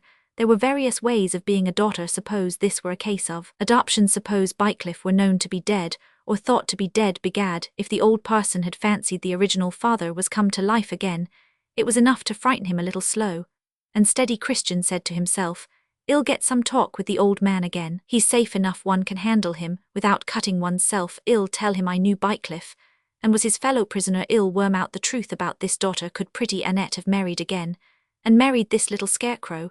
There's no knowing what a woman will not do." Christian could see no distinct result for himself from his industry, but if there were to be any such result, it must be reached by following out every clue, and to the non-legal mind, there are dim possibilities in law and heirship which prevent any issue from seeming too miraculous. The consequence of these meditations was that Christian hung about Treby more than usual in his leisure time, and that on the first opportunity he accosted Mr. Lyon in the street, with suitable civility, stating that since the occasion which had brought them together some weeks before he had often wished to renew their conversation, and with Mr. Lyon's permission would now ask to do so, after being assured, as he had been by Jermyn, that this courier, who had happened by some accident to possess the memorable locket and pocket-book, was certainly not Annette's husband, and was ignorant whether Morris Christian Bycliffe were living or dead. The minister's mind had become easy again, his habitual lack of interest in personal details rendering him gradually oblivious of Jermyn's precautionary statement that he was pursuing enquiries, and that if anything of interest turned up Mr. Lyon should be made acquainted with it. Hence, when Christian addressed him, the minister, taken by surprise and shaken by the recollections of former anxieties, said helplessly, "If it is business, sir, you would perhaps do better to address yourself to Mr. Jermyn." He could not have said anything that was a more valuable hint to Christian. He inferred that the minister had made a confidant of Jermyn, and it was needful to be wary. "On the contrary, sir," he answered, "it may be of the utmost importance to you that what passes between us should not be known to Mr. Jermyn." Mr. Lyon was perplexed, and felt at once that he was no more in clear daylight concerning Jermyn than concerning Christian. He dared not neglect the possible duty of hearing what this man had to say, and he invited him to proceed to Malthouse Yard, where they could converse in private. Once in Mr. Lyon's study, Christian opened the dialogue by saying that since he was in this room before, it had occurred to him that the anxiety he had observed in Mr. Lyon might be owing to some acquaintance with Morris Christian Bycliffe, a fellow prisoner in France, whom he Christian had assisted in getting freed from his imprisonment, and who in fact had been the owner of the trifles which Mr. Lyon had recently had in his possession, and had restored. Christian hastened to say that he knew nothing of Bycliffe's history since they had parted in France, but that he knew of his marriage with Annette Ledru, and had been acquainted with Annette herself. He would be very glad to know what became of Bycliffe if he could, for he liked him uncommonly. Here Christian paused, but Mr. Lyon only sat changing colour, and trembling. This man's bearing and tone of mind were made repulsive to him by being brought in contact with keen-life memories, and he could not readily summon the courage to give answers or ask questions. "May I ask if you knew my friend Bycliffe?" said Christian, trying a more direct method. "No, sir, I never saw him." "Ah, well, you have seen a very striking likeness of him, it's wonderful unaccountable, but when I saw Miss Lyon at the free school the other day, I could have sworn she was Bycliffe's daughter." "Sir," said Mr. Lyon in his deepest tone, half rising, and holding by the arms of his chair, "these subjects touch me with too sharp a point for you to be justified in thrusting them on me out of mere levity. Is there any good you seek, or any injury you fear in relation to them?" "Precisely, sir, we shall come to an understanding, suppose. I believed that the young lady who goes by the name of Miss Lyon was the daughter of Bycliffe." Mr. Lyon moved his lips silently. "And suppose I had reason to suspect that there would be some great advantage for her if the law knew who was her father?" "So," said Mr. Lyon, shaken out of all reticence, "I would not conceal it. She believes herself to be my daughter, but I will bear all things rather than deprive her of a right. Nevertheless, I appeal to the pity of any fellowman not to thrust himself between her and me, but to let me disclose the truth to her myself." "All in good time," said Christian. "We must do nothing rash then. Miss Lyon is Annette's child." The minister shivered as if the edge of a knife had been drawn across his hand, but the tone of this question, by the fact that it intensified his antipathy to Christian, enabled him to collect himself for what must be simply the endurance of a painful operation. After a moment or two, he said more coolly, "It is true, sir, her mother became my wife. Proceed with any statement which may concern my duty." "I have no more to say than this. If there's a prize that the law might hand over to Bycliffe's daughter, I am much mistaken. If there isn't, a lawyer Hall take precious good care to keep the law hoodwinked. And that lawyer is Matt Jermyn. Why, my good sir, if you've been taking Jermyn into your confidence, you've been setting the fox to keep off the weasel. It strikes me that, when you were made a little anxious about those articles of poor Bycliffe's, you put Jermyn on making enquiries of me. I think I am right." "I do not deny it." "It was very well you did, for by that means, I've found that he's got hold of some secrets about Bycliffe, which he means to stifle. Now, sir, if you desire any justice for your stepdaughter, I should say don't so much as wink to yourself before Jermyn. And if you've got any papers or things of that sort that may come in evidence, as these confounded rascals, the lawyers call it, clutch them tight, for if they get into Jermyn's hands, they may soon fly up the chimney. Have I said enough?" "I had not purposed any further communication with Mr. Jermyn, sir. Indeed, I have nothing further to communicate, except that one fact concerning my daughter's birth which I have erred in concealing from her. I neither seek disclosures, nor do I tremble before them." "Then I have your word that you will be silent about this conversation between us. It is for your daughter's interest, mind." "Sir, I shall be silent," said Mr. Lyon with cold gravity, unless, he added with an acumen as to possibilities, rather disturbing to Christian's confident contempt for the old manunless, "I were called upon, by some tribunal, to declare the whole truth in this relation, in which case I should submit myself to that authority of investigation, which is a requisite of social order." Christian departed feeling satisfied that he had got the utmost to be obtained at present out of the dissenting preacher, whom he had not dared to question more closely. He must look out for chance lights, and perhaps, too, he might catch a stray hint by stirring the sediment of Mr. Crowder's memory, but he must not venture on inquiries that might be noticed. When Mr. Lyon was alone, he paced up and down among his books, and thought aloud in order to relieve himself, after the constraint of this interview. "I will not wait for the urgency of necessity," he said more than once. "I will tell the child without compulsion, and then I shall fear nothing, and an unwonted spirit of tenderness has filled her of late. She will forgive me." Chapter Roman 26, Consideration like an angel came, and whipped the offending Adam out of her, leaving her body as a paradise, to envelope and contain celestial spirits. Shakespeare, Henry. Roman 5. The next morning, after much prayer for the needful strength and wisdom, Mr. Lyon came downstairs, with the resolution that another day should not pass without the fulfillment of the task he had laid on himself. But what hour he should choose for this solemn disclosure to Esther must depend on their mutual occupations. Perhaps he must defer it till they sat up alone together, after Liddy was gone to bed.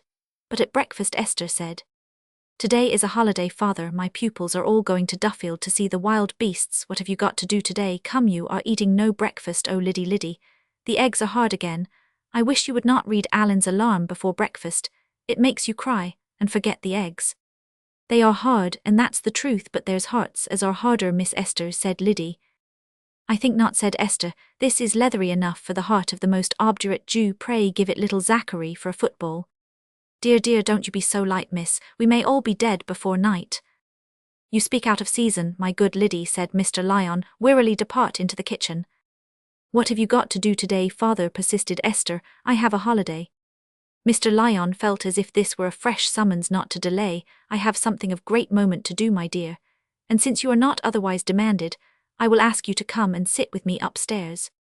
Esther wondered what there could be on her father's mind more pressing than his morning studies. Soon she knew, motionless but mentally stirred as she had never been before, Esther listened to her mother's story, and to the outpouring of her stepfather's long pent-up experience. The rays of the morning sun, which fell athwart the books, the sense of the beginning day, had deepened the solemnity. More than night would have done. All knowledge, which alters our lives, penetrates us more when it comes in the early morning.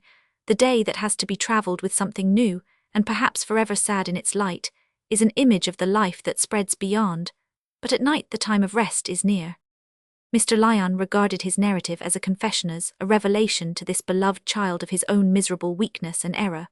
But to her, it seemed a revelation of another sort. Her mind seemed suddenly enlarged by a vision of passion and struggle, of delight and renunciation, in the lot of beings who had hitherto been a dull enigma to her, and in the act of unfolding to her that he was not her real father, but had only striven to cherish her as a father, had only longed to be loved as a father. The odd, wayworn, unworldly man became the object of a new sympathy, in which Esther exulted. Perhaps this knowledge would have been less powerful within her, but for the mental preparation that had come during the last 2 months from her acquaintance with Felix Holt, which had taught her to doubt the infallibility of her own standard, and raised a presentiment of moral depths that were hidden from her. Esther had taken her place opposite to her father, and had not moved even her clasped hands while he was speaking, but after the long outpouring in which he seemed to lose the sense of everything but the memories he was giving utterance to, he paused a little while, and then said timidly, This is a late retrieval of a long error, Esther. I make not excuses for myself, for we ought to strive that our affections be rooted in the truth. Nevertheless you. Esther had risen, and had glided on to the wooden stool on a level with her father's chair, where he was accustomed to lay books. She wanted to speak, but the floodgates could not be opened for words alone. She threw her arms round the old man's neck, and sobbed out with a passionate cry, Father, Father, forgive me if I have not loved you enough. I will. The old man's little delicate frame was shaken by a surprise and joy that was almost painful in their intensity. He had been going to ask forgiveness of her, who asked it for herself in that moment of supreme complex emotion. One ray of the minister's joy was the thought, surely the work of grace is begun in her. Surely here is a heart that the Lord hath touched. They sat so enclasped in silence, while Esther relieved her full heart. When she raised her head, she sat quite still for a minute or two, looking fixedly before her, and keeping one little hand in the minister's. Presently, she looked at him and said, Then you lived like a working man, father. You were very, very poor, yet my mother had been used to luxury. She was well born, she was a lady. It is true, my dear, it was a poor life that I could give her. Mr. Lyon answered in utter dimness, as to the course Esther's mind was taking. He had anticipated before his disclosure, from his long-standing discernment of tendencies in her, which were often the cause of silent grief to him, that the discovery likely to have the keenest interest for her would be that her parents had a higher rank than that of the poor dissenting preacher. But she had shown that other and better sensibilities were predominant. He rebuked himself now for a hasty and shallow judgment concerning the child's inner life, and waited for new clearness. But that must be the best life, father, said Esther, suddenly rising with a flush across her paleness, and standing with her head thrown a little backward, as if some illumination had given her a new decision. That must be the best life. What life, my dear child? Why, that where one bears and does everything because of some great and strong feeling, so that this and that in one's circumstances don't signify. Yea, verily, but the feeling that should be thus supreme is devotedness to the divine. Esther did not speak her father's words, did not fit on to the impressions wrought in her by what he had told her. She sat down again, and said more quietly, Mamma did not speak much of my first father. Not much, dear. She said he was beautiful to the eye and good and generous, and that his family was of those who had been long privileged among their fellows. But now I will deliver to you the letters which, together with the ring and locket, are the only visible memorials she retained of him. Mr. Lyon reached and delivered to Esther the box containing the relics. Take them, and examine them in privacy, my dear. And that I may no more err by concealment, I will tell you some late occurrences that bear on these memorials, though to my present apprehension, doubtfully and confusedly. He then narrated to Esther all that had passed between himself and Christian, the possibilitito, which Mr. Lyon alarms had pointed that her real father might still be living, was a new shock. She could not speak about it to her present father, but it was registered in silence as a painful addition to the uncertainties which she suddenly saw hanging over her life. I have little confidence in this man's allegations. Mr. Lyon ended. I confess his presence and speech are to me as the jarring of metal. He bears the stamp of one who has never conceived aught of more sanctity than the lust of the eye, and the pride of life. He hints at some possible inheritance for you, and denounces mysteriously the devices of Mr. Jermyn. All this may or may not have a true foundation, but it is not my part to move in this matter save on a clear showing. Certainly not, father, said Esther eagerly. A little while ago these problematic prospects might have set her dreaming pleasantly, but now for some reasons that she could not have put distinctly into words, they affected her with dread. Chapter Roman 27, to hear with eyes, is part of love's rare wit. Shakespeare sonnets. Custom calls me tart. What custom wills in all things should we dart? The dust on antique time would lie unswept, and mountainous error be too highly heaped, for truth to overpeer Coriolanus. In the afternoon, Mr. Lyon went out to see the sick amongst his flock, and Esther, who had been passing the morning in dwelling on the memories and the few remaining relics of her parents, was left alone in the parlour, amidst the lingering odours of the early dinner, not easily got rid of in that small house. Rich people, who know nothing of these vulgar details, can hardly imagine their significance in the history of multitudes of human lives, in which the sensibilities are never adjusted to the external conditions. Esther always felt so much discomfort from those odours that she usually seized any possibility of escaping from them, and today they oppressed her the more because she was weary with long-continued agitation. Why did she not put on her bonnet as usual and get out into the open air? It was one of those pleasant November afternoons, pleasant in the wide country when the sunshine is on the clinging brown leaves of the young oaks, and the last yellow leaves of the elms flutter down in the fresh but not eager breeze. But Esther sat still on the sofa pail, and with reddened eyelids, her curls all pushed back carelessly, and her elbow resting on the ridgy black horsehair, which usually almost set her teeth on edge if she pressed it even through her sleeve. While her eyes rested blankly on the dull street, Liddy had said, "Miss, you look sadly. If you can't take a walk, go and lie down." She had never seen the curls in such disorder, and she reflected that there had been a death from typhus recently, but the obstinate miss only shook her head. Esther was waiting for the sake of not a probability but a mere possibility, which made the brothy odours endurable apparently in less than half an hour. The possibility came to pass, for she changed her attitude, almost started from her seat, sat down again, and listened eagerly. If Liddy should send him away, could she herself rush out and call him back? Why not? Such things were permissible where it was understood from the necessity of the case that there was only friendship. But Liddy opened the door and said, "Here's Mr. Holt. Miss wants to know if y'all give him leave to come in. I told him you was sadly." "Oh yes, Liddy, beg him to come in." "I should not have persevered," said Felix as they shook hands, "only I know Liddy's dismal way. But you do look ill," he went on as he seated himself at the other end of the sofa, "or rather, for that's a false way of putting it, you look as if you had been very much distressed. Do you mind about my taking notice of it?" He spoke very kindly, and looked at her more persistently than he had ever done before when her hair was perfect. "You're quite right, I am not at all Roman 99, but I have been very much agitated this morning. My father has been telling me things I never heard before about my mother, and giving me things that belonged to her. She died when I was a very little creature. Then it is no new pain or trouble for you and Mr. Lyon. I could not help being anxious to know that." Esther passed her hand over her brow before she answered, "I hardly know whether it is pain or something better than pleasure. It has made me see things I was blind to before, depths in my father's nature." As she said this, she looked at Felix, and their eyes met very gravely. "It is such a beautiful day," he said. "It would do you good to go into the air. Let me take you along the river, toward Little Treby, will you?" "I will put my bonnet on," said Esther unhesitatingly, though they had never walked out together before. It is true that to get into the fields they had to pass through the street, and when Esther saw some acquaintances, she reflected that her walking alone with Felix might be a subject of remarkable, the more because of his cap-patched boots, no cravat, and thick stick. Esther was a little amazed herself at what she had come to. So our lives glide on, the river ends, we don't know where, and the sea begins, and there is no more jumping ashore. When they were in the streets, Esther hardly spoke. Felix talked with his usual readiness, as easily as if he were not doing it solely to divert her thoughts, first about Job Tudge's delicate chest, and the probability that the little white-faced monkey would not live long, and then about a miserable beginning of a nuptial which was all he could get together at Sproxton, and the dismalness of that hamlet, which was a sort of lip to the coal-pit on one side, and the public on the other end, yet a paradise compared with the winds of Glasgow, where there was little more than a chink of daylight to show the hatred in women's faces.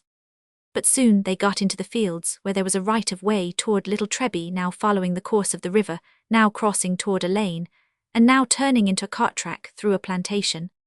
Here we are, said Felix, when they had crossed the wooden bridge, and were treading on the slanting shadows made by the elm trunks. I think this is delicious. I never feel less unhappy than in these late autumn afternoons when they are sunny. Less unhappy there now, said Esther, smiling at him with some of her habitual sauciness. I have caught you in self-contradiction. I have heard you quite furious against puling, melancholy people. If I had said what you have just said, you would have given me a long lecture, and told me to go home and interest myself in the reason of the rule of three. Very likely, said Felix, beating the weeds according to the foible of our common humanity when it has a stick in its hand. But I don't think myself a fine fellow because I am melancholy. I don't measure my force by the negations in me, and think my soul must be a mighty one, because it is more given to idle suffering than to beneficent activity. That's what your favourite gentlemen do, of the Byronic bilious style. I don't admit that those are my favourite gentlemen. I've heard you defend them gentlemen like your wrens, who have no particular talent for the finite, but a general sense that the infinite is the right thing for them. They might as well boast of nausea, as a proof of a strong inside. Stop, you run on in that way to get out of my reach. I convicted you of confessing that you are melancholy. Yes, said Felix, thrusting his left hand into his pocket with a shrug, as I could confess to a great many other things. I am not proud of the fact, is there are not many easy lots to be drawn in the world at present, and such as they are I am not envious of them. I don't say life is not worth having to a man who has some sparks of sense and feeling, and bravery in him, and the finest fellow of all would be the one who could be glad to have lived, because the world was chiefly miserable, and his life had come to help someone who needed it. He would be the man who had the most powers, and the fewest selfish wants. But I am not up to the level of what I see to be best. I am often a hungry, discontented fellow. Why have you made your life so hard? Then said Esther, rather frightened. As she asked the question, it seems to me you have tried to find just the most difficult task. Not at all, said Felix with curt decision. My course was a very simple one. It was pointed out to me by conditions that I saw as clearly as I see the bars of this stile. It's a difficult stile too, added Felix, striding over. Shall I help you, or will you be left to yourself? I can do without help, thank you. It was simple enough, continued Felix as they walked on. If I meant to put a stop to the sale of those drugs, I must keep my mother, and of course at her age she would not leave the place she had been used to, and I had made up my mind against what they call genteel business. But suppose every one did as you do, please to forgive me for saying so, but I cannot see why you could not have lived as honourably with some employment that presupposes education and refinement.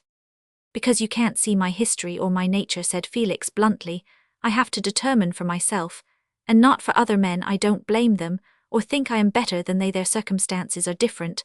I would never choose to withdraw myself from the labour and common burden of the world. But I do choose to withdraw myself from the push and the scramble for money and position. Any man is at liberty to call me a fool, and say that mankind are benefited by the push and the scramble in the long run. But I care for the people who live now, and will not be living when the long run comes. As it is, I prefer going shares with the unlucky. Esther did not speak, and there was silence between them for a minute or two, till they passed through a gate into a plantation where there was no large timber, but only thin-stemmed trees and underwood, so that the sunlight fell on the mossy spaces which lay open here and there. See how beautiful those stooping birch stems are with the light on them, said Felix. Here is an old felled trunk. They have not thought worth carrying away. Shall we sit down a little while? Yes, the mossy ground with the dry leaves sprinkled over it is delightful to one's feet. Esther sat down, and took off her bonnet that the light breeze might fall on her head. Felix too threw down his cap, and stick lying on the ground with his back against the felled trunk. "I wish I felt more as you do," she said, looking at the point of her foot, which was playing with a tuft of moss. "I can't help caring very much what happens to me, and you seem to care so little about yourself."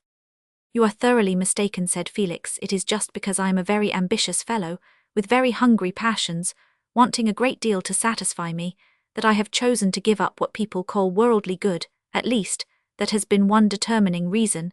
It all depends on what a man gets into his consciousness, what life thrusts into his mind, so that it becomes present to him as remorse is present to the guilty, or a mechanical problem to an inventive genius. There are two things I've got present in that way. One of them is the picture of what I should hate to be. I am determined never to go about making my face simpering or solemn, and telling professional lies for profit, or to get tangled in affairs where I must wink at dishonesty, and pocket the proceeds and justify that knavery, as part of a system that I can't alter. If I once went into that sort of struggle for success, I should want to win. I should defend the wrong that I had once identified myself with. I should become everything that I see now beforehand to be detestable. And what's more, I should do this as men are doing it every day for a ridiculously small prize, perhaps for none at all, perhaps for the sake of 2 parlours, a rank eligible for the churchwardenship, a discontented wife, and several unhopeful children." Esther felt a terrible pressure on her heart, the certainty of her remoteness from Felix's sense that she was utterly trivial to him. "The other thing that's got into my mind, like a splinter," said Felix after a pause, "is the life of the miserable, spawning life of vice and hunger. I'll never be one of the sleek dogs. The old Catholics are right with their higher rule, and their lower some are called to subject themselves to a harder discipline, and renounce things, voluntarily, which are lawful for others. It is the old word necessity is laid upon me. It seems to me you are stricter than my father is." "No, I quarrel with no delight that is not base or cruel, but one must sometimes accommodate oneself to a small share. That is the lot of the majority. I would wish the minority joy, only they don't want my wishes." Again there was silence. Esther's cheeks were hot in spite of the breeze that sent her hair floating backward. She felt an inward strain, a demand on her to see things in a light that was not easy or soothing. When Felix had asked her to walk, he seemed so kind, so alive to what might be her feelings, that she had thought herself nearer to him than she had ever been before. But since they had come out, he had appeared to forget all that, and yet she was conscious that this impatience of hers was very petty, battling in this way with her own little impulses, and looking at the birch stems opposite till her gaze was too wide for her to see anything distinctly. She was unaware how long they had remained without speaking. She did not know that Felix had changed his attitude a little, and was resting his elbow on the tree trunk, while he supported his head, which was turned toward her. Suddenly he said in a lower tone than was habitual to him, "You are very beautiful." She started and looked round at him to see whether his face would give some help to the interpretation of this novel speech. He was looking up at her quite calmly, very much as a reverential Protestant might look at a picture of the Virgin, with a devoutness suggested by the type, rather than by the image. Esther's vanity was not in the least gratified. She felt that somehow or other Felix was going to reproach her.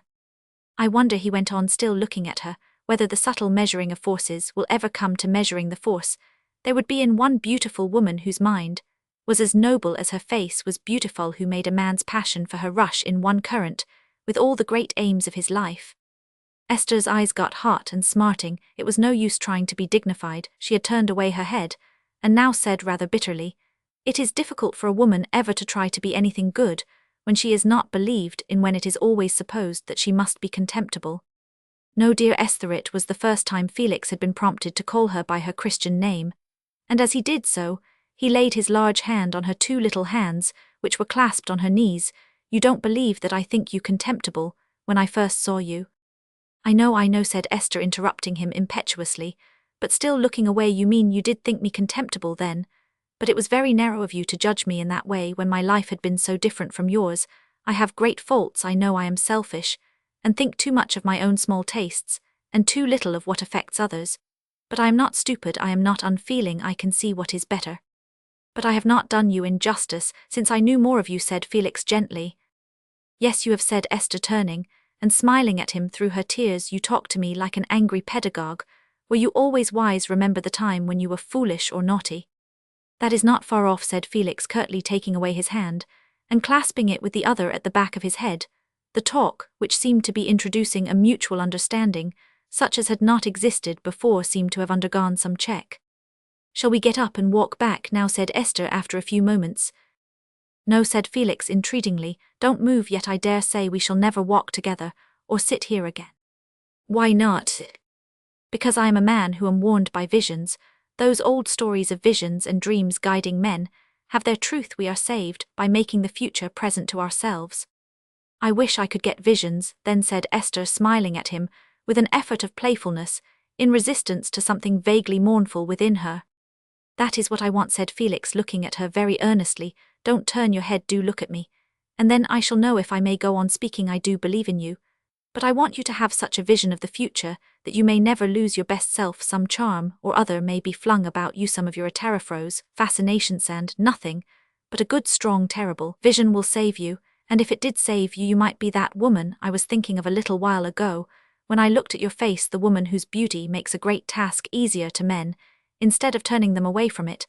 I am not likely to see such fine issues, but they may come where a woman's spirit is finely touched. I should like to be sure they would come to you. Why are you not likely to know what becomes of me, said Esther, turning away her eyes, in spite of his command. Why should you not always be my father's friend and mine? Oh, I shall go away as soon as I can, to some large town, said Felix, in his more usual tone, some ugly, wicked, miserable place. I want to be a demagogue of a new sort, an honest one if possible, who will tell the people they are blind and foolish, and neither flatter them nor fatten on them. I have my heritage in order. I belong to I have the blood of a line of handicraftsmen in my veins, and I want to stand up for the lot of the handicraftsman as a good lot, in which a man may be better trained to all the best functions of his nature than if he belonged to the grimacing set who have visiting cards, and are proud to be thought richer than their neighbours. Would nothing ever make it seem right to you to change your mind, said Esther.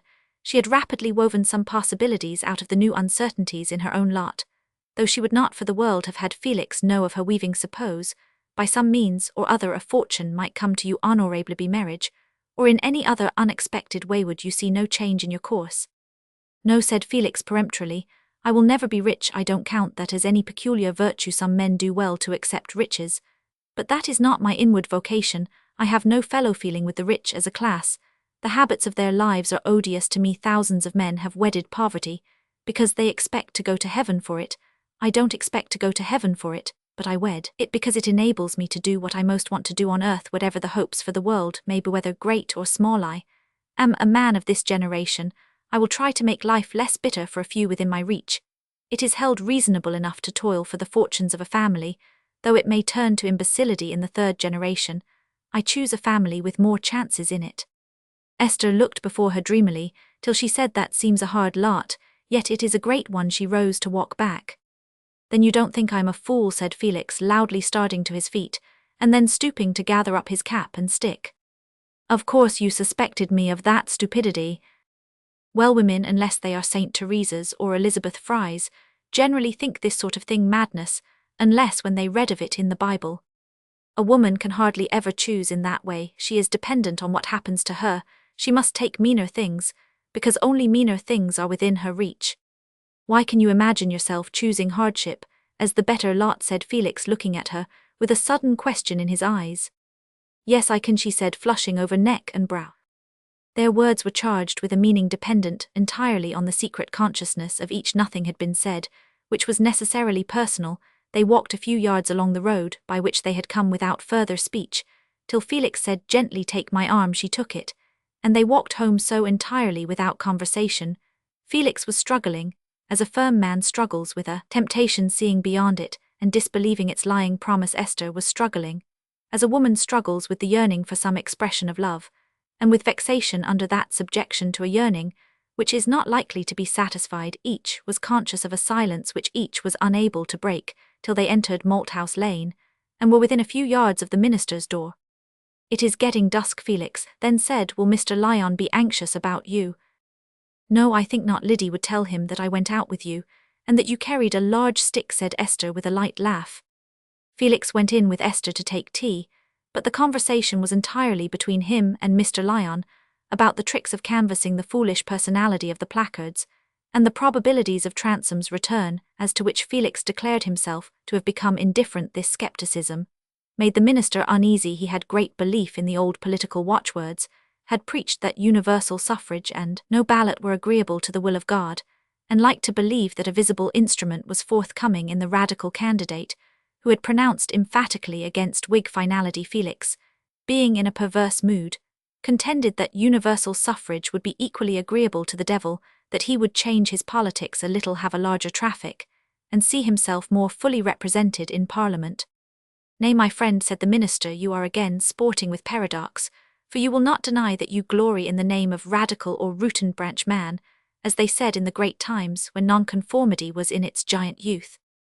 A radicalize, but I want to go to some roots, a good deal lower down than the franchise. Truly there is a work within which cannot be dispensed with, but it is our preliminary work to free men from the stifled life of political nullity, and bring them into what Milton calls the liberal air, wherein alone can be wrought the final triumphs of the spirit. With all my heart, but while Caliban is Caliban, though you multiply him by a million hell worship, every trinculo that carries a bottle I forget, though you don't read Shakespeare, Mr. Lyon. I am bound to confess that I have so far looked into a volume of Esther's as to conceive your meaning, but the fantasies therein were so little to be reconciled with a steady contemplation of that divine economy, which is hidden from sense and revealed to faith, that I forbore the reading, as likely to perturb my ministrations. Esther sat by in unusual silence. The conviction that Felix willed her exclusion from his life was making it plain that something more than friendship between them was not so thoroughly out of the question, as she had always inwardly asserted in her pain that his choice lay aloof from her. She was compelled frankly to admit to herself the longing that it had been otherwise, and that he had entreated her to share his difficult life. He was like no one else to her. He had seemed to bring at once a law, and the love that gave strength to obey the law, yet the next moment stung by his independence of her. She denied that she loved him. She had only longed for a moral support under the negations of her life. If she were not to have that support, all effort seemed useless. Esther had been so long used to hear the formulas of her father's belief, without feeling or understanding them, that they had lost all power to touch her. The first religious experience of her lifeth, first self-questioning, the first voluntary subjection, the first longing to acquire the strength of greater motives, and obey the more strenuous rule had come to her through Felix Holt. No wonder that she felt as if the loss of him were inevitable backsliding. But was it certain that she should lose him? She did not believe that he was really indifferent to her. Chapter Roman 28 Titus, but what says Jupiter, I ask thee? Clown, alas, sir, I know not Jupiter. I never drank with him in all my life. Titus Andronicus. The multiplication of uncomplimentary placards, noticed by Mr. Lyon and Felix Holt, was one of several signs that the days of nomination and election were approaching. The presence of the revising barrister in Treby was not only an opportunity for all persons not otherwise busy to show their zeal for the purification of the voting lists, but also to reconcile private ease and public duty by standing about the streets and lounging at doors.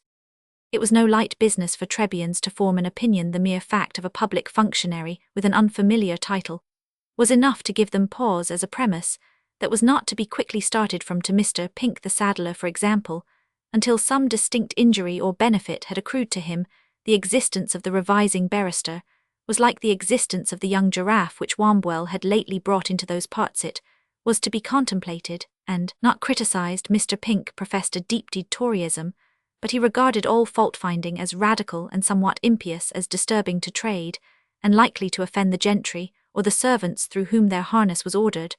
There was a nemesis in things which made objection unsafe, and even the Reform Bill was a sort of electric eel, which a thriving tradesman had better leave alone.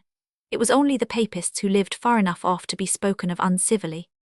But Mr. Pink was fond of news, which he collected and retailed with perfect impartiality, noting facts and rejecting comments. Hence, he was well pleased to have his shop so constant a place of resort for loungers, that to many Trebians there was a strong association between the pleasures of gossip and the smell of leather. He had the satisfaction of chalking and cutting, and of keeping his journeymen close at work at the very time that he learned from his visitors, who were those whose votes had been called in question before his honour, how Lawyer Jermyn had been too much for Lawyer Labron about Todd's cottages, and how in the opinion of some townsmen this looking into the value of people's property and swearing it down below a certain sum was a nasty inquisitorial kind of thing, while others observed that being nice to a few pounds was all nonsense. He should put the figure high enough, and then never mind if a voter's qualification was thereabouts.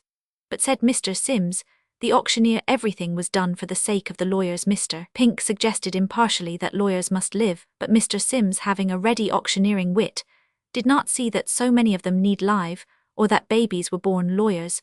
Mr. Pink felt that this speculation was complicated by the ordering of side saddles for lawyers' daughters, and returning to the firm ground of fact, stated that it was getting dusk.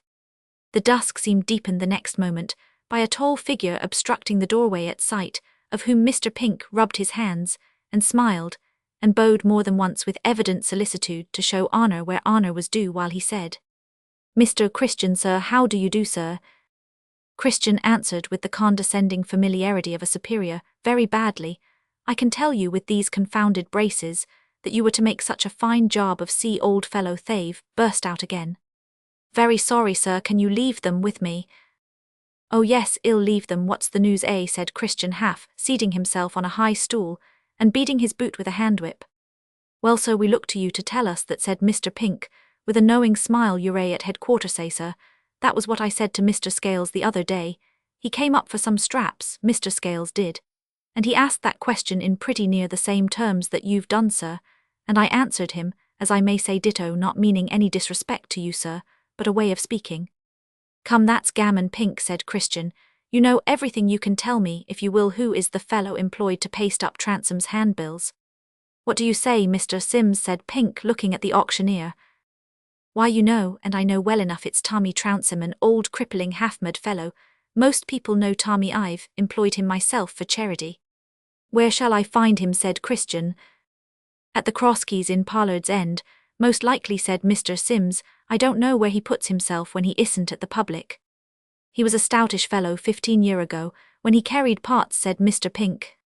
"Aye, and has snared many a hare in his time," said Mr. Sims, "but he was always a little cracked. Lord bless you, he used to swear he had a right to the Transome estate." "Why, what put that notion into his head?" said Christian, who had learned more than he expected. "The lawing, sir, nothing but the lawing about the estate. There was a deal of it 20 years ago," said Mr. Pink. "Tommy happened to turn up hereabout at that time. A big lungious fellow who would speak disrespectfully of anybody." "Oh, he meant no harm," said Mr. Sims. "He was fond of a drop to drink and not quite right in the upper story, and he could hear no difference between Trounsem and Transome. It's an odd way of speaking they have in that part, where he was born, a little northard. You'll hear it in his tongue now if you talk to him." "At the Crosskeys I shall find him, eh?" said Christian, getting off his stool. "Good day, Pink, good day." Christian went straight from the Sadlers to Quarlan's, the Tory printers with whom he had contrived a political spree.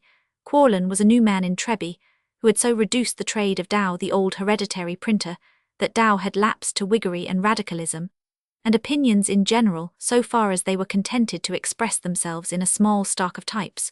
Quarlan had brought his Duffield wit with him, and insisted that religion and joking were the handmaids of politics, on which principle he and Christian undertook the joking, and left the religion to the rector. The joke at present in question was a practical one. Christian, turning into the shop, merely said, "I've found him out, give me the placards," and tucking a thickish flat bundle wrapped in a black glazed cotton bag under his arm, walked out into the dusk again.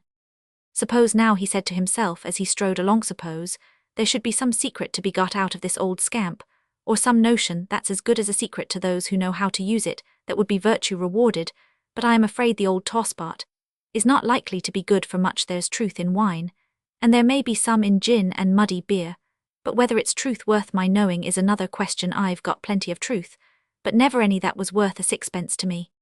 The Crosskeys was a very old-fashioned public. Its bar was a big rambling kitchen, with an undulating brick floor. The small-paned windows threw an interesting obscurity over the far-off dresser, garnished with pewter and tin, and with large dishes that seemed to speak of better times. The two settles were half pushed under the wide-mouthed chimney, and the grate, with its brick hob's massive iron crane and various pot-hooks, suggested a generous plenty possibly existent in all moods and tenses, except the indicative present. One way of getting an idea of our fellow countrymen's miseries is to go and look at their pleasures.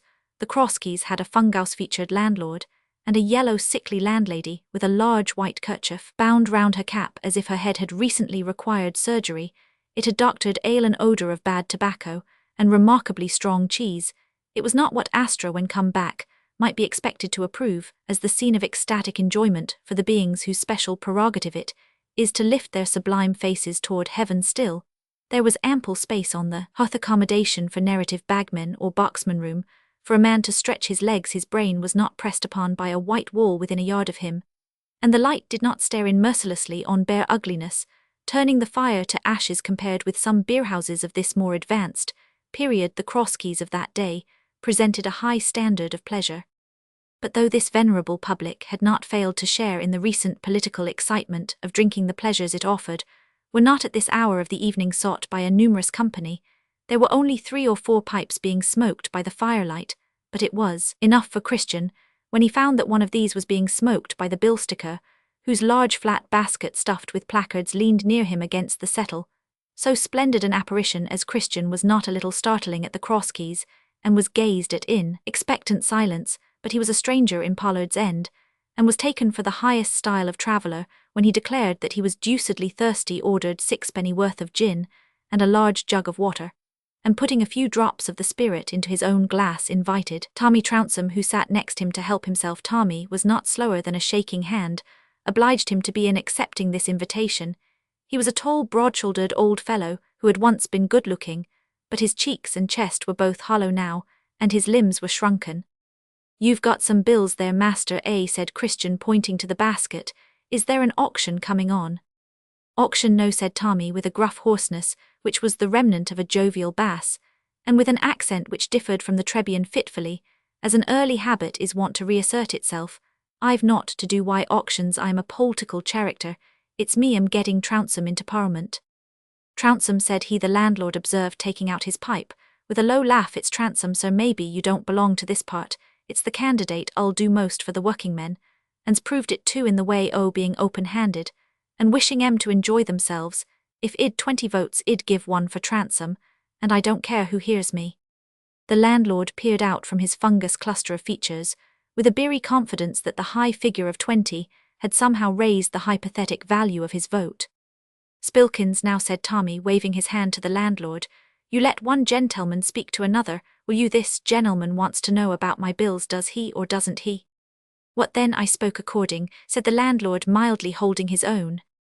"You're all very well, Spilkins," returned Tommy, "but yarrant me I know what the bills are. It's public business. I am none o' your common bill-stickers, master. I've left off sticking up 10 guineas reward for a sheep-stealer or low stuff like that. These are Trounsem's bills, and I am the rightful family, and so I give him a lift to Trounsem I am, and a Trounsem 'ill be buried.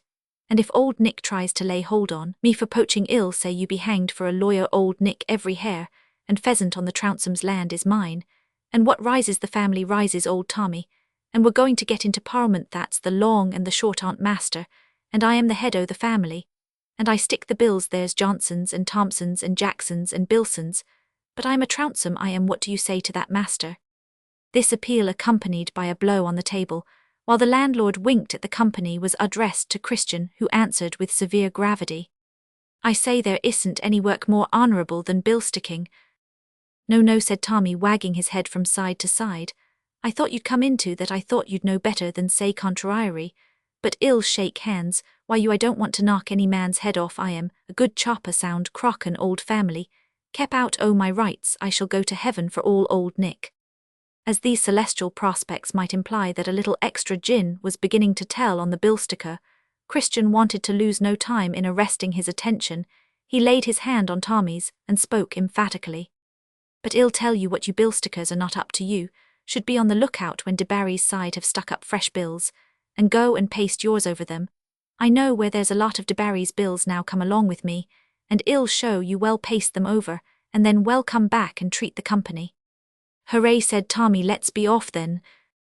He was one of the thoroughly inured, originally hale drunkards, and did not easily lose his head or legs or the ordinary amount of method in his talk. Strangers often supposed that Tommy was tipsy when he had only taken what he called one blessed pint, chiefly from that glorious contentment with himself and his adverse fortunes which is not usually characteristic of the sober Briton. He knocked the ashes out of his pipe, seized his pasty vessel and his basket, and prepared to start with a satisfactory promise that he could know what he was about. The landlord and some others had confidently concluded that they understood all about Christian now. He was a Trounsem's man, come to see after the bill-sticking in Trounsem's interest, the landlord telling his yellow wife snappishly to open the door, for the gentleman hoped soon to see him again. This is a transom's house, so he observed in respect of entertaining customers of that colour. I do my duty as a publican, which if I know it is to turn back no gentleman's money, I say give every gentleman a chance, and the more the merrier in Parliament, and out of it. And if anybody says they want but 2 Parliament men, I say it 'ud be better for trade if there was 6 of 'em, and voters according. I said Christian, you're a sensible man, landlord, you don't mean to vote for Debarry, then, eh? Not nohow, said the landlord, thinking that, where negatives were good, the more you had of them, the better.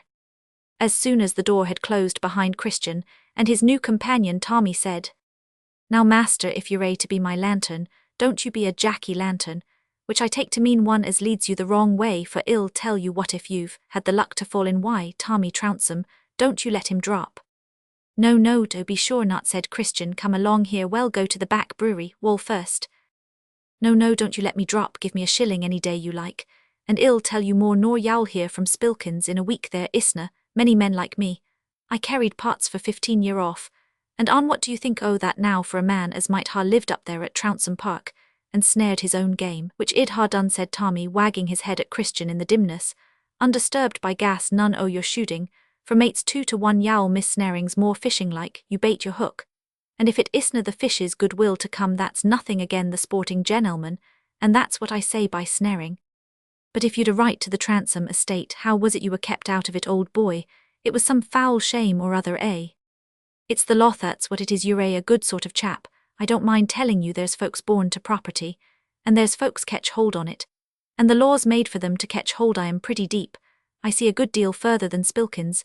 There was Ned Patch, the peddler, used to say to me, you canna read Tommy, says he. No thank you, says I'm not going to crack my headpiece to make myself as big a fool as you. I was fond o' Ned many's the part we've had together. I see well enough you're a deep, Tommy. How came you to know you were born to property?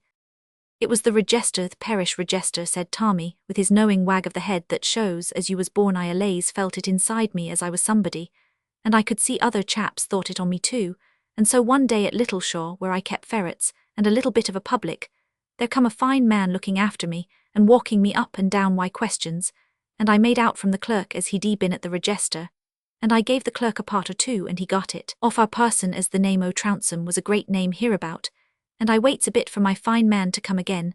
Thinks I, if there's property wants a right owner, I shall be called for I didn't know the law then, and I waited and waited till I seed no fun I waiting, so I parted with my public and my ferrets, for she was dead already, my wife was, and I hadn't no cumbrance, and off I started a pretty long walk to this countryside, for I could walk for a wager in them days.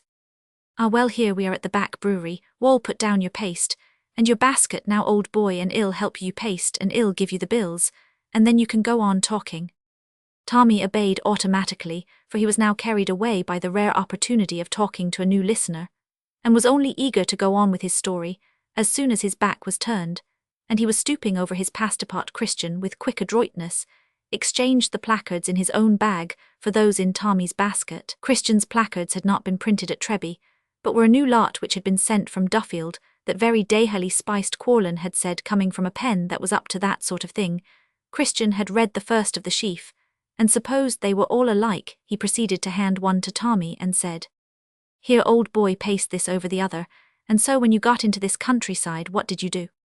Why, I put up at a good public, and ordered the best, for id a bit o' money in my pocket, and I axed about, and they said to me, if it's Trounsem business you're after, you go to Lawyer Jermyn, and I went, and says I, going along, he's maybe the fine man as walked me up and down, but no such thing. I'll tell you what Lawyer Jermyn was. He stands you there, and holds you away from him. Why, a pole 3 yard long. He stares at you, and says nothing till you feel like a tomfool, and then he threats you to set the justice on you, and then he's sorry for you, and hands you money and preaches you a sarmint, and tells you you're a poor man, and hell give you a bit of advice, and you'd better not be meddling why things belonging to the law, else you be ketched up in a big wheel, and fly to bits. And I went of a cold sweat, and I wished I might never come I sight o' Lawyer Jermyn again, but he says if you keep I this neighbourhood, behave yourself well, and I'll protect you. I were deep enough, but it's no use being deep, cause you can never know the law, and there's times when the deepest fellow's most frightened. Yes, there now for another placard, and so that was all. All, said Tommy, turning round and holding the pasta brush in suspense. Don't you be running too quick, thinks I. I'll meddle no more. I've got a bit o' money, I'll buy a basket, and be a potman. It's a pleasant life. I shall live at Publix and see the world and pick quaintance and get a chance penny. But when id turned into the Red Lion and got myself warm again, why a drop o' hot something jumps into my head. Thinks I, Tommy, you've done finely for yourself, you're a rat as has broke up your house to take a journey and show yourself to a ferret, and then it jumps into my head id once two ferrets as turned on one another, and the little un killed the big un, says I to the landlady, missus, could you tell me of a lawyer, says I, not very big or fine, but a second sizey a big potato like, that I can, says she, there's one now in the bar parlour, be so kind as bring us together, says Roman one, and she cries out, I think I hear her now, Mr. Johnson. And what do you think? At this crisis in Tommy's story, the grey clouds which had been gradually thinning opened sufficiently to let down the sudden moonlight and show his poor battered old figure and face in the attitude, and with the expression of a narrator sure of the coming effect on his auditor, his body and neck stretched a little on one side, and his pasta brush held out with an alarming intention of tapping Christian's coat sleeve at the right moment. Christian started to a safe distance and said, "It's wonderful, I can't tell what to think." "Then never do you deny old Nick," said Tommy, with solemnity. "I've believed in him more ever since. Who was Johnson? Why, Johnson was the fine man as had walked me up and down with questions, and I out with it to him then, and there, and he speaks me civil, and says, come away, why me, my good fellow, and he told me a deal o' law, and he says whether you're a Tommy Trounsem or no, it's no good to you, but only to them as have got hold o' the property. If you was a Tommy Trounsem, 20 times over it 'ud be no good, for the law's bought you out, and your life's no good only to them as have ketched hold o' the property. The more you live, the more they'll stick in knot as they want you now, says Hayer, no good to anybody, and you might howl like a dog forever, and the law 'ud take no notice on you, says Johnson. I am doing a kind thing by you to tell you, for that's the law, and if you want to know the law, master, you ask Johnson. I heard him say after, as he was an understrapper at Jermyn's. I've never forgot it from that day to this, but I saw clear enough as if the law hadn't been again me, the Trounsem estate 'ud ha' been mine, but folks are fools hereabouts, and I've left off talking. The more you tell 'em the truth, the more they'll never believe you, and I went and bought my basket and the pots and—" "Come then, fire away," said Christian. "Here's another placard. I am getting a bit dry, master." "Well then, make haste, and you'll have something to drink all the sooner." Tommy turned to his work again, and Christian, continuing his help, said, "And how long has Mr. Jermyn been employing you?" "Oh, no particular time off, and on but a week or two ago he sees me upo the road, and speaks to me uncommon civil, and tells me to go up to his office and he'll give me employ. And I was no ways unwilling to stick the bills to get the family into Parliament, for there's no man can help the law, and the family's the family whether you carry pots or no, master. I am uncommon dry, my head's atterning round, it's talking so long on end." The unwanted excitement of poor Tommy's memory was producing a reaction. "Well, Tommy," said Christian, who had just made a discovery among the placards, which altered the bent of his thoughts, "you may go back to the Cross-Keys now. If you like, here's a half-crown for you to spend handsomely. I can't go back there myself just yet, but you may give my respects to Spilkins, and mind you paste the rest of the bills early tomorrow morning." Aye, but don't you believe too much, I, Spilkins," said Tommy, pocketing the half-crown and showing his gratitude by giving this advice. "No harm much but weak. He thinks he's at the bottom o' things, because he scores you up, but I bear him no ill will. Tommy Trounsem's a good chap, and any day you like to give me half-a-crown, I'll tell you the same story over again. Not now I'm dry, come help me up. Why, these things, you're a younger chap than me. Well, I'll tell Spilkins you'll come again another day." The moonlight which had lit up poor Tommy's oratorical attitude had served to light up for Christian the print of the placards. He had expected the copies to be various, and had turned them half over at different depths of the sheaf before drawing out those he offered to the bill sticker. Suddenly, the clearer light had shown him on one of them a name which was just then especially interesting to him, and all the more when occurring in a placard intended to dissuade the electors of North Loamshire from voting for the heir of the Transomes. He hastily turned over the bills that preceded and succeeded, that he might draw out and carry away all of this pattern, for it might turn out to be wiser for him not to contribute to the publicity of handbills, which contained allusions to Bycliffe versus Transome. There were about a dozen of them. He pressed them together and thrust them into his pocket, returning all the rest to Tommy's basket. To take away this dozen might not be to prevent similar bills from being posted up elsewhere, but he had reason to believe that these were all of the same kind, which had been sent to Treby from Duffield. Christian's interest in his practical joke had died out like a morning rushlight apart from this discovery in the placards. Old Tommy's story had some indications in it that were worth pondering over. Where was that well-informed Johnson now? Was he still an understrapper of Germans? With this matter in his thoughts, Christian only turned in hastily at Quarrels, threw down the black bag, which contained the captured radical handbills, said he had done the job, and hurried back to the manor that he might study his problem. Chapter Roman 29. I do believe that as the gall has several receptacles in several creatures, so there's scarce any creature, but hath that emunctori somewhere. Sir Thomas Browne. Fancy what a game at chess would be if all the chessmen had passions and intellects more or less small and cunning, if you were not only uncertain about your adversary's men, but a little uncertain about your own, if your knight could shuffle himself on to a new square by the sly, if your bishop in disgust at your castling could wheedle your pawns out of their places, and if your pawns hating you because they are pawns could make away from their appointed posts, that you might get checkmate on a sudden, you might be the longest-headed of deductive reasoners, and yet you might be beaten by your own pawns. You would be especially likely to be beat if you depended arrogantly on your mathematical imagination, and regarded your passionate pieces with contempt. Yet this imaginary chess is easy compared with the game a man has to play against his fellow-men with other fellow-men for his instruments. He thinks himself sagacious perhaps, because he trusts no bond, except that of self-interest, but the only self-interest he can safely rely on is what seems to be such to the mind he would use or govern. Can he ever be sure of knowing this?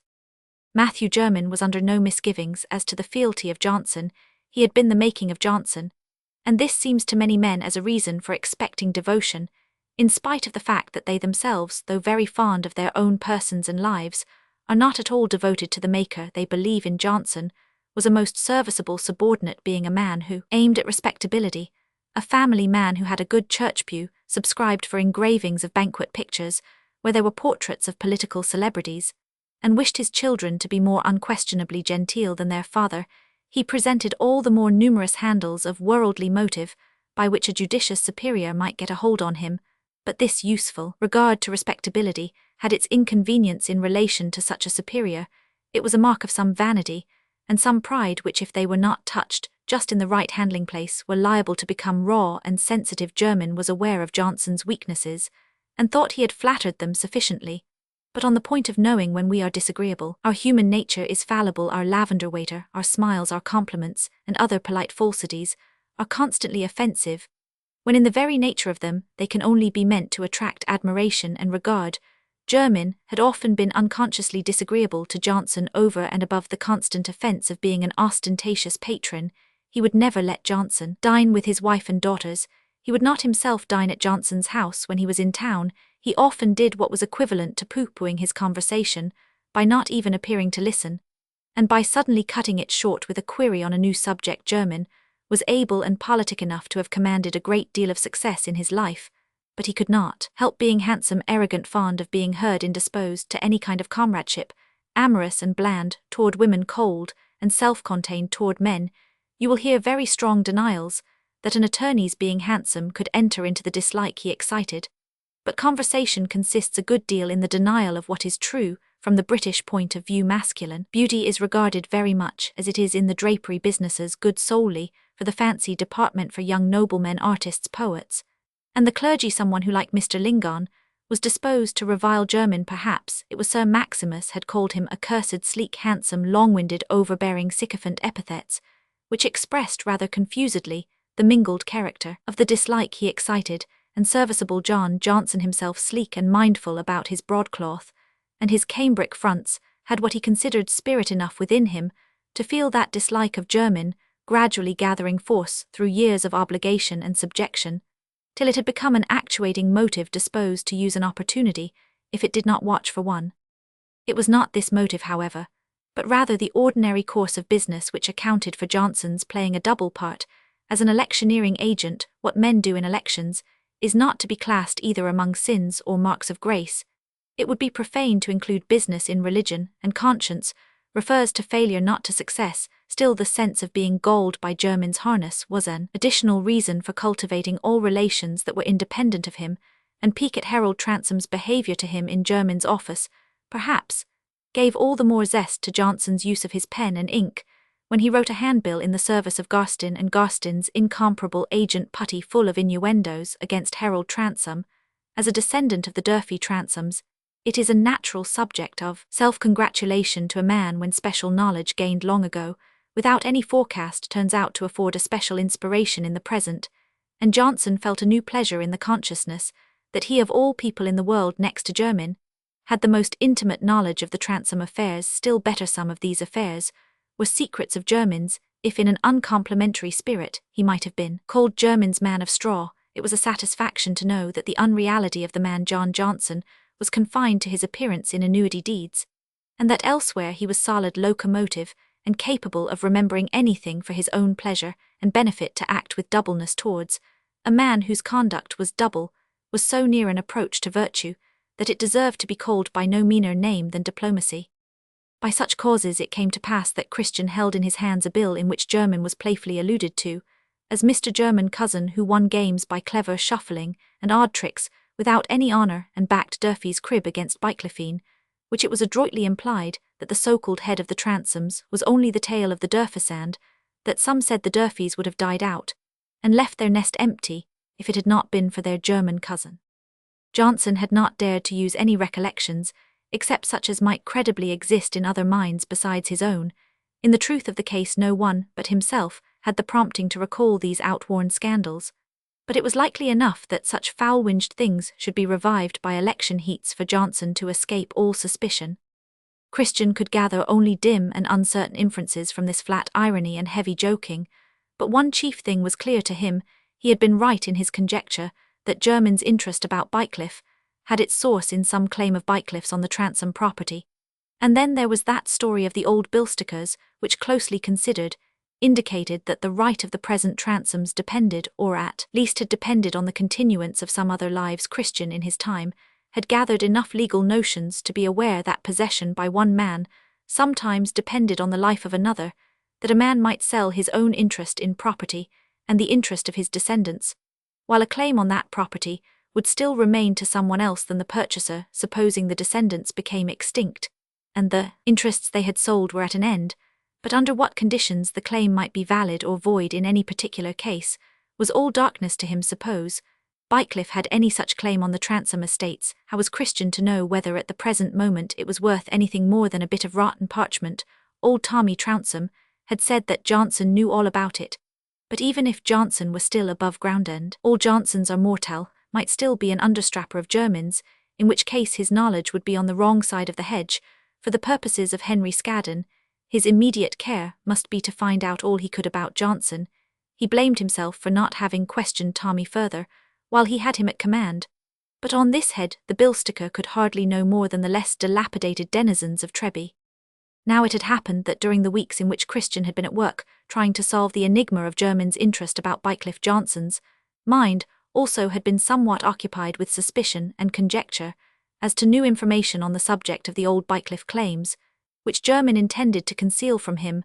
The letter which, after his interview with Christian, Jermyn had written with a sense of perfect safety to his faithful ally Johnson was, as we know, written to a Johnson who had found his self-love incompatible with that faithfulness of which it was supposed to be the foundation. Anything that the patron felt it inconvenient for his obliged friend and servant to know became by that very fact an object of peculiar curiosity. The obliged friend and servant secretly doted on his patron's inconvenience, provided that he himself did not share it, and conjecture naturally became active. Johnson's legal imagination, being very differently furnished from Christian's, was at no loss to conceive conditions under which there might arise a new claim on the Transome estates. He had before him the whole history of the settlement of those estates, made 100 years ago by John Justice Transome, entailing them, whilst in his possession, on his son Thomas, and his heirsmill with remainder to the Bycliffes in fee. He knew that Thomas, son of John Justice, proving a prodigal, had without the knowledge of his father the tenant in possession sold his own, and his descendants' rights to a lawyer cousin named Durfee, that therefore the title of the Durfee Transomes, in spite of that old Durfee's tricks to show the contrary, depended solely on the purchase of the base fee thus created by Thomas Transome, and that the Bycliffes were the remainder men who might fairly oust the Durfee Transomes if ever the issue of the prodigal Thomas went clean out of existence and ceased to represent a right which he had bargained away from them. Johnson, as Jermyn's subordinate, had been closely cognizant of the details concerning the suit instituted by successive Bycliffes, of whom Maurice Christian Bycliffe was the last on the plea that the extinction of Thomas Transome's line had actually come to pass a weary suit which had eaten into the fortunes of 2 families, and had only made the cankerworms fat. The suit had closed with the death of Maurice Christian Bycliffe in prison, but before his death Jermyn's exertions to get evidence that there was still issue of Thomas Transome's line, surviving as a security of the Durfee title, had issued in the discovery of a Thomas Transome at Littleshaw in Stonyshire, who was the representative of the pawned inheritance. The death of Maurice had made this discovery. Useleshad made it seem the wiser part to say nothing about it, and the fact had remained a secret known only to Jermyn and Johnson. No other Bycliffe was known or believed to exist, and the Durfee Transomes might be considered safe, unless there was an unless which Johnson could conceive an heir or heiress of the Bycliffes if such a personage turned out to be an existence might sometime raise a new and valid claim, when once informed that wretched old Tommy Trounsem, the bill-sticker tottering drunkenly on the edge of the grave, was the last issue remaining above ground from that dissolute Thomas who played his Esau part a century before, while the poor old bill-sticker breathed. The Durfee Transomes could legally keep their possession in spite of a possible Bycliffe, proved real, but not when the parish had buried the bill-sticker. Still, it is one thing to conceive conditions, and another to see any chance of proving their existence. Johnson at present had no glimpse of such a chance, and even if he ever gained the glimpse he was not sure that he should ever make any use of it. His enquiries of Medwin in obedience to Jermyn's letter had extracted only a negative as to any information possessed by the lawyers of Bycliffe concerning a marriage or expectation of offspring on his part, but Johnson felt not the less stung by curiosity to know what Jermyn had found out. That he had found something in relation to a possible Bycliffe, Johnson felt pretty sure, and he thought with satisfaction that Jermyn could not hinder him from knowing what he already knew about Thomas Transome's issue. Many things might occur to alter his policy and give a new value to facts. Was it certain that Jermyn would always be fortunate? When greed and unscrupulousness exhibit themselves on a grand historical scale, and there is a question of peace or war or amicable partition, it often occurs that gentlemen of high diplomatic talents have their minds bent on the same object from different points of view. Each perhaps is thinking of a certain duchy or province with a view to arranging the ownership in such a way as shall best serve the purposes of the gentleman with high diplomatic talents, in whom each is more especially interested. But these select minds in high office can never miss their aims from ignorance of each other's existence or whereabouts. Their high titles may be learned even by common people from every pocket almanac. But with meaner diplomats who might be mutually useful, such ignorance is often obstructive. Mr. John Johnson and Mr. Christian, otherwise Mr. Scadden, might have had a concentration of purpose and an ingenuity of device fitting them to make a figure in the parcelling of Europe, and yet they might never have met simply because Johnson knew nothing of Christian, and because Christian did not know where to find Johnson. Chapter Roman 30. His nature is too noble for the world. He would not flatter Neptune for his trident, or Jove for his power to thunder. His heart's his mouth, what his breast forges that his tongue must vent, and being angry doth forget that ever he heard the name of death. Coriolanus. Christian and Johnson did meet, however, by means that were quite incalculable. The incident which brought them into communication was due to Felix Holt, who of all men in the world had the least affinity either for the industrious or the idle parasite. Mr. Lyon had urged Felix to go to Duffield on the 15th of December to witness the nomination of the candidates for North Loamshire. The minister wished to hear what took place, and the pleasure of gratifying him helped to outweigh some opposing reasons. I shall get into a rage at something or other, Felix had said. I've told you one of my weak points. Where I have any particular business, I must incur the risks my nature brings. But I've no particular business at Duffield. However, I'll make a holiday, and go by dint of seeing Farley. I shall get lessons in patience. The weak point to which Felix referred was his liability to be carried completely out of his own mastery by indignant anger. His strong health, his renunciation of selfish claims, his habitual preoccupation with large thoughts, and with purposes independent of everyday casualties, secured him a fine and even temper free from moodiness or irritability. He was full of long-suffering toward his unwise mother, who pressed him daily with her words, and urged him so that his soul was vexed. He had chosen to fill his days in a way that required the utmost exertion of patience, that required those little rill-like outflowings of goodness, which in minds of great energy must be fed from deep sources of thought and passionate devotedness. In this way, his energies served to make him gentle and now in this 26th year of his life they had ceased to make him angry except in the presence of something that roused his deep indignation, when once exasperated the passionateness of his nature threw off the yoke of a long-trained consciousness, in which thought and emotion had been more and more completely mingled, and concentrated itself in a rage as ungovernable as that of boyhood. He was thoroughly aware of the liability, and knew that in such circumstances he could not answer for himself. Sensitive people with feeble frames have often the same sort of fury within them, but they are themselves shattered, and shatter nothing. Felix had a terrible arm. He knew that he was dangerous, and he avoided the conditions that might cause him exasperation, as he would have avoided intoxicating drinks if he had been in danger of intemperance. The nomination day was a great epoch of successful trickery, or to speak in a more parliamentary manner, of war stratagem on the part of skilful agents, and Mr. Johnson had his share of inward chuckling and self-approval, as one who might justly expect increasing renown and be some day in as general request as the great Putty himself, to have the pleasure and the praise of electioneering ingenuity, and also to get paid for it without too much anxiety whether the ingenuity will achieve its ultimate end. Perhaps gives to some select persons a sort of satisfaction in their superiority to their more agitated fellowmen that is worthy to be classed with those generous enjoyments of having the truth chiefly to yourself, and of seeing others in danger of drowning, while you are high and dry, which seem to have been regarded as unmixed privileges by Lucretius and Lord Bacon. One of Mr. Johnson's great successes was this Spratt, the hated manager of the Sproxton colliery, in careless confidence that the colliers and other labourers under him would follow his orders, had provided carts to carry some loads of voteless enthusiasm to Duffield on behalf of Garstin enthusiasm, which being already paid for by the recognised benefit of Garstin's existence as a capitalist with a share in the Sproxton mines, was not to cost much in the form of treating.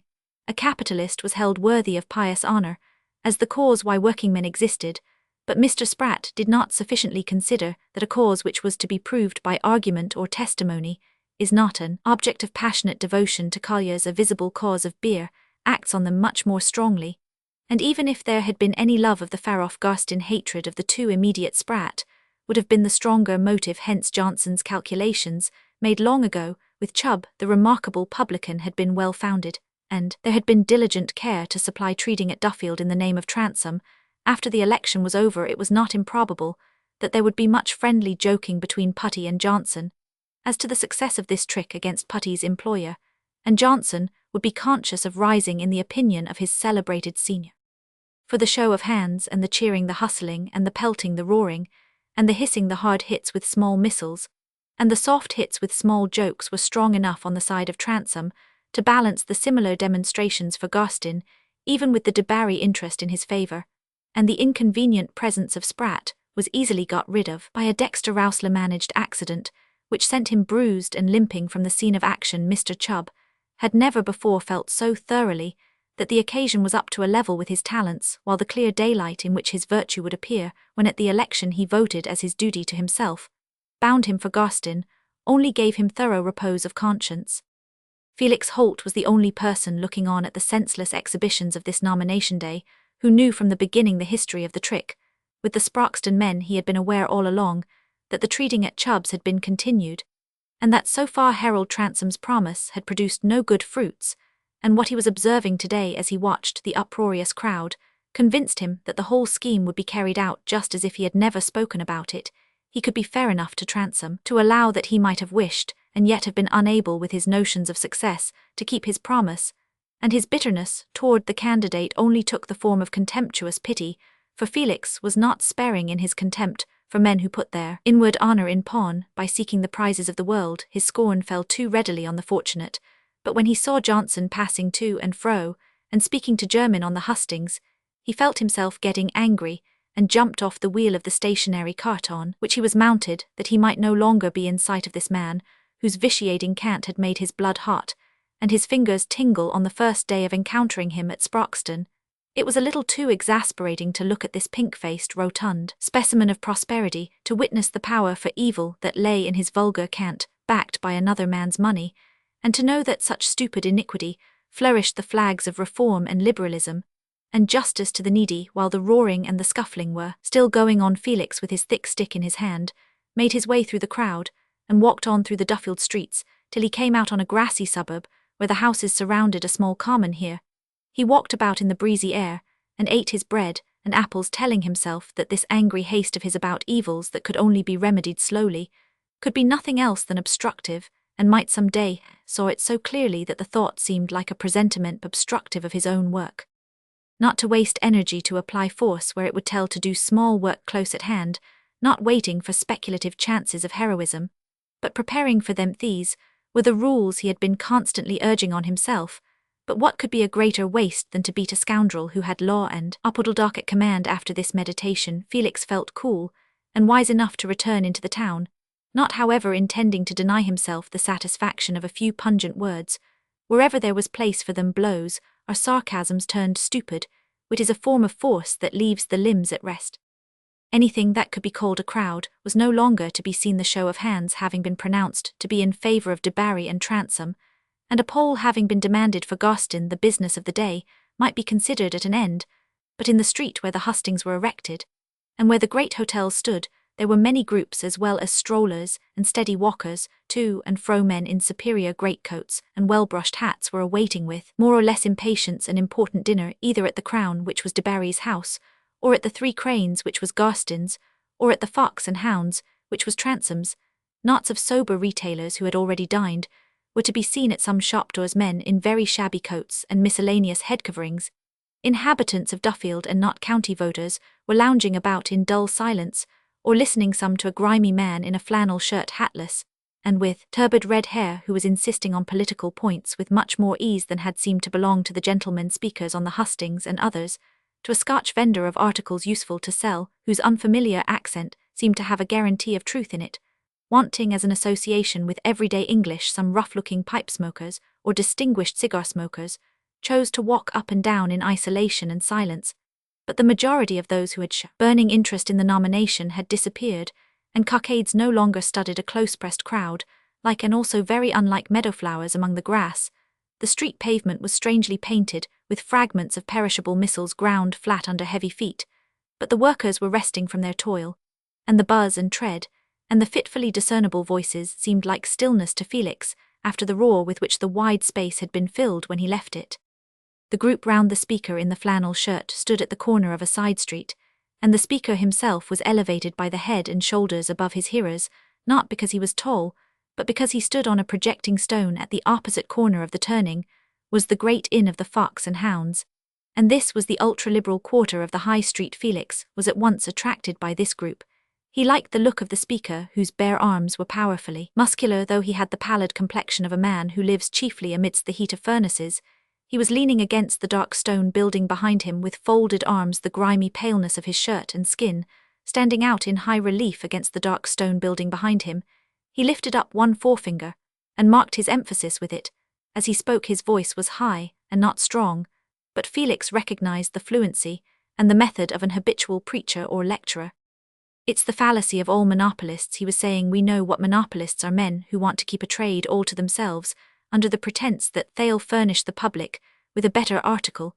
We know what that comes to in some countries. A poor man can't afford to buy a spoonful of salt, and yet there's salt enough in the world to pickle every living thing in it. That's the sort of benefit monopolists do to mankind, and these are the men who tell us we're to let politics alone. They'll govern us better, without our knowing anything about it. We must mind our business. We are ignorant. We've no time to study great questions. But I tell them this: the greatest question in the world is how to give every man a man's share in what goes on in life." "Hear, hear," said Felix in his sonorous voice, which seemed to give a new impressiveness to what the speaker had said. Everyone looked at him. The well-washed face and its educated expression, along with a dress more careless than that of most well-to-do workmen on a holiday, made his appearance strangely arresting. "Not a pig's share," the speaker went on, "not a horse's, not the share of a machine fed with oil only to make it work, and nothing else. It isn't a man's share just to mind your pin-making or your glass-blowing and higgle about your own wages, and bring up your family to be ignorant sons of ignorant fathers, and no better prospect. That's a slave's share. We want a freeman's share, and that is to think and speak and act about what concerns us all, and see whether these fine gentlemen who undertake to govern us are doing the best they can for us. They've got the knowledge, say they. Very well, we've got the wants. There's many a one would be idle if hunger didn't pinch him, but the stomach sets us to work. There's a fable told where the nobles are the belly and the people the members, But I make another sort of fable, I say. We are the belly that feels the pinches, and well set these aristocrats, these great people who call themselves our brains, to work at some way of satisfying us a bit better. The aristocrats are pretty sure to try and govern for their own benefit, but how are we to be sure they'll try and govern for ours? They must be looked after, I think, like other workmen. We must have what we call inspectors, to see whether the work's well done for us. We want to send our inspectors to Parliament. Well, they say you've got the Reform Bill, what more can you want? Send your inspectors. But I say the Reform Bill is a trick, it's nothing but swearing in special constables to keep the aristocrats safe in their monopoly. It's bribing some of the people with votes to make them hold their tongues about giving votes to the rest. I say, if a man doesn't beg or steal, but works for his bread, the poorer, and the more miserable he is, the more he need have a vote to send an inspector to Parliament, else the man who is worst off is likely to be forgotten. And I say he's the man who ought to be first remembered, else what does their religion mean? Why do they build churches and endow them that their sons may get paid well for preaching a Saviour and making themselves as little like him as can be? If I want to believe in Jesus Christ, I must shut my eyes for fear I should see a parson. And what's a bishop? A bishop's a person dressed up who sits in the House of Lords to help and throw out reform bills, and because it's hard to get anything in the shape of a man to dress himself up like that and do such work, they have to give him a palace for it, and plenty of thousands ire. And then they cry out the church is in danger, the poor man's church.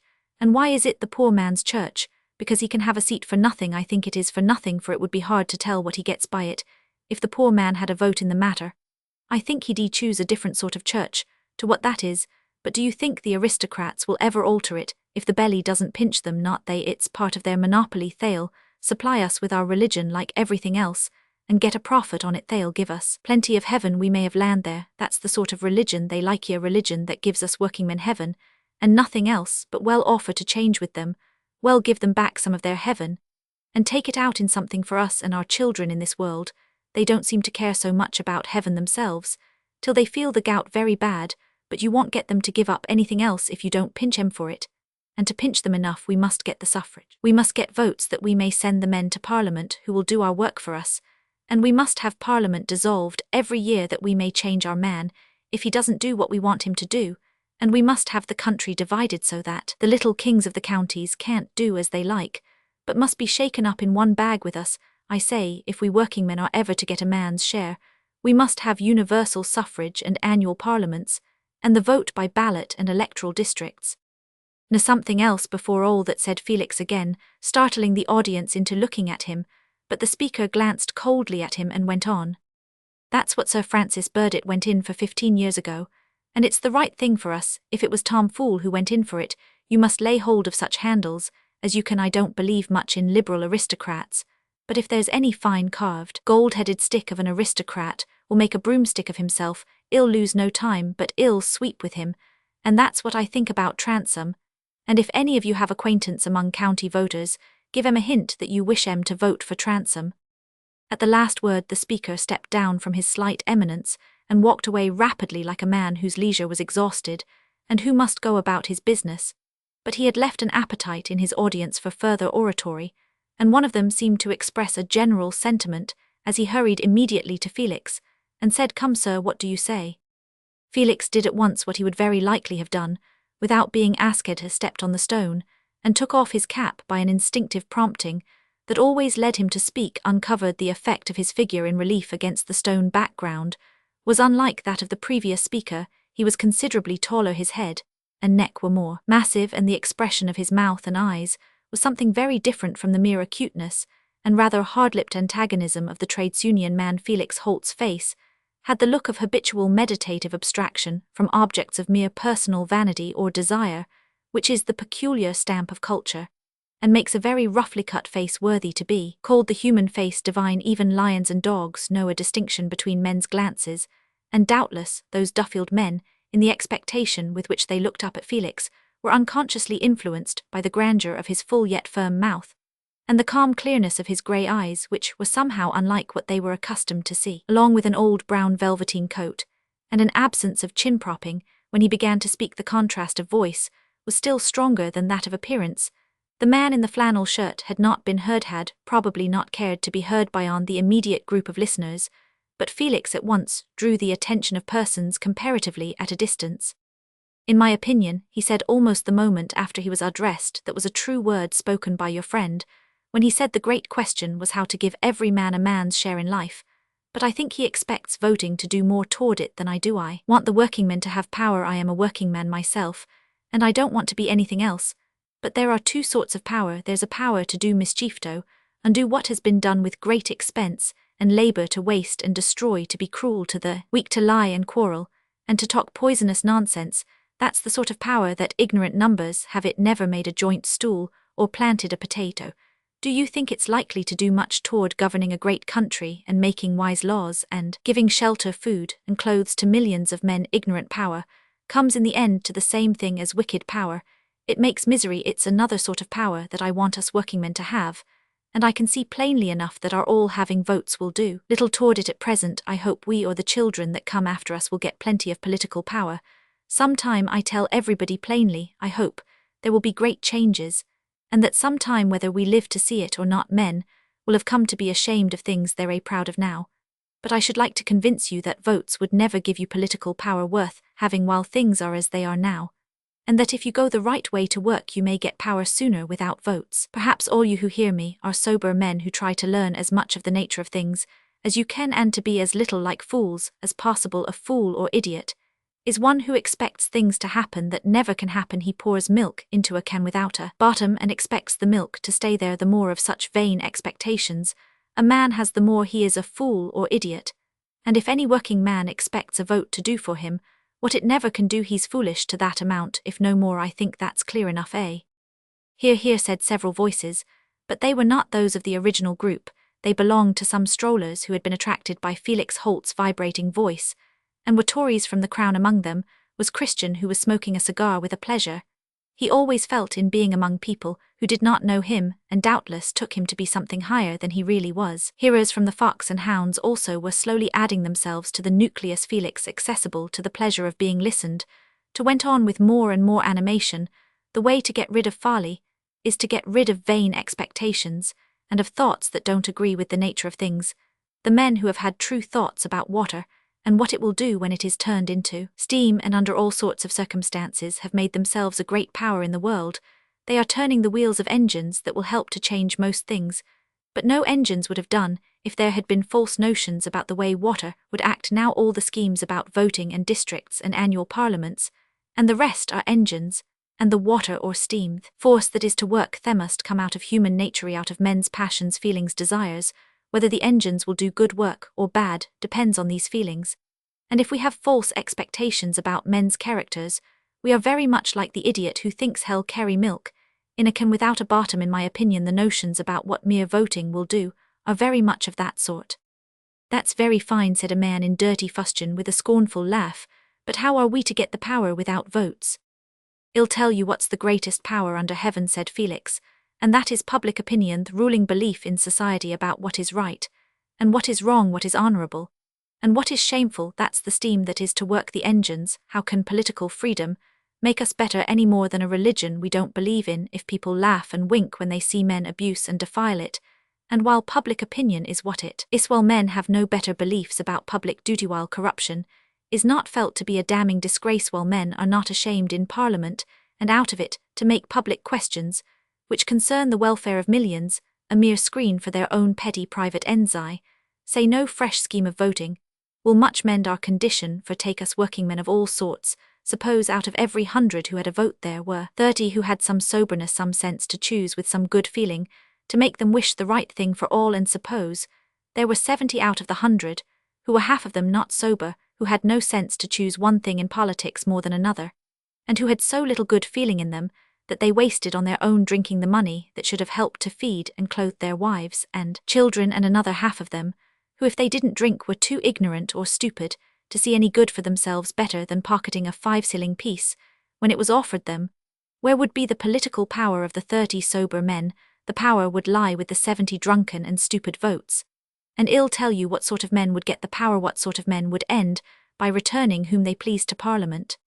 Felix had seen every face around him, and had particularly noticed a recent addition to his audience. But now he looked about him without appearing to fix his glance on anyone in spite of his cooling meditations. An hour ago his pulse was getting quickened by indignation. and the desire to crush what he hated was likely to vent itself in articulation. His tone became more biting.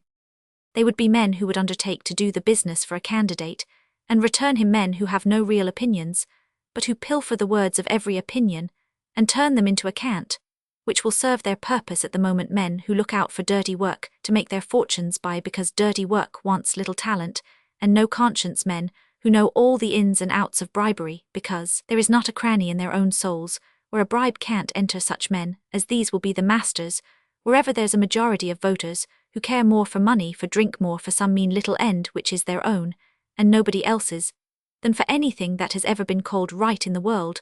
For suppose there's a poor voter named Jack, who has 7 children, and 12 or 15 shillings a week, wages perhaps less. Jack can't read. I don't say whose fault that each never had the chance to learn. He knows so little that he perhaps thinks God made the poor laws, and if anybody said the pattern of the workhouse was laid down in the Testament, he wouldn't be able to contradict them. What is poor Jack likely to do when he sees a smart stranger coming to him, who happens to be just one of these men that I say will be the masters till public opinion gets too hot for them? He's a middle-sized man, well say stout, with coat upon coat of fine broadcloth, open enough to show a fine gold chain. None of your dark scowling men, but one with an innocent pink and white skin, and very smooth light hair, most respectable man who calls himself a good sound well-known English name as Green or Baker or Wilson, or let us say Johnson. Felix was interrupted by an explosion of laughter from a majority of the bystanders. Some eyes had been turned on Johnson, who stood on the right hand of Felix at the very beginning of the description, and these were gradually followed by others, till at last every hearer's attention was fixed on him, and the first burst of laughter from the 2 or 3 who knew the attorney's name let every one sufficiently into the secret to make the amusement common. Johnson, who had kept his ground till his name was mentioned, now turned away, looking unusually white after being unusually red, and feeling by an attorney's instinct for his pocketbook, as if he felt it was a case for taking down the names of witnesses. All the well-dressed hearers turned away too, thinking they had had the cream of the speech in the joke against Johnson, which, as a thing worth telling, helped to recall them to the scene of dinner. "Who is this Johnson?" said Christian to a young man who had been standing near him, and had been one of the first to laugh. Christian's curiosity had naturally been awakened by what might prove a golden opportunity. "Oh, her London attorney. He acts for Transome, that tremendous fellow at the corner. There is some red-hot radical demagogue, and Johnson has offended him, I suppose, else he wouldn't have turned in that way on a man of their own party." "I had heard there was a Johnson who was an understrapper of Germans," said Christian. "Well, so this man may have been, for what I know, but he's a London man, know a very busy fellow in his own legs in Bedford Row. Ha, it's capital, though when these Liberals get a slap in the face from the working men, they're so very fond of." Another turn along the street enabled Christian to come to a resolution. Having seen Jermyn drive away an hour before, he was in no fear. He walked at once to the Fox and Hounds, and asked to speak to Mr. Johnson. A brief interview in which Christian ascertained that he had before him the Johnson mentioned by the bill sticker, issued in the appointment of a longer one at a later hour, and before they left Duffield they had come not exactly to a mutual understanding, but to an exchange of information mutually welcome. Christian had been very cautious in the commencement, only intimating that he knew something important which some chance hints had induced him to think might be interesting to Mr. Johnson, but that this entirely depended on how far he had a common interest with Mr. Jermyn. Johnson replied that he had much business in which that gentleman was not concerned, but that to a certain extent they had a common interest probably. Then Christian observed the affairs of the Transome estate were part of the business in which Mr. Jermyn and Mr. Johnson might be understood to represent each other, in which case he need not detain Mr. Johnson at this hint. Johnson could not conceal that he was becoming eager. He had no idea what Christian's information was, but there were many grounds on which Johnson desired to know as much as he could about the Transome affairs independently of Jermyn.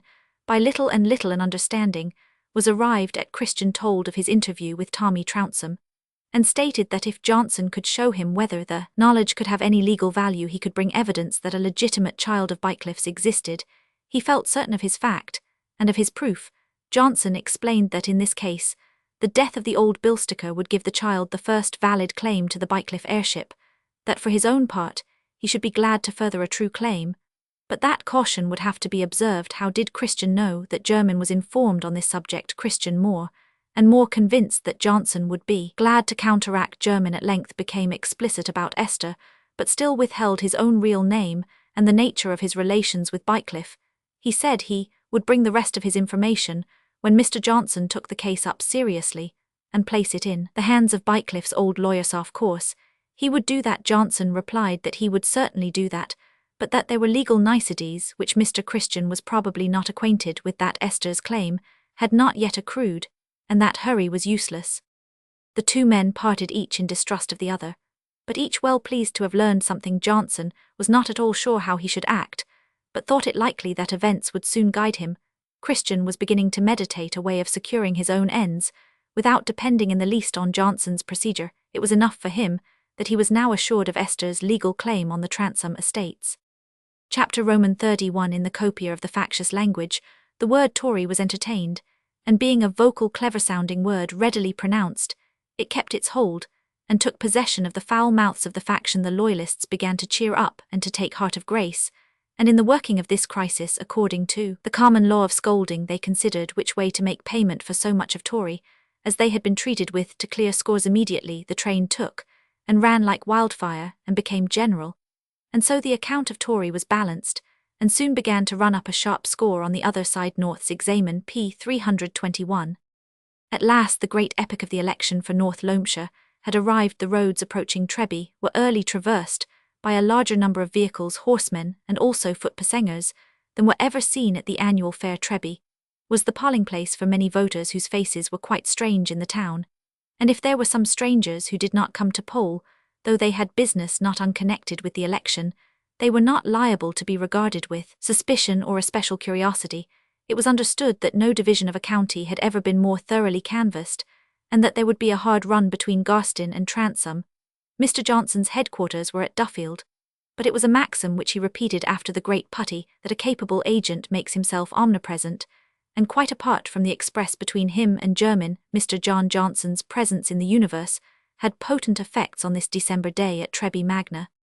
A slight drizzling rain, which was observed by some Tories who looked out of their bedroom windows before 6 o'clock, made them hope that after all the day might pass off better than alarmists had expected. The rain was felt to be somehow on the side of quiet and conservatism, but soon the breaking of the clouds and the mild gleams of a December sun brought back previous apprehensions, as there were already precedents for riot, reformed election, and as the Trebian district had had its confidence in the natural course of things somewhat shaken by a landed proprietor with an old name offering himself as a radical candidate, the election had been looked forward to by many with a vague sense that it would be an occasion something like a fighting match, when bad characters would probably assemble, and there might be struggles and alarms for respectable men which would make it expedient for them to take a little neat brandy as a precaution beforehand, and a restorative afterward. The tenants on the Transome estate were comparatively fearless. Poor Mr. Goff of Rabbit's End considered that one thing was as mauling as the other, and that an election was no worse than the sheep-rot,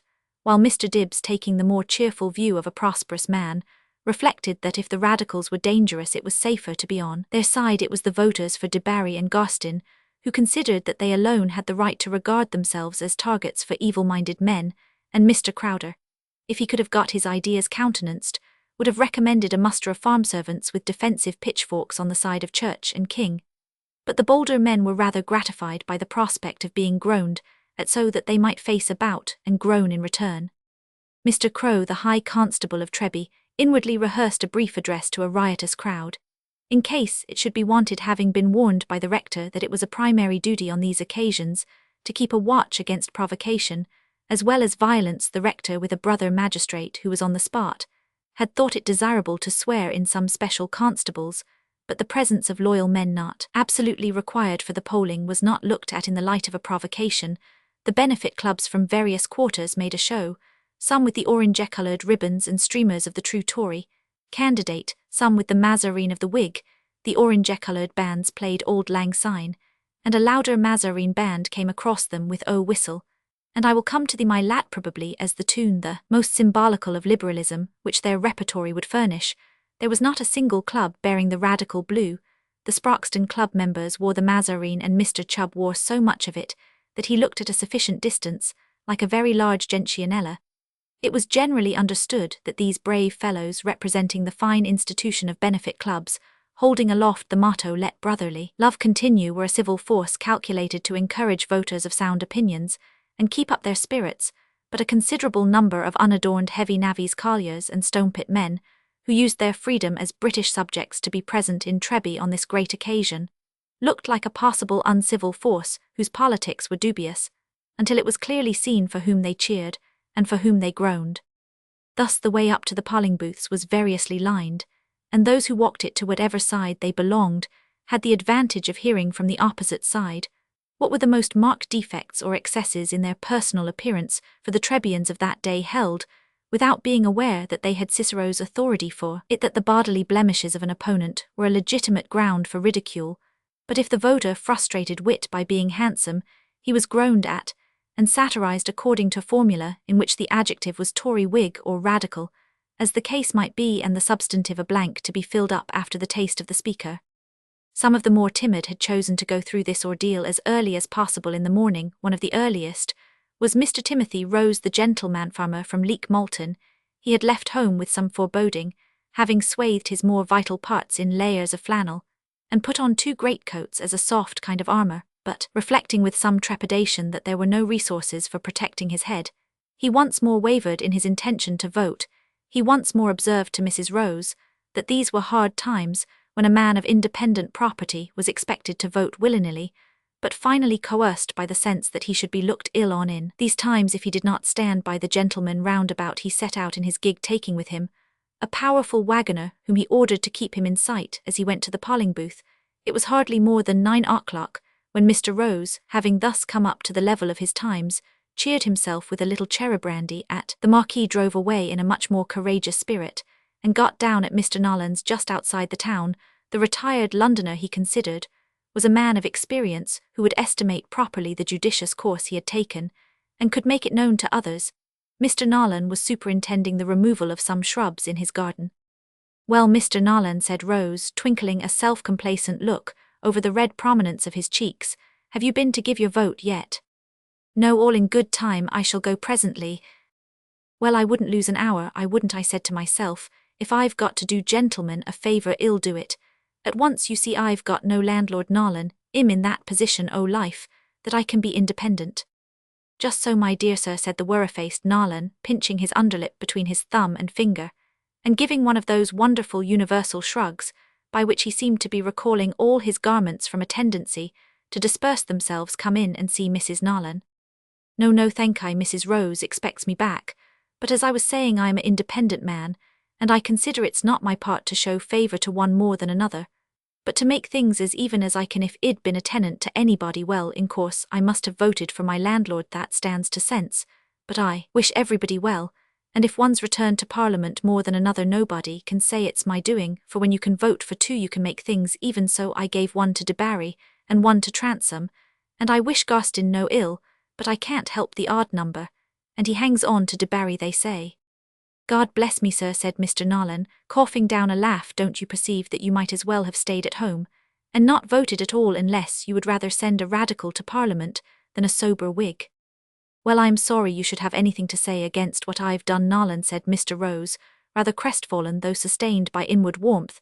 "I thought you'd agree with me, as you're a sensible man, but the most a independent man can do is to try and please all, and if he hasn't the luck, as wishing I may do it another time," added Mr. Rose, apparently confounding a toast with a salutation, for he put out his hand for a passing shake, and then stepped into his gig again.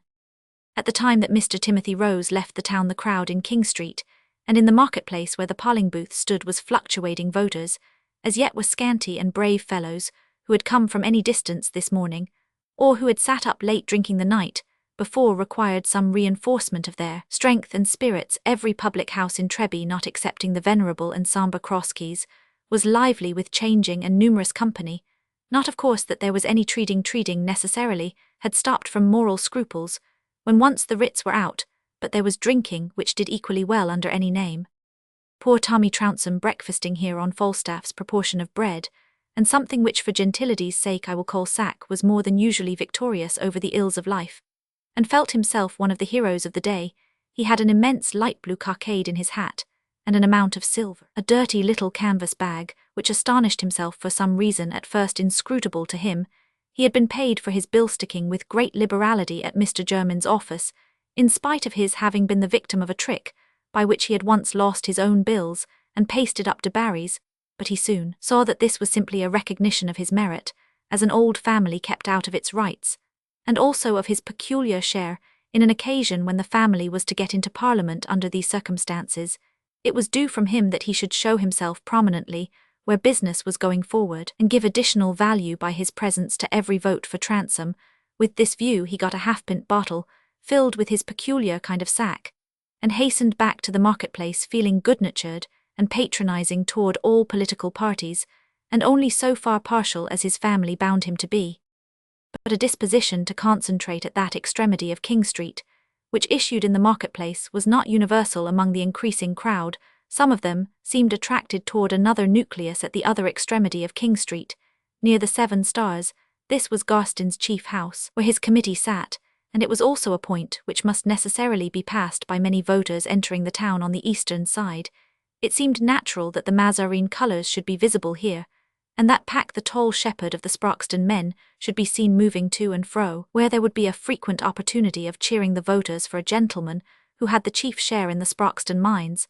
But the side lanes and entries out of King Street were numerous enough to relieve any pressure. If there was need to make way, the lanes had a distinguished reputation. Two of them had odours of brewing. One had a side entrance to Mr. Tiliot's wine, and spirit vaults up another. Mr. Muscat's cheeses were frequently being unloaded, and even some of the entries had those cheerful suggestions of plentiful provision which were among the characteristics of Treby. Between 10 and 11, the voters came in more rapid succession, and the whole scene became spirited cheers. Sarcasms and oaths, which seemed to have a flavour of wit for many hearers, were beginning to be reinforced by more practical demonstrations, dubiously jocose. There was a disposition in the crowd to close and hem in the way for voters either going or coming until they had paid some kind of toll. It was difficult to see who set the example in the transition from words to deeds. Some thought it was due to Jacob Cuff, a Tory charityman, who was a well-known ornament of the pothouse, and gave his mind much leisure for amusing devices, but questions of origination in stirring periods are notoriously hard to settle. It is by no means necessary in human things that there should be only one beginner. This, however, is certain, that Mr. Chubb, who wished it to be noticed that he voted for Garstin solely, was one of the first to get rather more notice than he wished, and that he had his hat knocked off and crushed in the interest of Debarry by Tories opposed to coalition. On the other hand, some said it was at the same time that Mr. Pink, the saddler, being stopped on his way, and made to declare that he was going to vote for Debarry, got himself well chalked as to his coat, and pushed up an entry where he remained the prisoner of terror, combined with the want of any back outlet, and never gave his vote that day. The second Tory joke was performed with much gusto. The majority of the Transome tenants came in a body from the Ram Inn, with Mr. Banks the bailiff leading them. Poor Goff was the last of them, and his worn melancholy look and forward-leaning gait gave the jocose Cuff the notion that the farmer was not what he called compuse. Mr. Goff was cut off from his companions, and hemmed in, asked by voices with hot breath close to his ear how many horses he had, how many cows, how many fat pigs, then jostled from one to another who made trumpets with their hands, and deafened him by telling him to vote for Debarry in this way. The melancholy Goff was hustled on, till he was at the polling booth filled with confused alarms, the immediate alarm being that of having to go back in still worse fashion than he had come, arriving in this way, after the other tenants had left. He astonished all hearers who knew him for a tenant of the Transomes by saying Debarry, and was jostled back trembling amid shouts of laughter. By stages of this kind the fun grew faster, and was in danger of getting rather serious. The Tories began to feel that their jokes were returned by others of a heavier sort, and that the main strength of the crowd was not on the side of sound opinion, but might come to be on the side of sound cudgelling, and kicking. The navvies and pitmen in dishabille seemed to be multiplying, and to be clearly not belonging to the party of order. The shops were freely resorted to, for various forms of playful missiles and weapons, and news came to the magistrates watching from the large window of the marquee that a gentleman coming in on horseback at the other end of the street to vote for Garstin had had his horse turned round and frightened into a headlong gallop out of it again. Mr. Crow and his subordinates and all the special constables felt that it was necessary to make some energetic effort, or else every voter would be intimidated, and the poll must be adjourned. The rector determined to get on horseback and go amidst the crowd with the constables, and he sent a message to Mr. Lingon, who was at the ram calling on him to do the same. Sporting Jack was sure the good fellows meant no harm, but he was courageous enough to face any bodily dangers, and rode out in his brown leggings and coloured bandana, speaking persuasively. It was nearly 12 o'clock when this sally was made. The constables and magistrates tried the most pacific measures, and they seemed to succeed. There was a rapid thinning of the crowd. The most boisterous disappeared, or seemed to do so by becoming quiet. Missiles ceased to fly, and a sufficient way was cleared for voters along King Street. The magistrates returned to their quarters, and the constables took convenient posts of observation. Mr. Wace, who was one of de Barry's committee, had suggested to the rector that it might be wise to send for the military from Duffield with orders that they should station themselves at Hathercote, 3 miles off. There was so much property in the town that it would be better to make it secure against risks. But the rector felt that this was not the part of a moderate and wise magistrate. Unless the signs of riot recurred, he was a brave man, and fond of thinking that his own authority sufficed for the maintenance of the general good in Treby. Chapter Roman 32. Go from me, yet I feel that I shall stand henceforward in thy shadow nevermore, alone upon the threshold of my door. Of individual life I shall command the uses of my soul, nor lift my hand serenely in the sunshine as before, without the sense of that which I forbore. Thy touch upon the palm, the widest land, doom takes to part us, leaves thy heart in mine, with pulses that beat double what I do, and what I dream include thee as the wine must taste of its own grapes. And when I sue God for myself, he hears that name of thine, and sees within my eyes the tears of two. Mrs. Browning.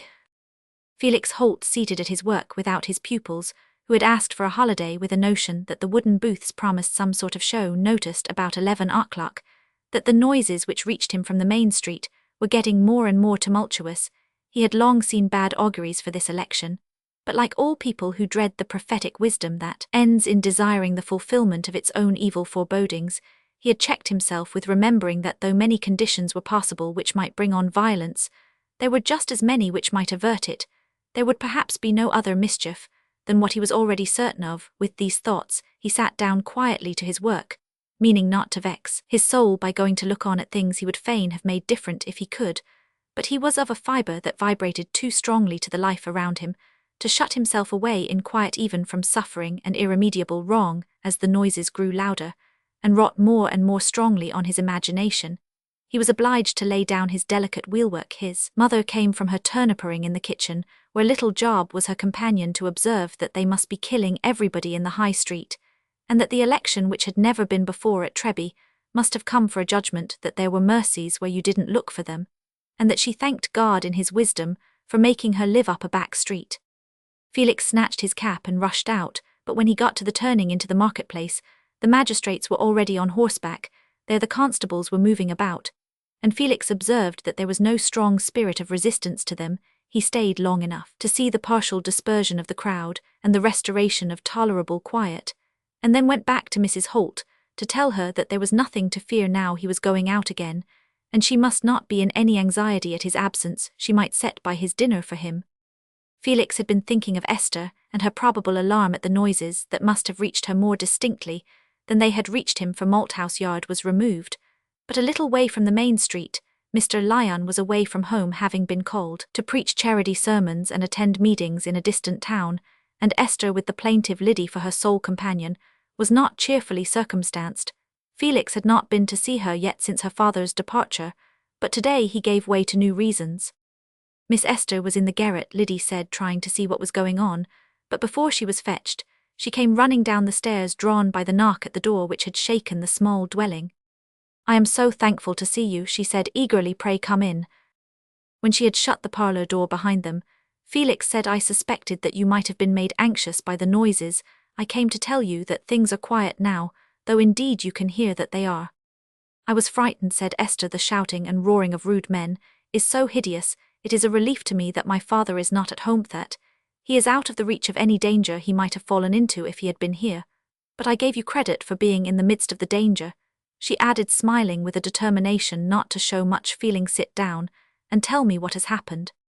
They sat down at the extremities of the old black sofa, and Felix said, "To tell you the truth, I had shut myself up, and tried to be as indifferent to the election as if I'd been one of the fishes in the lap, till the noises got too strong for me. But I only saw the tail end of the disturbance. The poor noisy simpletons seemed to give way before the magistrates, and the constables. I hope nobody has been much hurt. The fear is that they may turn out again by and by. Their giving way so soon may not be altogether a good sign. There's a great number of heavy fellows in the town. If they go and drink more, the last end may be worse than the first. However, Felix broke off as if this talk was futile, clasped his hands behind his head, and leaning backward looked at Esther, who was looking at him. "May I stay here a little while?" he said after a moment which seemed long. "Pray do," said Esther, colouring to relieve herself. She took some work and bowed her head over her stitching. It was in reality a little heaven to her that Felix was there. But she saw beyond it, saw that by and by he would be gone, and that they should be farther on their way, not toward meeting, but parting. His will was impregnable. He was a rock, and she was no more to him than the white clinging mist cloud. "I wish I could be sure that you see things just as I do," he said abruptly, after a minute's silence. "I am sure you see them much more wisely than I do," said Esther almost bitterly, without looking up. "There are some people one must wish to judge truly, not to wish it would be mere hardness. I know you think I am a man without feeling, at least without strong affections. You think I love nothing but my own resolutions." "Suppose I reply in the same sort of strain," said Esther, with a little toss of the head. "Hello. Why, that you think me a shallow woman, incapable of believing what is best in you, setting down everything that is too high for me as a deficiency." "Don't parry what I say, answer me." There was an expression of painful beseeching in the tone with which Felix said this. Esther let her work fall on her lap, and looked at him, but she was unable to speak. "I want you to tell me, answer that. You know it would be easier to me to give myself up to loving, and being loved as other men do when they can, than to—" This breaking off in speech was something quite new in Felix. For the first time he had lost his self-possession, and turned his eyes away. He was at variance with himself.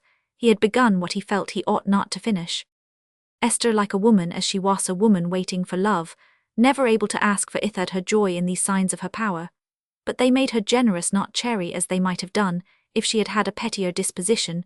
She said with deep yet timid earnestness, "What you have chosen to do has only convinced me that your love would be the better worth having." All the finest part of Esther's nature trembled in those words. To be right in great memorable moments is perhaps the thing we need most desire for ourselves. Felix, as quick as lightning, turned his look upon her again, and leaning forward took her sweet hand, and held it to his lips some moments before he let it fall again, and raised his head. "We shall always be the better for thinking of each other," he said, leaning his elbow on the back of the sofa, and supporting his head as he looked at her with calm sadness. "This thing can never come to me twice over. It is my knighthood, that was always a business of great cost." He smiled at her, but she sat biting her inner lip, and pressing her hands together. She desired to be worthy of what she reverenced in Felix, but the inevitable renunciation was too difficult. She saw herself wandering through the future week, and forsaken. The charming sauciness was all gone from her face, but the memory of it made this childlike dependent sorrow all the more touching. "Tell me what you would," Felix burst out, leaning nearer to her, but the next instant he started up, went to the table, took his cap in his hand, and came in front of her. "Goodbye," he said very gently, not daring to put out his hand, but Esther put up hers instead of speaking. He just pressed it and then went away. She heard the doors close behind him and felt free to be miserable. She cried bitterly. If she might have married Felix Holt, she could have been a good woman. She felt no trust that she could ever be good without him. Felix reproached himself. He would have done better not to speak in that way, but the prompting to which he had chiefly listened had been the desire to prove to Esther that he set a high value on her feelings. He could not help seeing that he was very important to her, and he was too simple and sincere a man to ape a sort of humility, which would not have made him any the better if he had possessed it. Such pretenses turn our lives into sorry dramas, and Felix wished Esther to know that her love was dear to him, as the beloved dead are dear. He felt that they must not marry, that they would ruin each other's lives, but he had longed for her to know fully that his will to be always apart from her was renunciation, not an easy preference. In this he was thoroughly generous, and yet now some subtle, mysterious conjuncture of impressions and circumstances had made him speak. He questioned the wisdom of what he had done. Express confessions, give definiteness to memories that might more easily melt away without, and Felix felt for Esther's pain, as the strong soldier, who can march on hungering without fear, that he shall faint, feels for the young brother, the maiden-cheeked conscript, whose load is too heavy for him. Chapter Roman 33 Mischief. Thou art afoot, Julius Caesar. Felix could not go home again immediately after quitting Esther. He got out of the town, skirted it a little while looking across the December stillness of the fields, and then re-entered it by the main road into the marketplace, thinking that after all it would be better for him to look at the busy doings of men than to listen in solitude to the voices within him, and he wished to know how things were going on. It was now nearly 1:30, and Felix perceived that the street was filling with more than the previous crowd. By the time he got in front of the booths, he was himself so surrounded by men who were being thrust hither and thither that retreat would have been impossible, and he went where he was obliged to go, although his height and strength were above the average, even in a crowd where there were so many heavy-armed workmen used to the pickaxe. Almost all shabby-coated Trebians must have been there, but the entries and back streets of the town did not supply the mass of the crowd, and besides the rural incomers, both of the more decent and the rougher sort, Felix, as he was pushed along, thought he discerned here and there men of that keener aspect which is only common in manufacturing towns. But at present there was no evidence of any distinctly mischievous design. There was only evidence that the majority of the crowd were excited with drink, and that their action could hardly be calculated on more than those of the oxen and pigs, congregated amidst hootings and pushings, the confused deafening shouts, the incidental fighting, the knocking over, pulling and scuffling, seemed to increase every moment. Such of the constables as were mixed with the crowd were quite helpless, and if an official staff was seen above the heads, it moved about fitfully, showing as little sign of a guiding hand as the summit of a buoy on the waves. Doubtless, many hurts and bruises had been received, but no one could know the amount of injuries that were widely scattered. It was clear that no more voting could be done, and the poll had been adjourned. The probabilities of serious mischief had grown strong enough to prevail over the rector's objection to getting military aid within reach, and when Felix re-entered the town, a galloping messenger had already been dispatched to Duffield. The rector wished to ride out again and read the Riot Act from a point where he could be better heard than from the window of the marquee, but Mr. Crow, the High Constable, who had returned from closer observation, insisted that the risk would be too great. New special constables had been sworn in, but Mr. Crow said prophetically that if once mischief began, the mob was past caring for constables. But the rector's voice was ringing and penetrating, and when he appeared on the narrow balcony and read the formula commanding all men to go to their homes or about their lawful business, there was a strong transient effect. Every one within hearing listened, and for a few moments after the final words, "God save the king," the comparative silence continued. Then the people began to move. The buzz rose again and grew till it turned to shouts and roaring. As before, the movement was that of a flood hemmed in. It carried nobody away. Whether the crowd would obey the order to disperse themselves within an hour was a doubt that approached nearer to a negative certainty. Presently Mr. Crow, who called himself a tactician, took a well-intentioned step which went far to fulfill his own prophecy. He had arrived with the magistrates by a back way at the 7 Stars, and here again the Riot Act was read from a window, with much the same result as before. The rector had returned by the same way to the marquee, as the headquarters most suited for administration, but Mr. Crow remained at the other extremity of King Street, where some awe-striking presence was certainly needed. Seeing that the time was passing, and all effect from the voice of law had disappeared, he showed himself at an upper window, and addressed the crowd, telling them that the soldiers had been sent for, and that if they did not disperse, they would have cavalry upon them instead of constables. Mr. Crow, like some other high constables more celebrated in history, enjoyed a bad reputation. That is to say, he enjoyed many things which caused his reputation to be bad, and he was anything but popular in Treby. It is probable that a pleasant message would have lost something from his lips, and what he actually said was so unpleasant that instead of persuading the crowd, it appeared to enrage them. Someone, snatching a raw potato from a sack in the greengrocer's shop behind him, threw it at the constable and hit him on the mouth straightway. Raw potatoes and turnips were flying by 20s at the windows of the 7 Stars, and the panes were smashed. Felix, who was halfway up the street, heard the voices turning to a savage roar and saw a rush toward the hardware shop, which furnished more effective weapons and missiles than turnips and potatoes. Then a cry ran along that the Tories had sent for the soldiers, and if those among the mob who called themselves Tories, as willingly as anything else, were disposed to take whatever called itself the Tory side, they only helped the main result of reckless disorder. But there were proofs that the predominant will of the crowd was against de Barry's men, and in favour of Transome. Several shops were invaded, and they were all of them Tory shops. The tradesmen who could do so now locked their doors and barricaded their windows within. There was a panic among the householders of this hitherto peaceful town, and a general anxiety for the military to arrive. The rector was in painful anxiety on this head. He had sent out 2 messengers, as secretly as he could toward Hathercote, to order the soldiers to ride straight to the town, but he feared that these messengers had been somehow intercepted. It was 3 o'clock. More than an hour had elapsed since the reading of the Riot Act.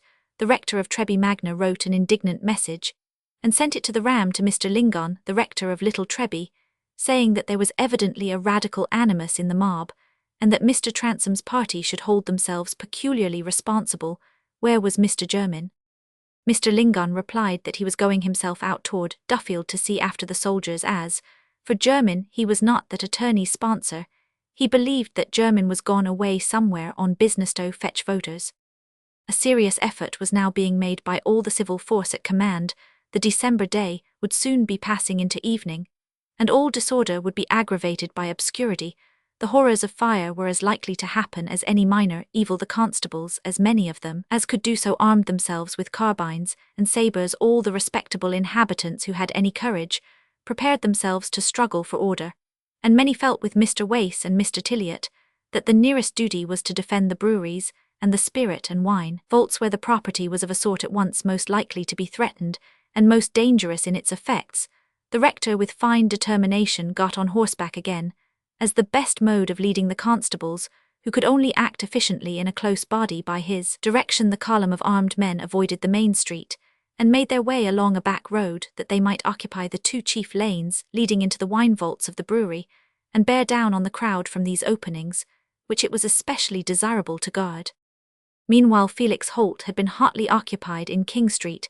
After the first window smashing at the 7 Stars, there was a sufficient reason for damaging that into the utmost. The destructive spirit tends toward completeness, and any object once maimed or otherwise injured is as readily doomed by unreasoning men as by unreasoning boys.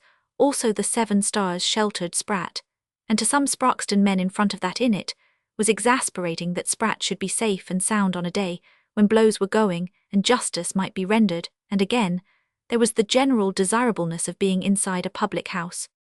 Felix had at last been willingly urged on to this spot. Hitherto swayed by the crowd, he had been able to do nothing but defend himself and keep on his legs, but he foresaw that the people would burst into the inn.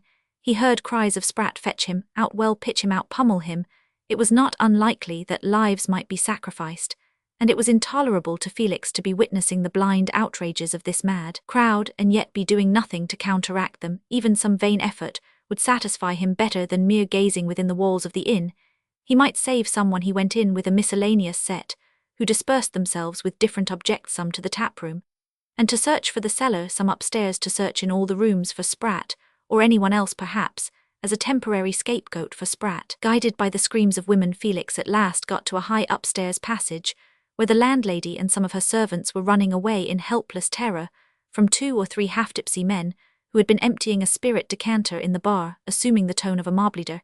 He cried out, "Here, boys, here's better fun this way, come with me," and drew the men back with him along the passage. They reached the lower staircase in time to see the unhappy Spratt being dragged coatless and screaming down the steps. No one at present was striking or kicking him. It seemed as if he were being reserved for punishment on some wider area, where the satisfaction might be more generally shared. Felix followed close, determined, if he could, to rescue both assailers and assaulted from the worst consequences. His mind was busy with possible devices. Down the stairs, out along the stones, through the gateway Spratt was dragged as a mere heap of linen and cloth rags.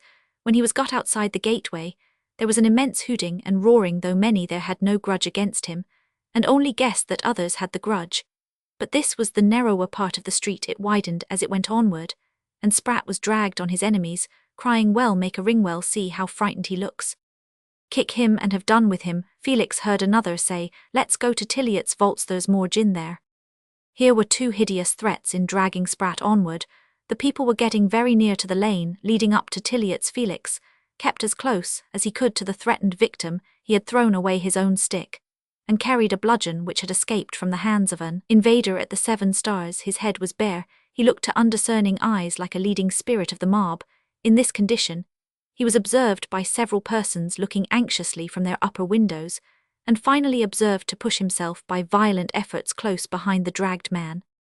Meanwhile, the foremost among the constables who, coming by the back way, had now reached the opening of Eliot's lane, discerned that the crowd had a victim amongst them, one spirited fellow named Tucker, who was a regular constable, feeling that no time was to be lost in meditation, called on his neighbour to follow him, and with a sabre that happened to be his weapon got away for himself, where he was not expected. By dint of quick resolution at this moment, Spratt had been let go, had been dropped, in fact almost lifeless with terror, on the street stones, and the men round him had retreated for a little space as if to amuse themselves with looking at him. Felix had taken his opportunity, and seeing the first step toward a plan he was bent on, he sprang forward close to the cowering Spratt. As he did this, Tucker had cut his way to the spot, and imagining Felix to be the destined executioner of Spratt, for any discrimination of Tucker's lay in his muscles, rather than his eyes rushed up to Felix, meaning to collar him and throw him down. But Felix had rapid senses and quick thoughts. He discerned the situation. He chose between two evils quick as lightning. He frustrated the constable, fell upon him, and tried to master his weapon. In the struggle, which was watched without interference, the constable fell undermost, and Felix got his weapon. He started up with the bare sabre in his hand. The crowd round him cried hooray with a sense that he was on their side against the constable. Tucker did not rise immediately, but Felix did not imagine that he was much hurt. "Don't touch him," said Felix. "Let him go. Here, bring Spratt and follow me." Felix was perfectly conscious that he was in the midst of a tangled business, but he had chiefly before his imagination the horrors that might come if the mass of wild, chaotic desires and impulses around him were not diverted from any further attacks on places where they would get in the midst of intoxicating and inflammable materials. It was not a moment in which a spirit like his could calculate the effect of misunderstanding. As to himself, nature never makes men who are at once energetically sympathetic and minutely calculating. He believed he had the power, and was resolved to try to carry the dangerous mass out of mischief, till the military came to awe them, which, he supposed from Mr. Crow's announcement, a long time ago, must be a near event. He was followed the more willingly, because Eliot's lane was seen by the hindmost to be now defended by constables, some of whom had firearms, and where there is no strong counter-movement, any proposition to do something that is unspecified stimulates stupid curiosity. To many of the Sproxton men who were within sight of him, Felix was known personally, and vaguely believed to be a man who meant many queer things not at all of an everyday kind, pressing along like a leader with the sabre in his hand, and inviting them to bring on Spratt. There seemed a better reason for following him than for doing anything else. A man with a definite will and an energetic personality acts as a sort of flag to draw and bind together the foolish units of a mob. It was on this sort of influence over men whose mental state was a mere medley of appetites and confused impressions that Felix had dared to count. He hurried them along with words of invitation, telling them to hold up Spratt and not drag him, and those behind followed him with a growing belief that he had some design worth knowing, while those in front were urged along partly by the same notion, partly by the sense that there was a motive in those behind them. Not knowing what the motive was, it was that mixture of pushing forward and being pushed forward, which is a brief history of most human things. What Felix really intended to do was to get the crowd by the nearest way out of the town, and induce them to skirt it on the north side with him, keeping up in them the idea that he was leading them to execute some stratagem by which they would surprise something worth attacking and circumvent the constables who were defending the lanes. In the meantime, he trusted that the soldiers would have arrived, and with this sort of mob, which was animated by no real political passion or fury against social distinctions, it was in the highest degree unlikely that there would be any resistance to a military force. The presence of 50 soldiers would probably be enough to scatter the rioting hundreds. How numerous the mob was no one ever knew. Many inhabitants afterward were ready to swear that there must have been at least 2,000 rioters. Felix knew he was incurring great risks, but his blood was up. We hardly allow enough in common life for the results of that enkindled passionate enthusiasm which under other conditions makes world-famous deeds. He was making for a point where the street branched off on one side, toward a speedy opening between hedgerows, on the other toward the shabby wideness of Pollard's End. At this forking of the street, there was a large space in the centre of which there was a small stone platform, mounting by 3 steps with an old green fingerpost upon it. Felix went straight to this platform and stepped upon it, crying "Halt" in a loud voice to the men behind and before him, and calling to those who held Spratt to bring him there. All came to a stand with faces toward the fingerpost, and perhaps for the first time, the extremities of the crowd got a definite idea that a man with a sabre in his hand was taking the command. "Now," said Felix when Sprat had been brought to the stone platform faint and trembling, "has anybody got cord? If not handkerchiefs knotted fast, give them to me." He drew out his own handkerchief, and 2 or 3 others were mustered and handed to him. He ordered them to be knotted together, while curious eyes were fixed on him. Was he going to have Sprat hanged? Felix kept fast hold of his weapon and ordered others to act. "Now put it round his waist, wind his arms in, draw them a little backward so, and tie it fast on the other side of the post." When that was done, Felix said imperatively, "Leave him there, we shall come back to him. Let us make haste, march along, lads, up Park Street and down Hobbs Lane." It was the best chance he could think of for saving Sprat's life, and he succeeded. The pleasure of seeing the helpless man tied up sufficed for the moment, if there were any who had ferocity enough to count much on coming back to him. Nobody's imagination represented the certainty that some one out of the houses at hand would soon come and untie him when he was left alone. And the rioters pushed up Park Street, a noisy stream, with Felix still in the midst of them. Though he was labouring hard to get his way to the front, he wished to determine the course of the crowd, along a byroad called Hobbs Lane, which would have taken them to the other Duffield end of the town. He urged several of the men round him, one of whom was no less a person than the big Dredge, our old Sproxton acquaintance, to get forward, and be sure that all the fellows would go down the lane, else they would spoil sport. Hitherto Felix had been successful, and he had gone along with an unbroken impulse, but soon something occurred which brought with a terrible shock the sense that his plan might turn out to be as mad as all bold projects are seen to be when they have failed. Mingled with the more headlong and half-drunken crowd, there were some sharp-visaged men who loved the irrationality of riots for something else than its own sake, and who at present were not so much the richer as they desired to be for the pains they had taken in coming to the Treby election, induced by certain prognostics gathered at Duffield on the nomination day, that there might be the conditions favourable to that confusion which was always a harvest time. It was known to some of these sharp men that Park Street led out toward the grand house of Treby Manor, which was as good nay better for their purpose than the bank. While Felix was entertaining his ardent purpose, these other sons of Adam were entertaining another ardent purpose of their peculiar sort, and the moment had come when they were to have their triumph. From the front ranks backward toward Felix there ran a new summons, a new invitation. "Let us go to Treby Manor." From that moment, Felix was powerless. A new definite suggestion overrode his vaguer influence. There was a determined rush past Hobbs Lane, and not down it. Felix was carried along too. He did not know whether to wish the contrary. Once on the road out of town with openings into fields, and with the wide park at hand, it would have been easy to liberate himself from the crowd. At first it seemed to him the better part to do this and to get back to the town as fast as he could, in the hope of finding the military and getting a detachment to come and save the manor. But he reflected that the course of the mob had been sufficiently seen, and that there were plenty of people in Park Street to carry the information faster than he could. It seemed more necessary that he should secure the presence of some help for the family at the manor by going there himself. The de Barrys were not of the class of people he was wont to be anxious about, but Felix Holt's conscience was alive to the accusation that any danger they might be in now was brought on by a deed of his. In these moments of bitter vexation and disappointment, it did occur to him that very unpleasant consequences might be hanging over him of a kind quite different from inward dissatisfaction. But it was useless now to think of averting such consequences. As he was pressed along with the multitude into Treby Park, his very movement seemed to him only an image of the day's fatalities, in which the multitudinous small wickednesses of small selfish ends, really undirected toward any larger result, had issued in widely shared mischief that might yet be hideous. Felix wounded in the riot. The light was declining. Already the candles shone through many windows of the manor. Already the foremost part of the crowd had burst into the offices, and adroit men were busy in the right places to find plate after setting others to force the butler into unlocking the cellars, and Felix had only just been able to force his way on to the front terrace, with the hope of getting to the rooms where he would find the ladies of the household, and comfort them with the assurance that rescue must soon come, when the sound of horses' feet convinced him that the rescue was nearer than he had expected. Just as he heard the horses he had approached the large window of a room where a brilliant light suspended from the ceiling showed him a group of women clinging together in terror. Others of the crowd were pushing their way up the terrace steps and gravel slopes at various points.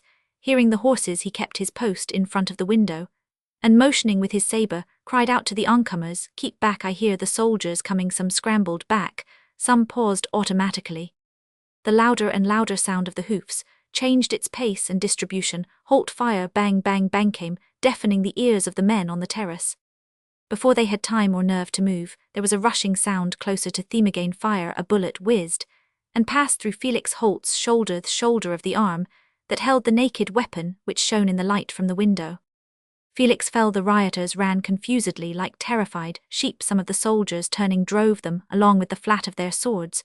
The greater difficulty was to clear the invaded offices. The rector, who with another magistrate and several other gentlemen on horseback had accompanied the soldiers, now jumped on to the terrace and hurried to the ladies of the family. Presently there was a group round Felix, who had fainted and reviving had fainted again. He had had little food during the day and had been overwrought. Two of the group were civilians, but only one of them knew Felix, the other being a magistrate not resident in Treby. The one who knew Felix was Mr. John Johnson, whose zeal for the public peace had brought him from Duffield when he heard that the soldiers were summoned. "I know this man very well," said Mr. Johnson. "He is a dangerous character, quite revolutionary." It was a weary night, and the next day Felix, whose wound was declared trivial, was lodged in Loamford jail. There were 3 charges against him: that he had assaulted a constable, that he had committed manslaughter, Tucker was dead from spinal concussion, and that he had led a riotous onslaught on a dwelling house. 4 other men were committed, one of them for possessing himself of a gold cup with the Debarry arms on it, the 3 others, one of whom was the collier Dredge, for riot and assault. That morning Treby town was no longer in terror, but it was in much sadness. Other men, more innocent than the hated Sprat, were groaning under severe bodily injuries, and poor Tucker's corpse was not the only one that had been lifted from the pavement. It is true that none grieved much for the other dead man, unless it be grief to say, poor old fellow, he had been trampled upon doubtless, where he fell drunkenly near the entrance of the 7 Stars. This second corpse was old Tommy Trounsem, the bill sticker, otherwise Thomas Transome, the last of a very old family line. Chapter Roman 30. For the fields are hoary with December's frost. I too am hoary with the chills of age, but through the fields and through the untrodden woods is rest and stillness only in my heart. The pall of winter shrouds a throbbing life. A week after that Treby riot, Harold Transome was at Transome Court. He had returned from a hasty visit to town to keep his Christmas at this delightful country home. Not in the best Christmas spirits, he had lost the election. But if that had been his only annoyance, he had good humour and good sense enough to have borne it, as well as most men, and to have paid the 8 or 9,000 which had been the price of ascertaining that he was not to sit in the next Parliament without useless grumbling.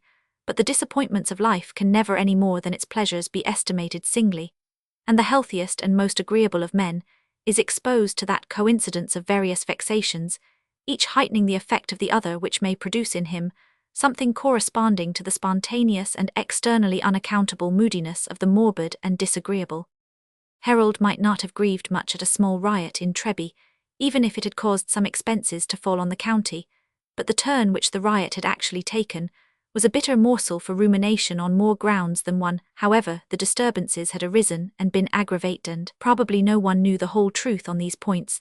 Conspicuous gravest incidents had all tended to throw the blame on the radical party, that is to say on Transome and on Transome's agents, and so far the candidateship and its results had done Harold dishonour in the county, precisely the opposite effect to that which was a dear object of his ambition. More than this, Harold's conscience was active enough to be very unpleasantly affected by what had befallen Felix Holt.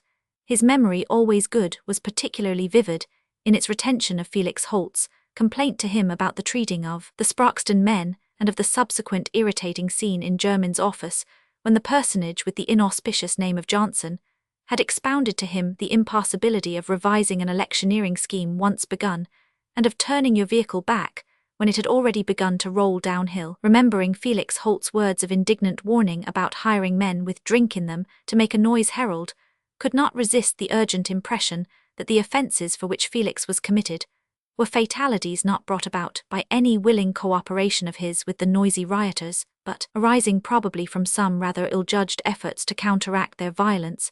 And this urgent impression, which insisted on growing into a conviction, became in one of its phases an uneasy sense that he held evidence which would at once tend to exonerate Felix, and to place himself and his agents in anything but a desirable light. It was likely that someone else could give equivalent evidence in favour of Felix, little talkative dissenting preacher, for example. But anyhow, the affair with the Sproxton men would be ripped open and made the worst of by the opposite parties. The man, who has failed in the use of some indirectness, is helped very little by the fact that his rivals are men to whom that indirectness is a something human very far from being alien. There remains this grand distinction that he has failed, and that the jet of light is thrown entirely on his misdoings. In this matter Harold felt himself a victim. Could he hinder the tricks of his agents in this particular case?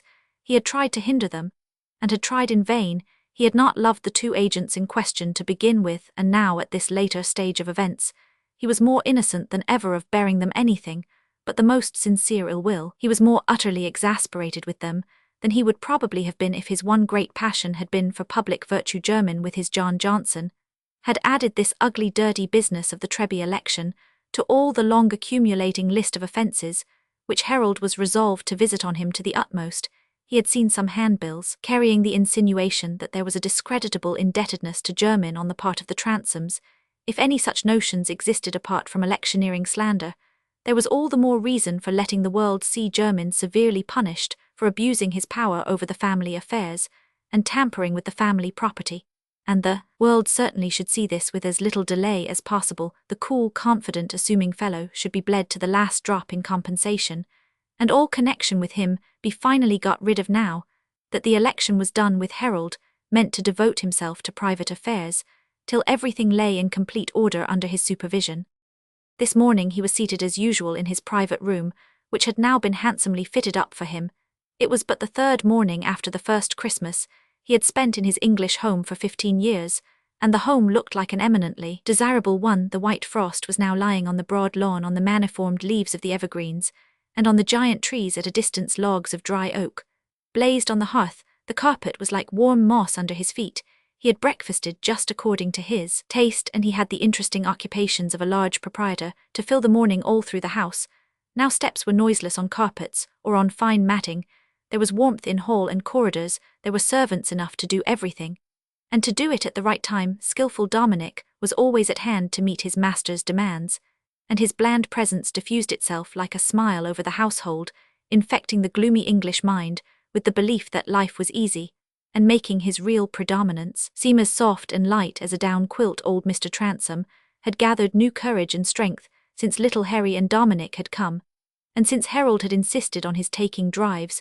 Mrs. Transome herself was seen on a fresh background with a gown of rich, new stuff, and if in spite of this she did not seem happy, Harold either did not observe it or kindly ignored it as the necessary frailty of elderly women whose lives have had too much of dullness and privation. Our minds get tricks and attitudes, as our bodies do, thought Harold, and age stiffens them into unalterableness.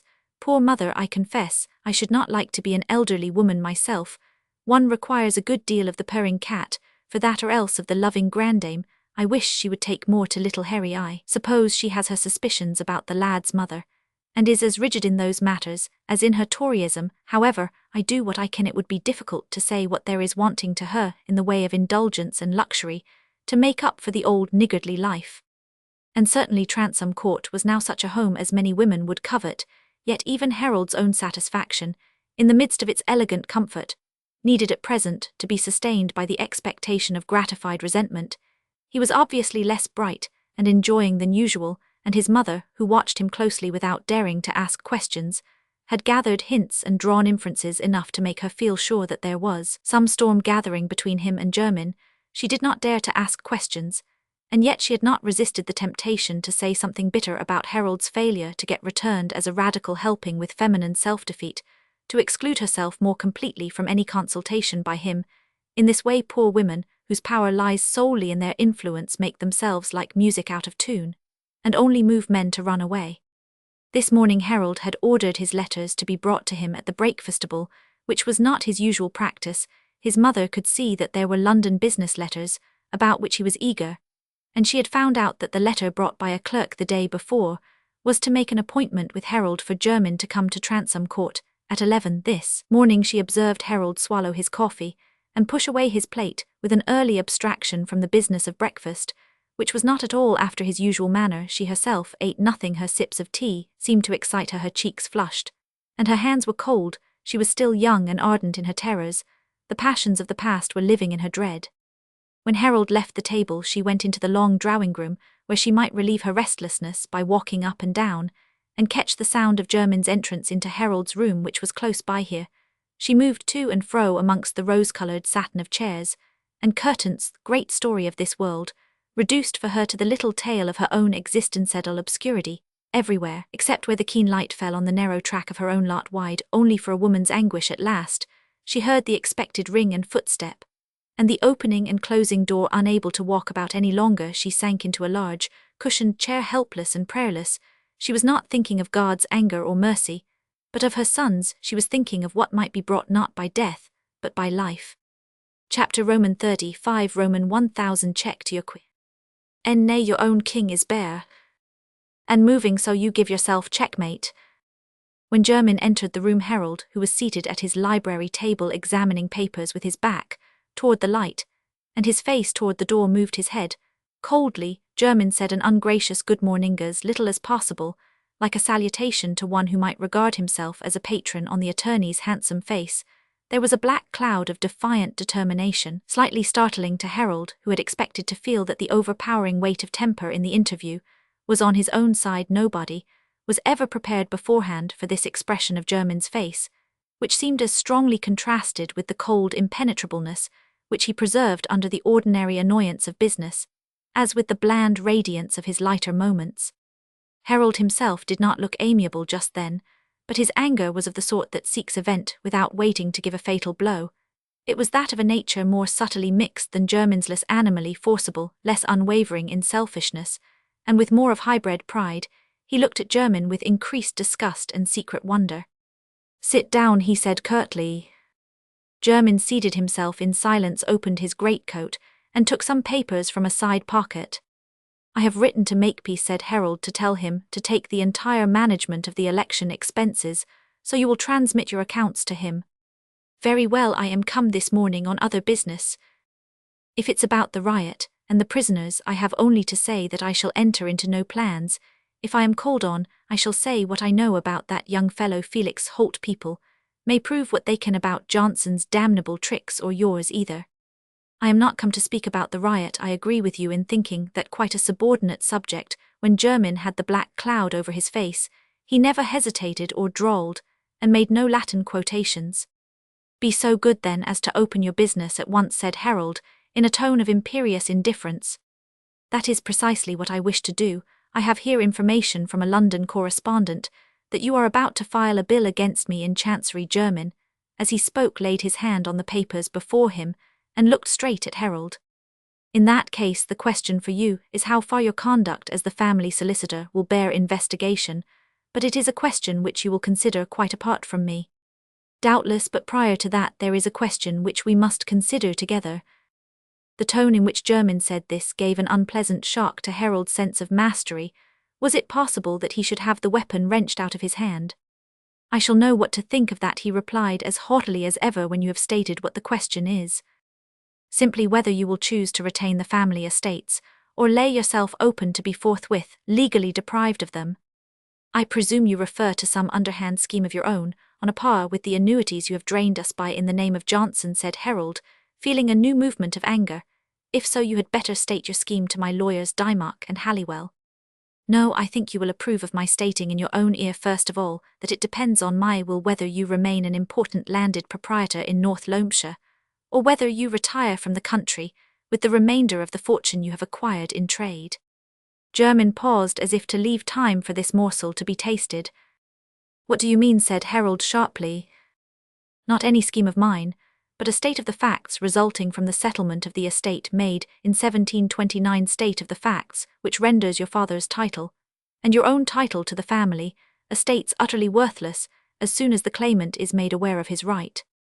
"And you intend to inform him?"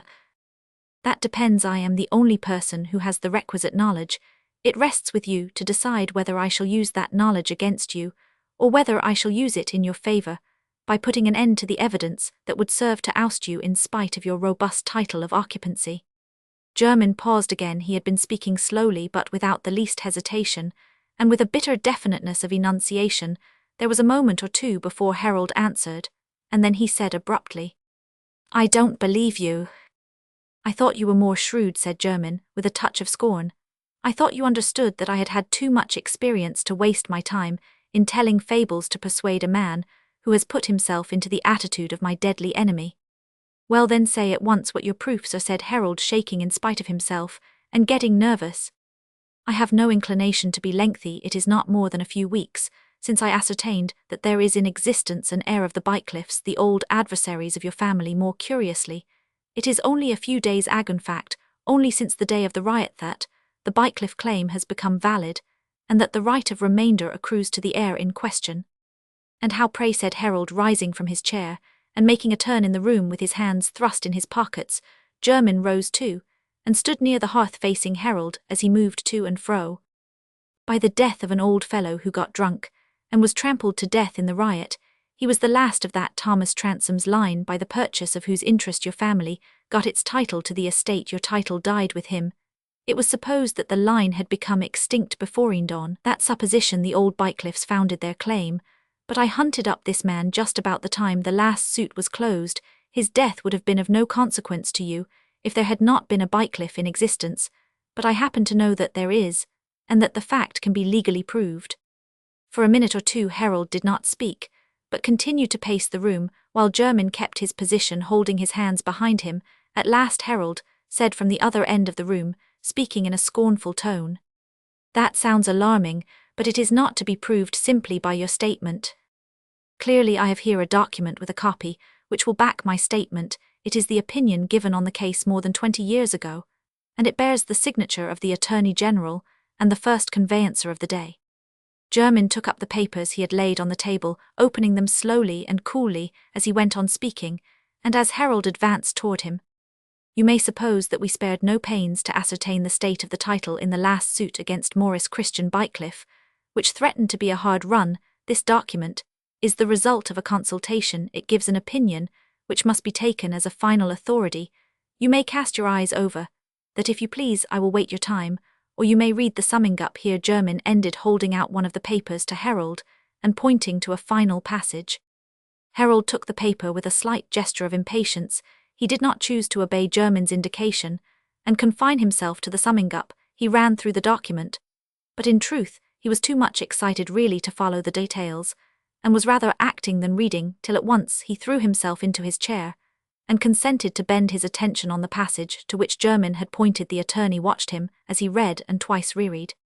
"To sum up, we are of opinion that the title of the present possessors of the Transom estate can be strictly proved to rest solely upon a base fee created under the original settlement of 1729, and to be good so long only as issue exists of the tenant, in tail, by whom that base fee was created, feels satisfied by the evidence that such issue exists in the person of Thomas Transom, otherwise Trounsem of Littleshaw. But upon his decease without issue, we are of opinion that the right in remainder of the Bycliffe family will arise, which right would not be barred by any statute of limitation." When Harold's eyes were on the signatures to this document, for the third time German said, "As it turned out, the case being closed by the death of the claimant, we had no occasion for producing Thomas Transom, who was the old fellow I told you of. The enquiries about him set him agog, and after they were dropped, he came into this neighborhood thinking there was something fine in store for him. Here, if you like to take it, is a memorandum about him.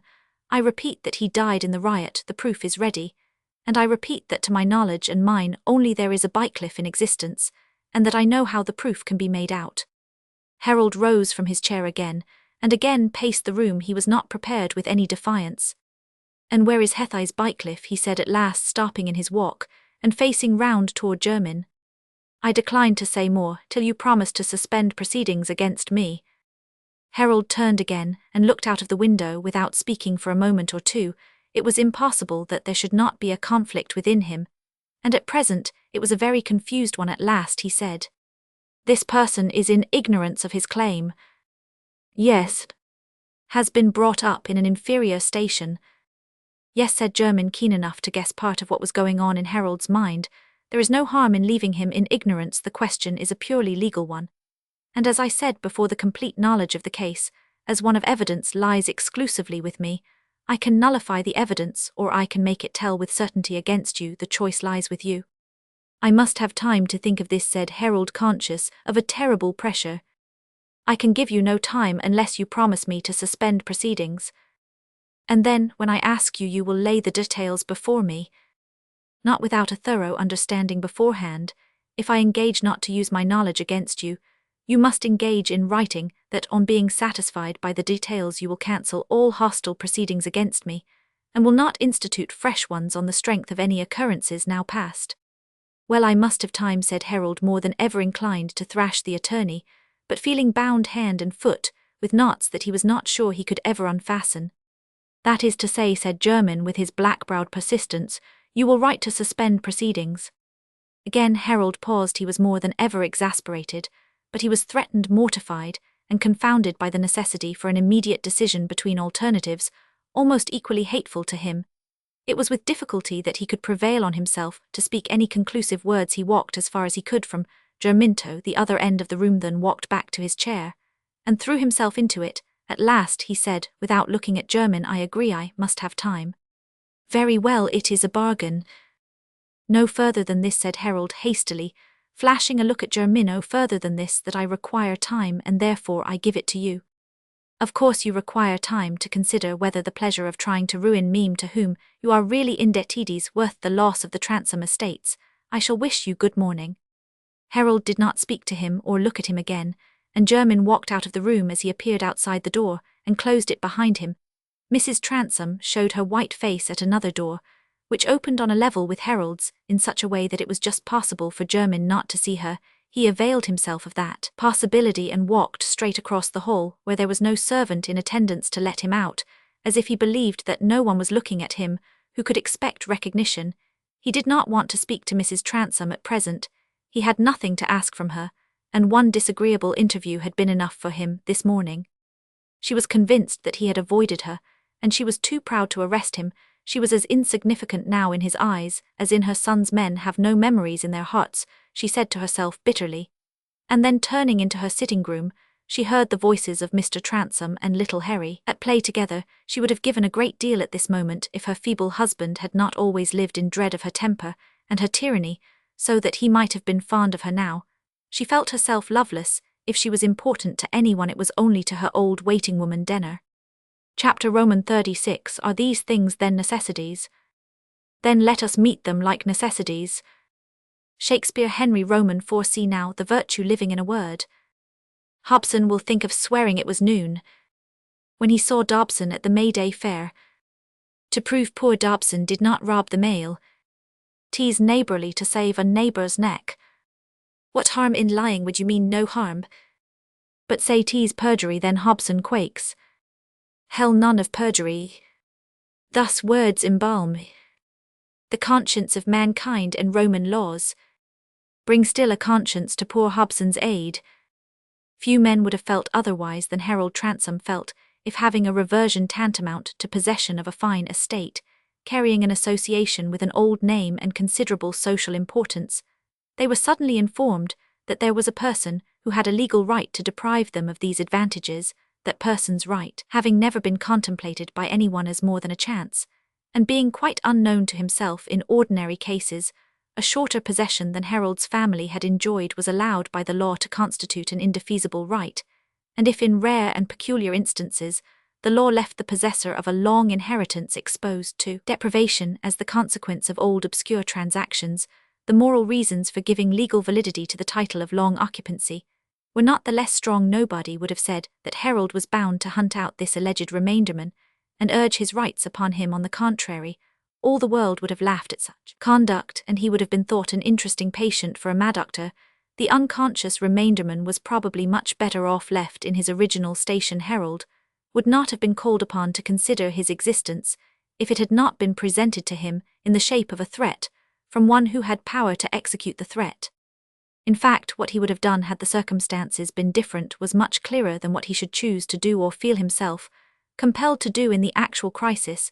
He would not have been disgraced if, on a valid claim being urged, he had got his lawyers to fight it out for him. On the chance of eluding the claim by some adroit technical management, nobody off the stage could be sentimental about these things, or pretend to shed tears of joy because an estate was handed over from a gentleman to a mendicant sailor with a wooden leg, and this chance remainderman was perhaps some such specimen of inheritance as the drunken fellow killed in the riot, all the world would think the actual Transomes in the right to contest any adverse claim to the utmost. But Thennet was not certain that they would win in the contest, and not winning they would incur other losses besides that of the estate. There had been a little too much of such loss already. But why, if it were not wrong to contest the claim, should he feel the most uncomfortable scruples about robbing the claim of its sting, by getting rid of its evidence? It was a mortal disappointment. It was a sacrifice of indemnification to abstain from punishing Jermyn. But even if he brought his mind to contemplate that as the wiser course, he still shrank from what looked like complicity with Jermyn. He still shrank from the secret nullification of a just legal claim. If he had only known the details, if he had known who this alleged heir was, he might have seen his way to some course that would not have grated on his sense of honour and dignity. But Jermyn had been too acute to let Harold know this. He had even carefully kept to the masculine pronoun, and he believed that there was no one besides himself who would or could make Harold any wiser. He went home, persuaded that between this interview and the next which they would have together, Harold would be left to an inward debate, founded entirely on the information he himself had given, and he had not much doubt that the result would be what he desired. Harold was no fool. There were many good things he liked better in life than an irrational vindictiveness. And it did happen that after writing to London in fulfilment of his pledge, Harold spent many hours over that inward debate, which was not very different from what Jermyn imagined. He took it everywhere with him, on foot and on horseback, and it was his companion through a great deal of the night. His nature was not of a kind given to internal conflict, and he had never before been long undecided and puzzled. This unaccustomed state of mind was so painfully irksome to him, rebelled so impatiently against the oppression of circumstances, in which his quick temperament and habitual decision could not help him, that it added tenfold to his hatred of Jermyn, who was the cause of it. And thus, as the temptation to avoid all risk of losing the estate grew and grew, till scruples looked minute by the side of it, the difficulty of bringing himself to make a compact with Jermyn seemed more and more insurmountable. But we have seen that the attorney was much too confident in his calculations, and while Harold was being gulled by his subjection to Jermyn's knowledge, independent information was on its way to him. The messenger was Christian, who, after as complete a survey of probabilities as he was capable of, had come to the conclusion that the most profitable investment he could make of his peculiar experience and testimony in relation to Bycliffe and Bycliffe's daughter was to place them at the disposal of Harold Transome. He was afraid of Jermyn, he utterly distrusted Johnson, but he thought he was secure in relying on Harold Transome's care for his own interest, and he preferred above all issues the prospect of forthwith leaving the country, with a sum that at least for a good while would put him at his ease. When only 3 mornings after the interview with Jermyn, Dominic opened the door of Harold's sitting-room, and said that Mr. Christian, Mr. Philip de Barry's courier, and an acquaintance of his own at Naples, requested to be admitted on business of importance. Harold's immediate thought was that the business referred to the so-called political affairs, which were just now his chief association with the name of de Barry. Though it seemed an oddness requiring explanation that a servant should be personally an intermediary, he assented, expecting something rather disagreeable than otherwise. Christian wore this morning those perfect manners of a subordinate who is not servile, which he always adopted toward his unquestionable superiors. Mr. de Barry, who preferred having someone about him with as little resemblance as possible to a regular servant, had a singular liking for the adroit, quiet-mannered Christian, and would have been amazed to see the insolent assumption he was capable of in the presence of people like Mr. Lyon, who were of no account in society. Christian had that sort of cleverness which is said to know the world, that is to say, he knew the price occurrent of most things. Aware that he was looked at as a messenger, while he remained standing near the door with his hat in his hand, he said with respectful ease, "You will probably be surprised, sir, at my coming to speak to you on my own account, and in fact I could not have thought of doing so if my business did not happen to be something of more importance to you than to anyone else." "You don't come from Mr. de Barry, then?" said Harold with some surprise. "No, sir, my business is a secret, and if you please must remain so." "Is it a pledge you are demanding from me?" said Harold, rather suspiciously, having no ground for confidence in a man of Christian's position. "Yes, sir, I am obliged to ask no less than that you will pledge yourself not to take Mr. Jermyn into confidence concerning what passes between us." "With all my heart," said Harold, something like a gleam passing over his face. His circulation had become more rapid. "But what have you had to do with Jermyn?" "He has not mentioned me to you, then, has he, sir?" "No, certainly not, never." Christian thought, aha, Mr. German, you are keeping the secret well, are you? He said aloud. Then Mr. German has never mentioned to you, sir, what I believe he is aware of, that there is danger of a new suit being raised against you on the part of a Bycliffe to get the estate. Ah, said Harold, starting up and placing himself with his back against the mantelpiece. He was electrified by surprise at the quarter from which this information was coming. Any fresh alarm was counteracted by the flashing thought that he might be enabled to act independently of German, and in the rush of feelings, he could utter no more than an interjection. Christian concluded that Harold had no previous hint. It is this fact that I came to tell you of. From some other motive than kindness to me, I presume, said Harold with a slight approach to a smile. Certainly, said Christian as quietly as if he had been stating yesterday's, whether I should not have the folly to use any affectation with you, Mr. Transome. I lost considerable property early in life, and am now in the receipt of a salary simply in the affair I have just mentioned to you. I can give evidence which will turn the scale against you. I have no wish to do so if you will make it worth my while to leave the country. Harold listened as if he had been a legendary hero selected for peculiar solicitation by the evil one. Here was temptation in a more alluring form than before, because it was sweetened by the prospect of eluding German, but the desire to gain time served all the purposes of caution and resistance, and his indifference to the speaker in this case helped him to preserve perfect self-command. You are aware, he said coolly, that silence is not a commodity worth purchasing. Unless it is loaded, there are many persons, I dare say, who would like me to pay their travelling expenses for them, but they might hardly be able to show me that it was worth my while. You wish me to state what I know? Well, that is a necessary preliminary to any further conversation. I think you will see, Mr. Transome, that as a matter of justice, the knowledge I can give is worth something quite apart from my future appearance or non-appearance as a witness. I must take care of my own interest, and if anything should hinder you from choosing to satisfy me for taking an essential witness out of the way, I must at least be paid for bringing you the information. Can you tell me who and where this Bycliffe is? I can. And give me a notion of the whole affair. Yes, I have talked to a lawyer, not German, who is at the bottom of the law in the affair. You must not count on any wish of mine to suppress evidence or remove a witness, but name your price for the information. In that case, I must be paid the higher for my information, say £2,000. 2,000 devils, burst out Harold, throwing himself into his chair again, and turning his shoulder toward Christian. New thoughts crowded upon him. This fellow may want to decamp for some reason or other, he said to himself. More people besides German know about his evidence. It seems the whole thing may look black for me if it comes out. I shall be believed to have bribed him to run away whether or not. Thus the outside conscience came in aid of the inner. I will not give you 1 sixpence for your information, he said resolutely, until time has made it clear that you do not intend to decamp, but will be forthcoming when you are called for on those terms. I have no objection to give you a note specifying that after the fulfillment of that condition, that is after the occurrence of a suit, or the understanding that no suit is to occur, I will pay you a certain sum in consideration of the information you now give me.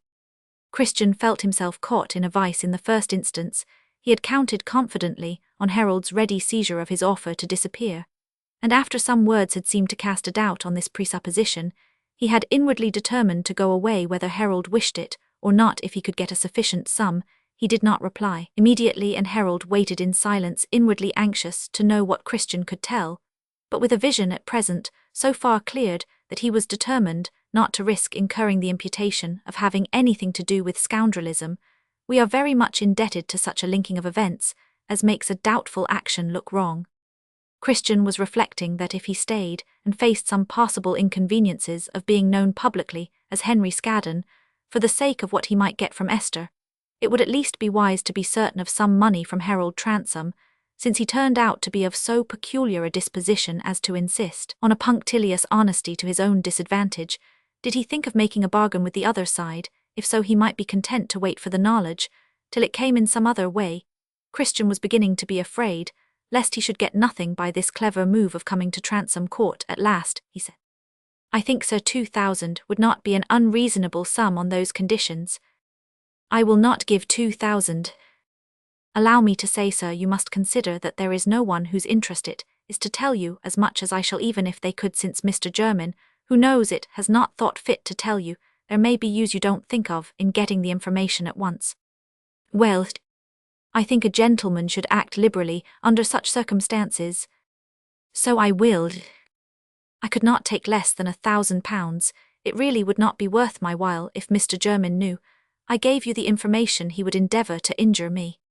I will give you 1,000, said Harold immediately, for Christian had unconsciously touched a sure spring. At least I'll give you a note to the effect I spoke of. He wrote as he had promised and gave the paper to Christian.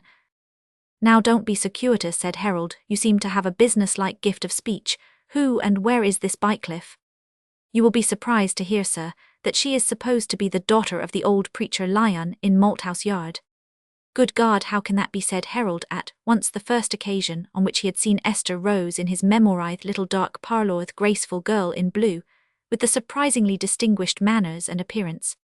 In this way old Lyon by some strange means or other married Bycliffe's widow when this girl was a baby, and the preacher didn't want the girl to know that he was not her real father.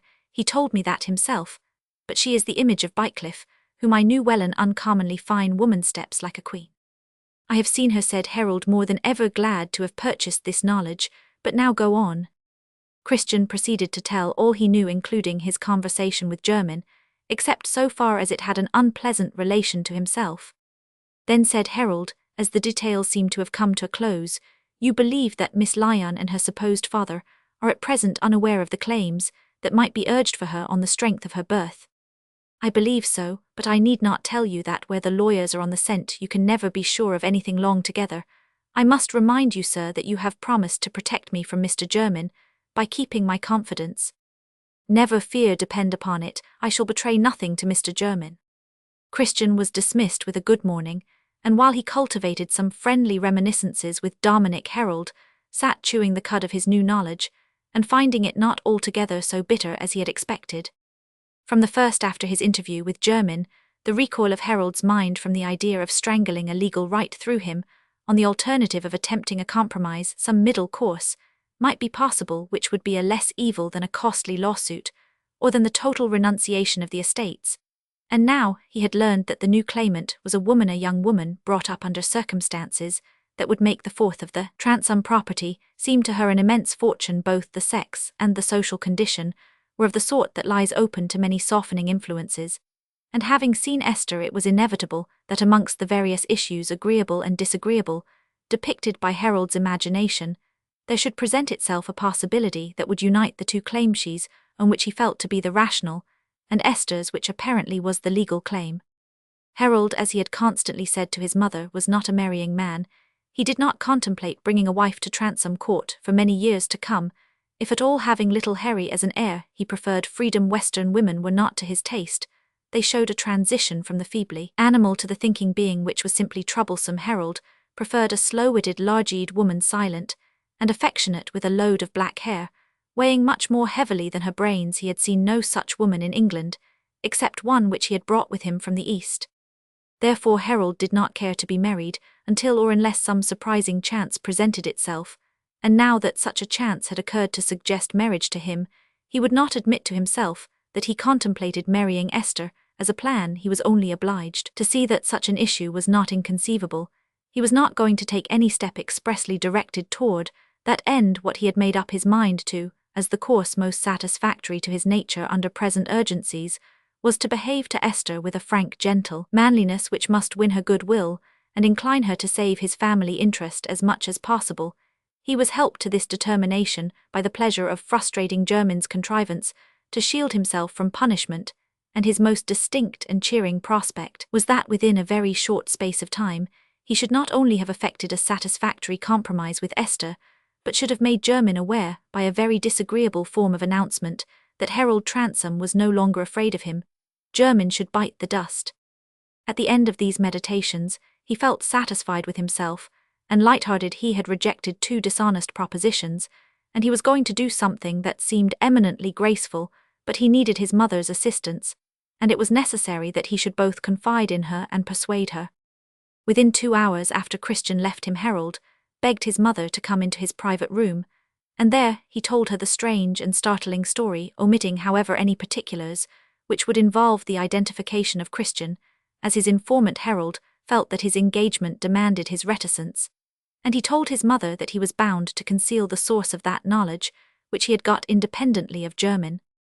Mrs. Transome said little in the course of the story. She made no exclamations, but she listened with close attention, and asked a few questions so much to the point as to surprise Harold. When he showed her the copy of the legal opinion which Jermyn had left with him, she said she knew it very well. She had a copy herself. The particulars of that last lawsuit were too well engraven on her mind. It happened at a time when there was no one to supersede her, and she was the virtual head of the family affairs. She was prepared to understand how the estate might be in danger, but nothing had prepared her for the strange details, for the way in which the new claimant had been reared and brought within the range of converging motives that had led to this revelation, least of all for the part Jermyn had come to play in the revelation. Mrs. Transome saw these things through the medium of certain dominant emotions that made them seem like a long-ripening retribution. Harold perceived that she was painfully agitated, that she trembled, and that her white lips would not readily lend themselves to speech. And this was hardly more than he expected. He had not liked the revelation himself when it had first come to him. But he did not guess what it was in his narrative which had most pierced his mother. It was something that made the threat about the estate only a secondary alarm now. For the first time she heard of the intended proceedings against Jermyn. Harold had not chosen to speak of them before, but having at last called his mother into consultation, there was nothing in his mind to hinder him from speaking without reserve of his determination to visit on the attorney his shameful maladministration of the family affairs. Harold went through the whole narrative of what he called Jermyn's scheme to catch him in a vice, and his power of triumphantly frustrating that scheme in his usual rapid way, speaking with a final decisiveness of tone, and his mother felt that if she urged any counter-consideration at all, she could only do so when he had no more to say. "Now what I want you to do, mother, if you can see this matter as I see it," Harold said in conclusion, "is to go with me to call on this girl in Malthouse Yard. I will open the affair to her. It appears she is not likely to have been informed yet, and you will invite her to visit you here at once, that all scandal, all hatching of law mischief may be avoided, and the thing may be brought to an amicable conclusion." "It seems almost incredibly extraordinary. A girl in her position," said Mrs. Transome with difficulty. "It would have seemed the bitterest humiliating penance if another sort of suffering had left any room in her heart. I assure you she is a lady. I saw her when I was canvassing, and was amazed at the time. You will be quite struck with her. It is no indignity for you to invite her." "Oh," said Mrs. Transome with latent bitterness, "I must put up with all things as they are determined for me. When shall we go?" "Well," said Harold, looking at his watch, "it is hardly 2 yet. We could really go today when you have lunched. It is better to lose no time. Order the carriage." "Stay," said Mrs. Transome with a desperate effort. "There is plenty of time. I shall not lunch. I have a word to say." Harold withdrew his hand from the bell and leaned against the mantelpiece to listen. "You see, I comply with your wish at once, Harold." "Yes, mother, I am much obliged to you for making no difficulties." "You ought to listen to me in return." "Pray go on," said Harold, expecting to be annoyed. "What is the good of having these chancery proceedings against Jermyn? Good this, good that fellow has burdened the estate with annuities and mortgages to the extent of 3,000 a year, and the bulk of them, I am certain, he holds himself under the name of another man, and the advances this yearly interest represents have not been much more than 20,000. Of course, he has hoodwinked you and my father, never gave attention to these things. He has been up to all sorts of devil's work with the deeds. He didn't count on my coming back from Smyrna to fill poor Durfey's place. He shall feel the difference, and the good will be that I shall save almost all the annuities for the rest of my father's life, which may be 10 years or more, and I shall get back some of the money, and I shall punish a scoundrel that is the good. He will be ruined." "That's what I intend," said Harold sharply. "He exerted himself a great deal for us in the old suits. Everyone said he had wonderful zeal and ability," said Mrs. Transome, getting courage and warmth as she went on. Her temper was rising. "What he did for his own sake. You may depend on that," said Harold with a scornful laugh. "There were very painful things in that last suit. You seem anxious about this young woman to avoid all further scandal and contests in the family. Why don't you wish to do it in this case? Jermyn might be willing to arrange things amicably, make restitution as far as he can if he has done anything wrong." "I will arrange nothing amicably with him," said Harold decisively. "If he has ever done anything scandalous, as our agent, let him bear the infamy, and the right way to throw the infamy on him is to show the world that he has robbed us, and that I mean to punish him. Why do you wish to shield such a fellow mother? It has been chiefly through him that you have had to lead such a thrifty, miserable life, you, who used to make as brilliant a figure as a woman need wish. Mrs. Transome's rising temper was turned into a horrible sensation as painful as a sudden concussion from something hard and immovable, when we have struck out with our fist, intending to hit something warm, soft, and breathing like ourselves. Poor Mrs. Transome's strokes were sent jarring back on her by a hard, unalterable past. She did not speak in answer to Harold, but rose from the chair as if she gave up the debate. Women are frightened at everything, I know, said Harold, kindly feeling that he had been a little harsh after his mother's compliance. And you have been used for so many years to think German a law of nature. Come, mother, he went on, looking at her gently and resting his hands on her shoulders. Look cheerful, we shall get through all these difficulties, and this girl, I dare say, she will be quite an interesting visitor for you. You have not had any young girl about you for a long while. Who knows, she may fall deeply in love with me, and I may be obliged to marry her. He spoke laughingly, only thinking how he could make his mother smile, but she looked at him seriously, and said, Do you mean that, Harold? Am I not capable of making a conquest, not too fat yet, a handsome, well-rounded youth of 34? She was forced to look straight at the beaming face with its rich dark colour, just bent a little over her. Why could she not be happy in this son whose future she had once dreamed of, and who had been as fortunate as she had ever hoped? The tears came not plenteously, but making her dark eyes as large and bright as youth had once made them without tears. There, said Harold coaxingly, don't be afraid, you shall not have a daughter-in-law. Unless she is a pearl now, we will get ready to go. In half an hour from that time, Mrs. Transome came down looking majestic in sables and velvet, ready to call on the girl in Malthouse Yard. She had composed herself to go through this task. She saw there was nothing better to be done, after the resolutions Harold had taken. Some sort of compromise with this oddly placed heiress was the result most to be hoped for. If the compromise turned out to be a marriage, well, she had no reason to care much. She was already powerless. It remained to be seen what this girl was. The carriage was to be driven round the back way to avoid too much observation, but the late election affairs might account for Mr. Lyon receiving a visit from the unsuccessful radical candidate. Chapter Roman 37. I also could speak as ye do if your soul were in my soul's stead. I could heap up words against you and shake mine head at you. Book of Job. In the interval since Esther parted with Felix Holt on the day of the riot, she had gone through so much emotion, and had already had so strong a shock of surprise, that she was prepared to receive any new incident of an unwanted kind with comparative equanimity. When Mr. Lyon had got home again from his preaching excursion, Felix was already on his way to Loamford Jail. The little minister was terribly shaken by the news. He saw no clear explanation of Felix Holt's conduct, for the statements Esther had heard were so conflicting that she had not been able to gather distinctly what had come out in the examination by the magistrates. But Mr. Lyon felt confident that Felix was innocent of any wish to abet a riot, or the infliction of injuries. What he chiefly feared was that in the fatal encounter with Tucker, he had been moved by a rash temper not sufficiently guarded against by a prayerful and humble spirit. My poor young friend is being taught with mysterious severity the evil of a too confident self-reliance, he said to Esther as they sat opposite to each other listening, and speaking sadly. You will go and see him, father. Verily will Roman 1, but I must straightway go and see that poor afflicted woman whose soul is doubtless whirled about in this trouble like a shapeless and unstable thing, driven by divided winds. Mr. Lyon rose, and took his hat hastily, ready to walk out with his greatcoat flying open, and exposing his small person to the keen